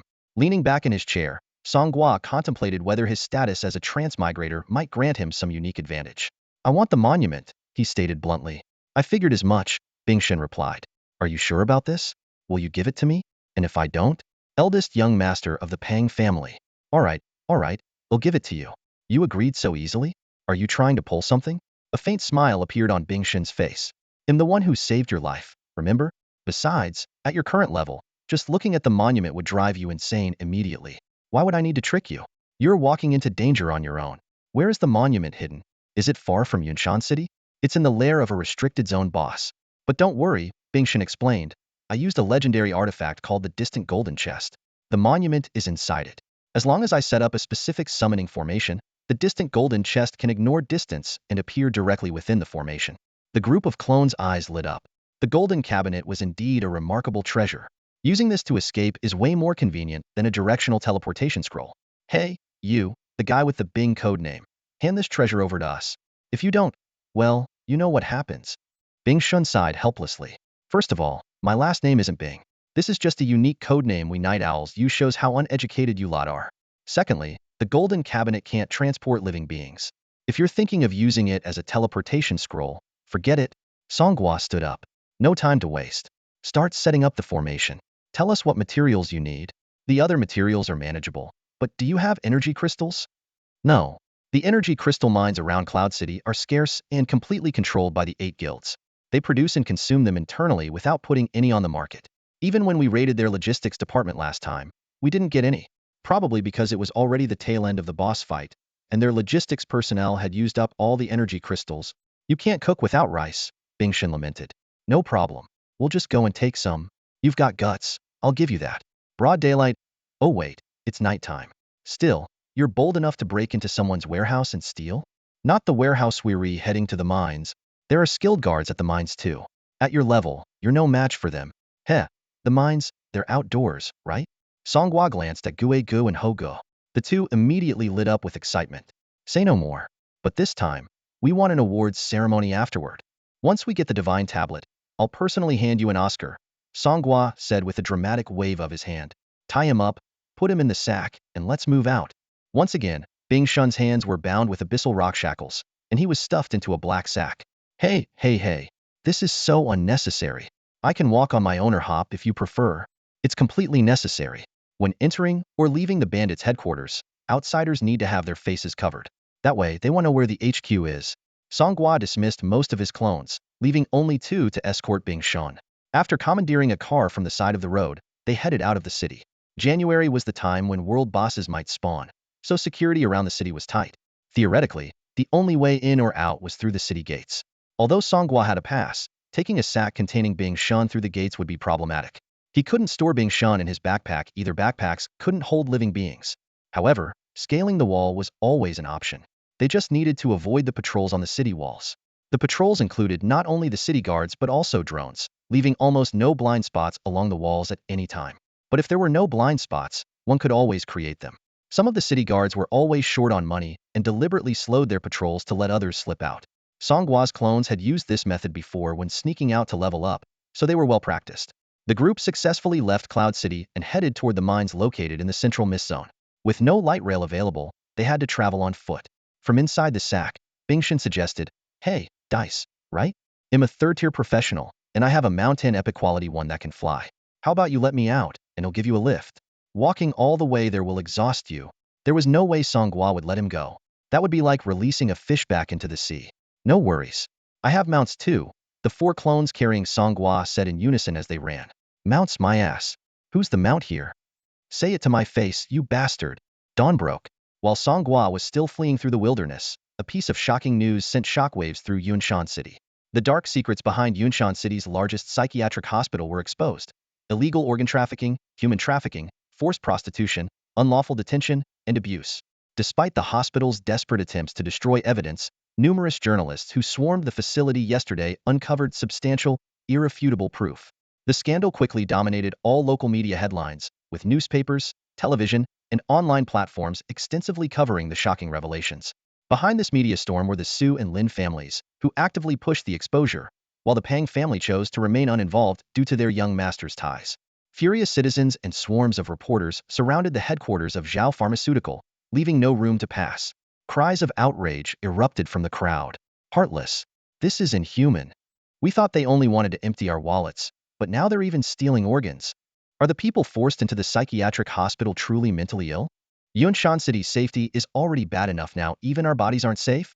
Amid the uproar, many people vowed to petition the administrative district office, demanding a thorough investigation of the Zhao family and severe punishment for the culprits. Grieving family members of victims voiced their anguish. My child was reduced to nothing but an empty shell of a body. How can the Zhao family ever compensate for this? Facing the public outrage, Zhao Pharmaceutical Group's chairman, Zhao Wuji, addressed reporters, stating, "The Yunshan City Psychiatric Hospital is clearly a public institution. Why target the Zhao family? How could a prestigious medical family like ours commit such atrocities?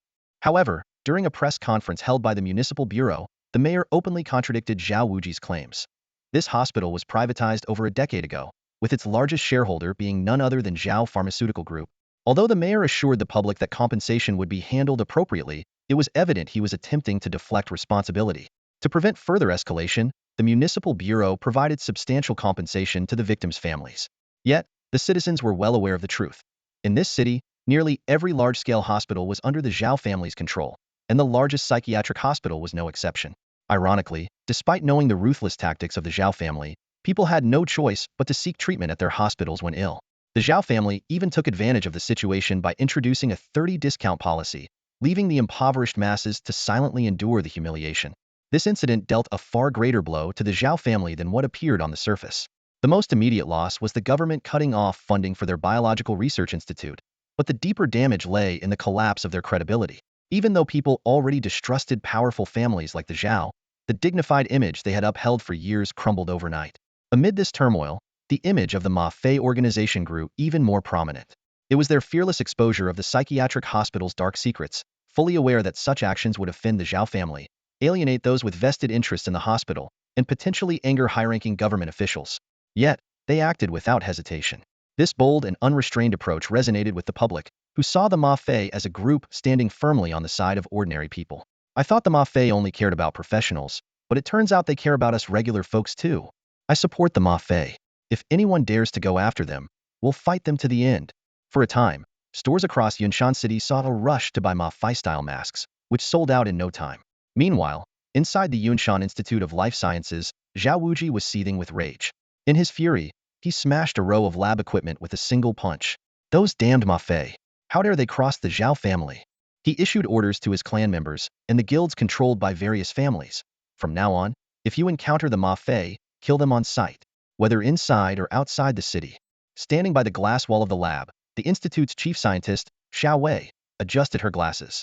Behind the wall was a massive tank containing a creature suspended in formalin, its dark, leathery skin, disproportionately large head, sharp teeth, and claws exuded an unsettling sense of menace. Chairman Zhao, without government funding, if we are to continue the Celestial Soldier project, the Zhao family will need to support it independently, she said calmly.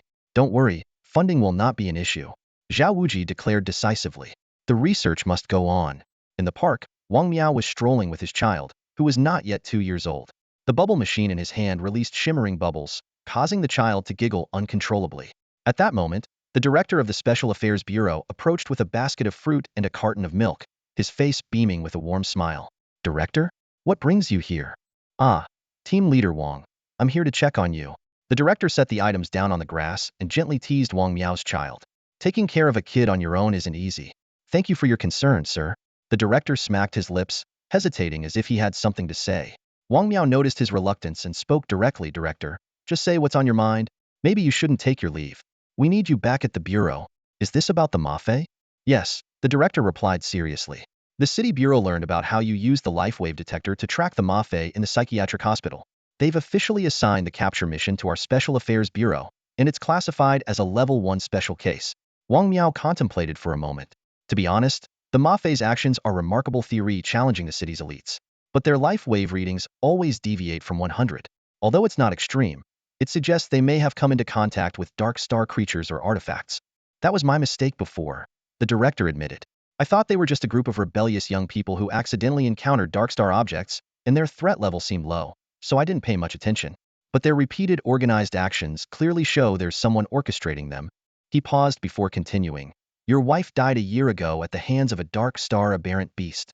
You despise the forces of the dark star. If the Ma Fei are working for them, I imagine you'd want to apprehend them yourself. Wong Meo picked up his child and kissed her gently on the cheek. If the Ma Fei are aiding the dark star, I will hunt them down no matter the distance. But if the investigation shows they have no connection to the dark star, I will ensure justice is served for them. Fair enough. Same difference. The director pressed his lips together and turned to leave. Wong Meo continued playing with his child, murmuring to himself, the dark star is humanity's greatest enemy. Why do those in power fail to take it seriously? If the Ma Fei hadn't disrupted their interests, they'd still turn a blind eye. Meanwhile, the entire city was in an uproar over the Ma Fei incident, keeping media workers busy around the clock. Amid the commotion, a small piece of news about Song Gua went largely unnoticed. A newspaper ran an exclusive front-page story, complete with watermarked surveillance photos, claiming that the replica record destroyer Song Gua had sold a job transfer medallion to a wealthy businessman from another region. In reality, this transaction was just a ruse orchestrated by Song Gua using one of his clones. The so-called wealthy businessman was merely another clone in disguise. At that moment, the real Song Gua was on his way to a mining area. The sold job transfer medallion was actually the Nether Ghost General medallion he had promised to Gue Ge. Back when they exited the replica, he had mentioned that the medallion was already reserved. Now, he was merely fulfilling that promise while making it known that he no longer possessed any medallions, discouraging others from coveting them. After a day and night of travel, constantly swapping out exhausted clones, Song Gua finally arrived at the mining area in the central fog zone. While this region had leveling zones, the level 40 and above monsters were formidable. However, these were not Song Gua's targets. He was focused on the level 15 and level 20 monsters along the way. He had already positioned Brother Gue and numerous clones along the route, repeating the previous strategy for snatching bosses, having them kill monsters and letting Brother Gue claim the kills, gradually building up an army of summoned creatures. The mining zone was a crucial area for clerics. It was rich in two key resources, gemstones and energy crystals, with occasional yields of metals, rocks, and other materials. Unlike other randomly dropped materials, gemstones and energy crystals would reliably regenerate in the mines every day. In the later stages, professionals had an astonishing demand for gemstones. While level 1 gemstones were not expensive, the amount required increased exponentially during the upgrading process. 2 level 1 gemstones combined into a level 2 gemstone, 2 level 2 gemstones into a level 3 gemstone, and so on. This doubling mechanism meant that the base materials needed for high-level gemstones reached a staggering scale, far beyond what could be obtained through monster drops alone, necessitating mining efforts. As for energy crystals, they were even more coveted by guilds. Without these crystals, even the most powerful formations were nothing more than decoration. The mining zone was scattered with mines of various sizes, each entrance marked by the flag of the occupying guild. Major guilds had established comprehensive defensive systems around their controlled areas, including watchtowers, arrow towers, cannons, and protective walls. The area was usually bustling with activity, as even with just 2 guilds, it was impossible to peacefully divide the mining resources, let alone with 8 major guilds vying for control. As a result, skirmishes frequently broke out. However, due to recent disturbances caused by bandits, the guild's attention had been diverted, making the mining zone unusually quiet. From a distance, the sound of mining echoed faintly, and Song Gua knew they had reached their destination. While joining a major guild could grant access to advanced rally corps, the reality was that the number of guild members far exceeded the corps' capacity. Lower-ranking members had to start with free mining assignments and were required to meet fixed quotas without any shortfall. Since wild monsters and gemstone guardian beasts often attacked, this labor couldn't simply be handed over to life-skill professionals. The clones dumped being shun out of the sack. Seeing daylight again, he helplessly realized that night had already fallen. Brother, you've dragged me around for an entire day and night. I can let the lack of food slide, but not even a sip of water? Song Gua suddenly remembered and pulled a bottle of water from his bag, tossing it to him. In the misty zone, visibility began to worsen. The sound of mining was clear, but the mines themselves were already obscured. You're planning to raid this place with just a few people? Bingshan asked. Our people will be here soon, Song Gua replied. They may not be experts, but we have numbers on our side. We don't need to occupy the mines, just getting 10 ordinary grade energy crystals will be enough. Right, the summoning formation for the distant golden vault only requires the minimum setup. Though it was the lowest configuration, energy crystals were still incredibly valuable, sometimes even used as currency in certain situations. In the number 3 mining area of Yunshan City, the banner of the Tianzhao Guild fluttered in the night breeze. From deep within the mine came the ceaseless clinking of tools, a sound that never stopped, even in the dead of night. This was because the mine's resources refreshed daily, and any uncollected materials would go to waste. As a result, mining operations here ran 247 without pause. On the watchtower, 2 night shift workers from the Tianzhao Guild were chatting idly with cigarettes in their mouths. The fog tonight is thicker than usual. Visibility's less than 100 meters. Good thing we've got sensors. Nothing can sneak up on us unnoticed. But be crazy enough to come here in the middle of the night? Wild monsters are twice as strong at night. Don't be so naive. People from other guilds aren't exactly saints. Stealing resources happens all the time. Relax. I heard the city's been chaotic lately.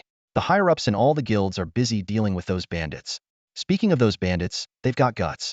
Not only did they snatch outdoor bosses from the 8 great guilds, but they even exposed the Zhao family's shady businesses. They're just a bunch of lunatics with a death wish. I heard they'd even resort to self-destruction to achieve their goals. Just as they were speaking, The warning lights on the watchtower suddenly lit up, and a piercing alarm shattered the night's stillness. What's going on? There's a large number of targets approaching. Which guild would dare pull something like this? No, it's not people, it's wild monsters, and there's a ton of them. Under the glare of high-powered spotlights, a massive horde of monsters emerged from the thick fog. Skeletal undead, creatures oozing black pus, shambling corpses dragging their broken bodies, and, oddly enough, groups of leaping monkeys were all surging forward like a tidal wave, spreading across the entire mountain range. This was the masterpiece that Ghost Bro and Monkey Bro had spent an entire day preparing. The battle horns of the mining area sounded immediately. Awakened from their sleep, the guild's workers quickly armed themselves and gathered at the perimeter of the mining site. What's going on? A monster outbreak? Or is it the gemstone guardians attacking? Something's off. These monsters aren't native to this area. Wait a second. Undead plus monkeys. Why does this combo seem so familiar? The group exchanged uneasy glances, as if a shared realization dawned upon them. God damn it. It's the bandits. Before the words even settled, figures wearing headgear emblazoned with mahjong tiles and clad in colorful robes appeared amidst the monster horde. Standing atop the monsters, they brandished their weapons wildly, shouting all sorts of bizarre slogans. Tianzhao Guild. Your emperor has returned. Demacia. For the horde. Here we come. Surprise attack. Suckers. Cosmos is supreme. In the name of the moon, am stealing your mind. The Tianzhao Guild's workers immediately formed a defensive line, activating barrier-type formations as their first line of defense. A massive pale blue barrier shrouded the entirety of mine area number 3. Ghost Bro's undead summons and Monkey Bro's monkey army charged at the barrier, only to be instantly repelled with piercing, agonized shrieks. Inside the mining zone, rows of defensive towers stood tall and imposing. These were the masterpieces of logistics and construction sequence professionals, powered by energy crystals and capable of automatically attacking any enemy within their range. The towers came in a variety of types, from arrow towers and cannon towers to flame towers and lightning towers. Some were purely offensive, while others provided debuffs to enemies or buffs to allies. On large-scale battlefields, high-quality defensive towers often determined the outcome of the fight. Their only drawback was their immobility once constructed. Boom, boom, boom. Black cannonballs rained down on the horde of creatures, explosions erupting in a relentless symphony as flames shot into the sky. The Tianzhao Guild had opted for an all-cannon tower setup, clearly showcasing the expertise of their construction sequence members in this area. Although the cannon towers had a slower rate of fire, they were protected within the barrier formation, allowing for safe, one-sided attacks. Haha, these bandits think they can storm our mining zone? Tianzhao Guild members mocked without restraint. A single second-tier squad could wipe them all out.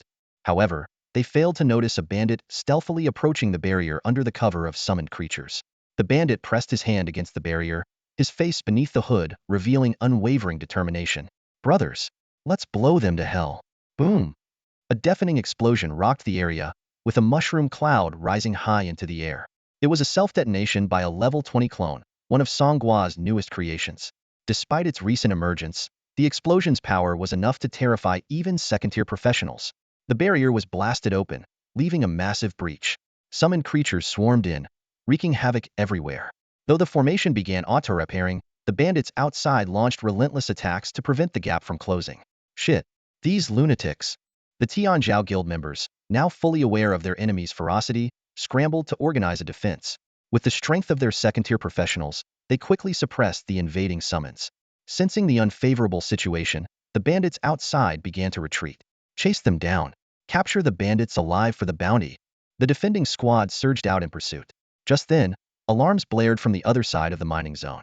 Liu Yiqing Guild has breached the northern defense line. They've got formation masters and took down the barrier. The defensive towers are almost dismantled. Damn it, we've been duped. This was a diversion. The Tianzhao Guild members finally realized the ruse and hurriedly redirected their forces to reinforce the northern battlefield. In the distance, Song Gua perched on a tall tree, his view obscured by thick fog, making it impossible to see the battle unfolding in the mining area. However, the intense sounds of combat echoed in his ears, and reports from his avatars kept streaming into his mind. Beside him, Bing Shun, who was tightly bound, struggled and managed to give a thumbs up. I actually thought you were planning to raid the mine on your own, but it turns out you had already coordinated with Liu Yueqing. Song Gua casually fiddled with a leaf and replied, not exactly already. Before making a move, I sent people to act as messengers to the mining areas controlled by different guilds, informing them that we'd be staging an operation at Tianzhao Guild site. I also mentioned that due to a lack of manpower, we wouldn't be staying to guard the area. So if anyone wanted to take over mine number 3, they'd be welcome to assist us. He paused for a moment. Looks like only Lu Yueqing's people believed it. Bing Shun caught the key point. That's a pretty shaky plan. What if none of the other guilds bought your story? If it was just your people, you'd definitely be wiped out. Do you have absolute certainty before doing everything? Song Gua countered. In our line of work, there's no such thing as absolute certainty. Stealing inherently involves risks, and in this case, we're not stealing, we're re-rating. Besides, guild members are just workers. My people? They're not. The operation might fail, but being completely wiped out? That's impossible. They wouldn't dare chase us for long. Bing Shun glanced at the lingering mushroom cloud in the sky. Tell me, how do you even train your crew?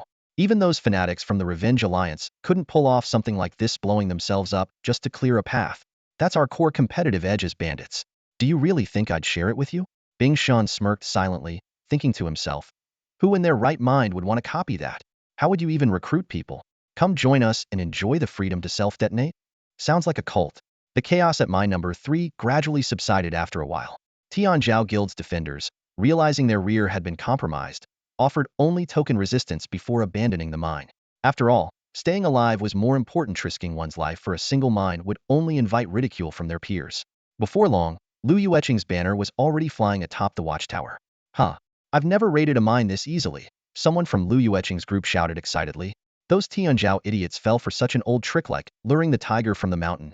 The bandits really delivered on their word. Good thing we believed them.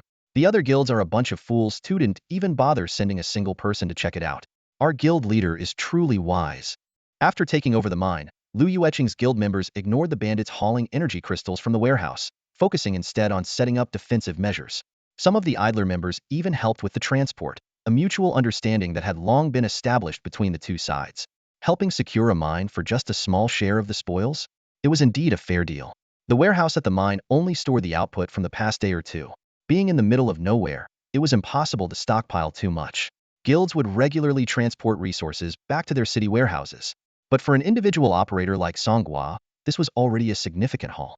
As the first light of dawn illuminated the eastern sky, the fog in the central mist zone began to dissipate. Song Gua looked at the crates of energy crystals before him and nodded slightly. The logistics team, especially those skilled in formations and construction sequences, showed particular interest in the batch of energy crystals. To them, these crystals were sufficient to sustain their skill experiments for a while. Formation and construction-related professions only start to show their true potential in the mid to late stages, Chun's duplicate remarked, inspecting the faintly glowing crystals. Right now, the small formations with a diameter of 1 or 2 meters, or turrets that can only handle wild monsters, don't hold much strategic value. We need higher levels and upgraded skills to build truly useful structures. There's not a lot here, and it won't last long, Chun continued. But no worries, there's always someone digging more for us. Once we run out, we'll just get more. Standing nearby, Bing Shun shook his head as he listened to the conversation. Yunshan City was already chaotic, and now with this group of bandits around, the situation was even worse. Song Gua gestured for the logistics duplicates to pack the energy crystals into their bags, then took out 10 of them and handed them to Bing Shun. 10 standard quality energy crystal slits. Get started. Bing Shun glanced at his bound hands, and Song Gua signaled a duplicate to untie him. Just then, a bandit wearing a headpiece resembling an 8-barrel cannon suddenly clung to Bing Shun's leg. What are you doing? Bing Shun frowned. Oh, nothing special, the bandit replied, sticking close. But if you try anything funny, they'll self-destruct immediately, and we'll both go down together. Although Bing Shun's level was higher, he had no equipment on him at the moment, significantly reducing his stats. He might not survive such a close-range explosion. Bing Shun sighed helplessly. Self-destruction, a universal skill everyone avoids, and you lot have turned it into some kind of art form. Instead of bandits, you should call yourselves the Suicide Bombing Brigade. Suicide Bombing Brigade? The bandit's eyes lit up. That's awesome. Boss, should we consider changing our name? Change your head. Song Gua rolled his eyes at him. Just then, the other logistics duplicates arrived with all the materials needed for the formation. In addition to the energy crystals, the set included primary materials, auxiliary materials, and catalysts. These were all purchased from a shop they passed by earlier, and were relatively inexpensive since it was just a simple formation. Before the setup began, Bing Shun looked at Song Gua, who was still wearing his headpiece. Dice, are you sure you want the illusory monument? That thing isn't something you can handle. If I can't handle it, they'll just keep it at home for now. One day, they'll be able to, Song Gua replied. You're really persistent. Bing Shun shook his head. Fine, I've said all I needed to say. I've done my part. Bing Shun got to work. while two logistics duplicates specializing in formation sequences observed intently. They knew that Song Gua would eventually attend the Combat Professions Academy rather than the Logistics Academy, which meant they'd have to rely on self-study to improve their skills. Soon, a golden circular ring, 2 meters in diameter, appeared on the ground. Inside, overlapping 6-pointed stars were interwoven, surrounded by mysterious black hieroglyphic symbols. "Shall I begin?" Bingshan asked. "Hurry up. The wild monsters nearby are about to respawn, and we'll need people to clear them out again," Song Gua urged. Bingshan didn't say another word and began chanting to activate the formation. With a sharp command of open, the summoning array started to rise, leaving a faint golden glow around its outer edge as it formed an extending pillar of light. At the center of the golden pillar, a small golden box radiating an ancient aura gradually emerged. The distant golden chest slowly materialized, drawn forth by the summoning array. Measuring 2 meters in length, 1 meter in width, and 1 meter in height, the golden chest settled steadily on the ground as the glow of the summoning array gradually faded. This was not merely the result of a simple summoning ritual, but rather the miraculous nature of the artifact itself. The clones immediately gathered around it, inspecting the golden chest like curious children discovering a new toy. "Is the divine steel inside this chest?" "That's right. It doesn't look very big."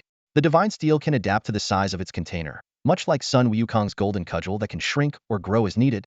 This was indeed an extraordinary artifact, neither native to Blue Star nor a product of divine powers fused with reality.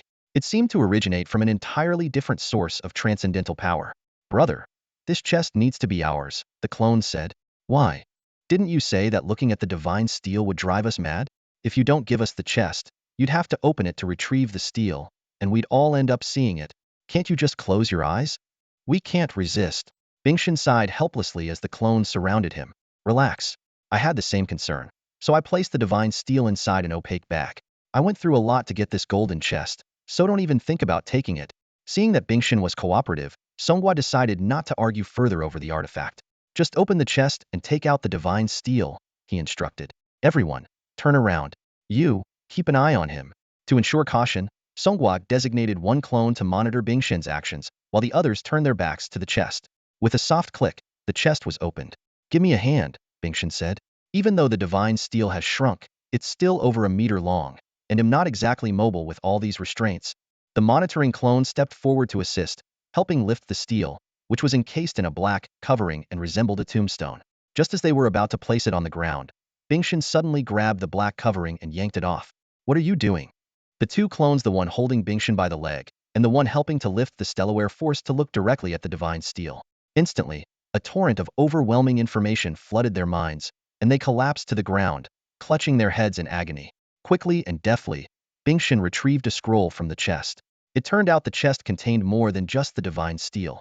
It also hid his escape tool, an epic-quality random teleportation scroll. Although the scroll posed significant risks, potentially transporting the user to any location, its advantage was instantaneous activation. "Bingshan, you've deceived me," Song Gua said, still facing away from the divine steel, his brow furrowed. Bingshan's expression turned pained. "Not just that, did you really think avoiding eye contact with the divine steel would spare you?" "What?" A sudden sense of dread washed over Song Gua. An irresistible thirst for knowledge surged within him, a burning desire to comprehend the secrets inscribed on the divine steel. The urge was so overwhelming that his body moved involuntarily, turning him around, his eyes snapping open to lock onto the dark surface of the steel. Every nearby clone succumbed to the same fate. Even Bingshan himself was transfixed by the divine steel, unable to resist the all-consuming hunger for its knowledge. Yet, his hand remained tightly clenched around the random teleportation scroll, ready to activate it and escape at a moment's notice. However, he still felt a little reluctant to part with his cabinet and the divine steel he had painstakingly stolen. Staring at the spoils in his hands, Song Gua decided to hold out a little longer, waiting for the bandits to completely collapse. With his third-tier strength and significantly higher level, even if this group of bandits, whose highest level barely reached 20, were fully armed, they wouldn't outlast him. From the very beginning, every word he had spoken was a carefully crafted lie, all for this moment of escape. Just as he was preparing to make his move, something unexpected happened. After staring at the steel for a few seconds, Song Gua was astonished to find the pain subsiding. The information transmitted by the divine steel began to disperse across all his clones. Duplicate information automatically vanished, as if the entire process was reduced to him reading it alone. The clones immediately erupted into heated discussion on their local network. "What did you see outside the city?" Why do I suddenly have all these unfamiliar memories in my head? It's the illusionary divine steel. The content is being automatically distributed into the minds of all 200 plus of us. Could Bing Shun have lied to us? Maybe there wasn't that much content after all? No. It's because the bandwidth is sufficient. It's like having 200 lanes of traffic. No matter how many cars, there won't be a jam. Song Gua's gaze gradually grew clearer. Once he adapted to the sensation of receiving the information, he and his clones found the process remarkably smooth. Calmly, he walked over, picked up the black bag, and covered the divine steel again. Nearby, Bing Shun was already overwhelmed by the sheer flood of information, his eyes bloodshot and his steps unsteady. Seeing Song Gua so composed, he was so shocked that his jaw nearly hit the ground. You? What kind of monsters are you? We're not monsters. We're human, Song Gua replied calmly. Impossible. Your levels are so low. How can your mental attributes surpass mine? Bing Shun stared at the dice-shaped helmet on Song Gua's head. The 6 black dots looked like 6 terrifying eyes, sending chills down his spine. Dealing with a tiger, it seems I still have much to learn. You've taught me a valuable lesson, Song Gua said indifferently. Ba Tong, kill him. Ba Tong swiftly drew a dagger and lunged for Bing Shun's throat. But Bing Shun was faster, crushed the scroll in his hand. Ha ha, interesting. I never expected such an extraordinary individual in Yunshan City. Dice. Well, meet again. Song Gua recognized it as a random teleportation scroll. The decisive man disappeared like that. If his luck was bad, and he ended up teleporting into the still rampaging forbidden zones nearby, he might not survive, especially since he now had nothing left. This trip was worth it. Got the divine steel, and even a cabinet as a bonus. Yunshan City, headquarters of the Tianzhao Guild. Zhao Yingxiang was thunderstruck when he received the news that the mining area had been seized by Liu Yiqing. Impossible! He exclaimed, clenching his fists tightly, his brows furrowed. Just yesterday, our informant clearly reported that Liu Yiqing hadn't mobilized their main forces. With the defensive formations and towers at the mining area, how could they have succeeded? After the mining area's manager provided a detailed account of the battle last night, Zhao Yingxiang crushed his phone in a fit of rage, gritting his teeth. Those bandit scum. They have no respect for Tianzhao at all. Could it be that Liu Yiqing has already colluded with these criminals? At that moment, he finally understood why Zhao Wuji had spent half an hour last night cursing the bandits with every foul word in the book. Though Yunshan City's 4 great families and 8 major guilds constantly vied against each other, a delicate balance had always been maintained. The emergence of the bandits was now violently disrupting that equilibrium. Inform everyone, Zhao Yingxiang commanded, his gaze sharp. From this moment on, the Tianzhao Guild and the Zhao family will stand united and declare war against the bandits. We will fight them to the bitter end. Meanwhile, Song Gua was busy inventorying the spoils of their latest raid. Targeting the Tianzhao Guild's mining area had been no random choice after their last boss raid. Tianzhao had reacted most aggressively. Moreover, the psychiatric hospital had exposed the Zhao family's illicit dealings while competing for Bing Shun, effectively severing ties with them. Since the Tianzhao Guild's leader was a member of the Zhao family, this juicy target was worth exploiting multiple times. Even making enemies requires strategy, Song Gua murmured to himself, carefully stowing the divine tablet and a chest of gold into his backpack. While carrying such valuable items wasn't the safest choice, at least no one knew he possessed the divine tablet. Bing Shun might have known, but he only recognized Song Gua as the leader of the bandits. Do you think Bing Shun will come back to steal the divine tablet? Beifeng asked anxiously. Or worse, tell the Night Owl Phantom thieves to send a more skilled thief after it. Song Gua frowned, considering the possibility. The Night Owl Phantom thieves were renowned for their unparalleled expertise in theft. They had even managed to infiltrate the federal government's vaults. However, isn't this just a dungeon key? Song Gua's eyes suddenly lit up. Why don't we just use it ourselves? Oh, right. I forgot to ask Bing Shun which dungeon this tablet corresponds to. How about we study the divine tablet more closely? Beifeng suggested, and cross-reference the information with known dungeon records? Huh. You're a clever one. Song Gua laughed. From now on, your codename is Big Brain. Well, save Beifeng for someone more fitting. After returning to the city, Song Gua donned his signature dice-themed disguise and headed to the bandits' headquarters in an abandoned warehouse. Once there, he released his clones. Ghost Brother and Monkey Brother immediately began enthusiastically preparing for an award ceremony. Where's the host? And the athletes' march? Let's have the construction team stack 3 turrets to make a podium. Song Gua quickly doused their excitement. We only grabbed a few crates of energy crystals. A small operation like this isn't worth celebrating. His tone then turned serious. After all, Bing Shun had just been here. Who knew when he might resurface? In a softly lit conference room, Song Gua presided over the long-overdue action review meeting. Around the long table sat his multiple clones, each one focused and attentive. The operation to seize Bing Shun was indeed a success. Song Gua began directly, and as expected, we obtained the Dreamland Divine Steel that has drawn the Federation's attention. However, we must carefully analyze the issues we encountered during this mission. As soon as he finished speaking, Monkey Brother raised his hand immediately. The retreat mechanism is seriously flawed. The entire plan relied too heavily on the main body. Song Gua nodded in agreement. That's true. Everyone should be equipped with fixed-point teleportation scrolls. The direct purchase cost is indeed high, a logistics-focused clone chimed in, but if our scroll-making brother handles it, the material cost would be manageable. All right, I'll allocate funds for it, Song Gua said, adding, although fixed-point teleportation requires presetting the destination and isn't very flexible, it's the best option we can afford at this stage. Those single-use teleportation scrolls are only something the major guilds can afford to use.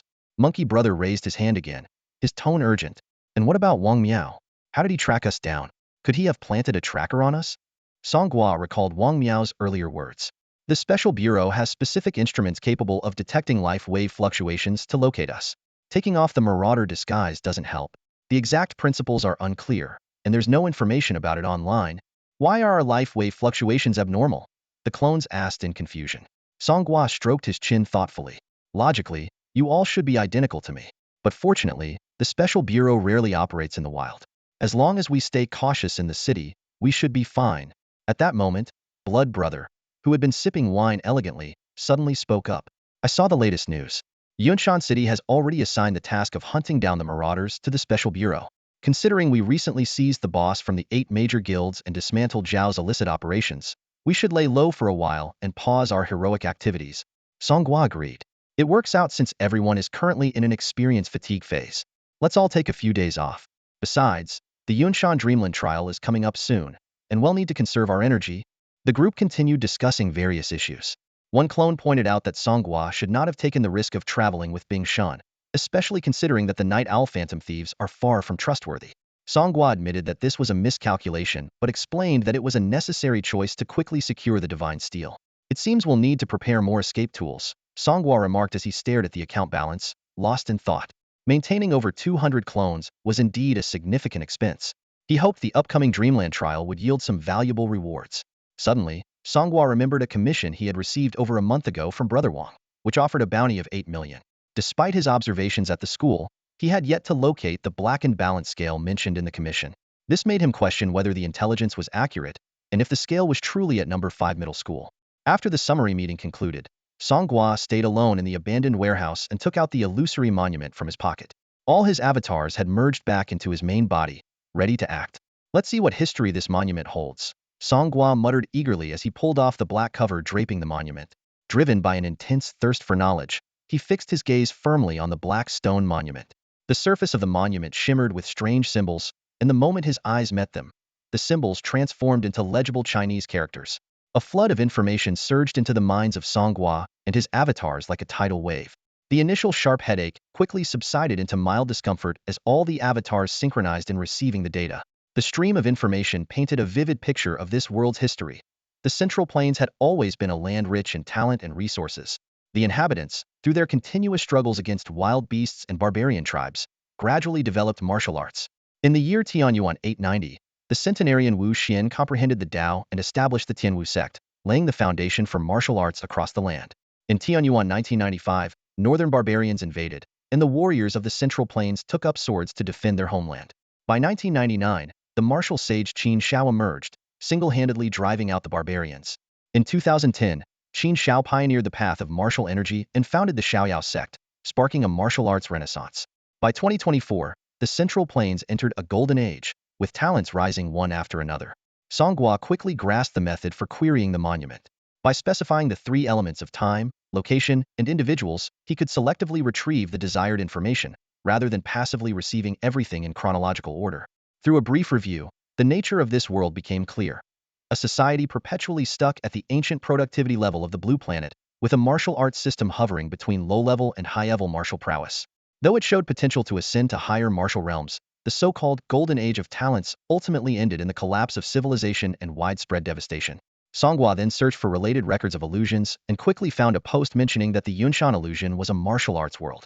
The historical figures it referenced, such as Wu Xian and martial sage Qin Shao, perfectly matched the monument's records. It seems that Yushang bringing Bing Xian to Yunshan City for medical treatment might not be solely because of the Zhao family's expertise in psychiatry, Song Gua mused thoughtfully. Choosing Yunshan City out of all the cities in the vast Huaxia administrative region must carry a deeper significance. Song Gua's thoughts raced rapidly. The theft of the divine steel in the Yunshan illusion, and Bing Shan's warning there must be a connection between these three. Bing Shan had mentioned that once someone completes the main storyline of the illusion, the entire illusion would vanish. This suggests that Yushang's stationing in this location might be for the purpose of monitoring the illusion. Any unusual activity would indicate that someone had entered the illusion with a strategy. If I clear the Yunshan illusion, will Yushang set his sights on me? Song Gua pondered, stroking his chin. But as long as I prepare an alibi in advance, it should be fine. With this in mind, he began focusing on finding key information about the main storyline. Deep within the information flow of the divine steel, he finally discovered a cryptic message. This seemed to be the so-called main storyline. The way of martial qi is the root of all destruction. The downfall of the Tianyuan world was not a natural disaster but a man-made catastrophe.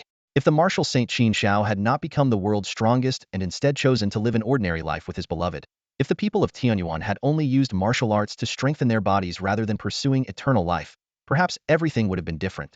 As he delved further, Song Gua found specific records of Tianyuan world's demise. A chaotic battle among top martial artists. Their immense martial qi unintentionally pierced through a dormant volcano. The resulting volcanic ash blocked out the sunlight, ultimately leading to the destruction of the entire world. I see. Song Gua murmured thoughtfully. The divine steel believes that if the way of martial qi, capable of unleashing devastating shockwaves, had never evolved, this disaster could have been avoided. However, he also realized that even without the way of martial qi, humanity's pursuit of power would never cease. Industrial revolutions, electrical revolutions, computer revolutions, AI revolutions, the end result might not be any better. But at least, from the history of Tianyuan world, preventing the emergence of the way of martial qi could indeed delay the world's destruction. Over the following week, the Special Affairs Bureau entered a state of intense operation. They even enlisted members of various guilds to assist in the hunt for the bandits. The Tianzhao Guild was particularly proactive in their efforts, while the Luyuiqing Guild appeared somewhat indifferent. Yet, what puzzled Wong Meo, the head of the investigation team, was that the bandits seemed to have vanished into thin air without a trace.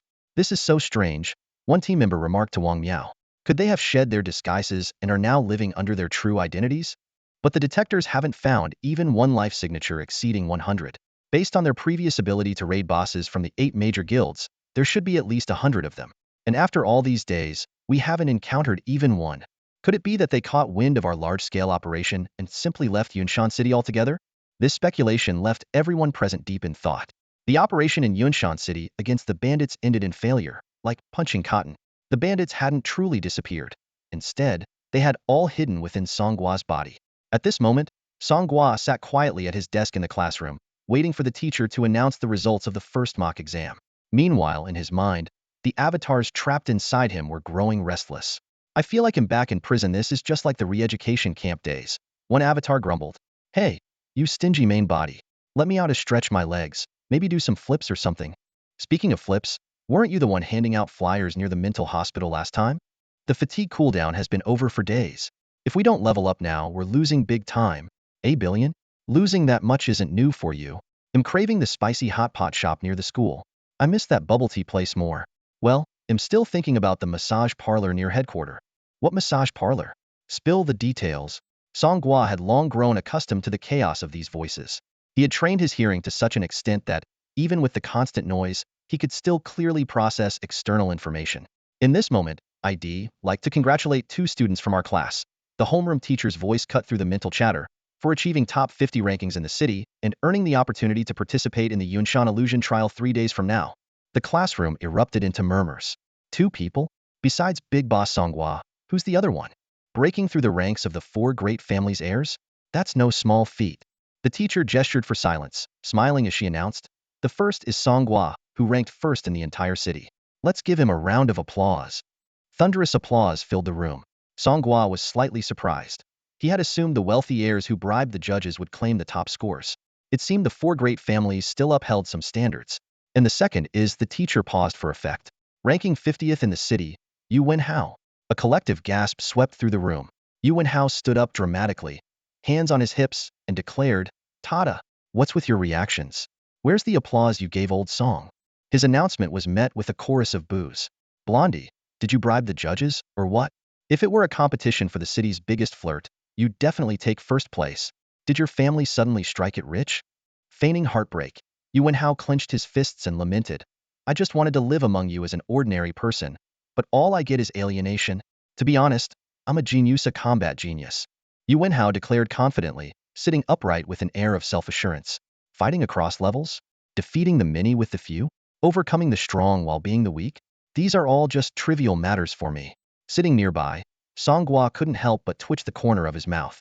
As a professional in the class shooter sequence, Yuan Hao's confidence did align with his enthusiasm. However, with Yuan Hao currently at level 14 and considering the effort of an average person, he was still a full 6 levels behind Song Gua, who had already reached level 20. It was common knowledge that from level 15 onward, the experience required to level up increased significantly, and after level 20, it skyrocketed.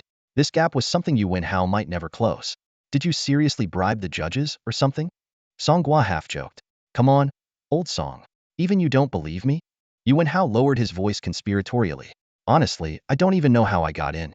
Sure, I won all 3 rounds, but that was mostly thanks to my teammates. I'm the only one who made it known of them did. It's kinda weird. I did notice there was a female judge who kept staring at you during your matches. Could it be? Song Gua began, only to be interrupted. Whoa, hold up. That 300-pound sow? No way. 3 days later, at the final light rail station outside Yunshan City, 50 students who had passed the first simulation exam gathered on the platform near the entrance to the dungeon zone. They stood in small groups, waiting for transport to the illusionary realm. Mafong stood among the crowd, his gaze locked intently on Song Gua. Surrounding him were several members of the Zhao family. One of them, Zhao Shanming, leaned closer and said, Mafong, I heard you were pretty close with Zhao Kan. Well, Zhao Kan's done for. From now on, you should stick with me. As the only class professional in this year's cohort, Ma Feng was highly sought after by the prominent families. He responded respectfully, Young Master Shanming, I'm deeply honored by your recognition. If I have the opportunity to serve the Zhao family, I will dedicate myself wholeheartedly. Since Zhao Kan's downfall, Ma Feng had been searching for a new patron. Although Zhao Shanming's status within the family wasn't as high as Zhao Kan's, he was still a decent choice.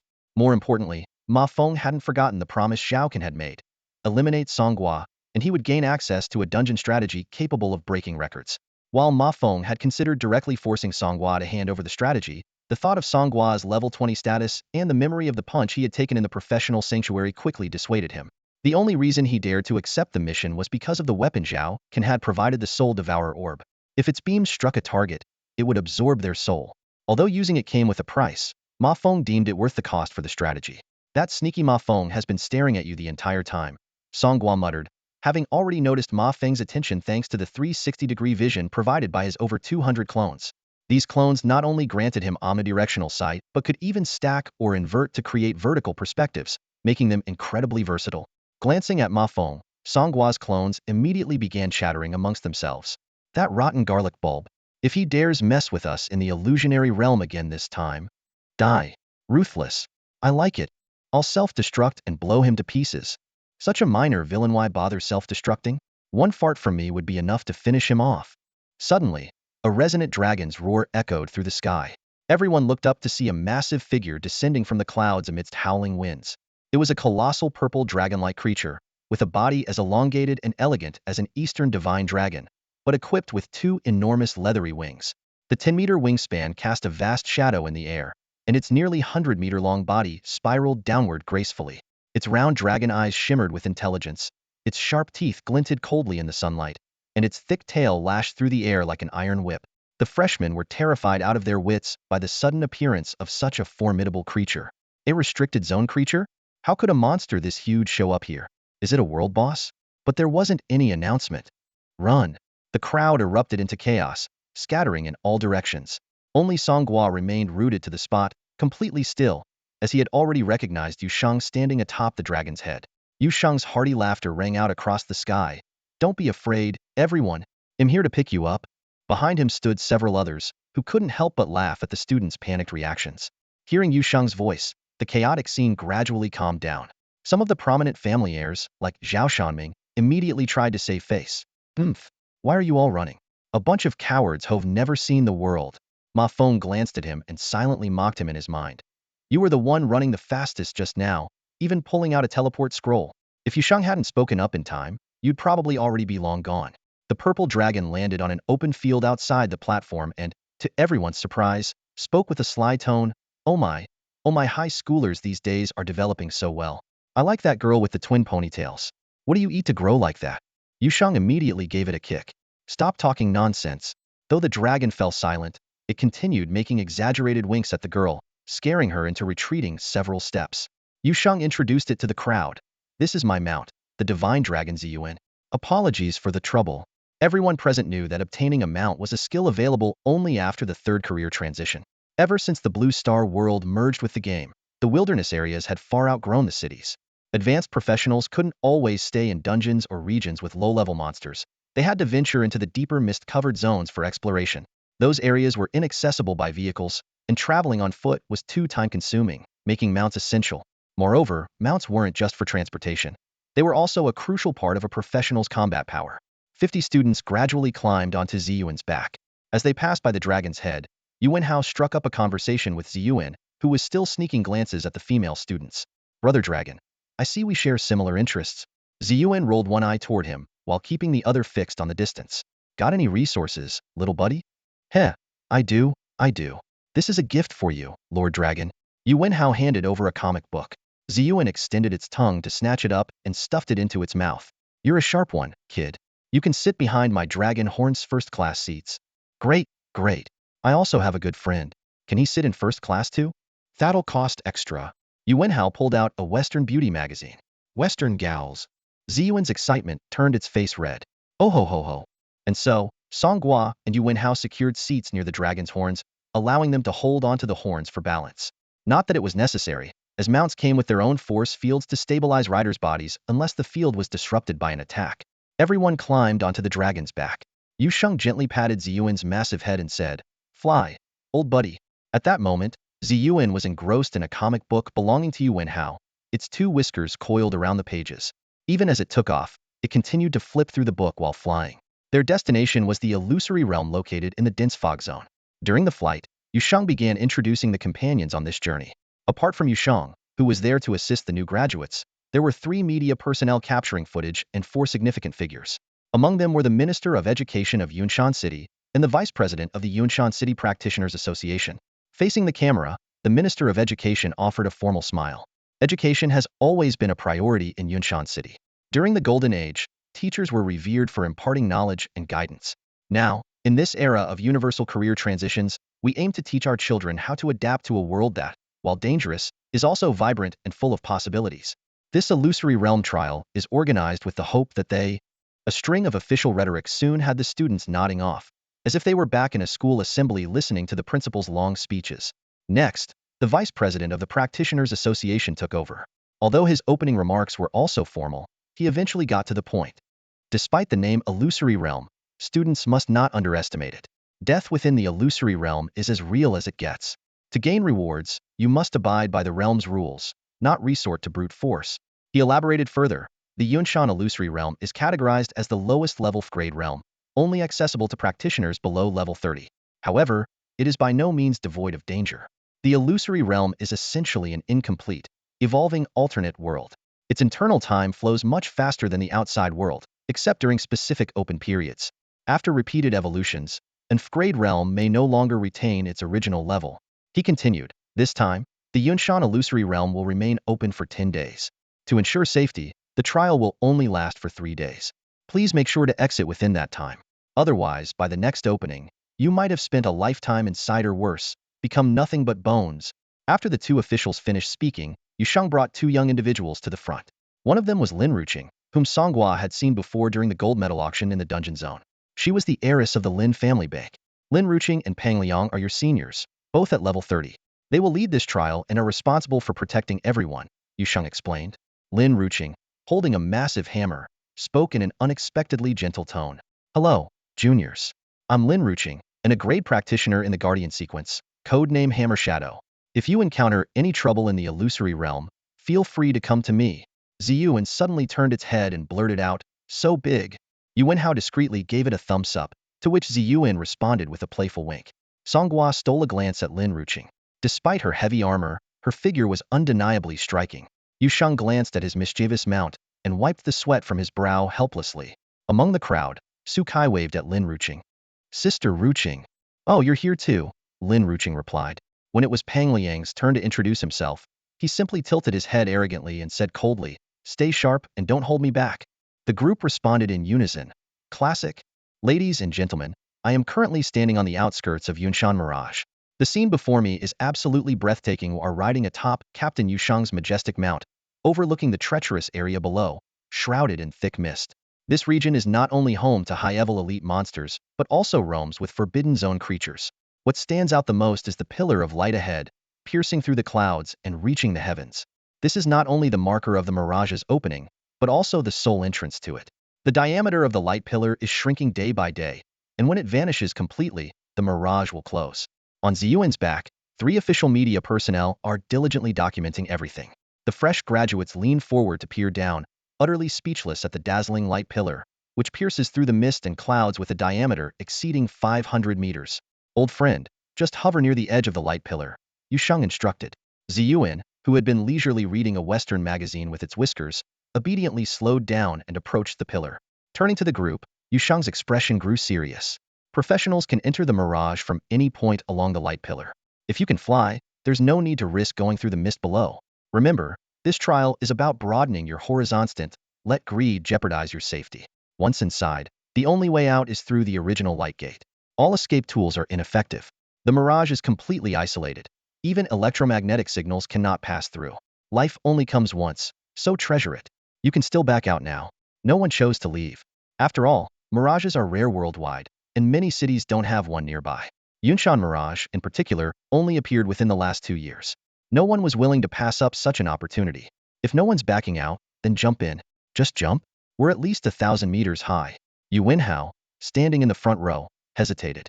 Before he could finish his sentence, one of Ziyuan's whiskers wrapped around him and hurled him directly into the pillar. When I say go, you go. No whining. And don't forget to bring back more resources for Grandpa Dragon when you're out. KH. Yuan Hao's scream gradually faded as he disappeared. Seeing this, the others quickly leapt into the light pillar. Song Gua, amidst the incomprehensible muttering of his split personality that only he could hear, followed suit. Oh ho ho Mirage, here we come. Time to grab money, food, and women. Didn't they say no reckless behavior? We should be civilized. Civilized grabbing of money, food, and women. Since this is a martial arts world, the technology must be outdated. How about inventing glass? Building a steam engine? Researching gunpowder? Reincarnated as a tech pioneer in a wuxia world? No smashing stores. Back on Ziyuan's back, the Minister of Education rubbed his arms to fend off the cold at this high altitude. Captain, the kids are all in. Pang Liang and Lin Ruching will bring them out in 3 days. Let's head back. Yushang gave a light pat on Ziyuan's dragon horn. Take us down. The Minister of Education panicked. Go down? Go down for what, Captain? The Minister of Education nervously glanced at the dense fog below. That's the fog zone, and there's a restricted area nearby. It's very dangerous. I know, a student replied calmly. My fatigue period is over. It's time to head to the restricted area to level up. Noticing the alarmed expressions on the Minister of Education and the media personnel, the Vice President of the Yunshan City Professionals Association offered a reassuring smile. Captain, stop teasing them. Don't worry, we'll take you all back. With that, he waved his hand lightly, summoning his Mounta massive hawk. Though not as enormous as the legendary Ziyuan, it was more than capable of carrying 4 or 5 people with ease. At the edge of the Yunshan Mirage, Song Gua and the others began to emerge one by one from a giant glowing portal. The Flevel Yunshan Mirage was limited in scale, encompassing only a single city and a surrounding area of about 30 kilometers. They were now 30 kilometers outside the city. The first to enter the Mirage, Yuan Hao, curiously surveyed his surroundings. He pressed his foot against the soft grass beneath him, took a deep breath of the earth-scented air, and gazed at the horizon. It feels no different from the outside world. Turn around and take a look, came Song Gua's voice from behind him. Yuan Hao turned, and what he saw left him stunned. Behind him, there was no grass, no distant horizon, no sky, only a cascading waterfall of light stretching endlessly between heaven and earth. What is this? He stammered. The edge of the world, or rather, the edge of the Mirage, Song Gua explained. Lin Ruching, stepping out of the portal, asked, wouldn't the people in this world find it strange if they came here? They wouldn't, Song Gua replied. You can think of the people and other intelligent beings in the Mirage as NPCs. They follow predetermined life paths. Even if they approach the edge of the world, they won't find it unusual. It's like entering an unloaded RA can't see it. but their lives continue to evolve as if nothing is amiss. Once everyone had gathered, Lin Ruching called the group together to go over some precautions. Even though this is just an Flevel Mirage, we can't let our guard down. First, we need to blend in. Everyone has prepared traditional costumes, right? This is a martial arts world. The group quickly donned their traditional outfits over their equipment. Even the students in heavy armor looked only slightly bulkier in the loose-fitting attire, which didn't seem out of place.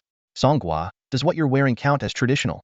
Someone asked, pointing to Song Gua's orange training uniform, which had a large Gua character emblazoned on the back.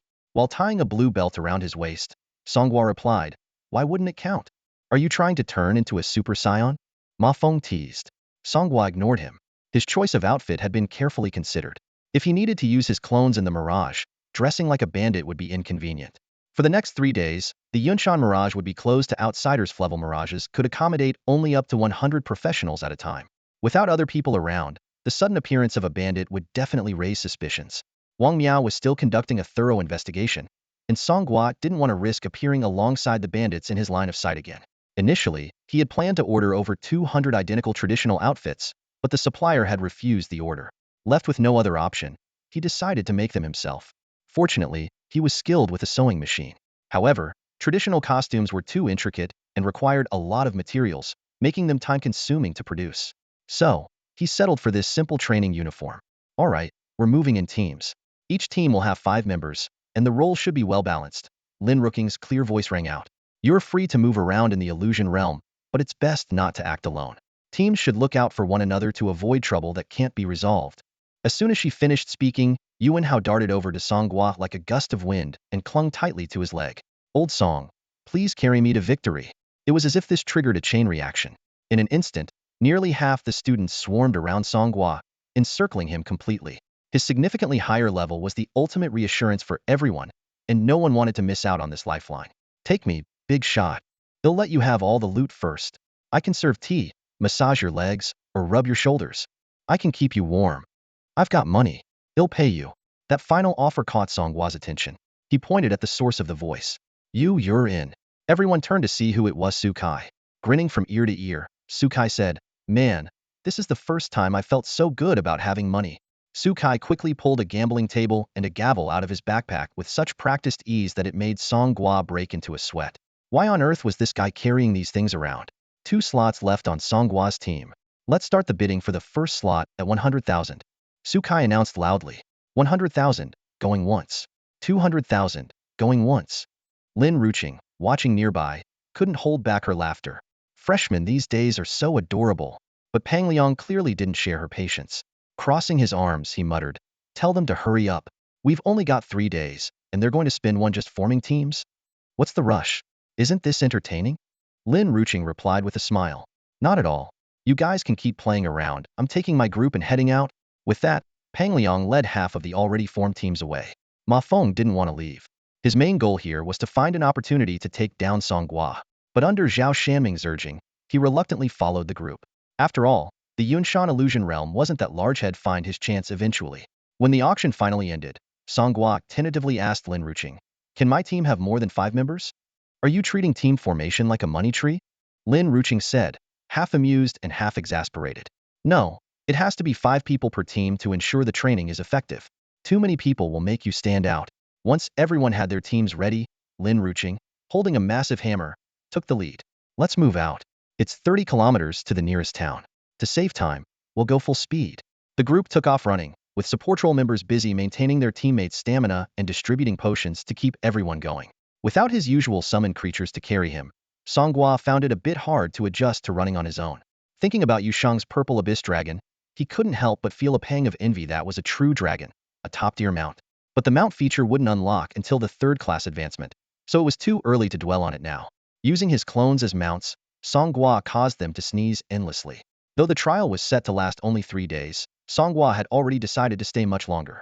His true purpose for this journey was to complete the main quest of the illusory monument and claim the rewards for clearing it.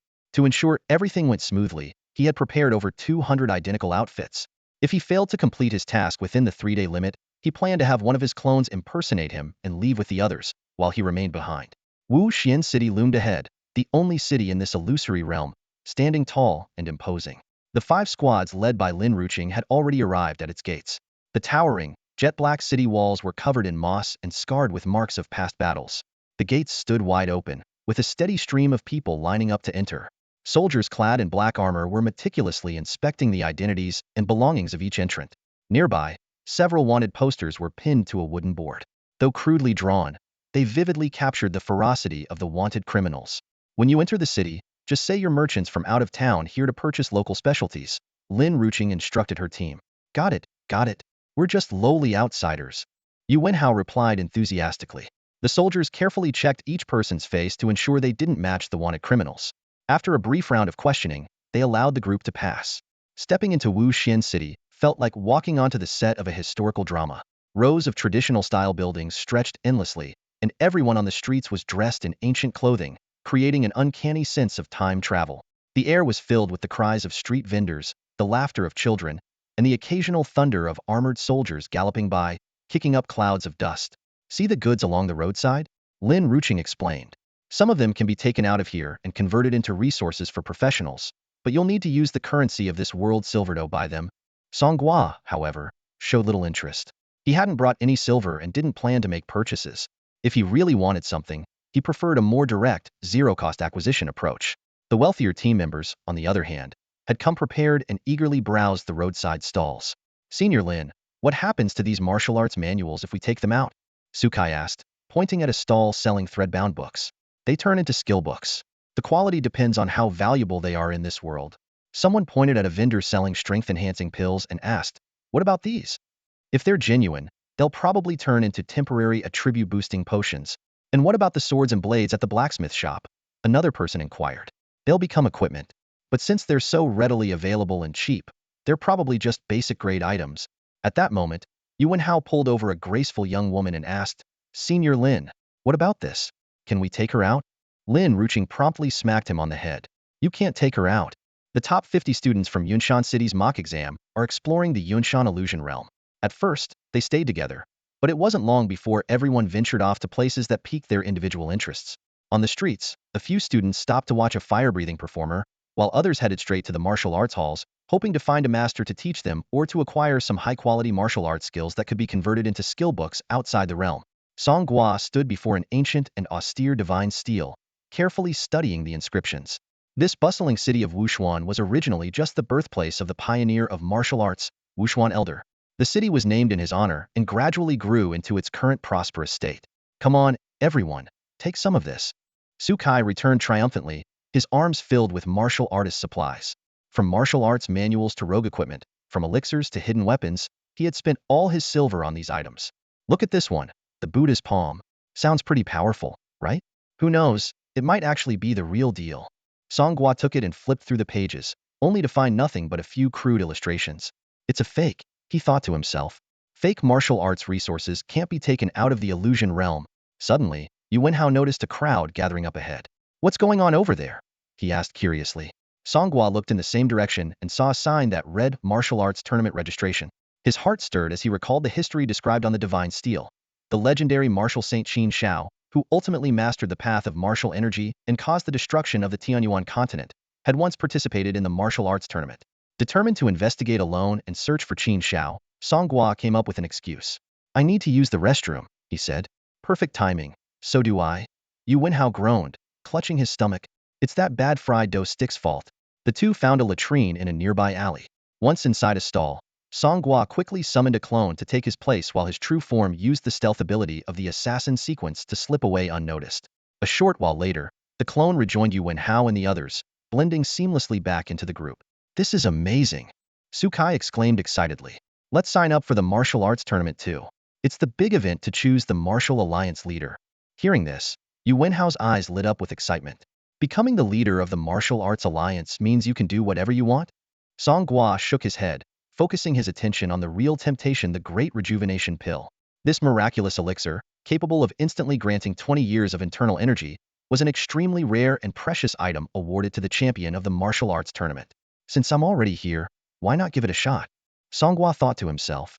Besides, even passing the first round of the preliminaries comes with rewards, which are bound to be far better than anything sold at street stalls. Old Song, you joining too? He called out to his clone. The clone, hands on its hips, silently followed him. All right, we'll sign up as well. Nothing better to do anyway. For a professional adventurer, in an illusionary realm devoid of strategies or historical context, there was little to do besides gathering resources unless one came specifically to experience a different life. After parting from the group, Song Gua found a secluded spot, changed into black clothing, and covered his face with a black cloth before returning to the streets. Grabbing a passerby, he asked in a low voice, "What year of Tianyuan is it?" The passerby, trembling from Song Gua's overwhelming strength, stammered, "Kakangyong, year 3. Kong what? Is that the emperor's reign title?" Yais. Releasing the terrified man, Song Gua quickly climbed into a locked, empty house. He retrieved the divine steel of illusions and conducted a detailed search. The third year of Kongyong corresponded to Tianyuan 1999, the year Qin Shao became the leader of the Martial Arts Alliance.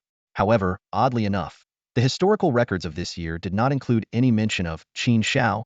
After further investigation, the truth emerged. Qin Zhao's original name was Liang Shao. Born into a life of hardship, his mother was a courtesan, and his father a client. Later, his mother married a man with the surname Qin, and he adopted his stepfather's name. Even more shocking, Qin Shao was only 19 years old that year. Mastering the art of martial energy, he was a force of overwhelming superiority to the martial artists of that era. Upon confirming that Qin Shao was currently staying at the Zhu residence, Song Gua set off immediately. Along the way, he repeatedly asked passersby for directions to the Zhu residence. It was clearly a renowned household in the city, as everyone seemed to know its location. Meanwhile, Mafong and Zhao Shanming were wandering the city with Pang Liang. Pang Liang remarked indifferently, "Don't say I didn't look out for you." The correct way to play in this illusionary realm is simple: seize resources from the weak and trade with the strong for high-level items. If necessary, you can even sell women and children. The lower classes can be exploited at will. No one will hold you accountable. Social rules are set by the strong, just like in our world. Activating their information scanning feature, the group noticed a level 20 figure up ahead questioning passersby. Although the individual wasn't wearing the iconic orange martial arts attire, wasn't that Song Gua? And he was alone. Ma Feng had an idea. "Young Master Shanming, I have a stomachache. I need to find a restroom over there."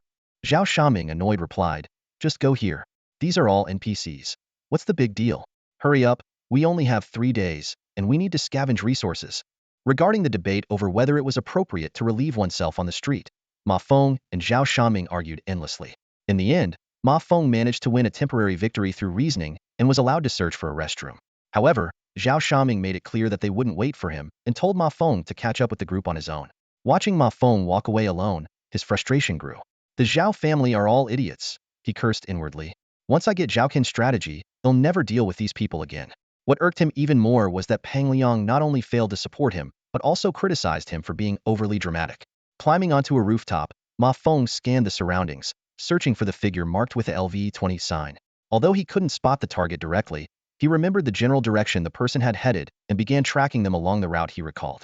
Meanwhile, outside the gates of the Zhu residence in Wushuan City, a dramatic scene was unfolding.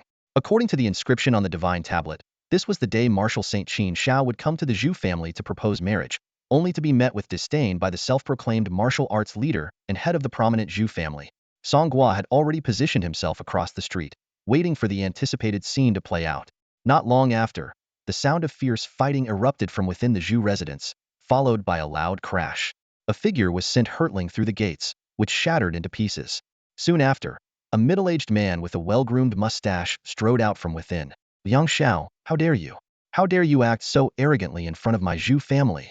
This man was clearly the master of the Zhu household, followed by several battered and bruised subordinates in tattered clothing. Lying on the road, Liang Shao spat out a mouthful of blood, his voice filled with defiance. "Master Zhu, Inger and I are truly in love. Why can't you grant us your blessing? If my daughter were to marry the son of a prostitute, wouldn't we become the laughingstock of the entire world?" Master Zhu scoffed coldly. "You may have some talent in martial arts, but to me, you're nothing more than an insignificant insect." Clenching his fists so tightly that his knuckles bled, Liang Shao pressed his hands into the ground, causing the tiles beneath him to crack.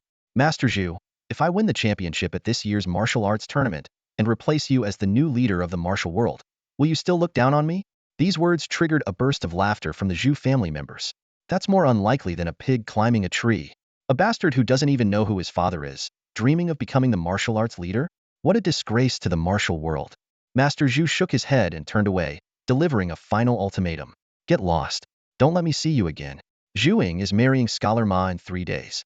Give up on this foolish idea." Across the street, Song Gua stood up, observing Liang Xiao and contemplating how to complete the main quest. His various avatars voiced their opinions. Some suggested killing Liang Xiao to resolve the matter once and for all. Others argued that senseless killing went against the bandit code, and some reminded him that these were merely NPCs in an illusion. Song Gua shook his head and pulled a small notebook from his pocket, where he recorded information from the divine tablet. He knew the key lay in understanding the true intent of the tablet. Song Gua drew inspiration from the story of the martial saint Qin Shao. If Qin Shao had not become the world's greatest fighter and instead chosen a simple life with his beloved, the path of martial arts would never have evolved into the way of martial energy. This realization sparked an idea helping the couple before him unite. Although, with his current abilities, defeating Qin Shao would be effortless. In this world, the martial artist had only mastered basic combat skills and a trace of inner energy, which was no match for the magic and superpowers of professional Sit was like a dimensional gap in power. However, if killing Qin Shao turned out to be the wrong choice, there would be no way to undo it. This option could only be a last resort. Fiery punch. Without hesitation, Song Gua borrowed the power of Huasage and unleashed a blazing punch toward the Zhu family's gatehouse. The scorching flames, accompanied by an explosive shockwave, instantly reduced the structure to rubble. The Zhu family members who had just stepped in were thrown off balance, while the ground shook violently as though an earthquake had struck. Lying on the ground, Liang Xiao witnessed the scene, utterly speechless in shock. Passers-by, terrified by the supernatural display, collapsed to the ground, their legs giving way. Punches that produce flames and explosions? This must be witchcraft. Quickly, call for the master at the Chenghuang temple to exorcise the demon. Panicked cries erupted as the onlookers scattered in fear. Song Gua strode toward the Zhu family estate. As he passed Liang Xiao, he said calmly, "Follow me. I'll help you win Zhuing back." "Who are you?" Liang Xiao asked, stunned. "Doesn't matter. If you want to be with Zhuing, this might be your only chance." Gritting his teeth, Liang Xiao forced himself to stand despite the pain. "I could beat the Zhu family leader, honestly. It's just that I haven't fully grasped the key to his martial arts technique, and lately, my skills have been off." Song Gua smirked slightly. "I know. You're a genius, and you've discovered the advanced application of martial arts." At that moment, the Zhu family guards swarmed out, shouting, "How dare you cause trouble at the Zhu residence?" Without sparing them a glance, Song Gua unleashed a borrowed great storm skill, sending the guards flying in all directions. He then extended his arms, releasing jets of flame, and ascended into the air, hovering above the Zhu estate. This incredible sight left everyone in the Zhu family dumbfounded. Even the finest lightness skills could not possibly allow someone to float midair. Zhu Leoi, the leader of the Zhu family, rubbed his eyes, wondering if he was dreaming. "A deity? Master Zhu." Song Gua's voice rang out. "These two are a perfect match, deeply in love. Who are you to separate them? Ever heard of freedom and love?" Immediately betrothed Zhu Ying to Liang Xiao.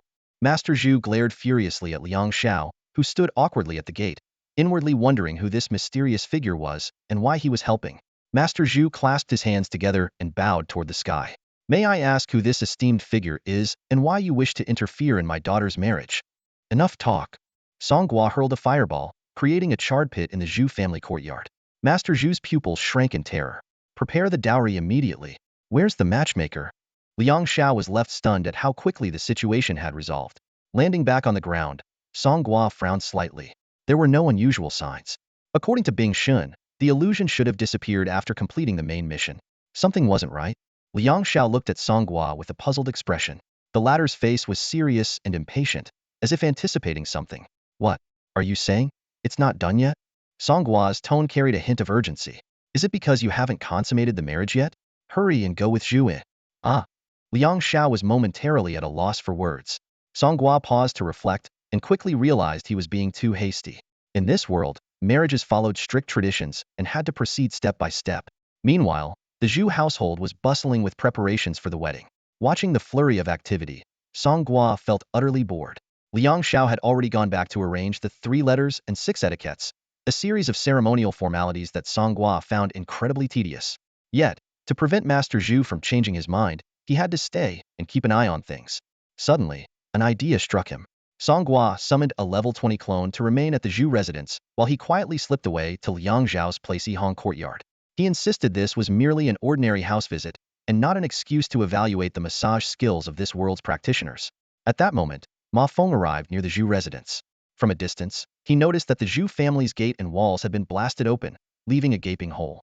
Inside the courtyard stood a figure in an orange martial arts uniform. It was Song Gua's clone. "Finally, I've found you." Mafong thought with a sense of relief as he pulled out the soul-devouring orb.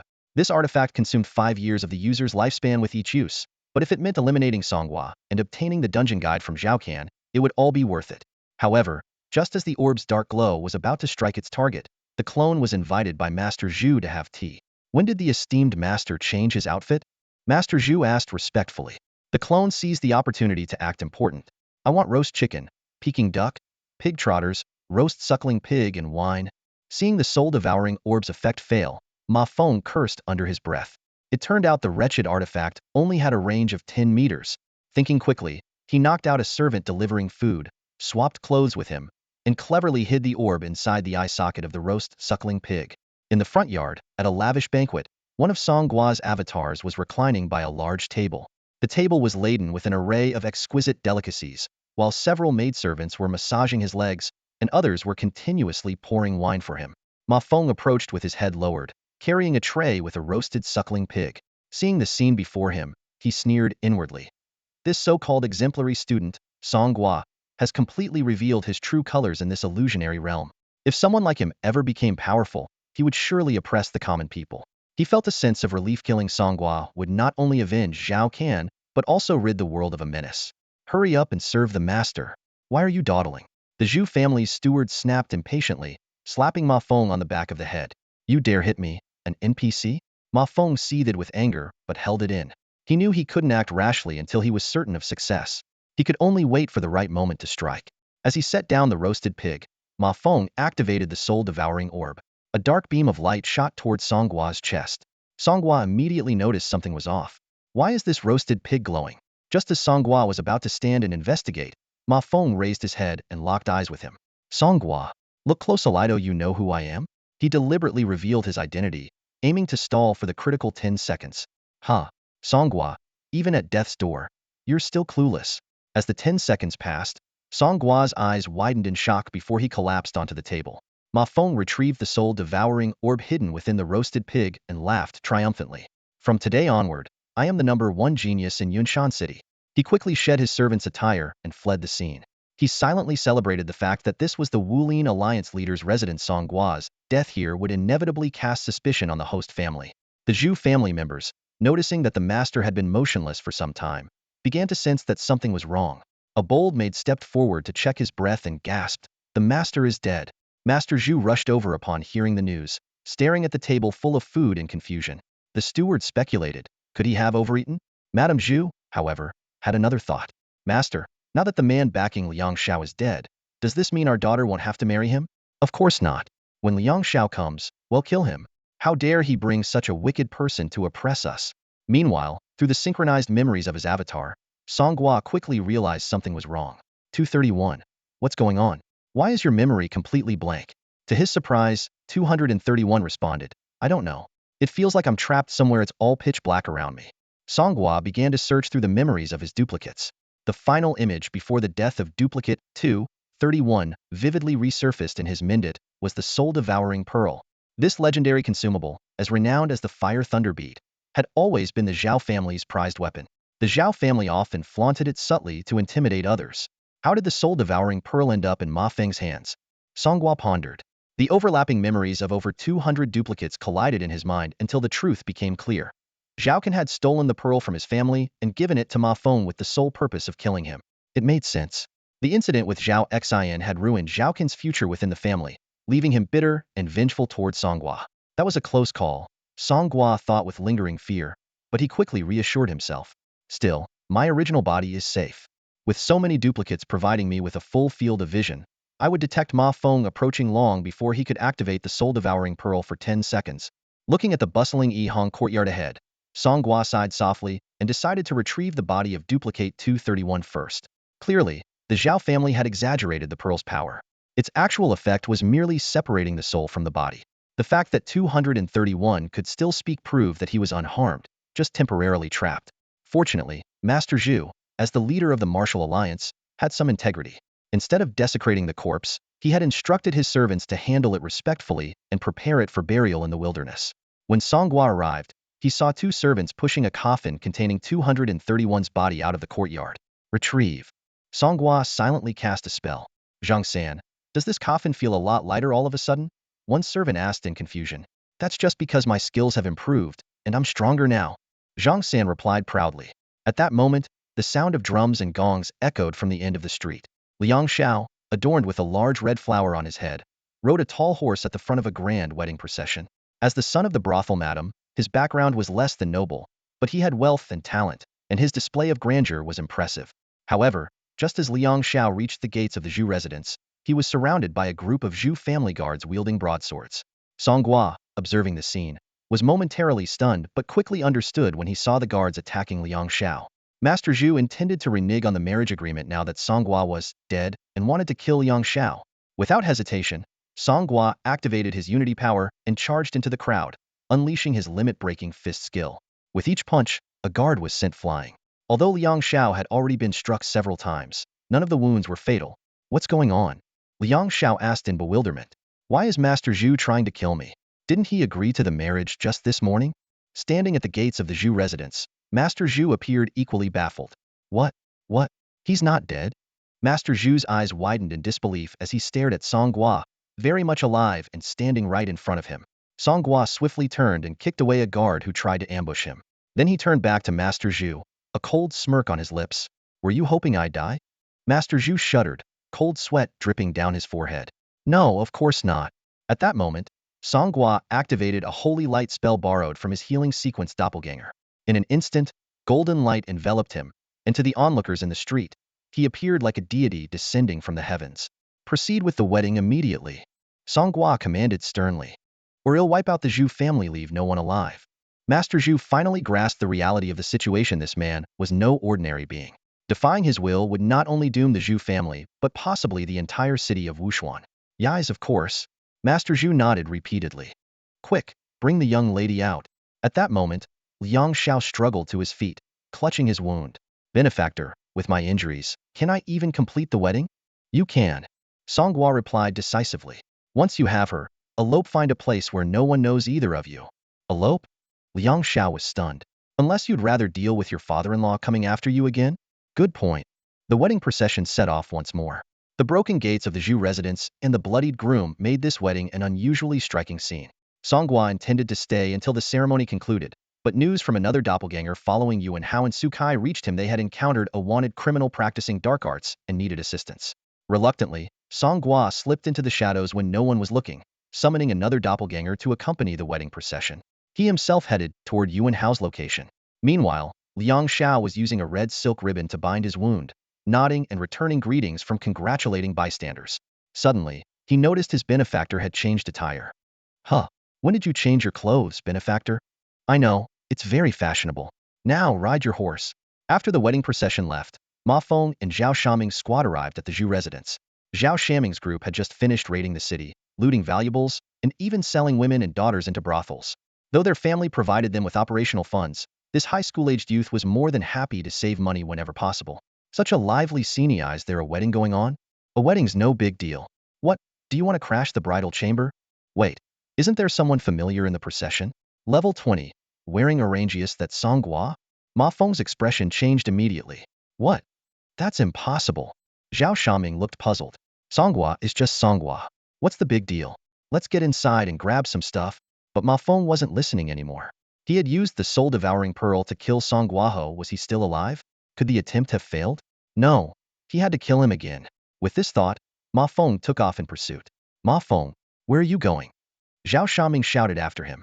When Mafong didn't respond, he muttered angrily, damn lunatic. Crashing a wedding like some ancient busybody. Forget him, didn't even help during the raid anyway. Mafong caught up with Song Gua once again, aiming the Soul Devourer Pearl at the target, slowly advancing with the wedding procession. This time, I don't believe you can survive, he muttered fiercely to himself. 10 seconds later, a muffled sound echoed. Liang Xiao was startled and turned to see the divine figure beside him suddenly collapse stiffly to the ground, limbs rigid. Benefactor. The wedding procession came to an abrupt halt, and chaos ensued. Hiding in the shadows, Mafong retreated with satisfaction. Still no trace left behind. Who would suspect it was me? I'm a genius. The steward of the Zhu family quickly stepped in to calm the situation. Young Master Liang, don't panic. The master is fine. Liang Xiao checked Song Gua's pulse, finding none, and questioned in disbelief. Fine? He's already dead. Earlier at the Zhu residence, the master was like this too. Just as we were about to bury him, he came back to life, the steward explained. Liang Xiao suddenly understood. No wonder the Zhu family had previously tried to kill him. They must have mistakenly thought the divine figure was dead. Truly divine, life and death at will, Liang Xiao remarked, ordering the benefactor to be placed into the sedan chair. He'll wake up soon enough. With that, the wedding procession continued on its way. Inside the Soul Devourer Pearl, number 231 and number 232 were conversing. Did someone enter? I'm number 232. Something happened over at number 233. The old thief has to intervene, or else number 233, Su Kai, and Yuan Hao are all doomed. That Mafong is ruthless. Each use of the Soul Devourer Pearl must be costing him 10 years of his lifespan. The old thief probably wants that fool to ruin himself. Haha, letting him keep using the Soul Devourer Pearl and dig his own grave? Not a bad idea. Meanwhile, at the registration area for the martial arts tournament in Wushuan City, after a long wait in line, Yuan Hao, Su Kai, and number 233 Song Gua's avatar finally registered. Despite being level 20, this Song Gua avatar had yet to specialize in a class. It's still early. How about we find some fun? Su Kai suggested. I heard there are brothels in ancient times. Yuan Hao said with a mischievous grin, rubbing his hands together. Not very safe though. What if we catch some weird disease? Su Kai frowned. We can just look from a distance. With that, the three linked arms, humming a tune as they headed toward the Yihong courtyard, drawing curious glances from passers-by. On the way, Yuan Hao suddenly had an urgent need but couldn't find a latrine, so he ducked into a secluded alley to take care of business. While squatting, he suddenly heard a crisp crunching sound from inside a nearby courtyard, like someone was eating something. Feeling famished himself, Yuan Hao hastily pulled up his trousers and leapt onto the wall to take a peek. However, the sight before him left him utterly shocked, his mind instinctively crying out in horror. Damn! Yuan Hao abruptly halted in his tracks. The scene in the courtyard sent chills down his spine. Two burly men with thick beards were sitting in the middle of the courtyard. Their dark, sunburned skin glistened eerily in the sunlight.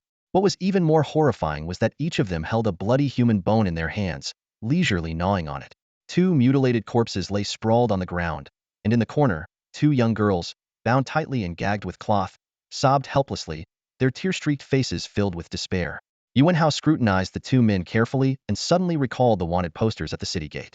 Although the sketches on the posters were rather crude, the features of these two men bore a striking resemblance. Meat without inner strength is just so bland, one of the men said, smacking his lips. Patience, brother, the other man replied with a gruff laugh. The martial arts tournament is just around the corner. There'll be plenty of delicacies then. Haha, our comrades have infiltrated too. This Wuxian city will soon become a feast for our Bloodblade sect. Yuan Hao's mind raced. These weren't cannibals, they were martial arts scum who used such cruel methods to enhance their inner power. As much as he wanted to save the two girls, he knew these men were far too formidable. Just as he decided to retreat, the two bound girls noticed him and began struggling violently, letting out muffled cries of desperation. The two men immediately grew alert and turned to spot Yuan Hao. Who's there? Get him. Without hesitation, they smashed through the courtyard wall and charged after him. What the hell are you two? Don't you even feel pain? Yuan Hao shouted as he sprinted away. With his current attributes, he could probably smash through walls too, but the pain would undoubtedly leave him suffering for days. You've seen what you shouldn't have, kid. Now, die. One of the men growled.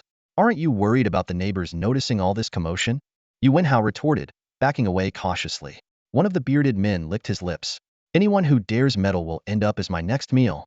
You beast. Yuan Hao cursed angrily. This is complete lawlessness. Even we, the fourth calamity, know how to abide by the rules. With that, he swiftly pulled a bow and arrow from his backpack, fired a smoke arrow, and made a run for it. Brother, did you see that? Yeah, that kid conjured a bow out of nowhere. What kind of martial art is that? Doesn't seem like martial arts. It's probably some kind of treasure. Let's take it from him. One of the men took a deep breath and blew the smoke away in an instant, while the other used his Lightfoot martial arts to swiftly close in on Yuan Hao via the rooftops. Are you kidding me? Lightfoot skills? Yuan Hao shouted, panic rising as they gained on him. He screamed at the top of his lungs, old song. Su Kai, help me. Standing on the main road, Song Gua and Su Kai heard the cries for help and saw smoke rising in the distance. Su Kai said, I think that's Yuan Hao's voice. Song Gua quickly opened the team interface and noticed Huang Mao's health bar dropping rapidly. He's run into some powerful fighters from this world. Let's go help him. The 233rd clone hesitated. As a fake without a proper class, he didn't really want to get involved. But to maintain the image of his main body, He reluctantly put on a facade of readiness and prepared to step in. Yuan Hao was struck by the palms of two wanted criminals, instantly spitting blood as he was sent flying backward, crashing heavily through the mud wall behind him. Dust billowed into the air as he barely managed to prop himself up, his heart filled with shock. The power system in this martial arts world far exceeded his expectations. The two fugitives licked their lips as they approached step by step. Slowly, they drew crude sabers from their waists, the blades glinting coldly in the sunlight. Big brother, joining the Bloodsaber sect was definitely the right choice. This bloodthirsty demon art is truly incredible. Indeed, this guy has internal energy equivalent to 10 years of cultivation. Yet we, who have trained for less than 3 years, took him down effortlessly. Just as the sabers were about to fall, a thunderous shout pierced the air. 3-stage / A status panel appeared. Sukai, combat class, warrior sequence, grade A, ghost blade. Hearing the whistling of a blade cutting through the air, the fugitives immediately used their lightfoot techniques to retreat. A crimson blade arc swept between them as Sukai moved like he was gliding on a board, slashing at each of them. Clang, clang. The crude sabers collided with his, sparks flying in all directions. Two other teammates quickly drew their weapons and confronted the fugitives. Sukai took a moment to rush to Yuan Hao's side, handing him a bottle of high-quality health potion. You okay? Not dead yet.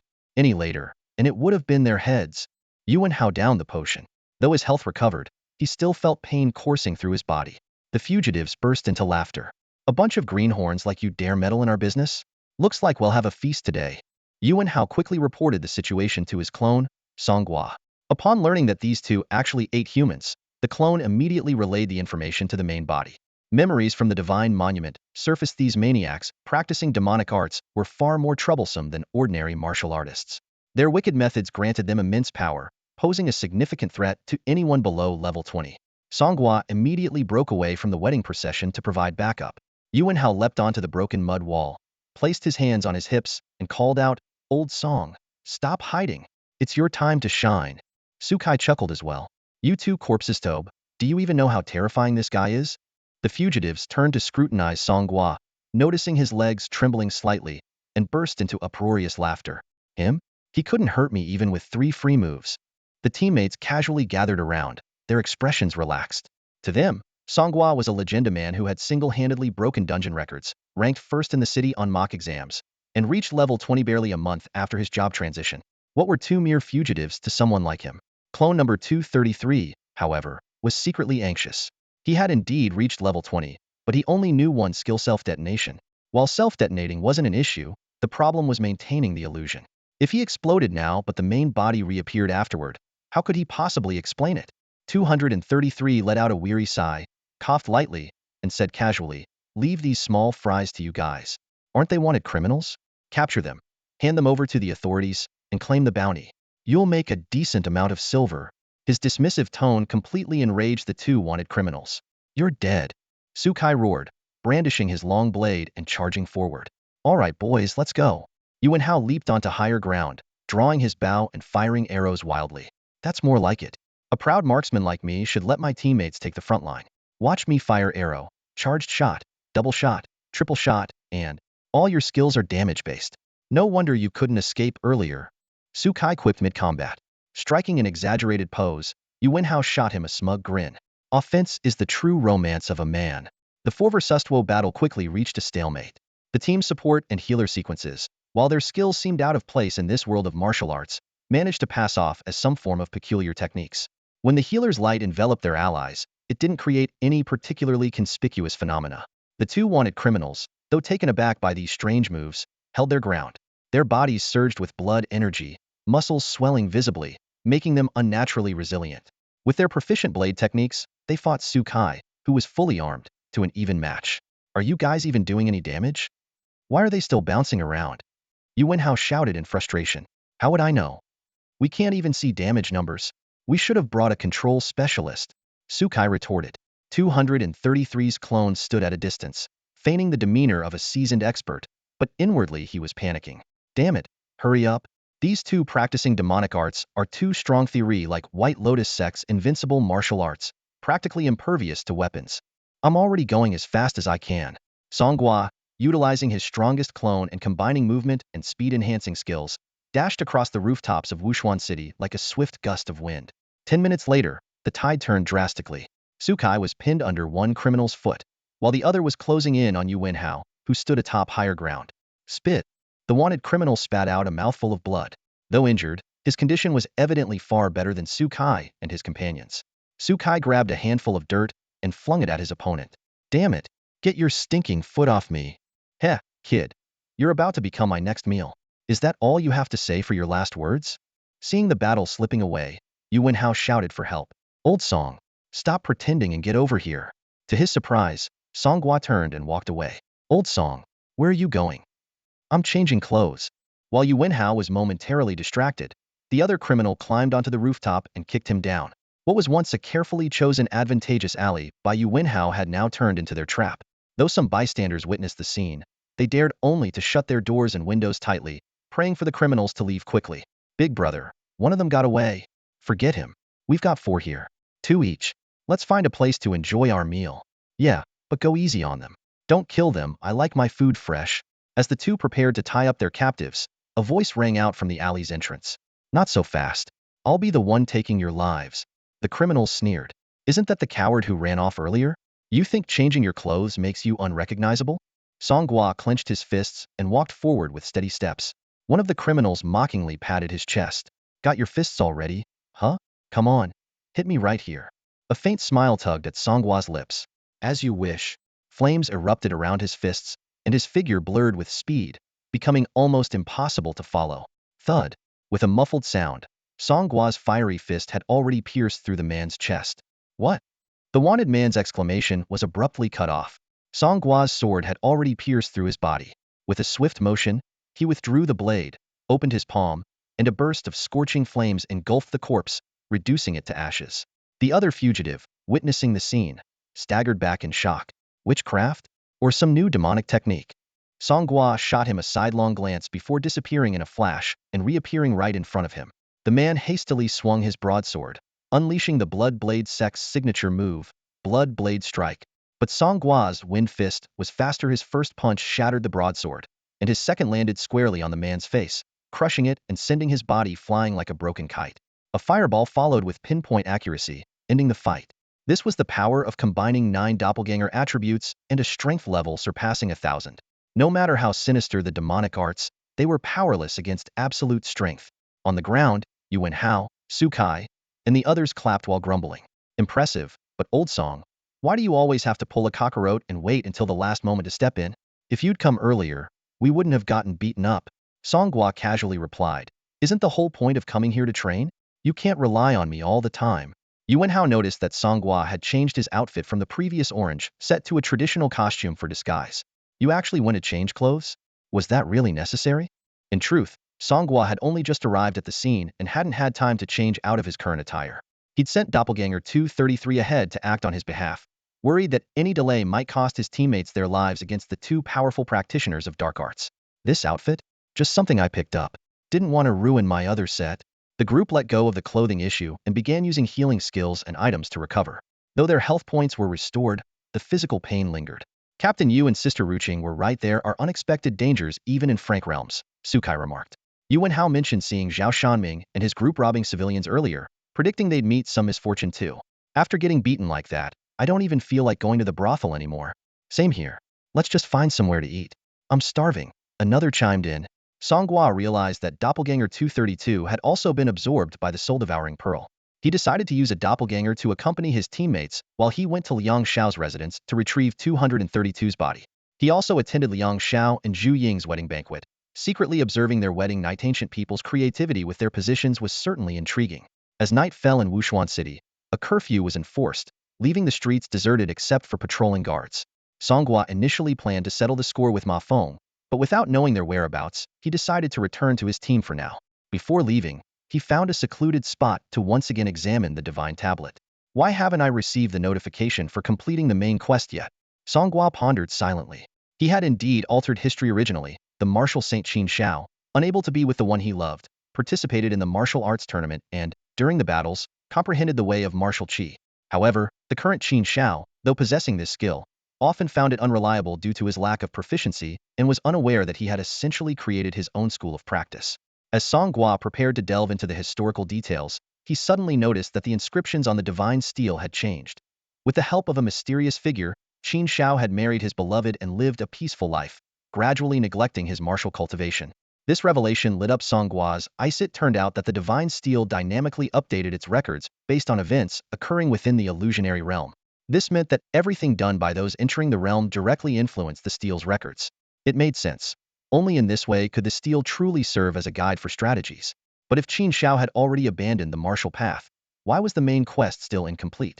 Confused, Song Gua carefully studied the divine steel and quickly found the crucial detail. In the year Tianyuan 2055. A martial artist named Tang Fei, after 30 years of arduous cultivation, comprehended the way of martial qi in his later years. He then used it to avenge his father, established the Tang sect, and ushered in a new era of martial arts, attracting practitioners from all over the land. What the hell? Song Gua couldn't help but curse. Tang Fei hadn't even been born yet. How was he supposed to stop him? He had just dealt with Qin Shao, and now Tang Fei appeared. This quest seemed utterly unsolvable. Suddenly, he realized the crux of the issue. The way of martial qi was akin to a law of physics. It was bound to be discovered sooner or later. Just as relativity didn't necessarily have to be discovered by Einstein, martial artists in this world, through their relentless cultivation of inner strength, were destined to reach this realm someday. So what should I do? Song Gua sought advice from Tsongming. After some thought, Tsongming proposed a new idea. If we can prove that the way of martial qi is a flawed path, wouldn't that dissuade people from pursuing it? It's like the concept of a perpetual motion machine. Once it was proven impossible, scientists stopped chasing it. Conversely, if the theory of perpetual motion were valid and research continued, someone might eventually succeed in creating it. These words suddenly enlightened Song Gua. He immediately rushed back to Liang Zhao's house and kicked open the door to the bridal chamber. At that moment, Liang Zhao, having just experienced the most significant event of his life, was resting in bed. Seeing the door suddenly burst open, he grabbed the sword by his bedside. When he realized it was Song Gua, he quickly sheathed the blade and apologized. I can't believe you're still alive, like a deity appearing and vanishing at will. Liang Zhao exclaimed in awe. Go to the martial arts tournament tomorrow, Song Gua said bluntly. Why? Liang Zhao was puzzled. Didn't you tell me to elope with Inger? The plan has changed. What plan? Don't ask. Just remember to go. The next morning, the martial arts arena of Wuxuanqing was bustling with noise and excitement as the Wulin tournament began. On the stage, the Wulin alliance leader, Zhu Zhishan, dressed in elegant attire, passionately presided over the opening ceremony. Heroes rise amidst the winds and clouds, yet the fleeting years rush by for those who enter the Jianghu. Wulin dominance, a matter of jest, is no match for the intoxication of life itself. Zhu Zhishan scanned the crowd. Honorable warriors and heroes, I, Zhu Zhishan, have awaited this moment for a long time. The triennial Wulin tournament commences today. Who will emerge victorious and claim the title of the new Wulin alliance leader? Let us all watch and see. Below the stage, thousands of participants roared in unison, their cheers growing louder and louder until the deafening cries of "Ha!" echoed across half the city. Among the dense crowd of martial artists stood Song Gua and his companions, squeezed tightly within the throng. Most of the students who had entered this illusionary realm chose to participate in the Wulin tournament. After exploring the city, they discovered that the most valuable treasures were held by prominent martial arts families. These clans were heavily guarded and filled with skilled fighters, making forceful theft unwise. Trading, on the other hand, was nearly impossible without a reputation in the Jianghu. Thus, upon learning of the tournament's generous rewards, they all signed up, hoping to try their luck in the 2 days before the event concluded. Sukai glanced around and suddenly asked, Huh? Where's Zhao Shaming's team? Didn't they register yesterday too? They got caught. Yuan Hao replied with a chuckle. Those guys treated this place like a game world, going around robbing people. The authorities sent over 50 constables and even enlisted martial arts experts from the city to deal with them. When their mage resisted with an AoE skill, it ended up killing over a dozen constables. I heard Pang Liang is gathering people to rescue them. Through the perspective of his clones, Song Gua quickly spotted Mafong in the crowd. As Zhao Shaming's teammate, Mafong had escaped punishment because he hadn't participated in the robbery. When the victims were asked to identify the culprits, they claimed they had never seen him, leading to his release. This kid finally showed some sense, Song Gua thought to himself, but I'll be the last time. Having attacked him twice, Ma Fong had already committed a capital offense. Song Gua resolved to trap Ma Fong in this illusionary realm forever. However, with so many eyes around, it wasn't the right time to act. He would have to wait for the perfect opportunity. Ma Fong also noticed Song Gua and immediately widened his eyes in disbelief. Could the soul-devouring pearl have been a fake? Why is he still alive and well? Thinking about how he had wasted 10 years of his life and aged from 18 to 28 in an instant, Mafong nearly coughed up blood. Yet, he forced himself to remain calm on the surface. Song Gua's clones observed the changes in Mafong's expression and couldn't help but laugh. What an idiot turned himself into an old man. Do you guys know what sunk cost fallacy is? Ha ha ha. You're all so mean. With nothing pressing to do that day, they decided to have some fun messing with Mafong. After Song Gua and his clones reached a consensus, Zhu Zhishan began to announce the rules for the martial arts tournament on the stage. The competition would be held over 2 days, with the first day dedicated to narrowing down over 5,000 participants to just 64 who would advance to the next day's arena battles. 5 kilometers outside the North City Gate lies a unique bamboo forest maze. Zhu Zhishan's voice echoed across the plaza. At the heart of the maze, there are 64 flags. Whoever can retrieve a flag and successfully exit the maze will qualify for the next round. Inside the maze, you are free to fight for the flags, but once you leave, no further disputes are allowed. Now, let the competition begin. As soon as the announcement ended, thousands of martial artists surged forward, including the students participating in the trial. They all rushed toward the bamboo forest outside the city. This type of competition was far more engaging than simply grinding through dungeons. Even if there was no guaranteed reward, experiencing a different world during moments of fatigue was a refreshing change. Old Song, hurry up. The flags are going to be gone. Yuan Hao called out anxiously as he noticed Song Gua strolling leisurely. What's the rush? Song Gua replied confidently. Do you really think it's just about grabbing flags? This is a test of both strategy to navigate the maze and strength to seize opportunities. Let them tire themselves out first, we'll clean up afterward. Sukai gave a thumbs up in agreement. Hundreds of others had the same idea, walking casually at the rear while chatting and laughing. Among them was Mafong, who kept his eyes fixed on Song Gua's back. Song Gua was fully aware of being followed, but it suited him perfectly. This was a chance to deal with the nuisance. By the time they reached the bamboo forest, it was already noon. From a distance, the entire forest seemed alive, with the bamboo swaying eerily. Song Gua was about to warn everyone to stay close when, before he could finish his sentence, the people around him vanished. Yuan Hao, Sukai, and the others were equally disoriented, finding themselves lost in the maze within moments. Even an invincible archer sequence would struggle to perform solo without team coordination. Attempts to exit were futile, as towering walls of dense bamboo blocked their way. But the maze was no match for Song Gua. He deployed his clones to scout the area and mark paths, gradually mapping out the terrain in his mind. Some clones encountered other participants, but since they carried no flags, they were ignored. Meanwhile, Mafong, after losing his bearings, encountered 2 of Song Gua's clones both below level 20. To avoid revealing too much, the clones fled at the sight of him, further heightening Ma Feng's suspicions. Eventually, he came across a level 20 clone of Song Gua. Unlike the others, this one didn't run. Instead, it stood still, as if waiting for something. Here's my chance. Ma Feng thought gleefully, quickly pulling out the soul-devouring orb and aiming it at the clone. Ma Feng stood motionless in the bamboo grove. Thanks to the control skill he had cast on himself in advance, he was able to remain still while activating the soul-devouring orb. This was his third attempt to take down Song Gua. This time, he watched with his own eyes as Song Gua fell heavily to the ground. To ensure there were no loose ends, Ma Feng quickly stepped forward and delivered 2 brutal kicks to the lifeless body. Song Gua's body had already gone cold, but Ma Feng still wanted to deliver the final blow. Just then, the rustling of bamboo leaves broke the silence, accompanied by approaching footsteps. Although the bamboo forest was vast and intricate, capable of hiding thousands, running into someone else was not impossible. Unwilling to expose his actions, Ma Feng reluctantly abandoned his plan. 10 minutes later, Ma Feng's pupils suddenly shrank. Song Gua had reappeared within his sight, blankly marking a bamboo stalk. Staring at the soul-devouring orb in his hand, Ma Feng was filled with confusion. Was Zhao Kan toying with him? He had personally confirmed that Song Gua was dead.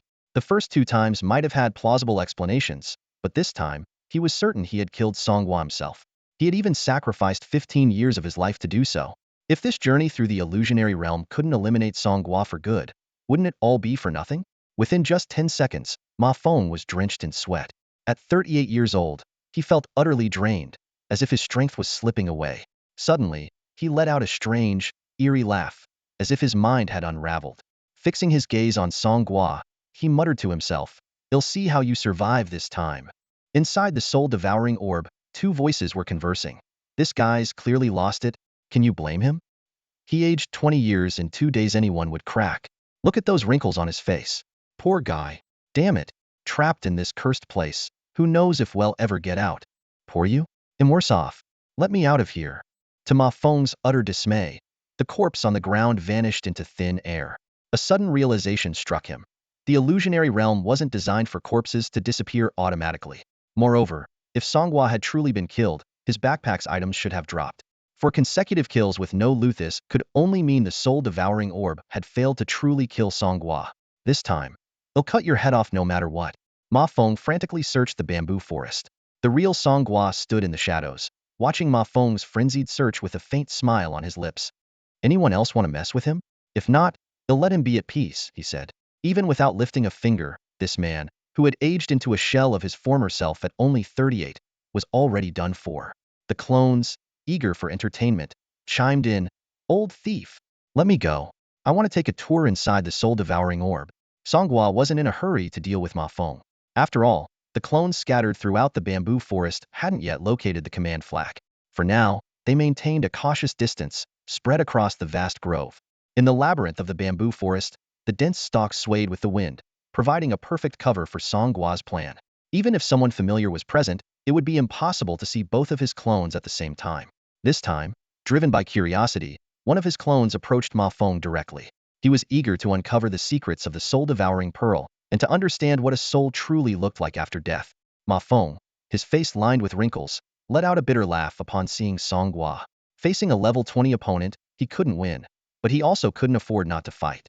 Giving up would mean wasting the 20 years of life he had already sacrificed. Standing at a distance, Song Gua observed the bamboo forest's shifting patterns through the eyes of his many clones.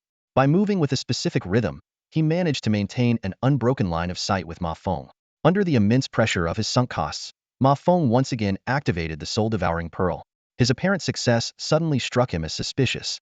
"Damn it, Song Gua, are you playing games with me?" Furious, Mafong drew a flawless level 15 katana and launched into a wave-cutting strike, the blade aimed straight at Song Gua's throat. From afar, Song Gua raised his hand to cast a spell, only to be obstructed by the shifting bamboo. As Song Gua prepared to summon his clones for assistance, one of them suddenly shouted, "Don't go! Yuan Hao is over there."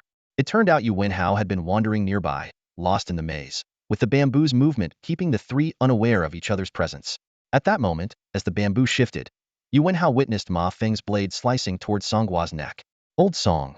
Yuan Hao rushed forward, pressing against Song Gua's wound, where blood poured endlessly, his body already stiff. His eyes burned with fury. "You killed him." Ma Feng froze. Why hadn't Song Gua fought back? Had the soul-devouring pearl really worked on him? But why wasn't there any loot? Seeing Yuan Hao's enraged expression, a panicked Ma Feng gritted his teeth, deciding to eliminate all witnesses. Without noble protection, he couldn't afford to face the consequences of murder. Steel flash. His katana pierced through Yuan Hao's shoulder. From afar, Song Gua had already sent his clones to intervene, but the labyrinth's barriers delayed their arrival. Just then, another clone shouted, "Wait! Look at Yuan Hao's forehead."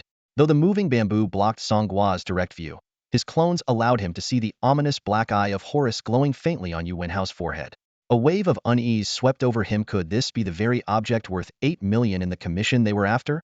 Ma Feng witnessed an unbelievable scene. Though his katana had pierced through Yuan Hao's shoulder, the latter seemed utterly unaffected by pain. Even more bizarre, a strange eye-shaped symbol emerged on Yuan Hao's forehead. A chill crept down Ma Feng's spine as a foreboding sense of dread overwhelmed him. Yuan Hao's expression suddenly twisted. The corners of his mouth curled into a sinister smile as he spoke in an unfamiliar, eerie tone. "Without my protection, you'd already be a corpse. So, what do you say? Need me to step in?" As soon as the words left his mouth, Yuan Hao's face returned to normal, though he gritted his teeth in pain from the wound in his shoulder. "I don't care if I die, but I must avenge old Song. Go ahead, o it." Then, his expression turned malevolent once again. "Oh, I want you to beg me. Stop messing around. No, you have to beg me. After all, you never let me come out before, did you? Bastard, you're cursing me? Fine, then I won't help you." Watching Yuan Hao's erratic expressions twisting between agony and malice, Ma Feng couldn't hold back his anger any longer. He roared, "What kind of act is this?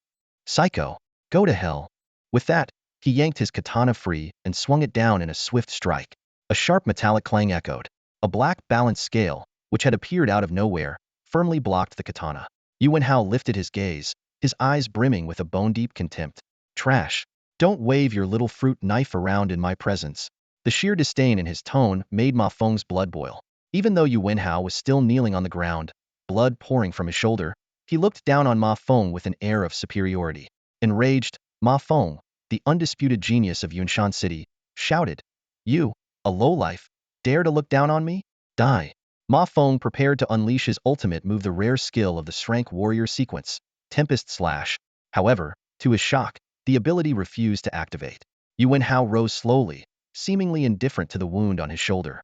Raising the black balance scale, he uttered two elongated syllables. Balance. In an instant, darkness engulfed the surroundings. Countless streams of twisted black light surged from Yuan Hao's body, snaking toward Ma Feng like tendrils. They burrowed into him, writhing and expanding. With crimson eyes, Yuan Hao exuded an aura of terror that left Ma Feng paralyzed with fear. He wanted to escape, but the sinister light had him firmly bound. What terrified Ma Feng even more was the sudden appearance of his information panel. Accompanied by an urgent alert tone, he watched helplessly as his stats, level, and talents rapidly diminished. Strangely, new talents and skills from the archer sequence were inexplicably added to his profile. The black tendrils gradually dissipated, and the light returned to the surroundings. Yuan Hao, holding the black balance scale, stepped forward with a chilling smirk. Now, our strength is equal. Let's have a fair fight.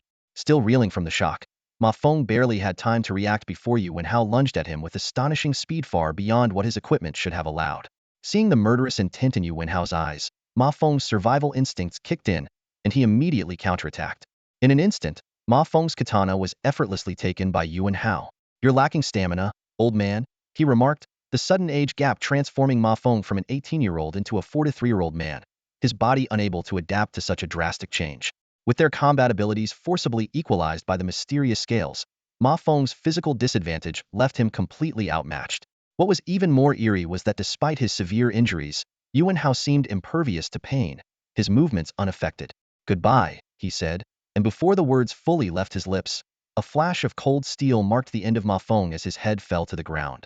Watching from the sidelines, Song Gua was left dumbfounded, his mouth agape in shock. His clones whispered among themselves, is that still the same blonde kid? Something's clearly off. He's probably possessed.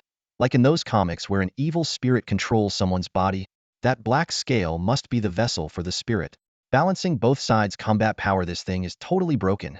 The injured clones had already been recalled by Song Gua.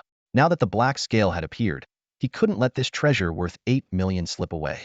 More importantly, he had to stop his best friend from remaining in this bizarre state.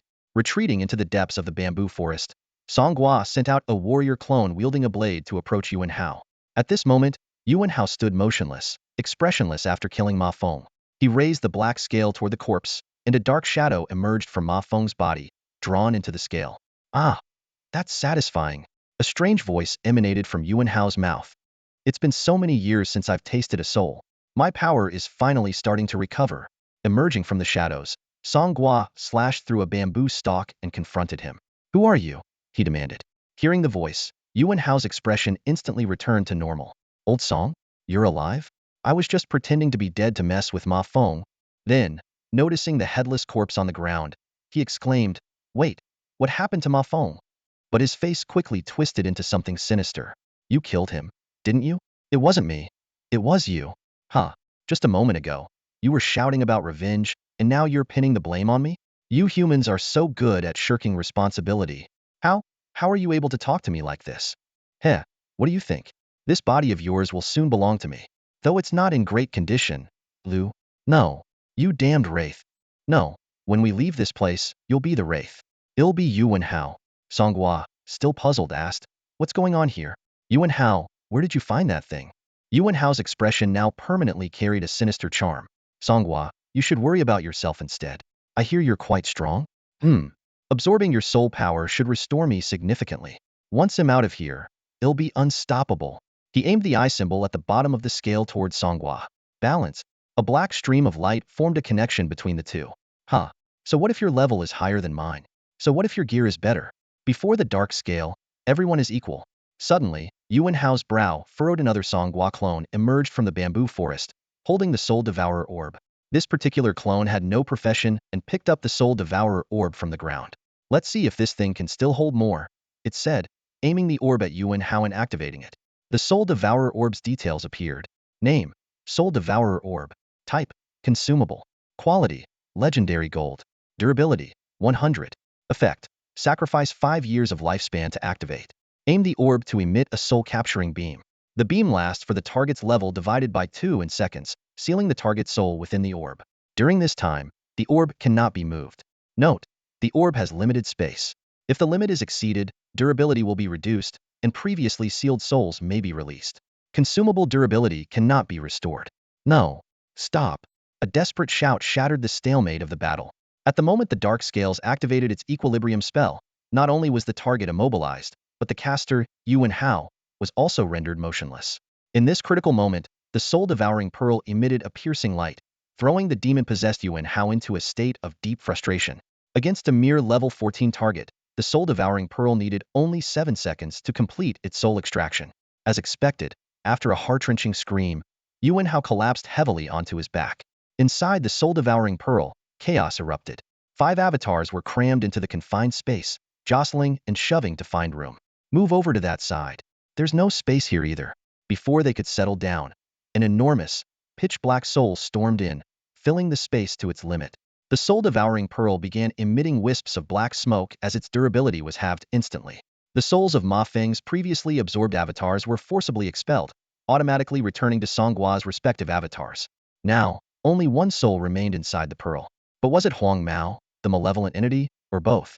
Although the evil soul had taken over Wong Meo's body, his level 14 status and limited equipment significantly weakened his combat abilities. Song Gua could easily defeat him, but doing so would mean killing Wong Meo. After weighing his options, Song Gua decided to try a different approach. He noticed the soul-devouring pearl Mafong had dropped and decided to take a gamble. While the corrupted Wong Meo was immobilized after using the equilibrium skill again, Song Gua sent one of his avatars to wield the soul-devouring pearl. After all, sacrificing one avatar's 5 years of lifespan was better than risking his true form. Clutching the soul-devouring pearl, Song Gua approached Yuan Hao and slapped his face forcefully. "Hey, Wong Meo, wake up!" Yuan Hao groaned, rubbing his sore cheek as he slowly regained consciousness. "Huh, why am I lying here? I'm bleeding." He hastily clutched the wound on his shoulder. Song Gua quickly tore a strip from Yuan Hao's clothes and roughly bandaged the injury. "You don't remember anything?" Yuan Hao's gaze swept over Ma Feng's corpse and the dark scales lying on the ground.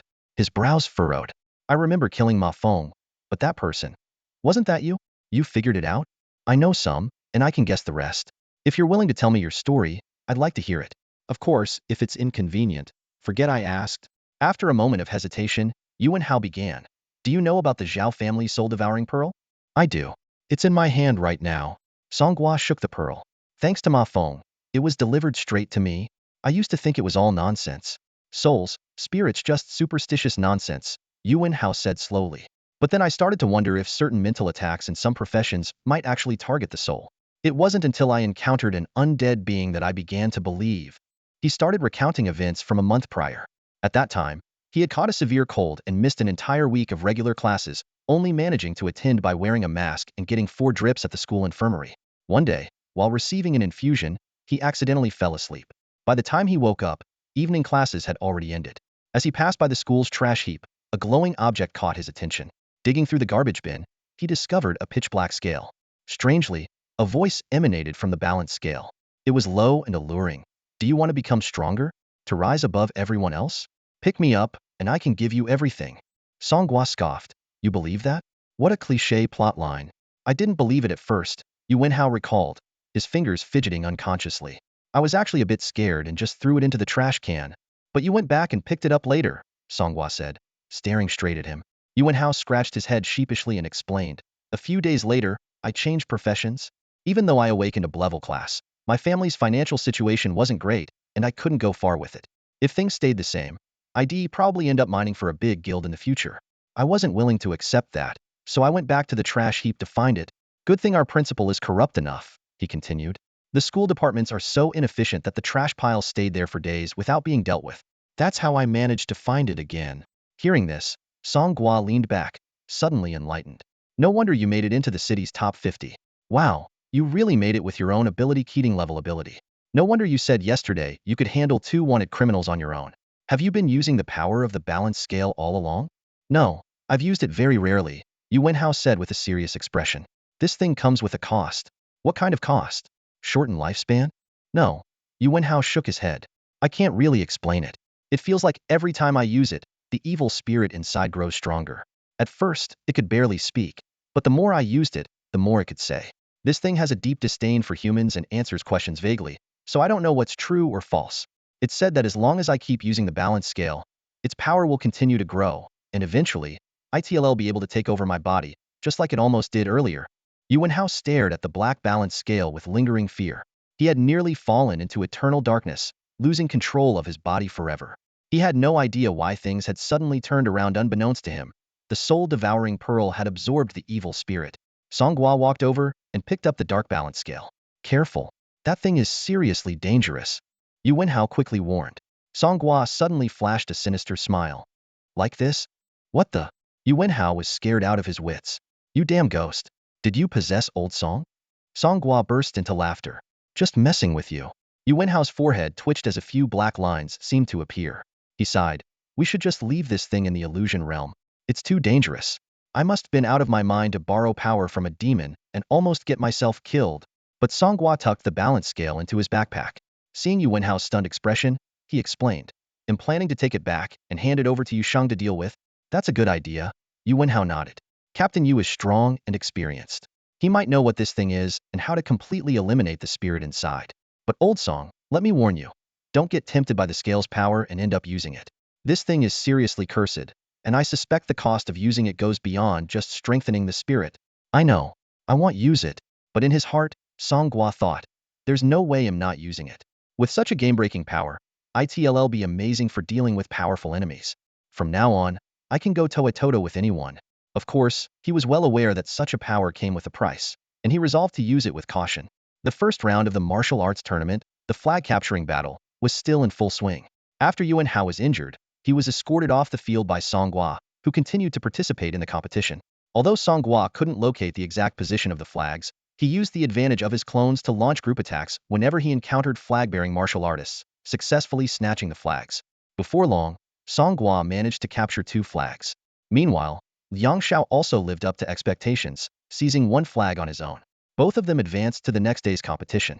As night fell, in a secluded room, Song Gua stared at the dark balance and the soul-devouring orb on the table, lost in thought.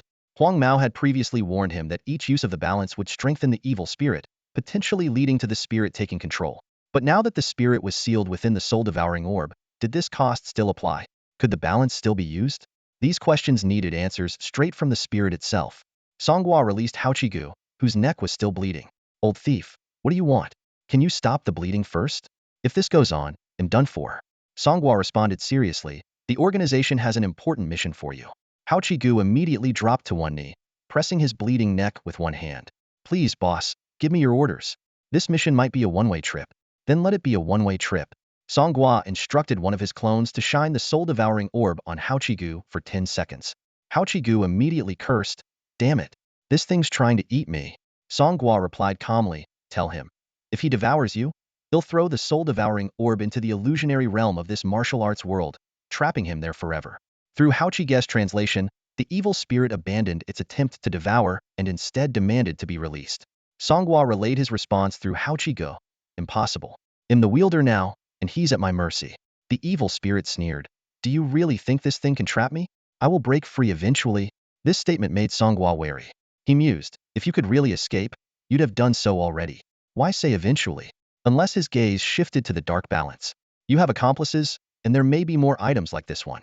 Faced with Song Gua's speculation, the evil spirit let out a chilling laugh. Afraid now? Release me, and I might spare your life. One life isn't enough. I have plenty to spare, Song Gua replied calmly. If I leave you trapped in the illusion and take the scales with me, can I still use the balance skill?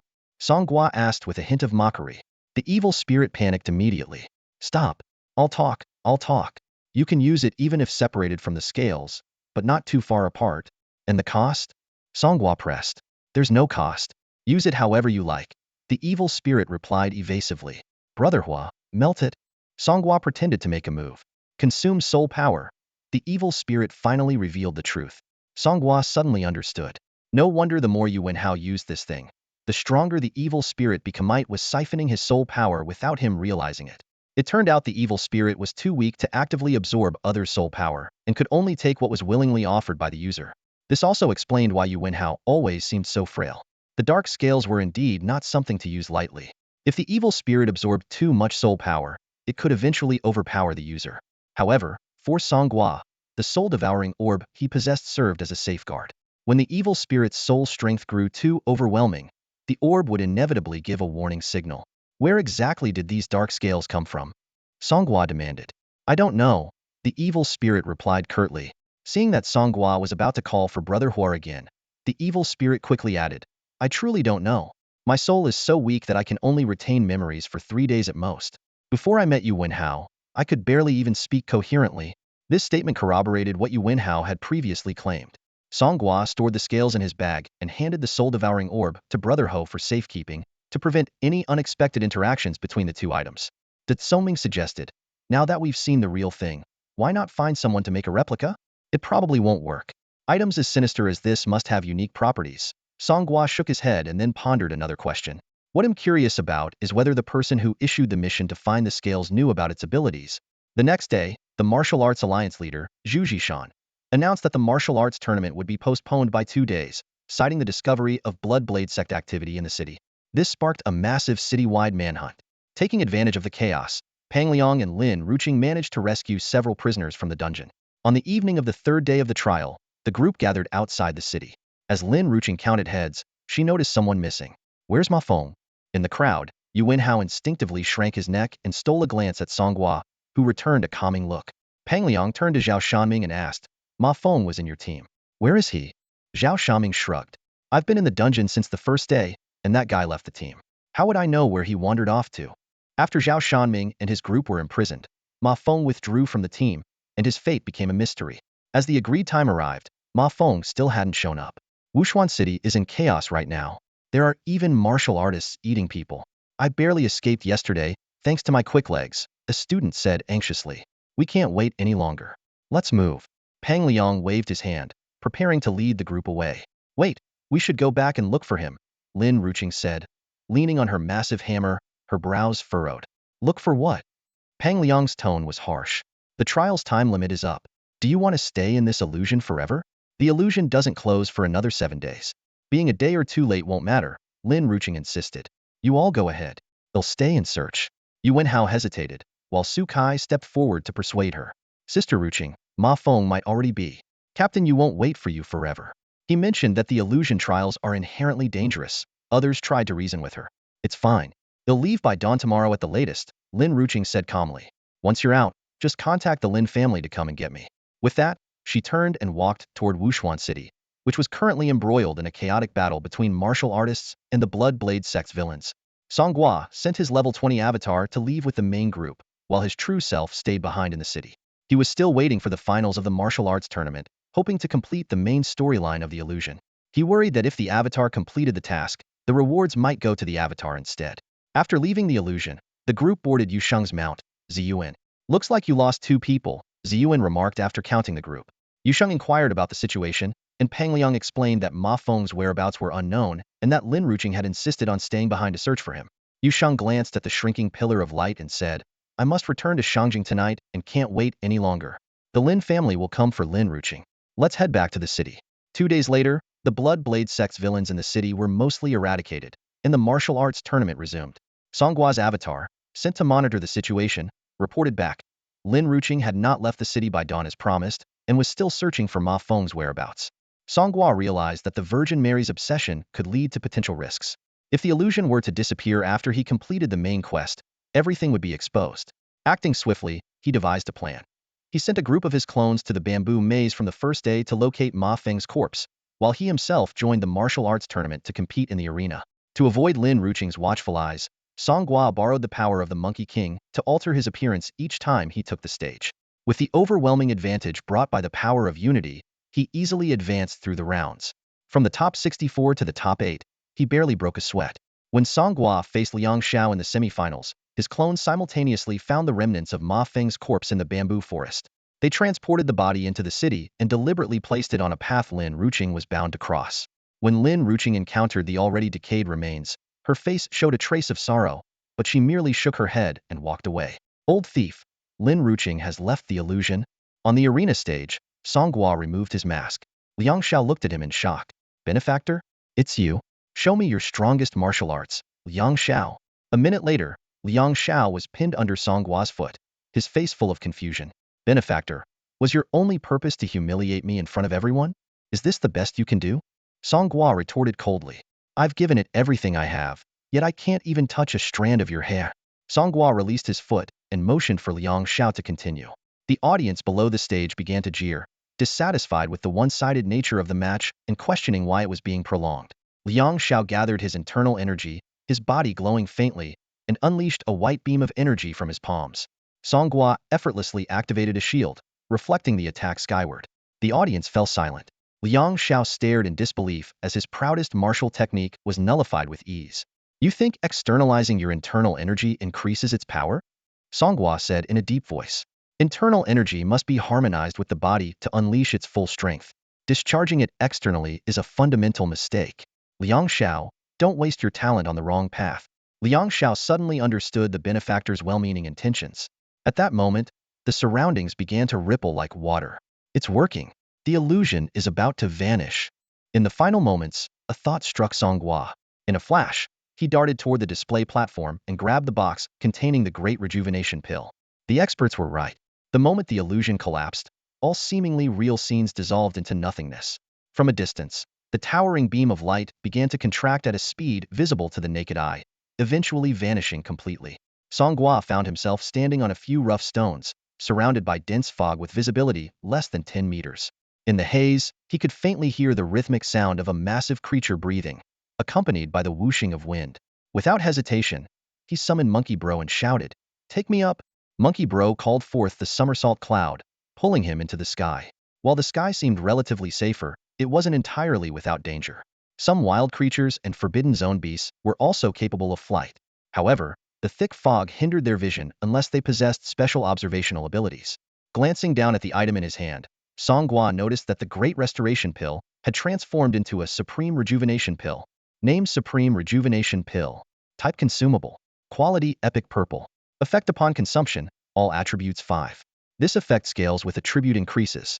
A permanent 5 boost to all attributes wasn't groundbreaking, but for someone without weapon specialization like Song Gua, it was a decent enhancement.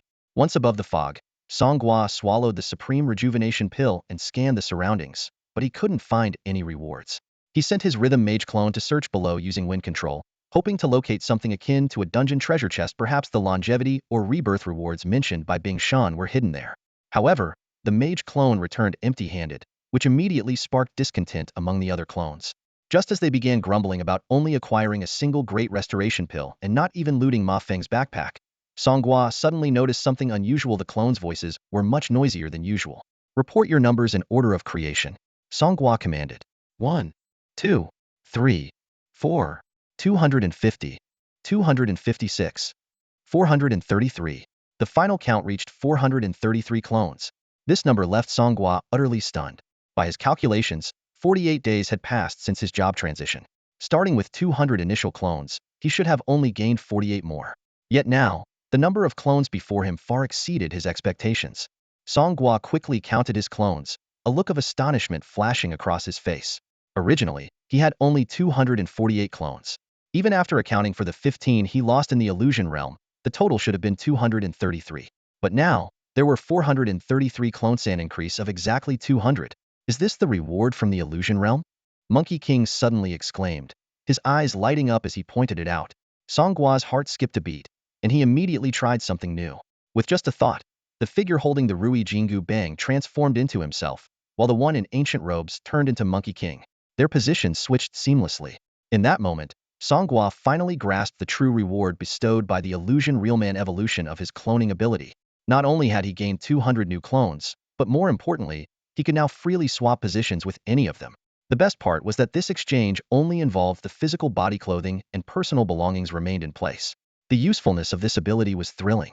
For instance, during his previous rescue of Yuan Hao and Kai in the illusion realm, he wouldn't have needed to come up with awkward excuses to change clothes. A simple position swap would have been enough for a quick rescue. Beyond that, it could serve as the perfect escape mechanism. By leaving a clone at home, he could instantly teleport back in case of danger while out, akin to long-distance transportation. However, one question still lingered in Song Gua's mind. Why was his reward different from what Bing Shan had described? Could it be that each person who cleared the illusion realm received a unique reward? While the upgrade to his cloning ability was exciting, the allure of extended lifespan was still tempting. Perhaps his lifespan had already increased, but being in his youthful years, he couldn't notice it right away. It was something that would require observation over time. As Song Gua pondered, he soared through the skies on Monkey King's somersault cloud, heading toward the central mist zone to use a return scroll. But the scroll failed to activate. At that moment, a booming world announcement echoed in his ears. The world boss has appeared near Yunshan City. The world boss siege battle is about to begin. Yunshan City, prepare for defense. During the battle, return scrolls are disabled, dungeons are closed, and all wild monsters will evolve into elite forms with increased levels, entering nighttime berserk mode. Startled, Song Gua pulled out his phone to check the date January 31st. World bosses only appeared 5 to 10 times globally each January. Who would have thought Yunshan City would be hit on the very last day of the month? Something's wrong. Yunshan City has completely let its guard down, Song Gua remarked as he stood outside the city, his gaze sweeping over the sparse number of guards stationed along the walls. Ever since they entered the illusionary realm, signs of negligence had been apparent. By this final day, it seemed everyone was convinced the world boss wouldn't appear. Just then, an eerie red cloud spread across the sky, casting a crimson glow over the land. A booming announcement echoed across the world, shaking the eardrums of every citizen in Yunshan City. Level 60 world boss has descended, accompanied by 4 outdoor bosses of the same level as its guards. Worse still, all the monsters in the light fog and medium fog zones had gone berserk and were converging on the 4 main city gates. The dungeon entrance in the first-tier instance zone had reversed, relentlessly spewing dungeon monsters and bosses outward, releasing a new wave of enemies every hour. Boss, the world boss is here. Let's use our teleportation ability to get back to the city and hide, Tsoming said nervously. The world boss is guaranteed to drop a divine artifact. It's practically been delivered to our doorstep. How could we pass it up? A glint of determination flashed in Song Gua's eyes. Brothers, suit up. Before his words had fully landed, Song Gua and his clones had all changed into bandit attire, complete with face-covering masks. Meanwhile, the situation inside the city was deteriorating rapidly. Within just 2 hours, the 4 main gates had fallen one after another. The heavy artillery defenses stationed near the walls and gates were completely destroyed, and even the regularly maintained defensive formations and towers had suffered massive losses. What should have been a strategic counteroffensive leveraging fixed defenses had devolved into chaos due to the lack of preparation, leaving the city on the back foot from the very start. Fortunately, the Professional Guild Alliance and the combat teams from the 12 sequences local branches arrived in time through large-scale teleportation arrays. They joined forces with the city defense troops to form a temporary line of defense, barely holding off the first wave of agile boss-class monsters. However, without the support of fixed defensive installations, the battles to come would undoubtedly be grueling. Now, the frontline professionals and city defense forces were using concentrated firepower to desperately repel the monsters, buying precious time for the support units to rebuild the defensive lines. In the mayor's office, the city leader slumped in his executive chair, unable to summon the courage to answer the incessantly ringing phone. Each call brought worse news, and he muttered to himself in despair, "Damn that world boss. Why did it have to spawn on the last day?" He slammed his fist on the desk. The city defense troops, those useless slobs. They must have thought it wouldn't show up and started slacking off. Now, it's all over. Mr. Mayor, don't give up. The chairman of the Yunshan City Professional Association and the director of the Special Affairs Bureau burst into the mayor's office in a hurry. Inside the office, the mayor was leaning on his desk with both hands, his expression heavy with concern. As the highest-ranking official of this small third-tier city, he was acutely aware of the dire situation they were facing. The strongest professional in the city hadn't even reached level 70, a far cry from the top-tier combatants in larger cities. Now, with the city walls breached and defensive lines forced to retreat, it was only a matter of time before the boss-level monster broke through, leading to inevitable street battles. "It's over. We're going to be annihilated," the mayor said, his voice filled with despair. The chairman stepped forward and began analyzing the situation in detail. Combat power is far more complex than just levels. Equipment quality, enhancement levels, gem inlays, skill proficiency, core bonuses, mount and pet buffs, even regular spirit dew supplies, and the use of rare treasures, all of these are critical factors. Even the heads of Yunshan City's 4 major families couldn't claim to have maximized all these elements. Systems based on probabilities, like equipment enhancement and gem upgrades, were avoided even by world-class professionals. In a resource-starved small city, nurturing someone capable of standing against a world boss was simply a pipe dream. Escape? The mayor let out a bitter laugh and shook his head. The world boss's overwhelming anti-air capabilities would turn any escape vehicle into ashes. "It's not over yet." The chairman's voice rose. "This is only a level 60 world boss. If we can hold out until reinforcements from the administrative region arrive, we still have a chance." The director of the Special Affairs Bureau also chimed in, Our investigative team has already joined the combat forces. Every one of us will give it everything we've got. The mayor spread his hands helplessly. I've already contacted the district office, but the nearest second-tier city's reinforcements will take at least 10 days to get here. How can we possibly hold out for that long?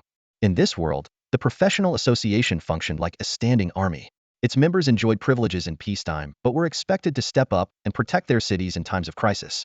While there were large-scale teleportation arrays capable of citosity transport, Yunshan City lacked the high-level array masters necessary for maintenance, as well as the high-quality energy crystals required to power them. They had no choice but to wait for reinforcements to make the long journey. At that moment, the director of the Special Affairs Bureau's eyes lit up. Wait, there's still Yushang. Captain, you may have left just yesterday, but if he sees the world announcement, he'll definitely come back. Without an official order, he's not obligated to help, and he wouldn't face any consequences for staying away, the mayor said, still worried. He'll come back, the director said firmly. This is his hometown, and besides, there's someone he cares about here. Song Gua is still in the city. The chairman of the association spoke with a grave expression. The situation has become extremely critical. Mayor, it's time to issue a mandatory draft order. Every guild and family force in the city must join the fight. The mayor swallowed nervously, beads of sweat forming on his forehead. Issuing the order wasn't the hard part. What worried him was whether the various factions in Cloud City would comply, as the city had been free from such large-scale mobilizations for far too long. The chairman's lips curled into a cold smile. They have no choice but to comply. Anyone who refuses will be executed by the association's enforcement team under charges of treason. If they dare to resist, well, escalate it to crimes against humanity and report them to the highest authority in the administrative district for direct handling. Soon, broadcasts echoed across the headquarters of every major guild in Cloud City, and text messages were sent to the phones of every professional. Aside from students currently in school, everyone received the mandatory draft order. Even I, a mere advisor to the Zhao family, have to go? Not just you, even the head of the Zhao family must fight. Damn it, I joined the Zhao family to avoid this kind of danger, and now? This is federal law. No one can escape it. Within the Zhao family's expansive private estate, spanning hundreds of acres, enforcement vehicles roared in. Team members raised loudspeakers and began calling names. Zhao Wuji, Zhao Taizhu, Zhao Feipeng, Zhao Yun, Zhao Huyin. They had a comprehensive list, not just of family members, but also advisors and associates linked to the Zhao family. One professional hiding in the basement was dragged out, shouting, "Why me? Protecting the city is your job." Before he could finish, the enforcement team captain struck decisively with a ghost/skill, severing his head on the spot. Bound by abyssal rock cuffs, the professional had no chance to resist. Zhao Wuji silently observed the scene. As a local power broker, he understood all too well. If the major families didn't act, the situation would only worsen when the monsters breached the city. Even non-combatants wouldn't be spared. Move out. To the front lines. On the battlefield, chaos reigned as a cacophony of sounds filled the air. Whoosh boom. Rat-a-tat. Forbidden spell. Meteoric firestorm. Ultimate art. Holy light shield reflection. Finishing move. Raging dragon devours heaven. Behind the shattered walls and gates, professionals fought valiantly. They faced familiar monsters from Training Zone slimes, goblins, raging water buffalo, triceratops, and three-eyed eagles, but these creatures had been enhanced to elite levels. Their levels were higher, and they were in a state of nocturnal frenzy, with significantly boosted attack and defense capabilities. The defeated monsters left behind piles of generic whiteboard equipment and low-grade potions on the ground, but this was merely the beginning of the first wave of attacks. Stronger dungeon monsters, dungeon bosses, field bosses, and the ultimate world boss that commands them all are still ahead. On the city wall, Dao Yuming approached Zhao Yingxiong with a bloodied pair of axes gripped tightly in his hands, a playful smile on his face. His mana was nearly depleted after carving a bloody path through the horde of monsters to retreat for a short rest. As a level 63rd professional, the first wave of attacks was merely a warm-up for him, but the sheer number of enemies was overwhelming, even for someone of his caliber. What made matters worse was that the monsters were attacking Yunsan City from 4 different directions. The 8 major guilds had been assigned to defend different areas, with Tianzhao and Liyuiqing coincidentally stationed at the south gate. Your Liyuiqing guild better not drag us down. Zhao Yingxiong scoffed coldly. Dao Yuming chuckled as he wiped the blood off his axes. When the boss shows up, just make sure your people don't run too slow, huh? Heh, they'll throw that right back at you. I saw your people picking up Y-tire gear, absolutely laughable. Well, if there's time, why not grab a few things? When the stronger monsters and bosses arrive, the loot will be worth it. Aren't you going to pick anything up, Guild Leader Zhao? I'm just worried you might not live long enough to use what you collect. The 8 major guilds were forced to cooperate, but none of them trusted each other. Tensions were particularly high between Tianzhao and Liyuiqing, who had become bitter enemies after the battle at the mental hospital. Their rivalry only deepened when Liu Yiqing later collaborated with bandits to seize Tianzhao's mining zone. Yesterday, they were plotting each other's downfall. Today, they had to fight side by side. It was no surprise that the undercurrents of hostility ran deep. Meanwhile, the four great families each supported one defensive direction, preparing for the arrival of the world boss for elite guardians. At the same time, the first-tier dungeon area had already fallen. The dungeon entrances had turned into portals spewing out waves of enhanced monsters. While their original classifications remained unchanged, their levels were generally boosted by 10. Fortunately, only the first-tier dungeon area had been affected. Second and third-tier zones were still safe for now. Even so, the level 25 monsters from the Hell difficulty dungeons were now enhanced to level 40, posing a significant threat. The professionals within the dungeon areas were caught off guard.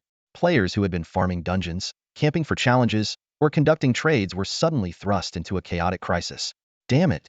No wonder January's hazard pay was doubled. The guild leader lied. He said a world boss would never spawn in our small town. Run to the foggy zone. I heard level 60 world bosses won't summon any wild monsters there. Isn't it even more dangerous near the restricted zone? Although the monsters' primary objective was to attack the city and they didn't actively target players, the inclusion of elite monsters and dungeon bosses in their ranks caused significant casualties. The ground was littered with loot equipment, skill books, potions, scrolls, gems, enhancement stones, and more, but in the face of life-threatening danger, no one dared to bend down and pick anything up.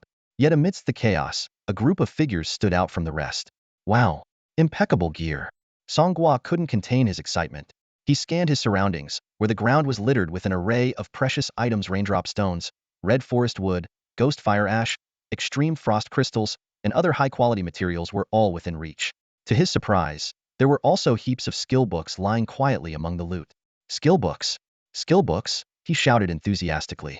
Anyone looking to upgrade their skills, come check these out. But before he could indulge further, he recalled the warning from Lao Tse earlier that his development priority was considered low, and upgrading skills could wait. However, the urgency of the current situation made him reconsider. This is wartime, Song Gua thought to himself, and in war, orders can be bent. Strengthening my power is the top priority right now. Just then, a large group of bandits appeared in his line of sight. There were at least 200 of them, their formation disorganized but still relatively concentrated. These marauders swept through the area, looting dropped items and rampaging through the dungeon's monster groups. As the battles raged on, the light of level-ups flashed continuously over the bandits. Having laid low in the illusionary realm in recent days, Song Gua and his clones had long since recovered from experience fatigue. After a series of intense battles, many of his clones had leveled up, sending a torrent of experience flooding back to him. This quickly pushed Song Gua to level 22, though it also triggered experience fatigue for him. Yet, the fight was far from over. During the World Boss Siege event, all monsters above the boss level granted experience unaffected by fatigue. Spotting the reedied Monkey King emerging from the entrance of a level 5 dungeon, Song Gua immediately launched an attack. Lend me your strength. With the attributes of 9 clones stacked upon him, Song Gua threw a heavy punch at the Monkey King. Though it was a simple basic attack, it dealt true damage, with the damage numbers glowing in the signature red of the mysterious treasure. However, the Monkey King merely cast him a disdainful glance before stepping onto his somersault cloud and fleeing. Looks like you just got disrespected, Monkey Bro teased. Shaking his fist in frustration, Song Gua muttered, damn it. These bosses under the World Boss's command have all had their health massively buffed. Otherwise, that punch would have taken him out in one hit. The current bosses had only one objective: besiege the city. Regular monsters might still be drawn into fights by adventurers, but these prideful bosses deliberately avoided unnecessary battles, heading straight for Yunshan City. Forget it, Song Gua said, turning to Monkey Bro. The dungeon bosses aren't our focus. Our target is the world boss. This dungeon area is perfect for our battle strategy: endless waves of monsters, no need to run around. Tell Ghost Bro to get ready, and we can start. Hearing this, Monkey Bro instinctively covered his increasingly sparse hair. I'm not sure my monkey minions can contribute much in a fight of this intensity. This time, summon fewer of them and max out damage reduction. Just tank as the main meat shield. 100 hairs should be manageable, right? No problem. Monkey Bro replied with a snap of his fingers. For a level 22, first transition adventurer to take on a level 60 world boss, it would seem like sheer madness to most. In the past, Song Gua wouldn't have even entertained such an idea. It would have been an impossible mission. Song Gua knew well that even though he held the powerful bug scale as a trump card, it alone was far from enough to take down the world boss. The most pressing task at hand was to leverage Gua Ge's abilities to convert the monsters released from the dungeon zones into their own combat forces. Gu, how many summon creatures can you control at once right now? Song Gua asked. Gu, carrying his signature giant cleaver, replied, it mostly depends on the strength of the summons. If it's low-level grunts, I can handle 10,000, no problem. Song Gua pointed to a group of level 40 elite monsters that had just emerged from a level 25 dungeon not far away. What about those? Around 3,000, maybe less, Gu estimated. Their level is way higher than mine, and they're all elites. Song Gua quickly formulated a plan. First, we'll raid the Giant Valley dungeon for 300 giants to use as mounts. We'll use the remaining slots to convert dinosaurs from the Dino Forest dungeon. Both were level 25 dungeons, with Giant Valley known for its tanky monsters and Dino Forest for its ferocious, berserk creatures perfect for building a strike force. No problem, Gu nodded, then added a reminder. But keep in mind, my summons only last for 36 hours. And these level 40 monsters have really high defense. Our brothers might struggle to break through it with sheer numbers. I'll handle the vanguard, Song Gua replied before charging forward. Utilizing his true damage output and skillful control of his clones, he swiftly took down several level 40 elite monsters, allowing Gu to convert them into undead summons. The battle began to unfold, with Song Gua's clones taking on distinct roles. The combat sequence focused on dealing with lower-level dungeon monsters, while the logistics sequence worked on constructing defensive positions on the perimeter. 3 defensive towers were set up in a triangular formation, surrounded by overlapping barrier formations and slowing arrays. All the materials were scavenged from monster drops, ensuring an endless supply. Once the stronghold was established, Song Gua concentrated all their combat forces within it and turned to Gu. It's time to pick up the pace. Send the brothers in the vanguard sequence to lure in more monsters. Monsters were pouring out of the dungeon's entrance, flooding Yunshan City like a surging river. Close to the origin of this relentless tide, Song Gua had constructed a makeshift defensive stronghold. Though the stronghold was modest in size and its formations and defense towers weren't top-tier, it had the advantage of manpower. Over 200 capable bandits were stationed there, working in tandem with the skeletal soldiers and skeletal cavalry summoned by Ghost Bro. More importantly, Ghost Bro continuously converted level 40 elite giants and dinosaur-like monsters to his side, turning this area into one of the most fortified zones near the dungeon's outskirts. The defense system operated like a finely tuned machine. The clones of the Guardian sequence lured monsters from the dungeon entrance, guiding them into the stronghold's range. Once within the area, the monsters were immediately slowed down by a deceleration formation, forcing them to advance at a crawl.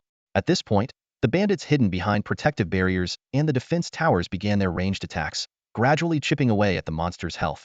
Despite the inefficiency of this strategy due to the level disparity, the giants and dinosaur monsters converted by Ghost Bro served as the main damage dealers. When the monster's health was nearly depleted, Ghost Bro or his summoned creatures delivered the final blow, converting the defeated enemies into new allies. Undead three-eyed giants, undead flame giants, undead tyrannosaurs, and undead raptors. The ranks of Ghost Bro's army continued to swell. Meanwhile, Song Gua acted as a mobile support unit, rescuing any clones that found themselves in danger while luring monsters. Using his position-swapping ability, he could instantly replace endangered clones during critical moments. Combined with his Unity power and Bondmaster skills, he could shatter level 40 elite monsters with a single punch. During this time, Song Gua took advantage of his position-swapping ability to return to Yunshan City and purchase large quantities of food and drinking water from supermarkets. Though combat supplies like health and mana potions were plentiful, sustaining a prolonged battle of this scale required robust logistical support. As the battlefront stabilized and Ghost Bro's summoned forces grew steadily, the clones began implementing a rotation system, allowing some members to rest. At this point, Song Gua decided to head to the Profession Sanctuary. Boss, why are you going there now? Da Tsongming asked. Over 200 of the new recruits haven't undergone their profession changes yet, including the ones who joined after your own change. This is the perfect opportunity to get that done, Song Gua explained.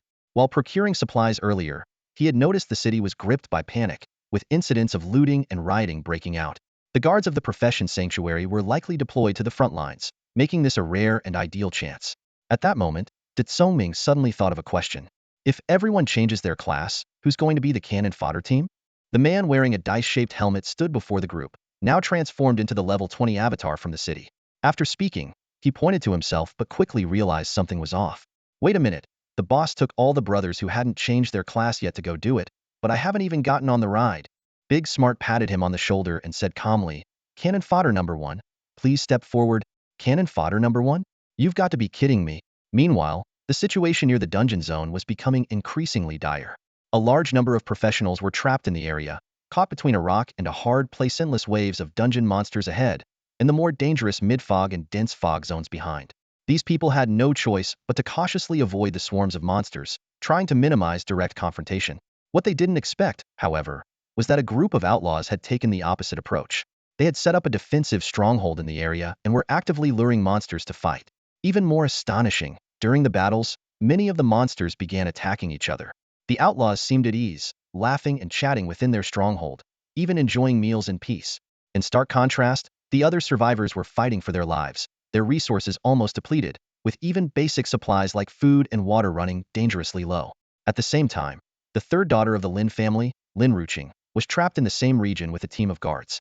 Her elite guard, Su Shirlina level 42 Guardian Knight from the Order sequence had earlier led a 5-person team aboard a hot air balloon to successfully retrieve her from the entrance of the Yunshan Mirage. Unfortunately, on their return journey, they encountered a world boss. A laser beam casually fired by a level 20 dungeon boss struck the balloon, forcing them to crash land in this area. Miss Lin, the master has sent word that they can't leave the city anymore, Su Shirlin said gravely. The entire perimeter of Yunshan City is surrounded by hordes of monsters, and wild bosses have already reached the city walls. Lin Ruqing gazed in the direction of Yunshan City, murmuring, I wonder how many people will die this time. Then, with resolve, she declared, we're going back to fight. That's impossible. Su Shirlin immediately interjected. There are countless monsters and bosses between us and the city. Staying here is relatively safer. This place won't hold for long either. Another guard chimed in. If a few more waves of monsters come, we'll run out of supplies. Su Shillin's eyes shifted to the conspicuous outlaw stronghold in the distance. There, undead giants summoned from Giant Valley stood tall like small mountains, making the outlaw's position particularly noticeable. Perhaps, he ventured cautiously, we could cooperate with the outlaws? Their position seems much safer. The other guards began to discuss among themselves. What are those outlaws even doing? We're all avoiding fights, yet they're actively luring monsters, probably trying to level up and gather resources. They've got guts. They'll give them that. Guts? Outlaws afraid of death? Don't make me laugh. Their situation does look better. If we can join their stronghold, we might just survive until the siege ends. After weighing the options, Lin Ruqing finally nodded in agreement. All right, we don't have enough people to build a proper defense. Joining them is indeed the safer choice. Clearly, Lin Ruqing's group wasn't the only one with this idea. Scattered survivors near the dungeon zone were also gradually making their way toward the outlaw stronghold. At that moment, someone reported to the boss of the outlaws, Old Thief. Boss, some people want to enter our stronghold. They say they can help us fight the monsters. Should we let them in? Brothers of the Mafei gang, could you open a gap in the slowing formation and let us in? We're willing to assist in the fight. 3 disheveled professionals stood outside the defensive line, warily eyeing the swarm of monsters charging from the distance. It's not Mafei gang. Just call us Mafei. Da Tsongming snapped in irritation. His scarred and disfigured face was enough to make the 3 men step back half a pace in unison. Indeed, even without any special abilities, that face alone could deliver a psychological blow to the enemy. Yes, the brothers of Ma Fei. One of them hastily corrected himself. We're completely out of mana potions. If we encounter any more of these commanded monsters, we might not make it. In truth, there were plenty of mana potions scattered on the ground.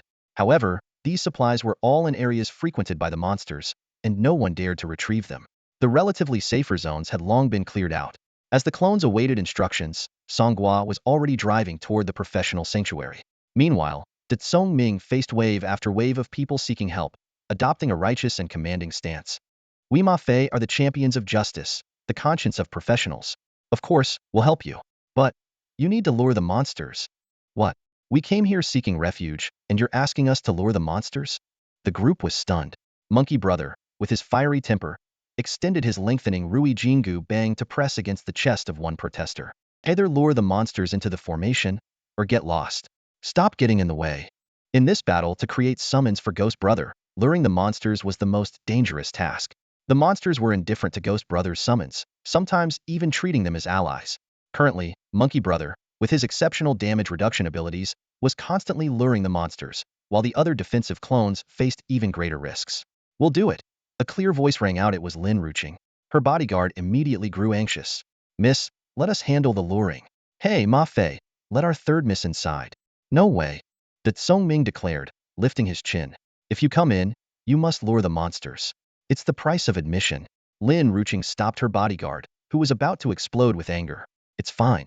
As part of the Guardian sequence, luring monsters is my specialty. Inside the city, Song Gua actually didn't want Lin Ruching to enter the formation. Even though the clones were all dressed in Mafei disguises, having someone familiar nearby made him uneasy. He decided to observe her first and see if she could truly handle the task of luring monsters. At this moment, Song Gua was wearing a spare Mafei outfit, complete with a 3-barrel hood, and driving a commandeered private car toward the professional sanctuary. He couldn't use the professional abilities of the clones currently engaged in battle could prove fatal. The streets were desolate. Doors and windows were tightly shut, and the shutters of shops were all pulled down. Aside from students, almost all combat class professionals had been deployed to the city's borders. Under bridges and in garbage stations, a few homeless individuals huddled together, praying that the flames of war wouldn't reach the inner city. Changing professions is a sin. Becoming data-driven is a sin. Abandoning human identity is a sin. The shrill slogans echoed through the congested streets. Through the car window, Song Gua saw a group of bizarre individuals clad in white robes occupying the road ahead. They were frantically beating blood-red drums, their faces painted with grotesque ghostly designs, and waving white flags emblazoned with skull symbols. Car horns blared incessantly, accompanied by a chorus of angry curses. Get out of the way. Stop causing trouble on the road. Damn cultists. I need to get home to my wife and kids. These lunatics always show up when the special bureau isn't around. Leaning out of the car window, Song Gua activated his information checking ability. Oddly, none of these cultists displayed any visible levels above their heads. Although the government only offered free profession changes to recent graduates, most people could save up 20,000 yuan to visit the profession temple for a change. Clearly, this group was deliberately avoiding the process, adhering fully to their own doctrines. One of the cult members approached his car window, handing over a small pamphlet. Please take a look at our Divine Punishment Church's brochure and learn about the dangers of profession changing. He stopped mid-sentence, noticing Song Gua's bandit-like attire. His expression froze, and he quickly withdrew the pamphlet. Ugh, bad luck? Song Gua muttered. Impatient, he got out of the car. Using the strength of several newly created avatars, he lifted his vehicle and carried it past the traffic jam. Along the way, members of the so-called Divine Punishment Church were everywhere, taking advantage of the absence of law enforcement officers who were busy dealing with world Becesto wreak havoc on the streets. Finally, he arrived at the profession temple. As expected, only a few life class administrators and security guards were left to watch over the place. The profession temple is closed today, an administrator shouted as he rushed out. Upon recognizing who it was, his face turned pale. Eh, a bandit? Song Gua grinned. I'm here to change professions. The security guards, noticing that Song Gua's level was hidden thanks to his bewilderment skill, assumed he was just an ordinary person. They immediately drew their guns and aimed at him. Don't move. Move again and we'll shoot. Silently, Song Gua activated the power of unity, stacking the attributes of 9 level 20 rogue avatars. His figure left an afterimage as he instantly appeared beside the armed guards. With ease, he snatched the firearms and twisted the barrels into spirals with one hand. Those who stand in my way will end up like this gun. How can he be this powerful? The security guard and the administrator stood dumbfounded, staring at the scene before them, too stunned to intervene. Song Gua kicked open the grand doors of the sacred hall with one swift motion and strode in as if it were his own home. The sight inside triggered a flood of memories less than 2 months ago. Right here, he had sent Mafong flying with a single punch. Now, even the grass on Ma Feng's grave was beginning to sprout. Finally, we can change our class. Song Gua exclaimed as he scanned the hall. The events of the past month flashed through his mind. His clones were equally excited. Unbelievable. A scattered player from the early days like you surviving until now? You're truly a child of fortune. Wait, does this mean every new clone born in the future has to come here and challenge the sacred hall? What a hassle. One of the clones grumbled. It's not the hall itself that allows us to change classes. It's that stone inside. What if we just take the stone with us? Another clone's suggestion made Song Gua's eyes light up. Exactly. Why can't we take the stone? That way, any new clones can change their class directly. Song Gua fixed his gaze on the sacred stone, which floated at the center of the hall, radiating a faint, colorful glow. Before he could try, a barrier suddenly appeared in front of him. Uho, there's a protective array, one of the clones said nervously. Relax, it's just a minor issue. Song Gua reassured them, unfazed. He began searching the hall carefully. Before long, he located the array diagram and effortlessly removed the flawless energy crystal embedded in it, causing the protective array to vanish. Good thing no one's guarding this place right now, or I wouldn't have been able to break through that barrier, Song Gua muttered as he approached the sacred stone. He then began facilitating the clones' class changes. I've changed my class. I'm in the support branch. No way. I want combat. Haha, I got the height ear omnipotent sequence. I'm in the warrior class. The clones cheered one after another. Once the excitement died down, Song Gua asked, did anyone get the sage sequence?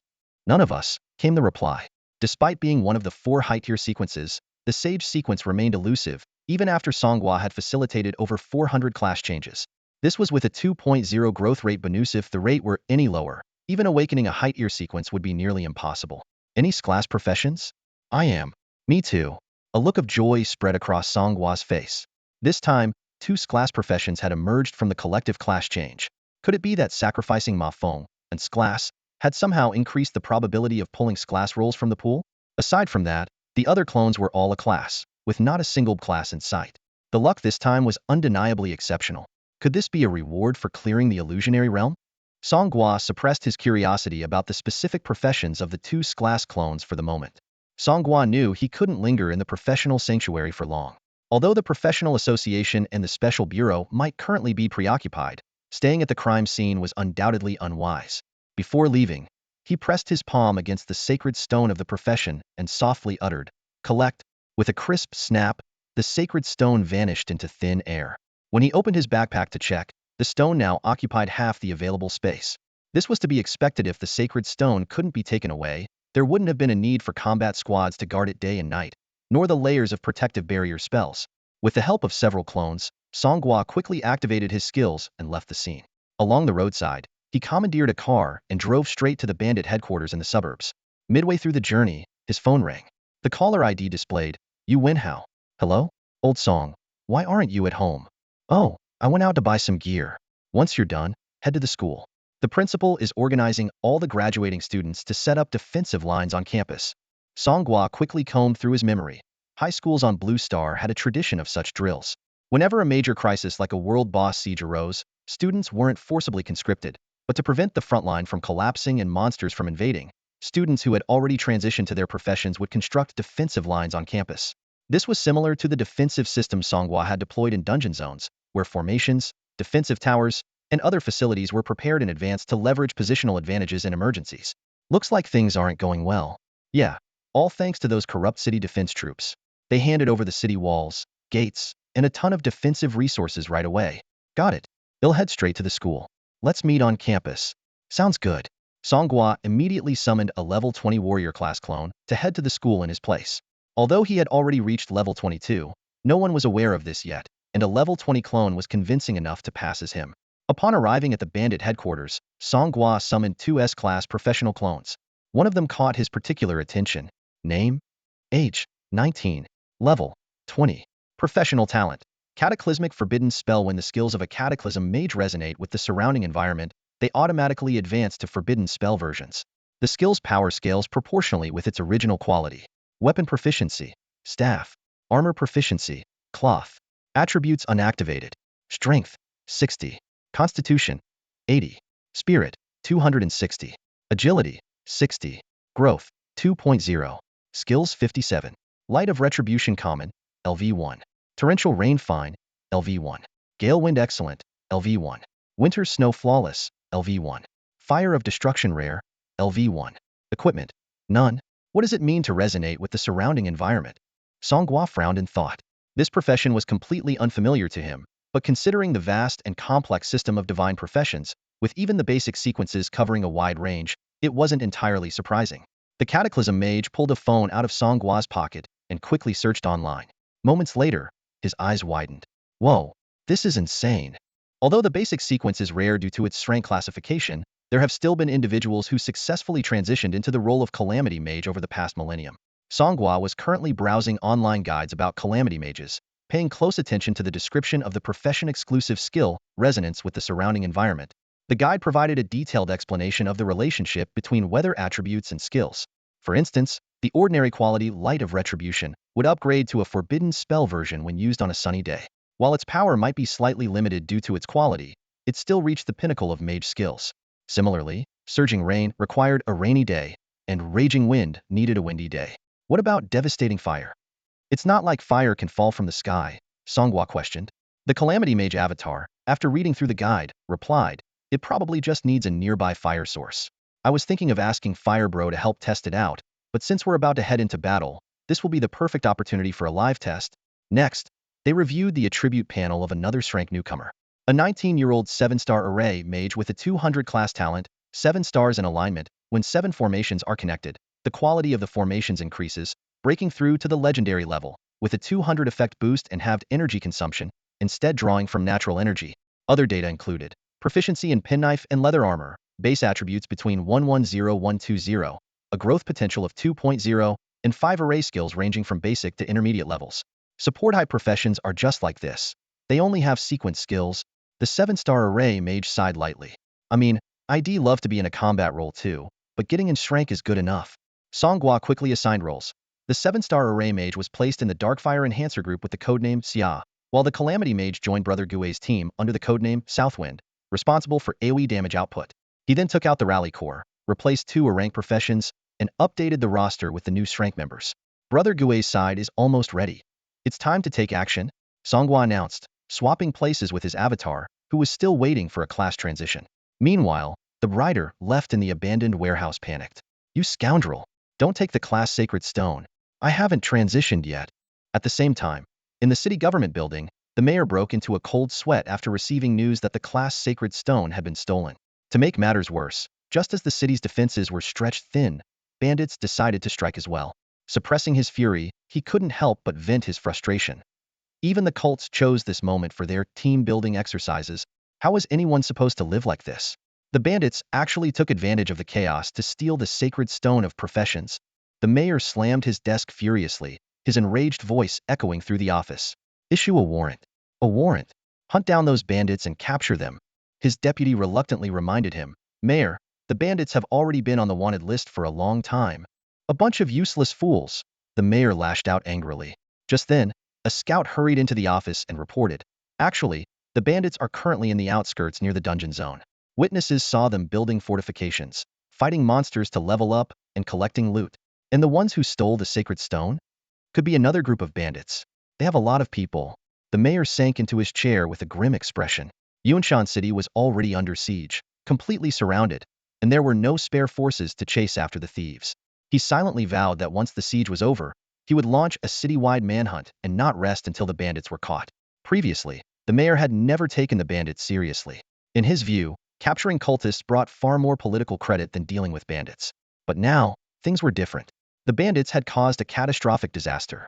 If Yuanshan City managed to survive the siege, he swore to use his highest authority and all available resources to hunt them down. How much longer until Captain Yu arrives? The mayor muttered to himself as he gazed out the window. Will the front line hold? On the city's outskirts, towering ice walls rose to separate the injured fighters from the onslaught of ferocious monsters. Wong Meo, leading the investigative team, fought on the front lines, his staff swirling as he conjured countless ice spears to pierce through the waves of creatures. Team leader. News just came from the city bandits stole the sacred stone of professions. What? Wong Meo exclaimed in disbelief. They've got some nerve. Should we go after the stone? If they've shown themselves, the detectors should be able to track them. Forget it, Wong Meo said, glancing at the surging tide of monsters ahead. The bandits must have fled long ago. Things are looking bad here. The wild boss attacks are too overwhelming. We can't afford to leave. But team leader, what will we do without the sacred stone? Don't worry, there's a backup. Meanwhile, on the sports field of Yuanshan High School, the principal stood on the podium, delivering an impassioned speech. Students, there's no need to panic. As long as we play to our strengths, there's no challenge we can't overcome. I remember when I first joined this school, I was just an ordinary moral education teacher.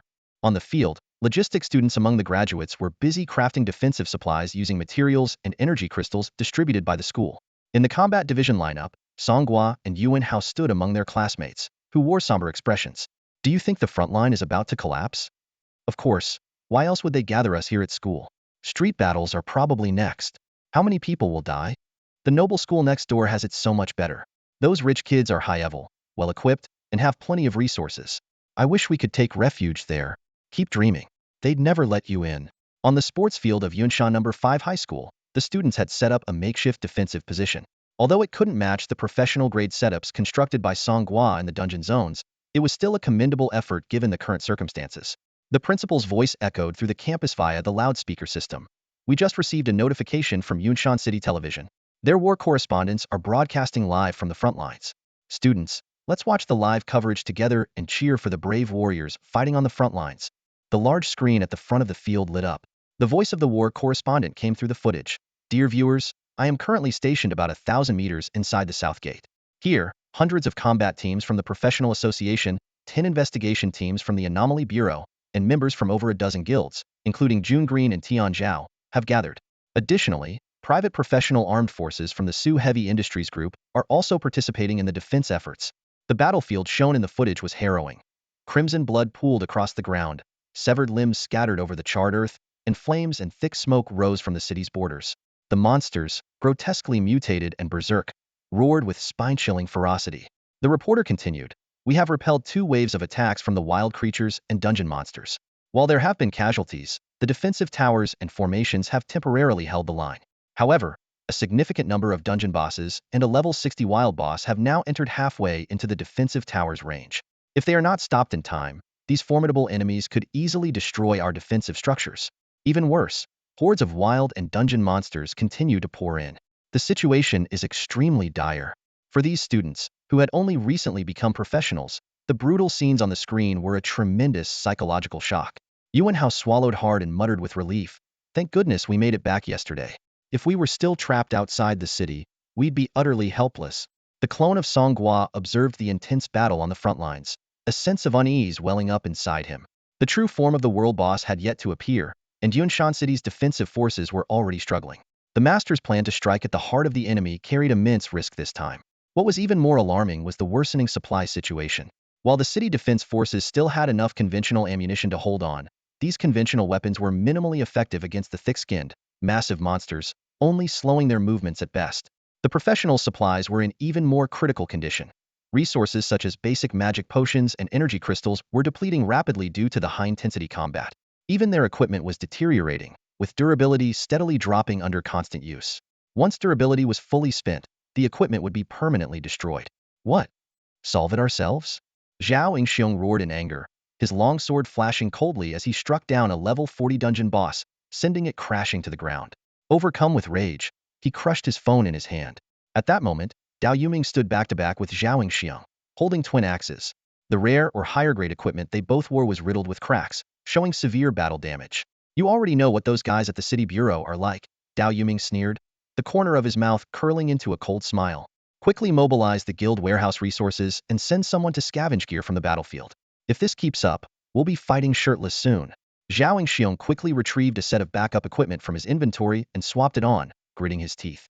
"They expect us to fight and pay out of pocket? The city bureau sure knows how to pinch pennies. Let's give it everything we've got," Dao Yuming said grimly. "We don't even know if this city will last until tomorrow. If we lose, those resources in the warehouse will be useless anyway." Zhao Yingxiong suddenly realized how close they were standing and shoved Dao Yuming away in disgust. "Get lost. Who wants to fight side by side with you?" "You think I want to," Dao Yuming began. But his words were cut off by a deafening explosion in the distance. A massive butcher's cleaver tore through the crumbling city walls, sending shards of stone flying everywhere. It was Walker, the Death Butcher and Apex boss who had returned stronger than ever, now at level 60 and 3 times his original size. As he entered the battlefield, his cleaver swung wildly, leaving carnage in its wake. Walker, one of the 4 guardians of the world bosses, was tasked with assaulting the southern city gate. Frozen Jade Prison, full power. Wong Meo, standing atop an ice bridge, raised his staff high, summoning a massive ice cage to trap Walker. He shouted to the battlefield, "All third-tier professionals, follow me and attack Walker." Still fuming, Zhao Yingxiong sneered, "You? A mere level 42 squad leader? Who do you think you are to command us?" Wong Miao's eyes glowed with an icy white light. "On the battlefield, levels don't matter, only tactical coordination does. I'm a control specialist, making me the best choice to lead." Zhao Guild leader, if you want to keep your influence in Yunshan City and don't want to see this place wiped off the map, you'd better set aside your ridiculous arrogance. Zhao Yingxiong let out a cold snort, but said no more. He led the other third-tier professionals to encircle Walker. The world bosses they once hunted for sport now struck fear into their hearts. Boom. The full-power Frozen Jade Prison only held Walker for a few seconds before he shattered the ice with a swing of his cleaver. "I'll slaughter every last one of you." Walker's voice was a chilling growl that sent shivers down their spines. "Hold the formation." Wong Miao's voice echoed across the battlefield. "We'll handle the world boss. Everyone else, focus on clearing the smaller enemies." The siege battle had reached its boiling point, but in the distance, through the thick fog, a towering and oppressive figure slowly emerged. The sky was growing darker, and the bandit stronghold within the dungeon zone was bustling with activity. Brother Gue, how's the progress? 500 giant monsters have been converted, and there are already 1,500 dinosaur monsters, Brother Gue reported as he quickly tallied the numbers. Keep pushing. The goal is 2,000. The more than 200 rank avatars brought by Song Gua seemed somewhat redundant on the battlefield. By now, Brother Gue's summoned creatures had formed a formidable force, capable of taking down monsters with a single strike. Lacking proper equipment, these new avatars were instructed by Song Gua to head to the level 20 dungeon to hunt monsters and gather gear on their own. Meanwhile, Lin Ruching and other professionals trapped nearby were still assisting in luring monsters. Although the bandits didn't allow them into the core area of the stronghold, they were permitted to rest within the slowdown arrays and were provided with essentials like food, water, and mana potions. Third miss. I have a feeling the number of bandits is increasing, Lin Ruching remarked, scanning their surroundings. It looks like another group has arrived near the level 20 dungeon entrance. In reality, these were avatars newly assigned their roles by Song Gua, who had disguised himself as part of the Yusho bandit faction. He was releasing them in a low-lying area near the dungeon entrance. I didn't expect the bandits to have such a large force, Su Shilin said in surprise.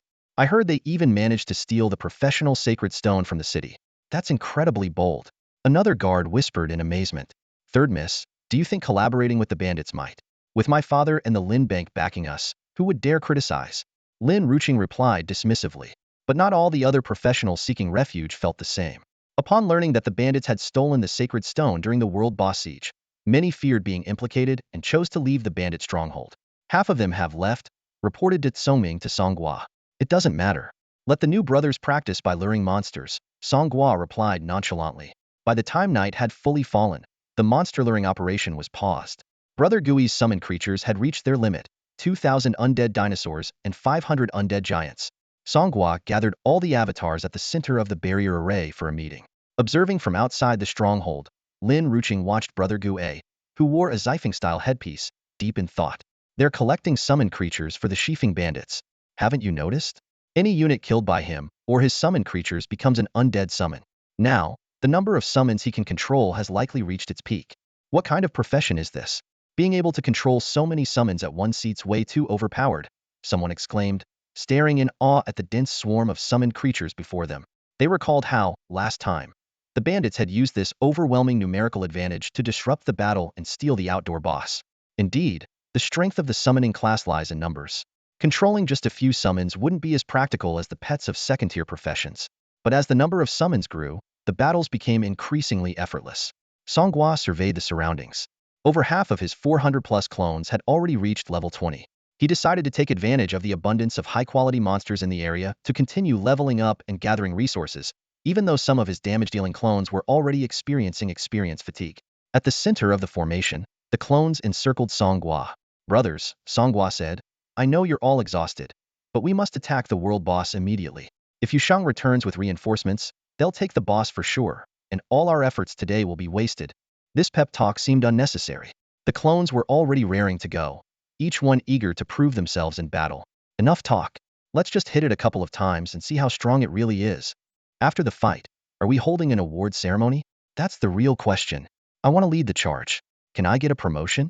Is the codename, Northwind, still available? Northwind is mine. The boss already promised it to me. Big brain, you don't even wear a helmet, and you think you deserve a codename? I'm the Storm Warrior. I'm the perfect fit for Northwind. Get lost. Go push your dung ball somewhere else. You should stick to licking your flower. As the argument among the clones grew more heated, Song Gua pinched the bridge of his nose in exasperation. Finally, he let out a thunderous shout. Mount the giants. Move out. Motivated by the prospect of promotions and rewards, the clones sprang into action, climbing onto the shoulders of the undead giants. The journey to Yunshan City was long, and walking would be both time-consuming and exhausting. Riding on the summoned creatures was clearly the best option. Lin Ruching had been observing the entire scene from the sidelines. First, the bandits sat down to argue, and then they suddenly all mounted the undead giants. Where are you all going? She asked curiously, but no one paid her any attention. With a thunderous rumble, the giants, each over 5 meters tall, took massive strides, leaving deep craters in the ground with every step. A horde of undead dinosaurs followed closely behind, raising a cloud of dust as the massive procession marched toward Yunshan City. Recognizing the direction they were heading, Lin Ruching quickly activated her charge skill to intercept Song Gua. Are you heading back to the city? That way leads straight to the world boss. Standing on the giant's shoulder, Song Gua looked down at her and deliberately altered his voice, saying, "Then we'll take it down. You really are planning to steal the world boss? Stealing a field boss is one thing, but snatching a world boss, that's pure suicide." Lin Ruching exclaimed, her face filled with shock. She was well aware of the vast difference between the field bosses and the world bosses controlled by the 8 major guilds. It was like comparing ordinary monsters to field bosses. Even with the Ma Fei gang's overwhelming numbers and numerous summoned creatures, they were nothing but cannon fodder in the face of a world boss. Lin Ruching let out a sigh. She had always been kind-hearted, but this time, she could only let it go. If the Ma Fei gang wants to throw their lives away, that's their choice. Step aside. With that, she silently watched as the Ma Fei gang and their summoned creatures marched off in a grand procession, her fists unconsciously clenching. Even the Ma Fei gang is fighting for the city, yet all I can do is hide here, she thought to herself bitterly. At that moment, Su Shilin rushed over in a hurry. Third miss, the Ma Fei gang is gone. Their position is now ours. Staying back just now was truly the right call. No, Lin Ruching said firmly. I'm going to fight. What? Fight the world boss? Su Shilin's eyes widened in disbelief. In the distance, the dark archmage Soren stood tall and imposing. This level 60 world boss possessed terrifying stats, and his abilities were equally fearsome. World Dominator granted him immense vitality and regeneration, entering a berserk state when his health dropped below 10. Deadly Magic allowed him to deal true damage. Instant Counter made his skills even more dangerous, while Mana Domination could plunge enemies into chaos. Standing at a towering height of 10 meters, the Archmage was now chanting a forbidden spell with his pitch-black lips, his staff aimed directly at the city walls of Yunshan City, less than 500 meters away. It was the sentry on the watchtower who first noticed the anomaly. When Wong Meo, who was commanding his troops to attack Volker, saw Soren's staff gathering energy through his telescope, he immediately shouted at the top of his lungs, "Everyone, get out of the way. Don't stand in Soren's line of fire." In the pitch-black night sky, the intense light gathering at the tip of Soren's staff shone ominously, heralding an impending catastrophic strike. All the fighters scrambled to obey, fleeing in terror and seeking cover in a desperate attempt to avoid the disaster about to unfold. Regarding the risk of letting the monsters in, Wong Meo had already thought it through. After all, there was no friendly fire immunity among the monsters, and Thorn's move would be enough to annihilate all the incoming creatures. Suddenly, an idea struck Wong Meo. "Chairman Dao! Chairman Zhao!" he shouted urgently. "Lure Walker over there." As he spoke, he channeled his magic, conjuring a massive arrow-shaped ice spike that he drove deep into the ground. "Over where?" Zhao Xiong followed the direction indicated by the ice spike, and his expression darkened. "That's Thorn's attack route. Are you insane? Are you trying to take us all out? There's no time. Hurry!" Wong Meo yelled, his voice filled with urgency. Dao Yuming immediately understood his plan. Without hesitation, he unleashed a powerful skill at Walker, successfully drawing its aggro. Walker locked onto him and began its pursuit. "Ha ha! Come and get me!" Dao Yuming laughed wildly as he activated his sprint ability. With a battle axe in each hand, he skillfully kited Walker through the fleeing crowd, heading straight for the marked location. The third-tier professionals present were all stunned by what they saw. He's crazy. That's a death wish. Even with a full set of legendary gear, if he takes a direct hit from a world boss ultimate attack without a life-saving artifact or treasure, he's done for. Wong Meo's brows furrowed as his gaze shifted back and forth between Thorn's staff and Dao Yuming's figure. Buzz, Thorn's forbidden spell was finally fully charged. In an instant, it seemed as though the entire world was reduced to the 10-meter-wide beam of light. Everything it passed turned to dust. From the casting point to the city walls, the ground was gouged into a massive semicircular trench. The fragile city walls crumbled instantly, and the beam's momentum carried it forward relentlessly. Fortunately, thanks to Wong Meo's timely warning, the attack route had already been cleared of people. The oncoming monsters were obliterated in the light, unable to even let out a scream. With a deafening roar, the beam tore through the ground, hurling debris and rubble like a tornado as it surged forward. Dao Yuming, with Walker in tow, entered the attack range. To prevent the boss from escaping, he even stopped to unleash a combo attack, which left him with no time to retreat. Zhao Xiong watched in shock as the events unfolded. Just as Dao Yuming was about to be caught in the beam's devastation, a massive ice hand suddenly appeared beside him, swatting him out of the danger zone. In the next moment, the ice hand and Walker were both obliterated by Thorn's forbidden spell. I wasn't even full yet." Walker's final wail echoed briefly before its entire body was reduced to nothing. Dao Yuming crashed into the ground some distance away, gasping for breath. Yet, despite his exhaustion, he couldn't resist shouting triumphantly, "Ha ha ha! We did it! We did it!" Zhao Xiong approached him. You've got a death wish, don't you? It's called strategy. Ever heard of it? Do I look stupid? Of course I get it, but that was reckless. We're fighting a world boss here, not running a dungeon. If you're not willing to risk your life, how do you expect to win? Zhao Xiong fell silent for a moment before pulling out a high-quality, multicolored potion. Here, this will restore your health and stamina quickly. Ha ha ha. Dao Yuming laughed as he accepted the potion. You wouldn't have spiked this, would you? Your Zhao family's known for medicine, so I'm a little wary. If I wanted you dead, I'd just stab you and be done with it. No need for anything fancy. Then he'll take it, Dao Yuming said, taking the potion while cheekily adding, by the way, since we took down Walker, I'm claiming the biggest share of the loot, right? That's only fair. Zhao Xiong turned to leave, tossing back over his shoulder. Whatever. Just make sure you live long enough to keep being a chairman. Wong Meo stood on the ice bridge, panting heavily. The ice hand skill just now had been his doing. As the commander, he had planned ahead, ensuring someone lured the boss while keeping a backup strategy in place. But the scene before him made his brow furrow deeply. Normally, when a field boss dies, a mountain of loot should appear on the spot. Yet, the area around Walker's corpse was utterly empty. At that moment, in the distance, Thorn began chanting an obscure incantation. His staff erupted with countless rays of light, all converging at the spot where Walker had fallen. Reanimation with the spell's completion, fragments in the air condensed, and Walker's form gradually reappeared. I'm going to slaughter you all, the resurrected Walker roared in fury, sending chills down Wong Meo and his team's spines. At the southern defense line, the professionals stared at the unfolding Chaos Thorn's single strike, creating a kilometer-long chasm. Walker resurrected, and a tidal wave of monsters surging forward. A sense of despair began to take hold. How are we supposed to fight this? The world boss's skills are way too overpowered. If this doesn't get nerfed, there's no way to win. Although Thorn, as a mage boss, had the lowest resistance among world bosses, his terrifying destructive power and bizarre abilities were top tier. What did low resistance matter? With the mountains of monsters and bosses protecting Thorn, they couldn't even get close. Long-range weapons were ineffective, leaving everyone in a dire predicament. Without a god or profession, there's no way to deal with enemies like this. But Wong Meo refused to give up. He quickly dialed the mayor's emergency hotline, requesting reinforcements from the other three fronts. As soon as he hung up, he noticed a commotion at the rear of the monster horde. That direction? It was near Yunshan No. 5 High School. A war correspondent was live-streaming the fierce battle at the southern gate. On the school field, students had just been cheering over their side's use of the world boss's ultimate move to kill the field boss, only to be stunned moments later by the boss's resurrection. It can resurrect? That's so unfair. Does this mean Walker can't be killed? Even if the resurrection skill has a cooldown, taking down a level 60 boss's health bar is no easy task. This was the power of a world boss clearly beyond what a small city like Yunshan could handle. In hindsight, even if they hadn't lost the defensive positions near the walls and gates, they probably still wouldn't have been able to withstand such an onslaught. The live broadcast grew increasingly distressing.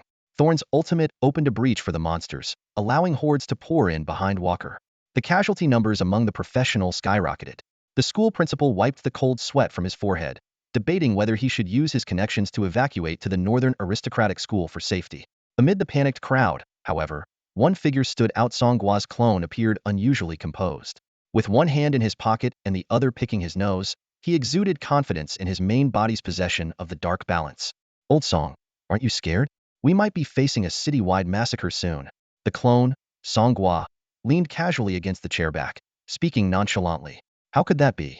Reinforcements are on their way. Yunshan City can hold its ground. Suddenly, the large screen flickered to life, showing a disheveled female reporter huddled under a bridge. She spoke rapidly, her voice trembling with urgency. The Northern Front has completely fallen. The guild leaders of the Golden Gate Guild and Pegasus Guild have been killed in action. A large number of professionals have perished. The level 60 wilderness boss, the Headless Warrior from Hell, is leading tens of thousands of elite monsters straight toward the Northern Industrial Zone. Local residents are advised to prepare for battle. Currently, the city government is mobilizing personnel. Toa. Before she could finish, a massive dinosaur head, covered in dark red scales, appeared over the bridge. Its gaping maw snapped down, biting off half of the reporter's body in one swift motion. With a toss of its head, the reporter vanished into its jaws. The cameraman abandoned the camera and fled in terror. The playground fell silent, the air heavy with fear. Yuan Hao nervously tugged at Song Gua's sleeve. This doesn't look like we can hold out, does it? The clone, Song Gua, forced a calm facade, letting out a dry laugh. Small issue. As long as the world boss doesn't enter the city, Wilderness bosses and their elite mobs aren't that big of a deal. Besides, the northern industrial zone is far from us. The screen signal resumed, switching to the southern front. A panicked voice echoed across the playground. This world boss can teleport, and he can fly. He just appeared above our defenses and unleashed 3 forbidden spells from above, leveling our defenses. The front line is retreating. All other areas, send reinforcements immediately. The boss is attacking again. It's dangerous. Oh my god. We can see it now. Huge sheets of ice are blocking the boss's magic. It's team leader Wong Meo. Team leader Wong Meo is truly deserving of an S-class profession. Even though he's only level 42, his performance is incredible. The students in the playground began to stir, their whispers growing louder. The southern gate is so close to us. This boss is way too strong. A mage like that one AoE spell, and who could survive? Should we just run? Run where? We're trapped between the north and south, and the east and west gates are about to fall too. It's over. We're done for. Yuan Hao tugged Song Gua's sleeve again. The world boss is here. Is it still just a small issue? The clone, Song Gua, barely held onto his composure. This Wong Meo guy seems pretty strong. Maybe he can hold off the boss for a bit. Just then, the reporter's voice came through once more. The boss teleported right next to team leader Wong Meo. Wong Meo was struck by the boss's staff and sent flying. His condition is unknown. Song Gua finally broke, unable to maintain his calm. Stop talking. This is officially a big problem now. Isn't there any world-class expert who can use top-tier teleportation tools or formations to come help? It seems that during a world boss siege, not only are return scrolls disabled, but similar tools stop working too. Otherwise, someone would have shown up by now. At that moment, the principal hurriedly spoke into the microphone. Students, do not panic. As long as we hold our ground, we can overcome any enemy. I just remembered some accounts I need to reconcile. I'll go take care of that and be right back to face this challenge with all of you. With that, the principal dashed away at a speed no one could have anticipated, disappearing without a trace. On the large screen, the battlefield behind the war correspondent was a scene of utter devastation. Professional fighters charged forward relentlessly, engaging in life-and-death struggles against the invading monsters and bosses. Every second, someone fell. Their sacrifice bought precious time, slowing the monsters' advance toward the city.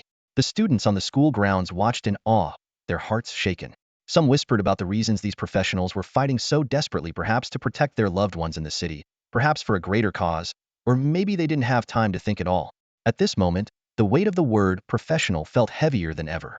In everyday life, these professionals might be arrogant, domineering, and act with impunity in the city. But in this crisis, all grudges were set aside. Former rival guilds now entrusted their backs to one another. Smaller guilds that once loudly proclaimed their disdain for the powerful Tiangang Guild were now providing cover for its main forces. Even those government-employed professionals, often mocked as useless freeloaders, were falling one by one under the firepower of the bosses. The screen shook violently as the war correspondent clutched the microphone in disarray. Citizens, the situation has reached its most critical point. In this world boss siege, we were gravely unprepared, and the start has been disastrous. Such a formidable enemy surpasses the resistance capacity of Yunshan City. Unless Captain Yusheng can return in time, we may vanish from the map. Before the reporter could finish, a sudden commotion broke out. Wait, reinforcements have appeared. They're attacking from behind the boss army. But it's not Captain Yu. The reporter raised a pair of binoculars. I see Thimthir riding on monsters, wearing strange headgear, and dressed in colorful Taoist robes. It's the Mafei? Though the night was deep, the flashing skill effects on the battlefield illuminated the figures of the Mafei. At first, their stance atop the monsters, waving their robes, made it seem like they were here to cause trouble again, just as they had during the last raid on the wild boss shared by the 8 major guilds. But on closer inspection, there were no guilds, no families, and no rivals in their path, only a surging army of monsters, as chaotic as a sea of bubble tea pearls. This Mafei unit had traveled from the dungeon zone with little resistance. By positioning their summoned creatures on the outskirts of their formation, the monsters rushing toward Yunshan City mistook them for allies and refrained from attacking. But now, the Mafei had shed their disguise and were ready to engage in battle against the invading monster army. Ghost Brother unleashed his ultimate move, the Skeletal Dragon Knight. Majestically perched atop the Bone Dragon, he pointed directly towards Yunshan City. With a commanding shout, 3,000 summoned creatures moved in unison. Hordes of undead tyrannosaurs, clad in pitch-black armor and light shields, marched forward over broken remains. Their eyes dangled precariously, and black liquid dripped continuously from their mouths. With an earth-shaking roar, all the tyrannosaurs activated their charge ability simultaneously, slicing through the ranks of the monstrous army like razor-sharp blades. Suddenly, Ghost Brother activated a flawless grade skill acquired that day summon detonation. 100 tyrannosaurs that had plunged into the enemy formation exploded instantaneously. The series of deafening blasts resembled fireworks erupting from the ground. The cascading shockwaves swept across the battlefield, hurling countless monsters into the air and carving out a foothold for the mob bandit army. Inside the city, the sight reinvigorated the morale of the defenders. Dao Yuming, enduring the searing pain in his arm, raised his battle axe high and shouted, "Brothers, the mob bandits are here to support us. Break out and join them." With battle cries echoing, the city's defenders unleashed astonishing combat strength, swiftly clearing out the invading monsters. Though some creatures had already breached the city, the residents could only rely on themselves for survival at this critical moment. Hovering midair, Thorn sneered and abandoned his attempt to enter the city, aiming his magic staff directly at the mob bandit forces. Walker immediately shifted his target as well, leaping over obstacles with incredible agility to charge towards the bandit formation. Standing on the shoulder of a massive undead giant, Song Gua observed the scene with a furrowed brow. The strategist at Songming suggested using the dark scale for a decisive strike, but Song Gua shook his head in refusal. It was a trump card reserved for Thorn, and revealing it now could alert their enemy. With self-detonation ineffective against field bosses, the situation grew dire. Song Gua made a swift decision. Excluding De Sanyuan, Sifeng, and Hua Bai, the 9 strongest clones, lend me your strength immediately. Before his voice had fully died away, the 9 clones abandoned their current battles, riding giants as they rapidly converged. "We're here," they called out. The moment the 9 avatars entered the retrieval radius, Song Gua immediately activated the power of unity. The 9 figures weakly fell from the giant's body, but before they could hit the ground, Song Gua swiftly recalled them. Under the cover of darkness and the giant's massive form, this entire process went unnoticed by others. The effects of the potent tonic pill he had consumed earlier were still active, granting Song Gua an additional 5 boost to his stacked attributes. More importantly, he retrieved a critical item from his inventory, the Heaven and Earth card, Walker. As a privilege of being an upper-tier professional, he could bypass the card's level requirement for use. "Time to meet your little brother," Song Gua declared confidently as he stood tall, already prepared with an escape plan ready to switch places at any moment with his decoy on the school field or the car brother stationed at the bandit headquarters. "They'll tear you apart." A familiar roar echoed. With the activation of the Heaven and Earth card, a massive phantom rose behind Song Gua, identical to Walker, yet even larger than the level 60 version of Walker. The real Walker froze for a moment at the sight, nearly dropping his butcher's blade. "This human has some tricks up his sleeve." "Boil water," Walker shouted, activating his skill. His dual butcher blades instantly turned red-hot, radiating heat. This state skill increased both his attack power and speed. Standing amidst the horde of monsters, Song Gua clenched his fists and activated the same skill. "Boil water." His fists turned red and emitted steam, resembling the second gear state of Luffy. Walker charged forward, swinging his butcher blade downward. "Slaughter! Slaughter!" Song Gua met the strike with a punch, and the massive phantom behind him mirrored his movement with precision. Clang! The real and phantom butcher blades collided fiercely, producing a piercing metallic clash. Unexpectedly, Walker failed to gain the upper hand. The true power of the Heaven and Earth card lies not in summoning a boss to aid in battle, but in granting the user the boss's talents and skills, while simulating combat actions through the projection. More importantly, the higher the user's attributes, the stronger this assimilation effect becomes. At this moment, Song Gua, through his 9 well-equipped level 20 avatars, each boasting over 200 in all 4 attributes, had stacked his stats to nearly 2,000. Combined with dozens of skills and the benefits from 9 talent effects, his actual combat power far exceeded what his stats displayed. This level of attributes was something even second-tier professionals might struggle to achieve. Thus, even though the card originated from a level 30 Walker, in the hands of Song Gua, strengthened by the power of unity, it allowed him to contend evenly with the level 60 Walker. Disembowel. Disembowel. Decapitate. Decapitate. Carve. Carve. Ugh, damn human. Walker roared in frustration. "You pig-headed fool. You couldn't even beat me in an unknown fight. Aren't you ashamed?" Despite the taunts, Song Gua maintained his bold and unrestrained fighting style. It was a technique taught by the same master, making it difficult for Walker to find a way to counter it. The aftermath of the battle rippled outward like waves, forcing the surrounding horde of monsters to retreat. These low-level creatures couldn't even approach the epicenter of the clash, with many disintegrating into dust from the sheer shockwaves. Although Song Gua could hold his own against Walker using the power of unity, the most troublesome aspect of this boss-level monster wasn't its combat abilities, but its seemingly endless health bar. At level 22, Song Gua's unity ability could only last for 2 minutes and 50 seconds. Facing the massive health pool of a wild boss, a quick victory was simply out of the question. Come on, you pig-headed brute. Think you can catch me? Song Gua taunted as he activated a borrowed skill. Wind roared beneath his feet as he weaved deftly through the monster horde. Behind him, the colossal manifestation of unity crushed wave after wave of monsters with every step. Walker, enraged, let out a deafening roar and gave chase, trampling countless of its own kind in the process. Just as the power of unity was about to fade, Song Gua suddenly turned back, and the giant manifestation seized Walker in its massive grip. Burning feather. With a shout, the manifestation's strength doubled in an instant. After spinning Walker around like a flail, it hurled the boss into the distance. This wasn't a random throw. Walker landed precisely in the middle of a series of 7 interconnected slowdown arrays that had been pre-arranged by the 7-star array mage's clones.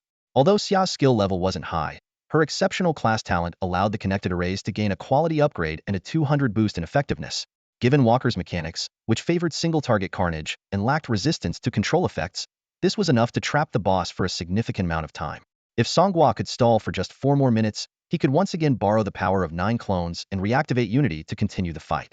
Seizing the moment before Unity faded, Song Gua immediately charged back into the horde. His clones were far from idle, riding on giant monsters and working alongside Guage's summoned undead dinosaurs to carve out space for the 7-star array mage to cast her spells.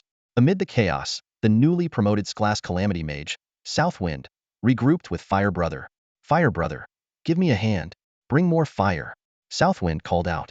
Fire Brother leapt into the air, continuously unleashing his newly learned skill, Fire Breath.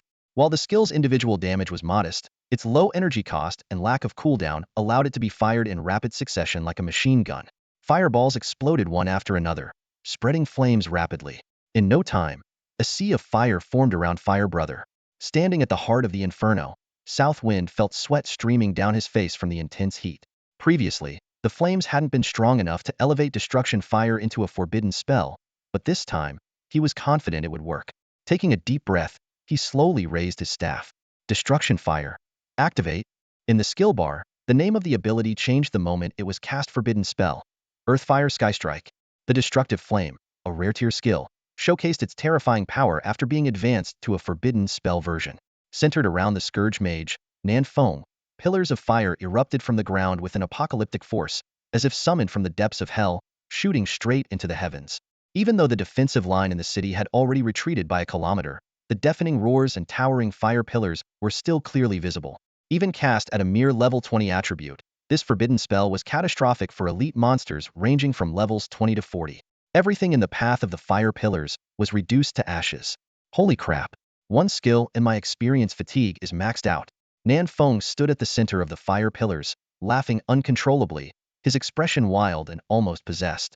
Around him, a 200-meter radius had turned into a scorched wasteland littered with deep craters, and the ground shimmered with the glow of countless dropped items.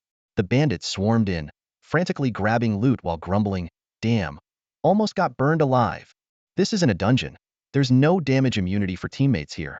Worse than Firebro's reckless skill spamming. By the time Nanfeng snapped out of his trance, the ground had been completely picked clean. "Leave something for me. I don't even have a full set of accessories yet."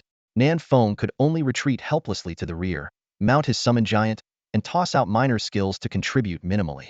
Within the city walls, survivors like Dao Yuming and Zhao Xiong stood dumbfounded, watching the scene unfold. The bandits and their summoned creatures had single-handedly held back a wave of the monster army, significantly easing the pressure on the city. That's a forbidden spell, right? Do the bandits have someone who's reached the 3rd advancement stage? They used Walker's Heaven and Earth transformation card, the one they snatched from that field boss last time. The user must be incredibly strong. They were evenly matched with Walker at level 30, even though he's level 60. What shocked everyone more than the bandits' display of strength was their willingness to join the fight. These hooded figures, numbering over 400, seemed to have mobilized their entire force. In that moment, the bandits' image grew significantly in stature in the eyes of the crowd. They could have stayed hidden in the wilderness for safety, but instead, they stepped forward in a time of crisis. On the sports field of Yunshan No. 5 High School, although the surveillance footage was blurry, the bandits' signature bizarre outfits were unmistakable. When the students saw a low-level bandit casting a forbidden spell, witnessed Walker being flung around like a wrecking ball, and watched the fearsome undead dinosaur and giant armies numbering in the thousands, they couldn't contain their excitement and jumped to their feet, cheering wildly. "Awesome! a girl exclaimed excitedly. To live as a hero, to die as a legend. Even though their levels aren't high, they must be students, right? I wish I could be their girlfriend. The sense of security they bring is incredible. The battle scenes on the big screen captured everyone's attention. Another girl, deep in thought, said, those high-level players from the big guilds also use forbidden spells. But why does seeing the Mafe use them make me even more thrilled? With this kind of power, maybe we really can hold out until Captain Yu comes to rescue us. The school principal, who had been planning to flee to a noble academy for safety, stood frozen, staring at the scenes on the big screen. He swallowed hard and thought to himself, the Mafe are this strong? Maybe I don't need to run after all. Having made up his mind, he turned back, grabbed the microphone, and passionately declared, students, the Mafe are here. The hope of Yunshan City has arrived. Hope is as precious as diamonds. No one paid any attention to the principal's hollow rhetoric. All eyes remained fixed on the blurry images on the screen, eagerly anticipating the Mafe's next move. Yuan Hao gently tugged at Song Gua's sleeve. Old song. The Mafe are the real heroes. They're just in their teens, and yet dare to infiltrate enemy lines and take on the world boss army hidden. If that's not heroism, what is? Why does the government even want to hunt them down? Song Gua smirked and retorted, why does a dog like to eat filth? It's just in their nature. Are you saying the Mafe are filth? Meanwhile, at the southern defensive line, the Mafious battle outside the city had temporarily halted an enemy wave, giving the city's professionals a chance to catch their breath. Wong Meo awoke amidst the rubble, his entire body aching and his health nearly depleted. He quickly drank a high-quality health potion and staggered toward the makeshift medical station. Team leader, his team member, Xiao Chun, finally found him. Your tracker was damaged. You couldn't locate you. Are you all right? I'm fine, Wong Meo replied. What's the situation? Why has the monster density decreased? It's the Mafe. Xiao Chun explained excitedly. They fought their way from outside the city, went straight into enemy territory, and even lured Walker away. Team leader, now it all makes sense. The Mafe we encountered in the city earlier must have been imposters. I see, Wong Meo murmured, deep in thought. After days of searching the city in vain, it was clear that the so-called Mafe spotted in the professional sanctuary had been a setup, orchestrated to frame them. Xiao Chen's voice began to choke with emotion. The real Mafe have been outside the city all along. They're just in their teens, and some of them must have self-destructed again. In reality, few knew that most of the 400-plus Mafe had already reached level 20 or higher. In the professional world, this was no small feat after all. Even the chief of public security was only level 29. This wasn't a game. There was no shortcut to max level. Every level required immense effort and sacrifice. Wong Meo sighed. After this incident, the policies toward the Mafe will likely need to change. Team leader, if we're ordered to capture the Mafe outside the city? No, Wong Meo interrupted. That would provoke public outrage. The people the Mafe saved would tear us apart. Well, wait for orders from above. Xiao Chen's face lit up with relief. That's great, we don't have to arrest the Mafe. After the bandit brigade arrived, Thorn hovered in midair, glaring intently at Song Gua with a hint of wariness in his eyes. This peculiar opponent's power fluctuated unpredictably, making him difficult to gauge. At his peak, he seemed worthy of being Thorn's second-in-command. At his weakest, he wasn't even fit to carry Thorn's shoes. On the battlefield, Walker was still being toyed with by Song Gua. Every time Walker painstakingly escaped the slowing formation, Song Gua would immediately activate the Unity Force, using his colossal size to throw Walker back to square one, as if playing an endless game. Meanwhile, Ghost Brothers' summoned creatures were wreaking havoc among the monster horde. These summons, transformed from level 40 elite monsters, were the strongest combatants in this siege. Tirelessly charging into battle, they would self-destruct when their health was nearly depleted, clearing large swathes of enemies. Ghost Bro wasted no time summoning replacements to continue the fight. Song Gua had even assigned a healer clone to ride on the bone dragon behind Ghost Bro, constantly replenishing his energy and mana. Ghost Bro, is this amount enough? The healer clone leaned in and asked near his ear. Damn it, stop breathing down my neck. Ghost Bro snapped. All across the battlefield, the bandits displayed their unique skills. Fire Brothers' Sea of Flames consumed the lower-level monsters, Monkey Brothers' Golden Staff swept through enemies like a storm, and Blood Brothers' life-draining Ultimate harvested the lives of foes. But all of this was just the appetizer. The real weapon was the formation crafted by the 7-star Formation Master. 6 lower-tier fire arrays combined with a rare-grade 1000-blade array to form a deadly defensive line. Long before they arrived, Song Gua had used his position-swapping ability to send Carbro into the city to purchase the materials needed for the formations. The 7 arrays connected to create a meat grinder, annihilating any monster that stepped in, either reduced to ashes by fire or shredded by countless blades. The bandits' task became simpler, driving the monsters toward the formation, ensuring they marched straight into their doom. These monsters, controlled by the world boss, had limited intelligence and blindly charged toward Yunshan City, unaware of the deadly trap awaiting them. The only issue was the length of the battlefront. The combat zones near each city gate stretched for several kilometers, with monsters attacking from all directions. Despite Song Gua's best efforts to fortify the defenses, some monsters still managed to breach the lines and infiltrate the city. However, compared to leaving the city completely undefended, this level of infiltration significantly reduced the pressure on the city's defenders. Even after being blasted into a massive crater by the world boss, the southern defensive line held firm. Standing atop the shattered battlefield, the professionals stared ahead in disbelief. Those bandits, with only a few hundred people, were actually withstanding pressure equivalent to thousands. Someone muttered in awe. We initially set up similar formations outside the city, but they were destroyed as soon as the battle started. These bandits, surrounded by monsters the entire time, still managed to deploy such an extensive formation. They're no amateurs, that's for sure. With the bandits holding back the southern monster horde outside the city, there was a temporary reprieve. Yet, everyone's gaze instinctively shifted to the figure hovering high above Thorn, the greatest threat. Although he hadn't made a move yet, his presence loomed like a shadow of death over everyone's hearts. Unlike Walker, a beast driven solely by bloodlust, Thorn maintained his humanoid form, clearly possessing a sharp intellect. His current decision to observe rather than act rashly was a calculated effort to gauge the abilities of these newly emerged enemies. Dao Yuming and Zhao Yingxiang approached Captain Zhang. This captain, who had once been a guard at the asylum holding Bing Shun, was now covered in blood, a narrow wound stretching dangerously close to his eye. Captain Zhang, we need to organize an offensive with our strongest fighters, Dao Yuming urged. The bandits' efforts can't go to waste. With their average level being only in the teens, they won't stand a chance against Thorn's assault. The elite fighters quickly assembled. With Walker trapped in the slowing formation, the pressure on the southern front had eased slightly, allowing third-tier professionals to step in.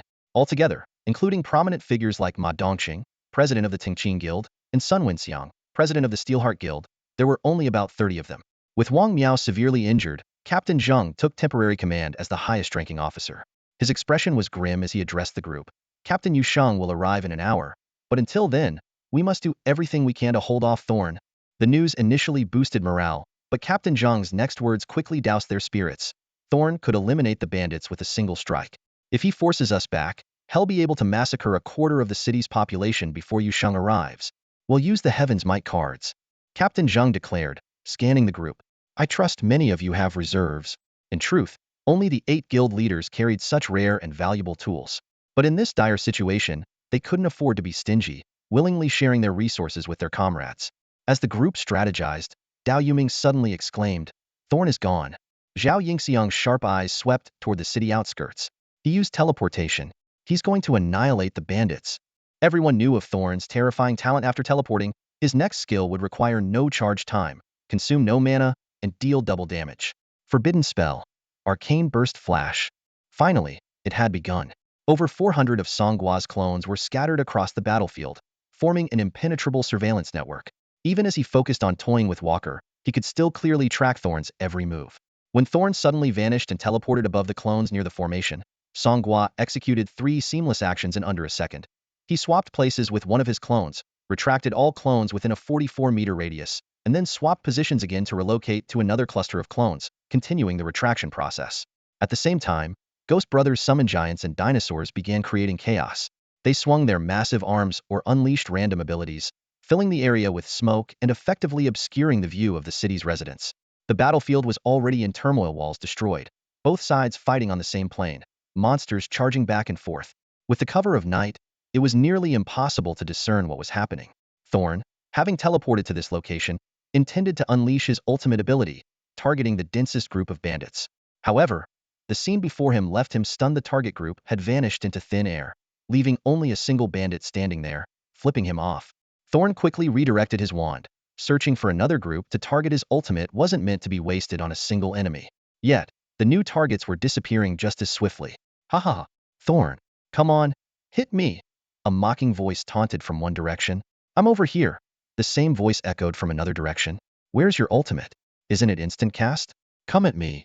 Thorn gritted his teeth in frustration. Despite his prolonged observation, he had never noticed the enemy possessing such an ability. Clearly, his impatience had given them the chance to reveal a hidden trump card. Enraged by the provocation, he decided that if he couldn't lock onto a group, he would target the array itself with his ultimate. A devastating beam of light erupted once more, instantly obliterating the meticulously arranged seven-star formation. The beam's momentum continued forward, destroying the slowing array that had trapped Walker. As a result, Walker met his demise yet again within the shattered slowing array. Ah, I wasn't done eating yet, Walker wailed in his final moments. Thorn could have used Resurrection of the Dead to revive Walker, but considering the pig's performance, he deemed it unworthy of wasting the cooldown. The bandits on the battlefield were now few and far between, with most of Song Gua's clones reabsorbed into his body. Ghost Bro, riding his skeletal dragon, flew to a safer distance, remotely commanding his summoned creatures to protect the remaining bandits. His support companion remained as attentive as ever. Ghost Bro, you're sweating. Let me wipe it for you. Dude, I'm not into that. Oh, come on. Neither am I. After several positional swaps, Song Gua's bandit disguise was no longer the original dice-themed outfit, yet Thorn's gaze remained fixed on him, perhaps having identified the real body, or simply recognizing the most threatening target. A trace of disdain flickered in Thorn's eyes as he raised his wand, aiming directly at Song Gua. Though his ultimate had been spent, he still had other devastating forbidden spells capable of obliterating Song Gua countless times over. Unfazed, Song Gua patted his chest and taunted, "Come on, hit me right here." Thorn clenched his teeth so hard his jaw ached. Wherever he passed, humans were struck with terror. Thorn, preparing to unleash a devastating attack on this group of audacious ants, was interrupted by a strange voice rising from below. Equilibria. Thorn looked down to see a bandit wearing a peculiar hood and holding a black balance scale. The bottom of the scale was engraved with an eerie eye symbol, pointed directly at him. This bizarre item left Thorn baffled. Had never encountered such equipment in the cleric's game. Before he could process further, countless streams of dark, writhing energy surged out from the bandit's body, reaching toward him like tentacles. As a mage, Thorn had mastered flight, but agility and reaction speed were never his strong suits. Worse still, the dark scale immediately began restricting his movements upon activation. When the tendrils of darkness touched Thorn, even his body clad in divine artifacts couldn't break free. The streams of energy swirled, oscillated, stretched, and expanded between the two of them, as if exchanging some mysterious force. Suddenly, Thorn's attribute panel popped up. His eyes widened in shock as he watched his stats plummet, his skill levels drop, and his innate abilities weaken. At the same time, an inexplicable new talent and 4 completely unfamiliar, useless skills appeared on his panel. Ha ha ha. Hey there, big boss, how do you like my skills? The bandit laughed triumphantly. Known as Juan, and a mere LV6 rank combat archer, the Wild Hunter had always been the lowest of the low among his clones. But now, with the power of the dark balance scale, he was working miracles that could equalize the combat power of both sides, encompassing not just stats but also abilities. Inside the city, Captain Zhang and the other third-er experts could only watch from afar. They saw Thorn suddenly teleport, seemingly disrupting the bandits' formation, only to be ensnared by the black streams emerging from the ground. With giants and dinosaurs summoned to create chaos on the periphery, they couldn't discern the bandits' exact actions. As Captain Zhang led over 30 third-er experts out of the city to assist, an even more shocking scene unfolded. A bandit, standing just 1.8 meters tall, suddenly appeared before the nearly 10-meter-tall boss. Wielding a longbow, he unleashed the boss' signature ultimate move, Forbidden Spell Arcane Burst Flash. Standing on the ground with arms crossed, Song Gua smiled confidently. "What's the matter, big boss? Why didn't you dodge?" "Oh right, your teleportation is still on cooldown." Faced with his own signature move, Thorn finally realized the gravity of the situation. "Report. He's hacking," he shouted in a final, desperate cry. Boom! A devastating pillar of light shot skyward, splitting the heavens. This was the effect of Juwan's counterattack talent, triggered by teleportation, doubling the power of their next skill. Even with the average combat power balanced out, this move still unleashed a destructive force equal to Thorn's earlier obliteration of the southern city defenses. For Thorn, it was catastrophic. His resistance was nowhere near his destructive capabilities, and on top of that, his health bar had already been averaged out. Despite his seemingly endless pool of life, he was powerless in the face of this point-blank ultimate attack. To make matters worse, the forbidden spell persisted for a duration. The moment Thorn was hit, he was paralyzed, forced to endure the full brunt of the forbidden spell's damage. 6-digit damage numbers erupted incessantly from his body, with occasional critical strikes even breaking into 7 digits. The pillar of destruction engulfed Thorn's figure and slammed into the ground. The earth quaked for kilometers around as the light pierced through the surface, drilling deeper and deeper into the ground. In the darkness of the night, this pillar of light connecting heaven and earth became the focal point of everyone's attention. Whether it was the professionals on the southern front lines, the citizens watching live broadcasts, or those across the internet following the situation in Yunshan City, all collectively held their breath, awaiting the outcome. Arg! This is unacceptable. Thorn's final roar echoed as his body disintegrated into ashes, leaving no trace behind. Captain Zhang and his team, rushing to provide support, stopped in their tracks midway, staring in disbelief at Yuan hovering in midair. Gasps of astonishment arose around them. This is insane. Can you see his level? The bandit's level shouldn't be that high, so how did he one-shot a world boss? Wasn't that Thorn's ultimate? Can he copy skills? But what about that damage? This completely breaks the balance of divine class mechanics. This scene left all witnesses stunned. No one had ever seen a world boss taken down in a single blow before. It shattered all preconceived notions. Online discussions erupted instantly, with the name Yuan dominating the top trending lists across major platforms. After a brief silence, cheers erupted throughout Yunshan City. The world boss is defeated. We're saved. Yuan is incredible. This is the savior of Yunshan City. Only then did people begin to realize why the authorities had never been able to apprehend Yuan Hao would dare to capture someone with this kind of power. Some even joked, who's going to arrest a savior? Are they out of their minds? Meanwhile, the cult members within the city watched the entire sequence of Yuan's annihilation of Thorn unfold on the giant street screens, anxiously awaiting what would happen next. A thunderous cheer erupted from the crowd, with hundreds of flags raised high in unison. Cries of "Mafei! Mafei! Mafei!" echoed through the skies above Yunshan No. 5 High School. Overcome with excitement, Yuan Hao dropped to the ground and began chewing grass, repeatedly shouting, "I'm not gonna die." His classmates celebrated extravagantly in their own ways, while Song Gua, the stand-in, feigned enthusiasm to blend in. "I thought the world boss was invincible, but I can't believe someone actually surpassed him," Yuan Hao exclaimed, wiping away tears of joy as he stood up.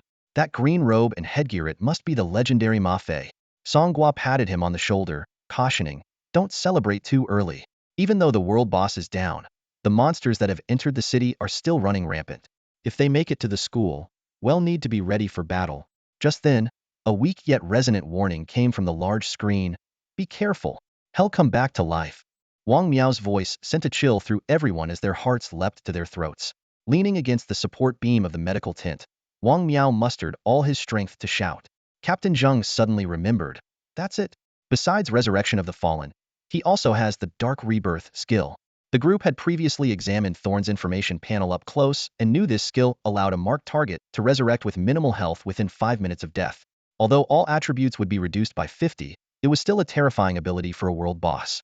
Sure enough, dark magical energy began to gather at the spot where Thorn had fallen. Emerging from the swirling black mist, his purple face remained as ominous and fearsome as ever. "Hey, big guy, how about a fair duel between men? They'll stand over here on the right. How about a long-distance showdown?"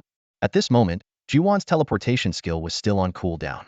Even though Thorn's stats were halved after resurrection, his power remained on par with Juwan's.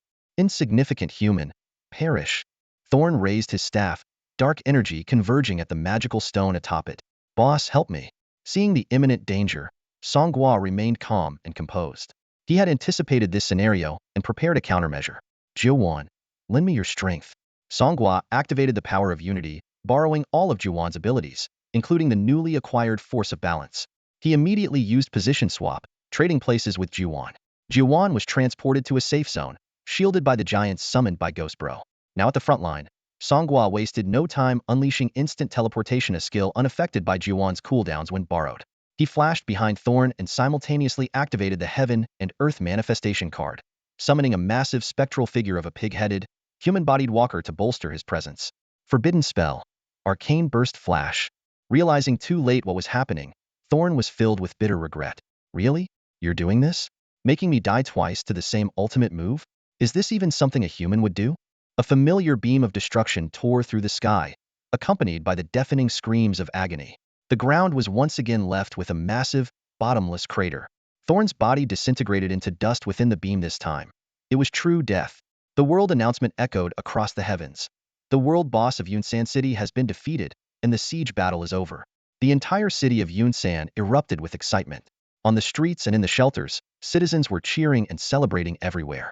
Emma felt the intense emotional surge, as if she just experienced a thrilling roller coaster ride. "We won. We actually won," she shouted in exhilaration.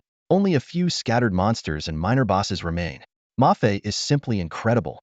Who would have thought our small city harbored such a powerful figure?"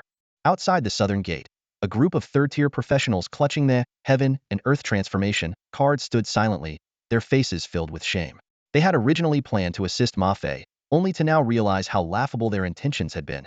No wonder they dared to compete with us for the boss back then, and even jumped off the cliff without a scratch. Turns out this is the level of power they possess. In the temporary medical station, Wong Meo gazed at the figure still floating in the air, the one who had delivered the 2 fatal strikes to the world boss, and let out a long sigh.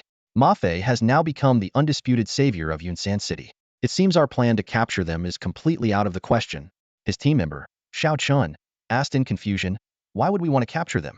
Ma Fei is clearly a good person. Wong Meo gave a wry smile and shook his head. Forget it. My injuries aren't light either.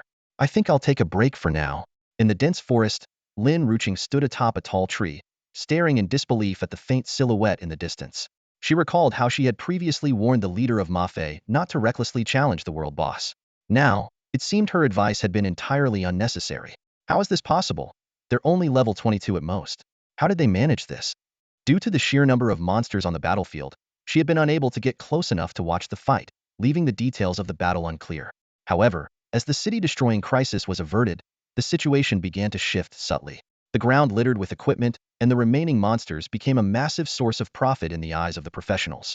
The authorities, the 4 great families, and the 8 major guilds, these big players, started vying for the distribution rights. The comrades who had just fought side by side erupted into fierce arguments in an instant. The joy of victory had barely settled before new conflicts began to emerge. Ma Dongcheng, take your Tingqin people and get back to the East Gate. The chaotic clamor of arguments echoed in front of the South Gate. Members of various guilds had formed a circle, tensions running high as they quarreled over territory and resources. Not far away, Son's body lay lifeless on the ground, surrounded by a mountain of colorful loot scattered around. The South Gate has always been the territory of the Tianzhao Guild. That's nonsense. If I hadn't rushed over from miles away, you'd already be dead 3 times over. Sun Wenxiang, you wretched woman, what gives you the right to take 40 of the loot? Just as the arguments were about to escalate further, a voice, small yet commanding, rang out, everyone, leave. The crowd fell silent instantly. The speaker was Jumon, hovering in midair, though in reality, it was Song Gua borrowing his power and deliberately altering his voice. With arms crossed over his chest, he looked down on the strongest figures in Yunshan City. Dao Yuming broke the silence with a grin. So, brothers of the bandits, how do you plan to divide the spoils of this siege battle? Song Gua slowly descended to the ground and, with a wave of his hand, swept all of Son's loot into his inventory. The onlookers watched with pained expressions, but none dared to protest. All the loot and remaining monsters near the South Gate belong to us. You may leave now, but the monsters are too scattered. You only have a few hundred people, you can't possibly deal with them all, Dao Yuming tried to argue. And we can't just let the monsters rampage through the city.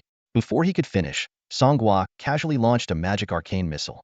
With a deafening explosion, the ground erupted into a massive charred crater, its power rivaling that of a level 20 bandit's self-destruct. Seeing this display, the guild members scattered like frightened birds. Even as they fled, they continued bickering over resource allocation in other areas. Watching Yunshan City's so-called strongest individuals behave like squabbling street hooligans, Song Gua shook his head in disapproval. The leaders of the 8 major guilds all shared the same chilling realization now that the bandits had someone capable of one-shotting world bosses. It seemed inevitable that the wild bosses around Yunshan City would soon fall under their control. Under the cover of Ghost Brothers' summon creatures, Song Gua released all his clones. Da Tsoming stepped forward and asked, Boss, with the monsters so spread out, how are we supposed to handle them with just our small group? Song Gua chuckled.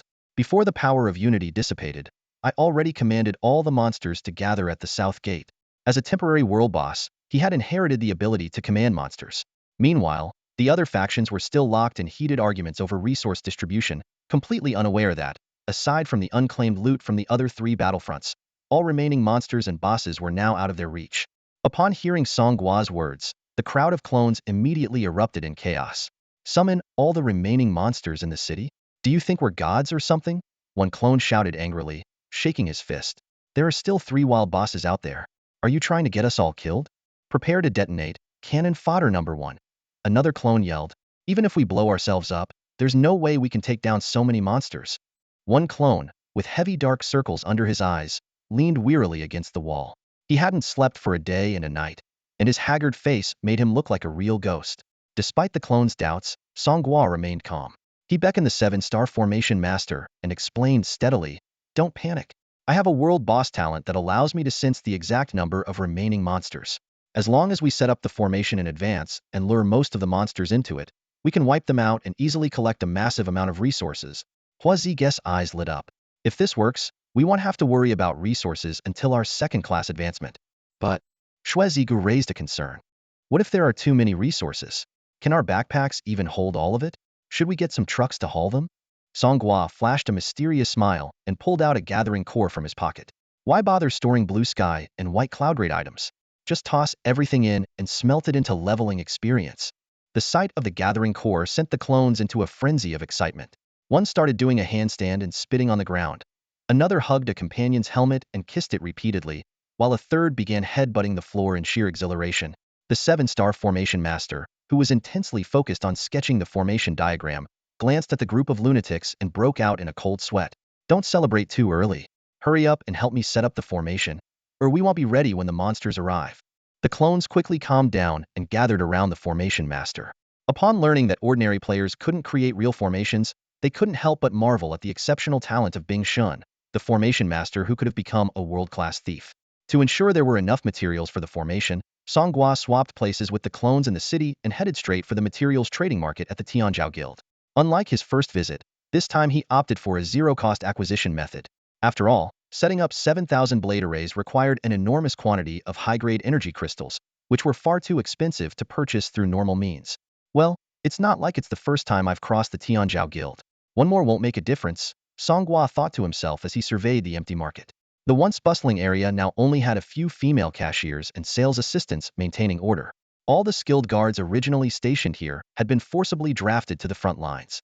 He secretly felt relieved that he hadn't resorted to looting these defenseless women, as well perhaps this could count as a rare display of conscience in such times. Meanwhile, the situation at Yunshan No. 5 High School was dire. Being the city high school closest to the southern city gate, it was the first to face the monster horde that poured in after Soren's devastating attack broke through the defenses. According to emergency protocols, the school, serving as a temporary stronghold, had to divert the monster's attention to protect ordinary citizens. On the school field, a group of student fighters, none above level 15, were being relentlessly pushed back by hundreds of monsters. They huddled together, back to back, in a desperate attempt to hold their ground. Even the life skills teachers had been forced to join the fray. While pre-installed defense towers roared and protective formations flickered, these low-quality defenses were being steadily overwhelmed by the reedied, snarling creatures. What's going on? Weren't we told the battle was already won? Those are the monsters that got through earlier. Even with the boss defeated, they won't just retreat on their own. These defenses won't hold. We're going to be overrun. Panicked cries echoed through the air. Suddenly, someone had a flash of insight. Wait a minute, doesn't our school have a top-tier fighter? All eyes immediately turned to Song Gua, or more precisely, to his substitute. This substitute, having stayed out of the external battles, now stood there with an empty backpack. Old Song. Yuan Hao laughed heartily. Just like last time in the illusion realm, change outfits and go berserk. The substitute Song Gua twitched at the corner of his mouth. Are you out of your mind? Do I look like a magical girl to you? Changing outfits doesn't make me stronger. That was a completely different person in the illusion realm. But the crowd paid no heed, shouting in unison. Song Gua, stop holding back. You soloed a record-breaking dungeon, what's a few monsters? People's lives are on the line here. All the city's top fighters are on the front lines. You're all we've got. You're the school's only hope. The substitute Song Gua could only mentally call out to his original self for help. Hurry up and switch with me. They want me to take on 1,000 monsters alone. If you don't come soon, I'll have no choice but to self-destruct to save the day. At that moment, the original Song Gua was fully occupied in his world boss state, holding off the strongest fighters in Yunshan City and unable to break free. That damned old cheat, leaving me to die here. The substitute Song Gua cursed under his breath. For the sake of your reputation, I guess I have no choice but to sacrifice myself. You'd better come up with a good explanation later. Under the watchful eyes of the entire faculty and student body, the substitute Song Gua strode toward the monster horde. The crowd's gazes were filled with awe, anticipation, and hope. Standing at the edge of the protective formation, he took a deep breath and roared, "Retreat!" In an instant, an eerie scene unfolded. All the monsters froze as if bewitched, then turned around en masse and bolted toward the city gates. This was the final command issued by the original Song Gua in his world boss state, taking effect just before the transformation ended. With a single shout, he repelled 1,000 monsters, leaving the entire school awestruck. What the substitute Song Gua had actually meant to say, however, was, "Step back, I'm about to self-destruct. Whoa, that's incredible. No wonder it's Song Gua. The classmates stared in shock at the scene before them. With just a single command, Song Gua had caused the swarm of monsters to scatter like startled birds, as if wielding the legendary conqueror's haki. Cheers erupted all around. A group of classmates hoisted Song Gua high into the air, tossing him up and catching him repeatedly. Song Gua, Song Gua. The chants echoed across the campus. Meanwhile, outside the school, cultists waved white flags and shouted, Ma Fei, Ma Fei. Song Gua lay back leisurely, hands behind his head, as he rose and fell in the palms of his classmates. Am I really this awesome? Hey, old man, don't I deserve the jackpot for this? Song Gua, shut up. In truth, Song Gua wielded an astonishing array of power. Over 400 Ma Fei soldiers, more than 2,000 elite level 40 summons from Ghost Brother, and 7 interconnected thousand-blade formations. When linked together, these formations had ascended to epic quality, greatly amplifying their destructive power, capable of covering both the skies and the ground. At the southern gate, Song Gua controlled this meat grinder, annihilating the monsters that continued to approach. The resources spilling out of the defeated creatures piled up like mountains around the formation, tempting the surrounding adventurers, though none dared to claim them. Here, Ma Fei was synonymous with invincibility. When facing intelligent, boss-level monsters, Song Gua would activate Walker's Heaven and Earth Transformation card, forcibly dragging them into the formation. Though the formation was only at level 1, under the 7-star Formation Master talent boost, its epic level damage was enough to obliterate them. During battles, Monkey Brother served as bait with his 100 damage reduction, often enduring trampling and abuse from the bosses. Despite the excruciating pain, he muttered, "Give me an award," over and over, eliciting sympathy even from Fire Brother. As Song Gua was orchestrating the takedown of a wild boss, a familiar streak of purple lightning tore through the sky. A majestic dragon, Ziyuan, carrying Yushang.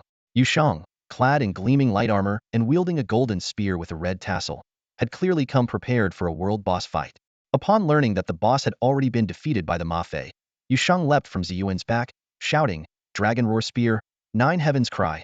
As he descended, the golden spear left his hand, hurtling downward with immense force. The spear transformed into 9 golden dragons, roaring through the air with deafening dragon cries. The dragons lunged, whipped their tails, bit, and unleashed fiery dragon breath, obliterating the outdoor boss that the bandits had been struggling with for ages in an instant. A clattering sound followed as the boss's loot piled up like a small mountain. Yushang landed effortlessly, and with a casual wave, the spear flew back into his hand.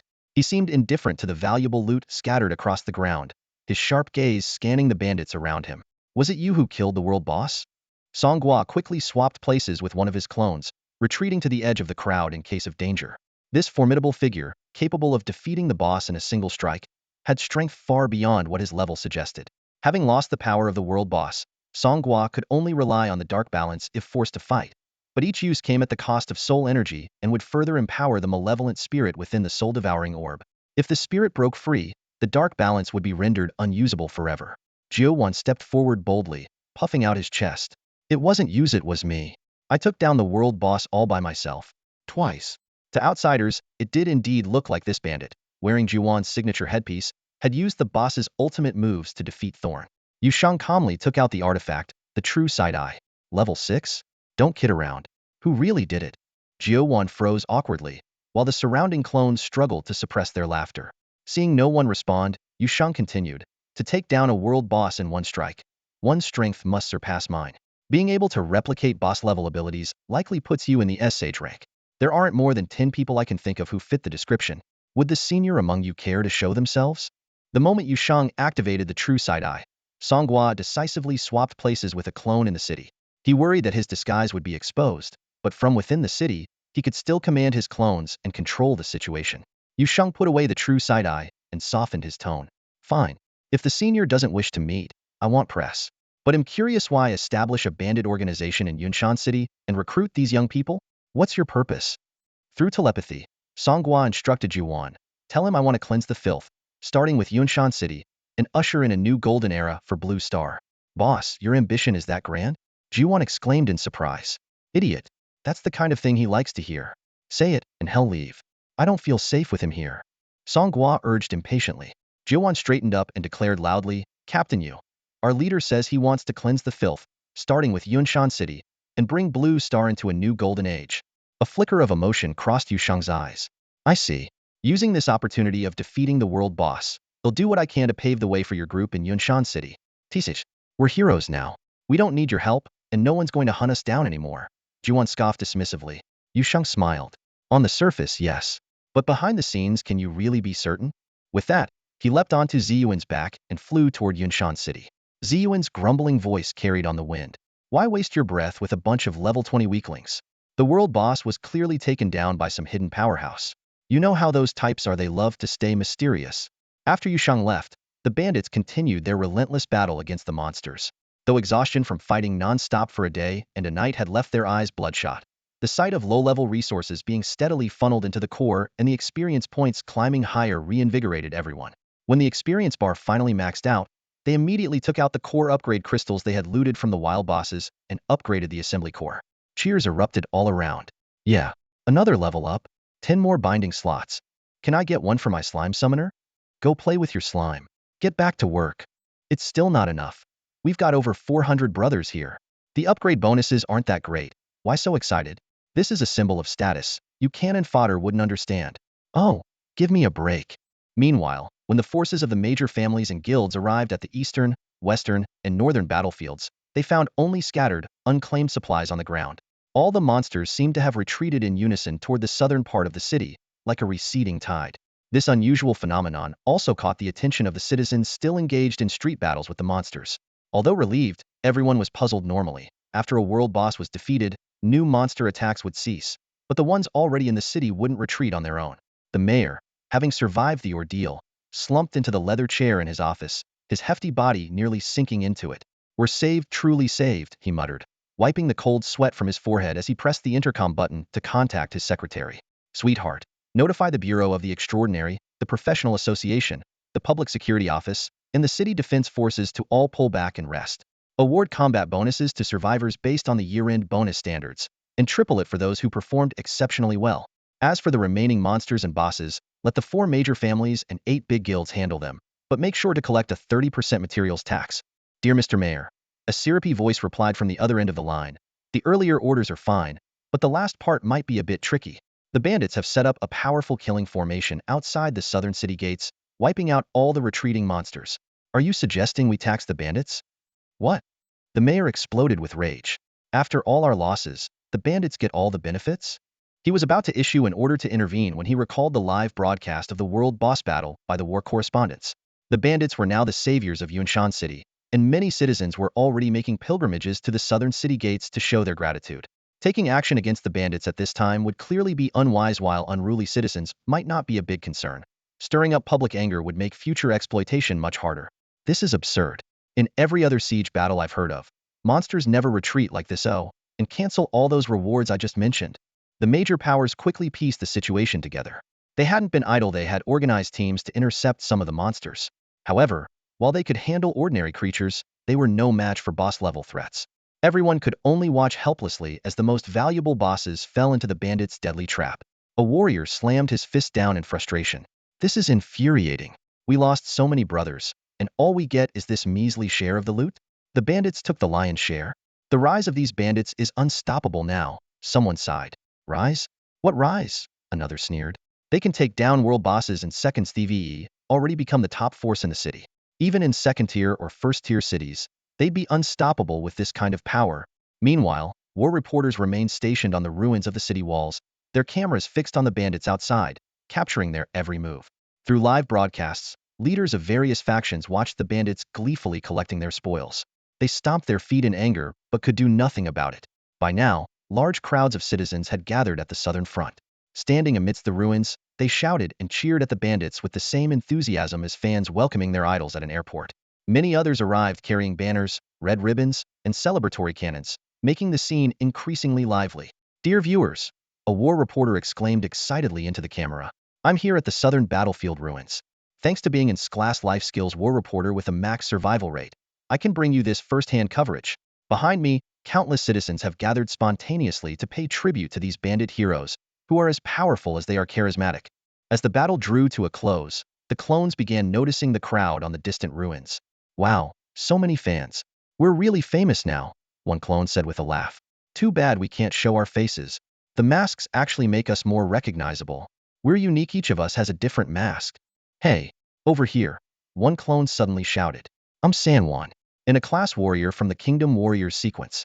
Super strong. You're Sanwan? I'm wearing a Sanwan mask too. You're Sanwan number 2. I'm number 1. Why are you number 1? My combat power is higher.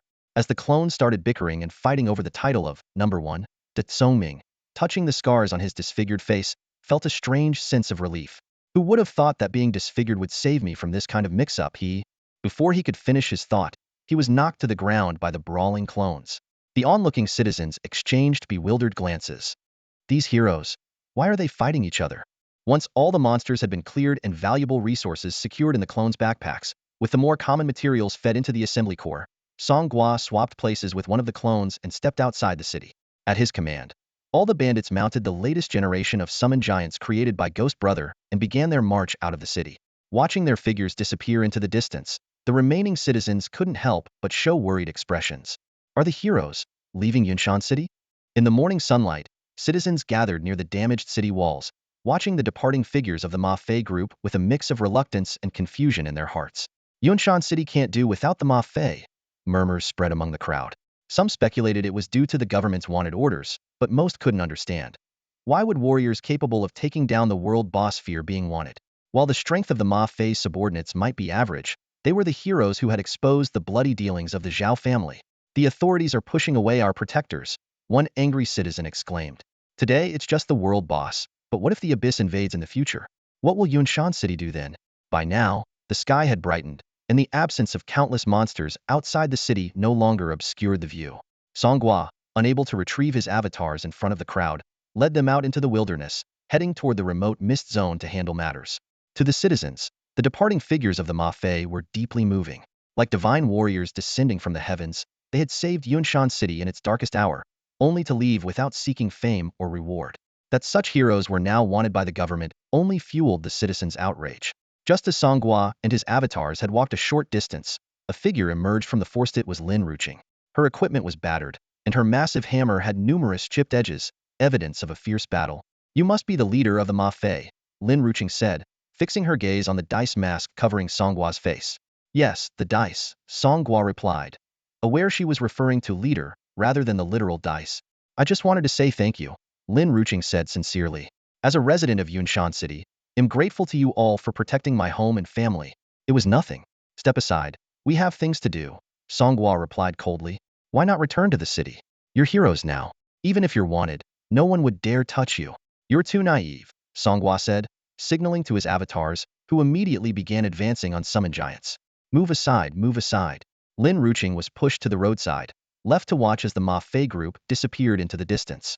Thank you. Her words were carried away by the wind, unanswered. Behind them, two avatars whispered to each other. Boss, I kinda wanna look back. Lin Ruching's broken armor.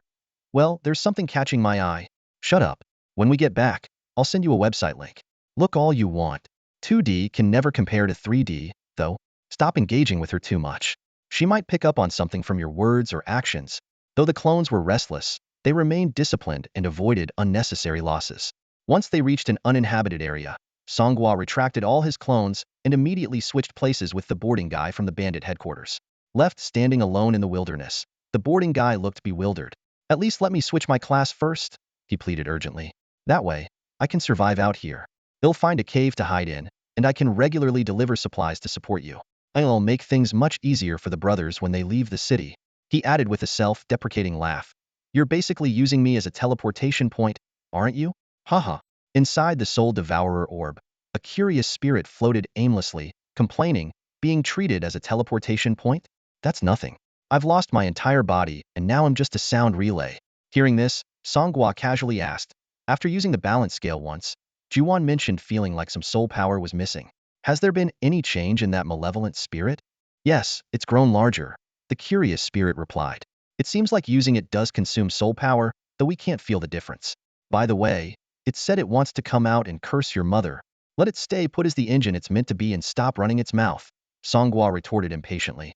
As the morning sun rose, its golden rays illuminated the city of Yunshan. Municipal workers had already begun clearing the ruins and rebuilding the city. Various districts held celebratory events, and the streets were filled with the festive joy of an early new year. A new day had begun, and the living cherished the beauty of life, while the deceased rested eternally. Meanwhile, in an inconspicuous abandoned warehouse on the outskirts, the familiar tune of a triumphant sports anthem echoed loudly. Dun dun dun, dun dun, boom boom boom. The host, speaking in perfect standard Mandarin, kicked off the second Bandit Awards ceremony. Now approaching us is the MVP of this world boss battle, Gua Ge. He controlled over 2,000 summoned creatures tirelessly for an entire day and night. He achieved the most kills, provided the most protection, offered the most cover, and consumed the most mana. Let's give him a round of applause. Amid scattered claps, Gua Ge, sporting dark circles under his eyes, staggered onto the awards stage. Thank heaven, thank earth, and thank the old thief for recognizing me. I'm awesome. I'm proud, and am launching fireworks for myself. Song Gua approached with a tray, atop which rested a prize. Our group is only going to grow larger, and one rally core isn't enough. This item is also necessary to upgrade the quality of the rally core, so we need to keep some for future use. We currently have 2 active rally cores, and the upgrade priority for Core 2 is lower than Core 1. So, I'm asking, would you be willing to bind yourself as the leader of Core 2? This battle had resulted in 6 rally cores dropping from the world boss and 3 field bosses. For now, Song Gua had activated only 2 of them, keeping the remaining 4 as reserves for upgrading Core 1 when the necessary materials were gathered. These cores consumed significant resources, making it impractical to maintain too many at once. Gua Ge was moved to the verge of tears. Really? Why would I lie about this? I'm in. The other bandits watched the scene, feeling a mixture of envy and admiration. Though Core 2 was only at level 1 and its bonuses were inferior to Core 1, as they often said, the bonuses weren't the main point. Status and position were. After this battle, Gua Ge had effectively become the second-in-command of the group. While his title might not carry the same weight as Desanuan's, his actual influence had already begun to surpass that of Desanuan. Clutching the rally core tightly, Gua Ge raised it high above his head and declared loudly, I'm proud. The awards ceremony continued. A familiar figure slowly stepped onto the stage. It was number 90006, the clone who had willingly sacrificed 5 years of his lifespan. Though his combat abilities ranked at the bottom among all the clones, it was precisely this weakness that allowed him to successfully use the dark balance to bring down the world boss. Before the host could speak, number 90006 snatched the microphone and exclaimed, Who said my combat skills are trash? This is called strategic positioning, okay? And from today on, call me number 90001. However, when Song Gua announced his prize as absolutely nothing, number 90006 froze in place. I've thought this through carefully, Song Gua said seriously. From now on, you won't level up, change equipment, or even allocate skill points. It's best if you just stay in the backlands. Seeing the stunned look on number 90006's face, he explained, We'll need the dark balance again in the future. Every day, my refreshed clones will match my level. Even without a class change, a level 20-something clone with a 2.0 growth rate will still have decent base stats. But when using the dark balance, the weaker our side is, the better. You are the perfect strategic piece for this. Number 90006 clutched his head and wailed. I achieved a great victory, and now I'm stuck being the eternal underdog? The host tactfully played a rendition of a spray of plum blossoms, with the melody of snowflakes fluttering, the north wind howling, echoing through the venue. At this moment, a clone from the healer sequence approached, removed their outer robe, and draped it over number 90006, revealing another layer underneath. The healers shyly brushed their hair aside. Seeing this, Song Gua quickly shoved the pair aside to continue the ceremony. Next, let's welcome Brother Ho. In this battle, he endured the most vicious attacks and took the heaviest damage. Brother Ho hobbled onto the stage, leaning on a cane, his face covered in bruises and swelling. Overwhelmed with emotion, he could barely speak, managing only some incoherent sounds. Song Gua's prize for Brother Ho was practical, a set of rare quality level 25 armor. While it wasn't a full set, the stats on each individual piece far exceeded those of a flawless set. These items were loot dropped from the previous dungeon boss. Song Gua still had nearly 30 rare items in his inventory. Unfortunately, some were level 5 or 10, making them less useful for the clones now. However, selling them to guilds chasing dungeon records could still bring in a good profit. In addition to the armor, Song Gua also gave Brother Ho a set of excellent quality accessories. After all, as the main tank often tasked with soaking up damage, his equipment couldn't afford to be subpar. Clutching his new gear, Brother Ho raised both hands and shouted excitedly to the crowd, Grandpa! Grandpa! The words thank you stumbled out of the bandit leader's swollen mouth, sounding so awkwardly peculiar that it was hard not to chuckle. That concludes today's awards ceremony, Song Gua announced. I hope everyone keeps up the great work for our next mission. As soon as he finished speaking, He swiftly pulled away a black cloth draped over a corner of the warehouse, revealing an eye-catching scene. A dazzling array of food and drinks neatly arranged, along with gaming consoles, karaoke equipment, and a giant projector screen that stood out prominently. Party time. Let loose and have fun, Song Gua said with a grin. As an experienced leader, he understood the importance of balancing work and relaxation. After completing such a major project, a team-building activity was just what they needed. Once everyone had eaten and drunk their fill, sinking into a relaxed, contented state, Song Gua took the opportunity to gather everyone into small circles to tally up their gains. He had devised a meticulous reporting system. 10 people per group, 10 groups forming a unit, for a total of 5 units. Group members reported to their group leaders reported to unit leaders, and unit leaders reported directly to him. With his notebook in hand, he quickly compiled a comprehensive inventory of their spoils.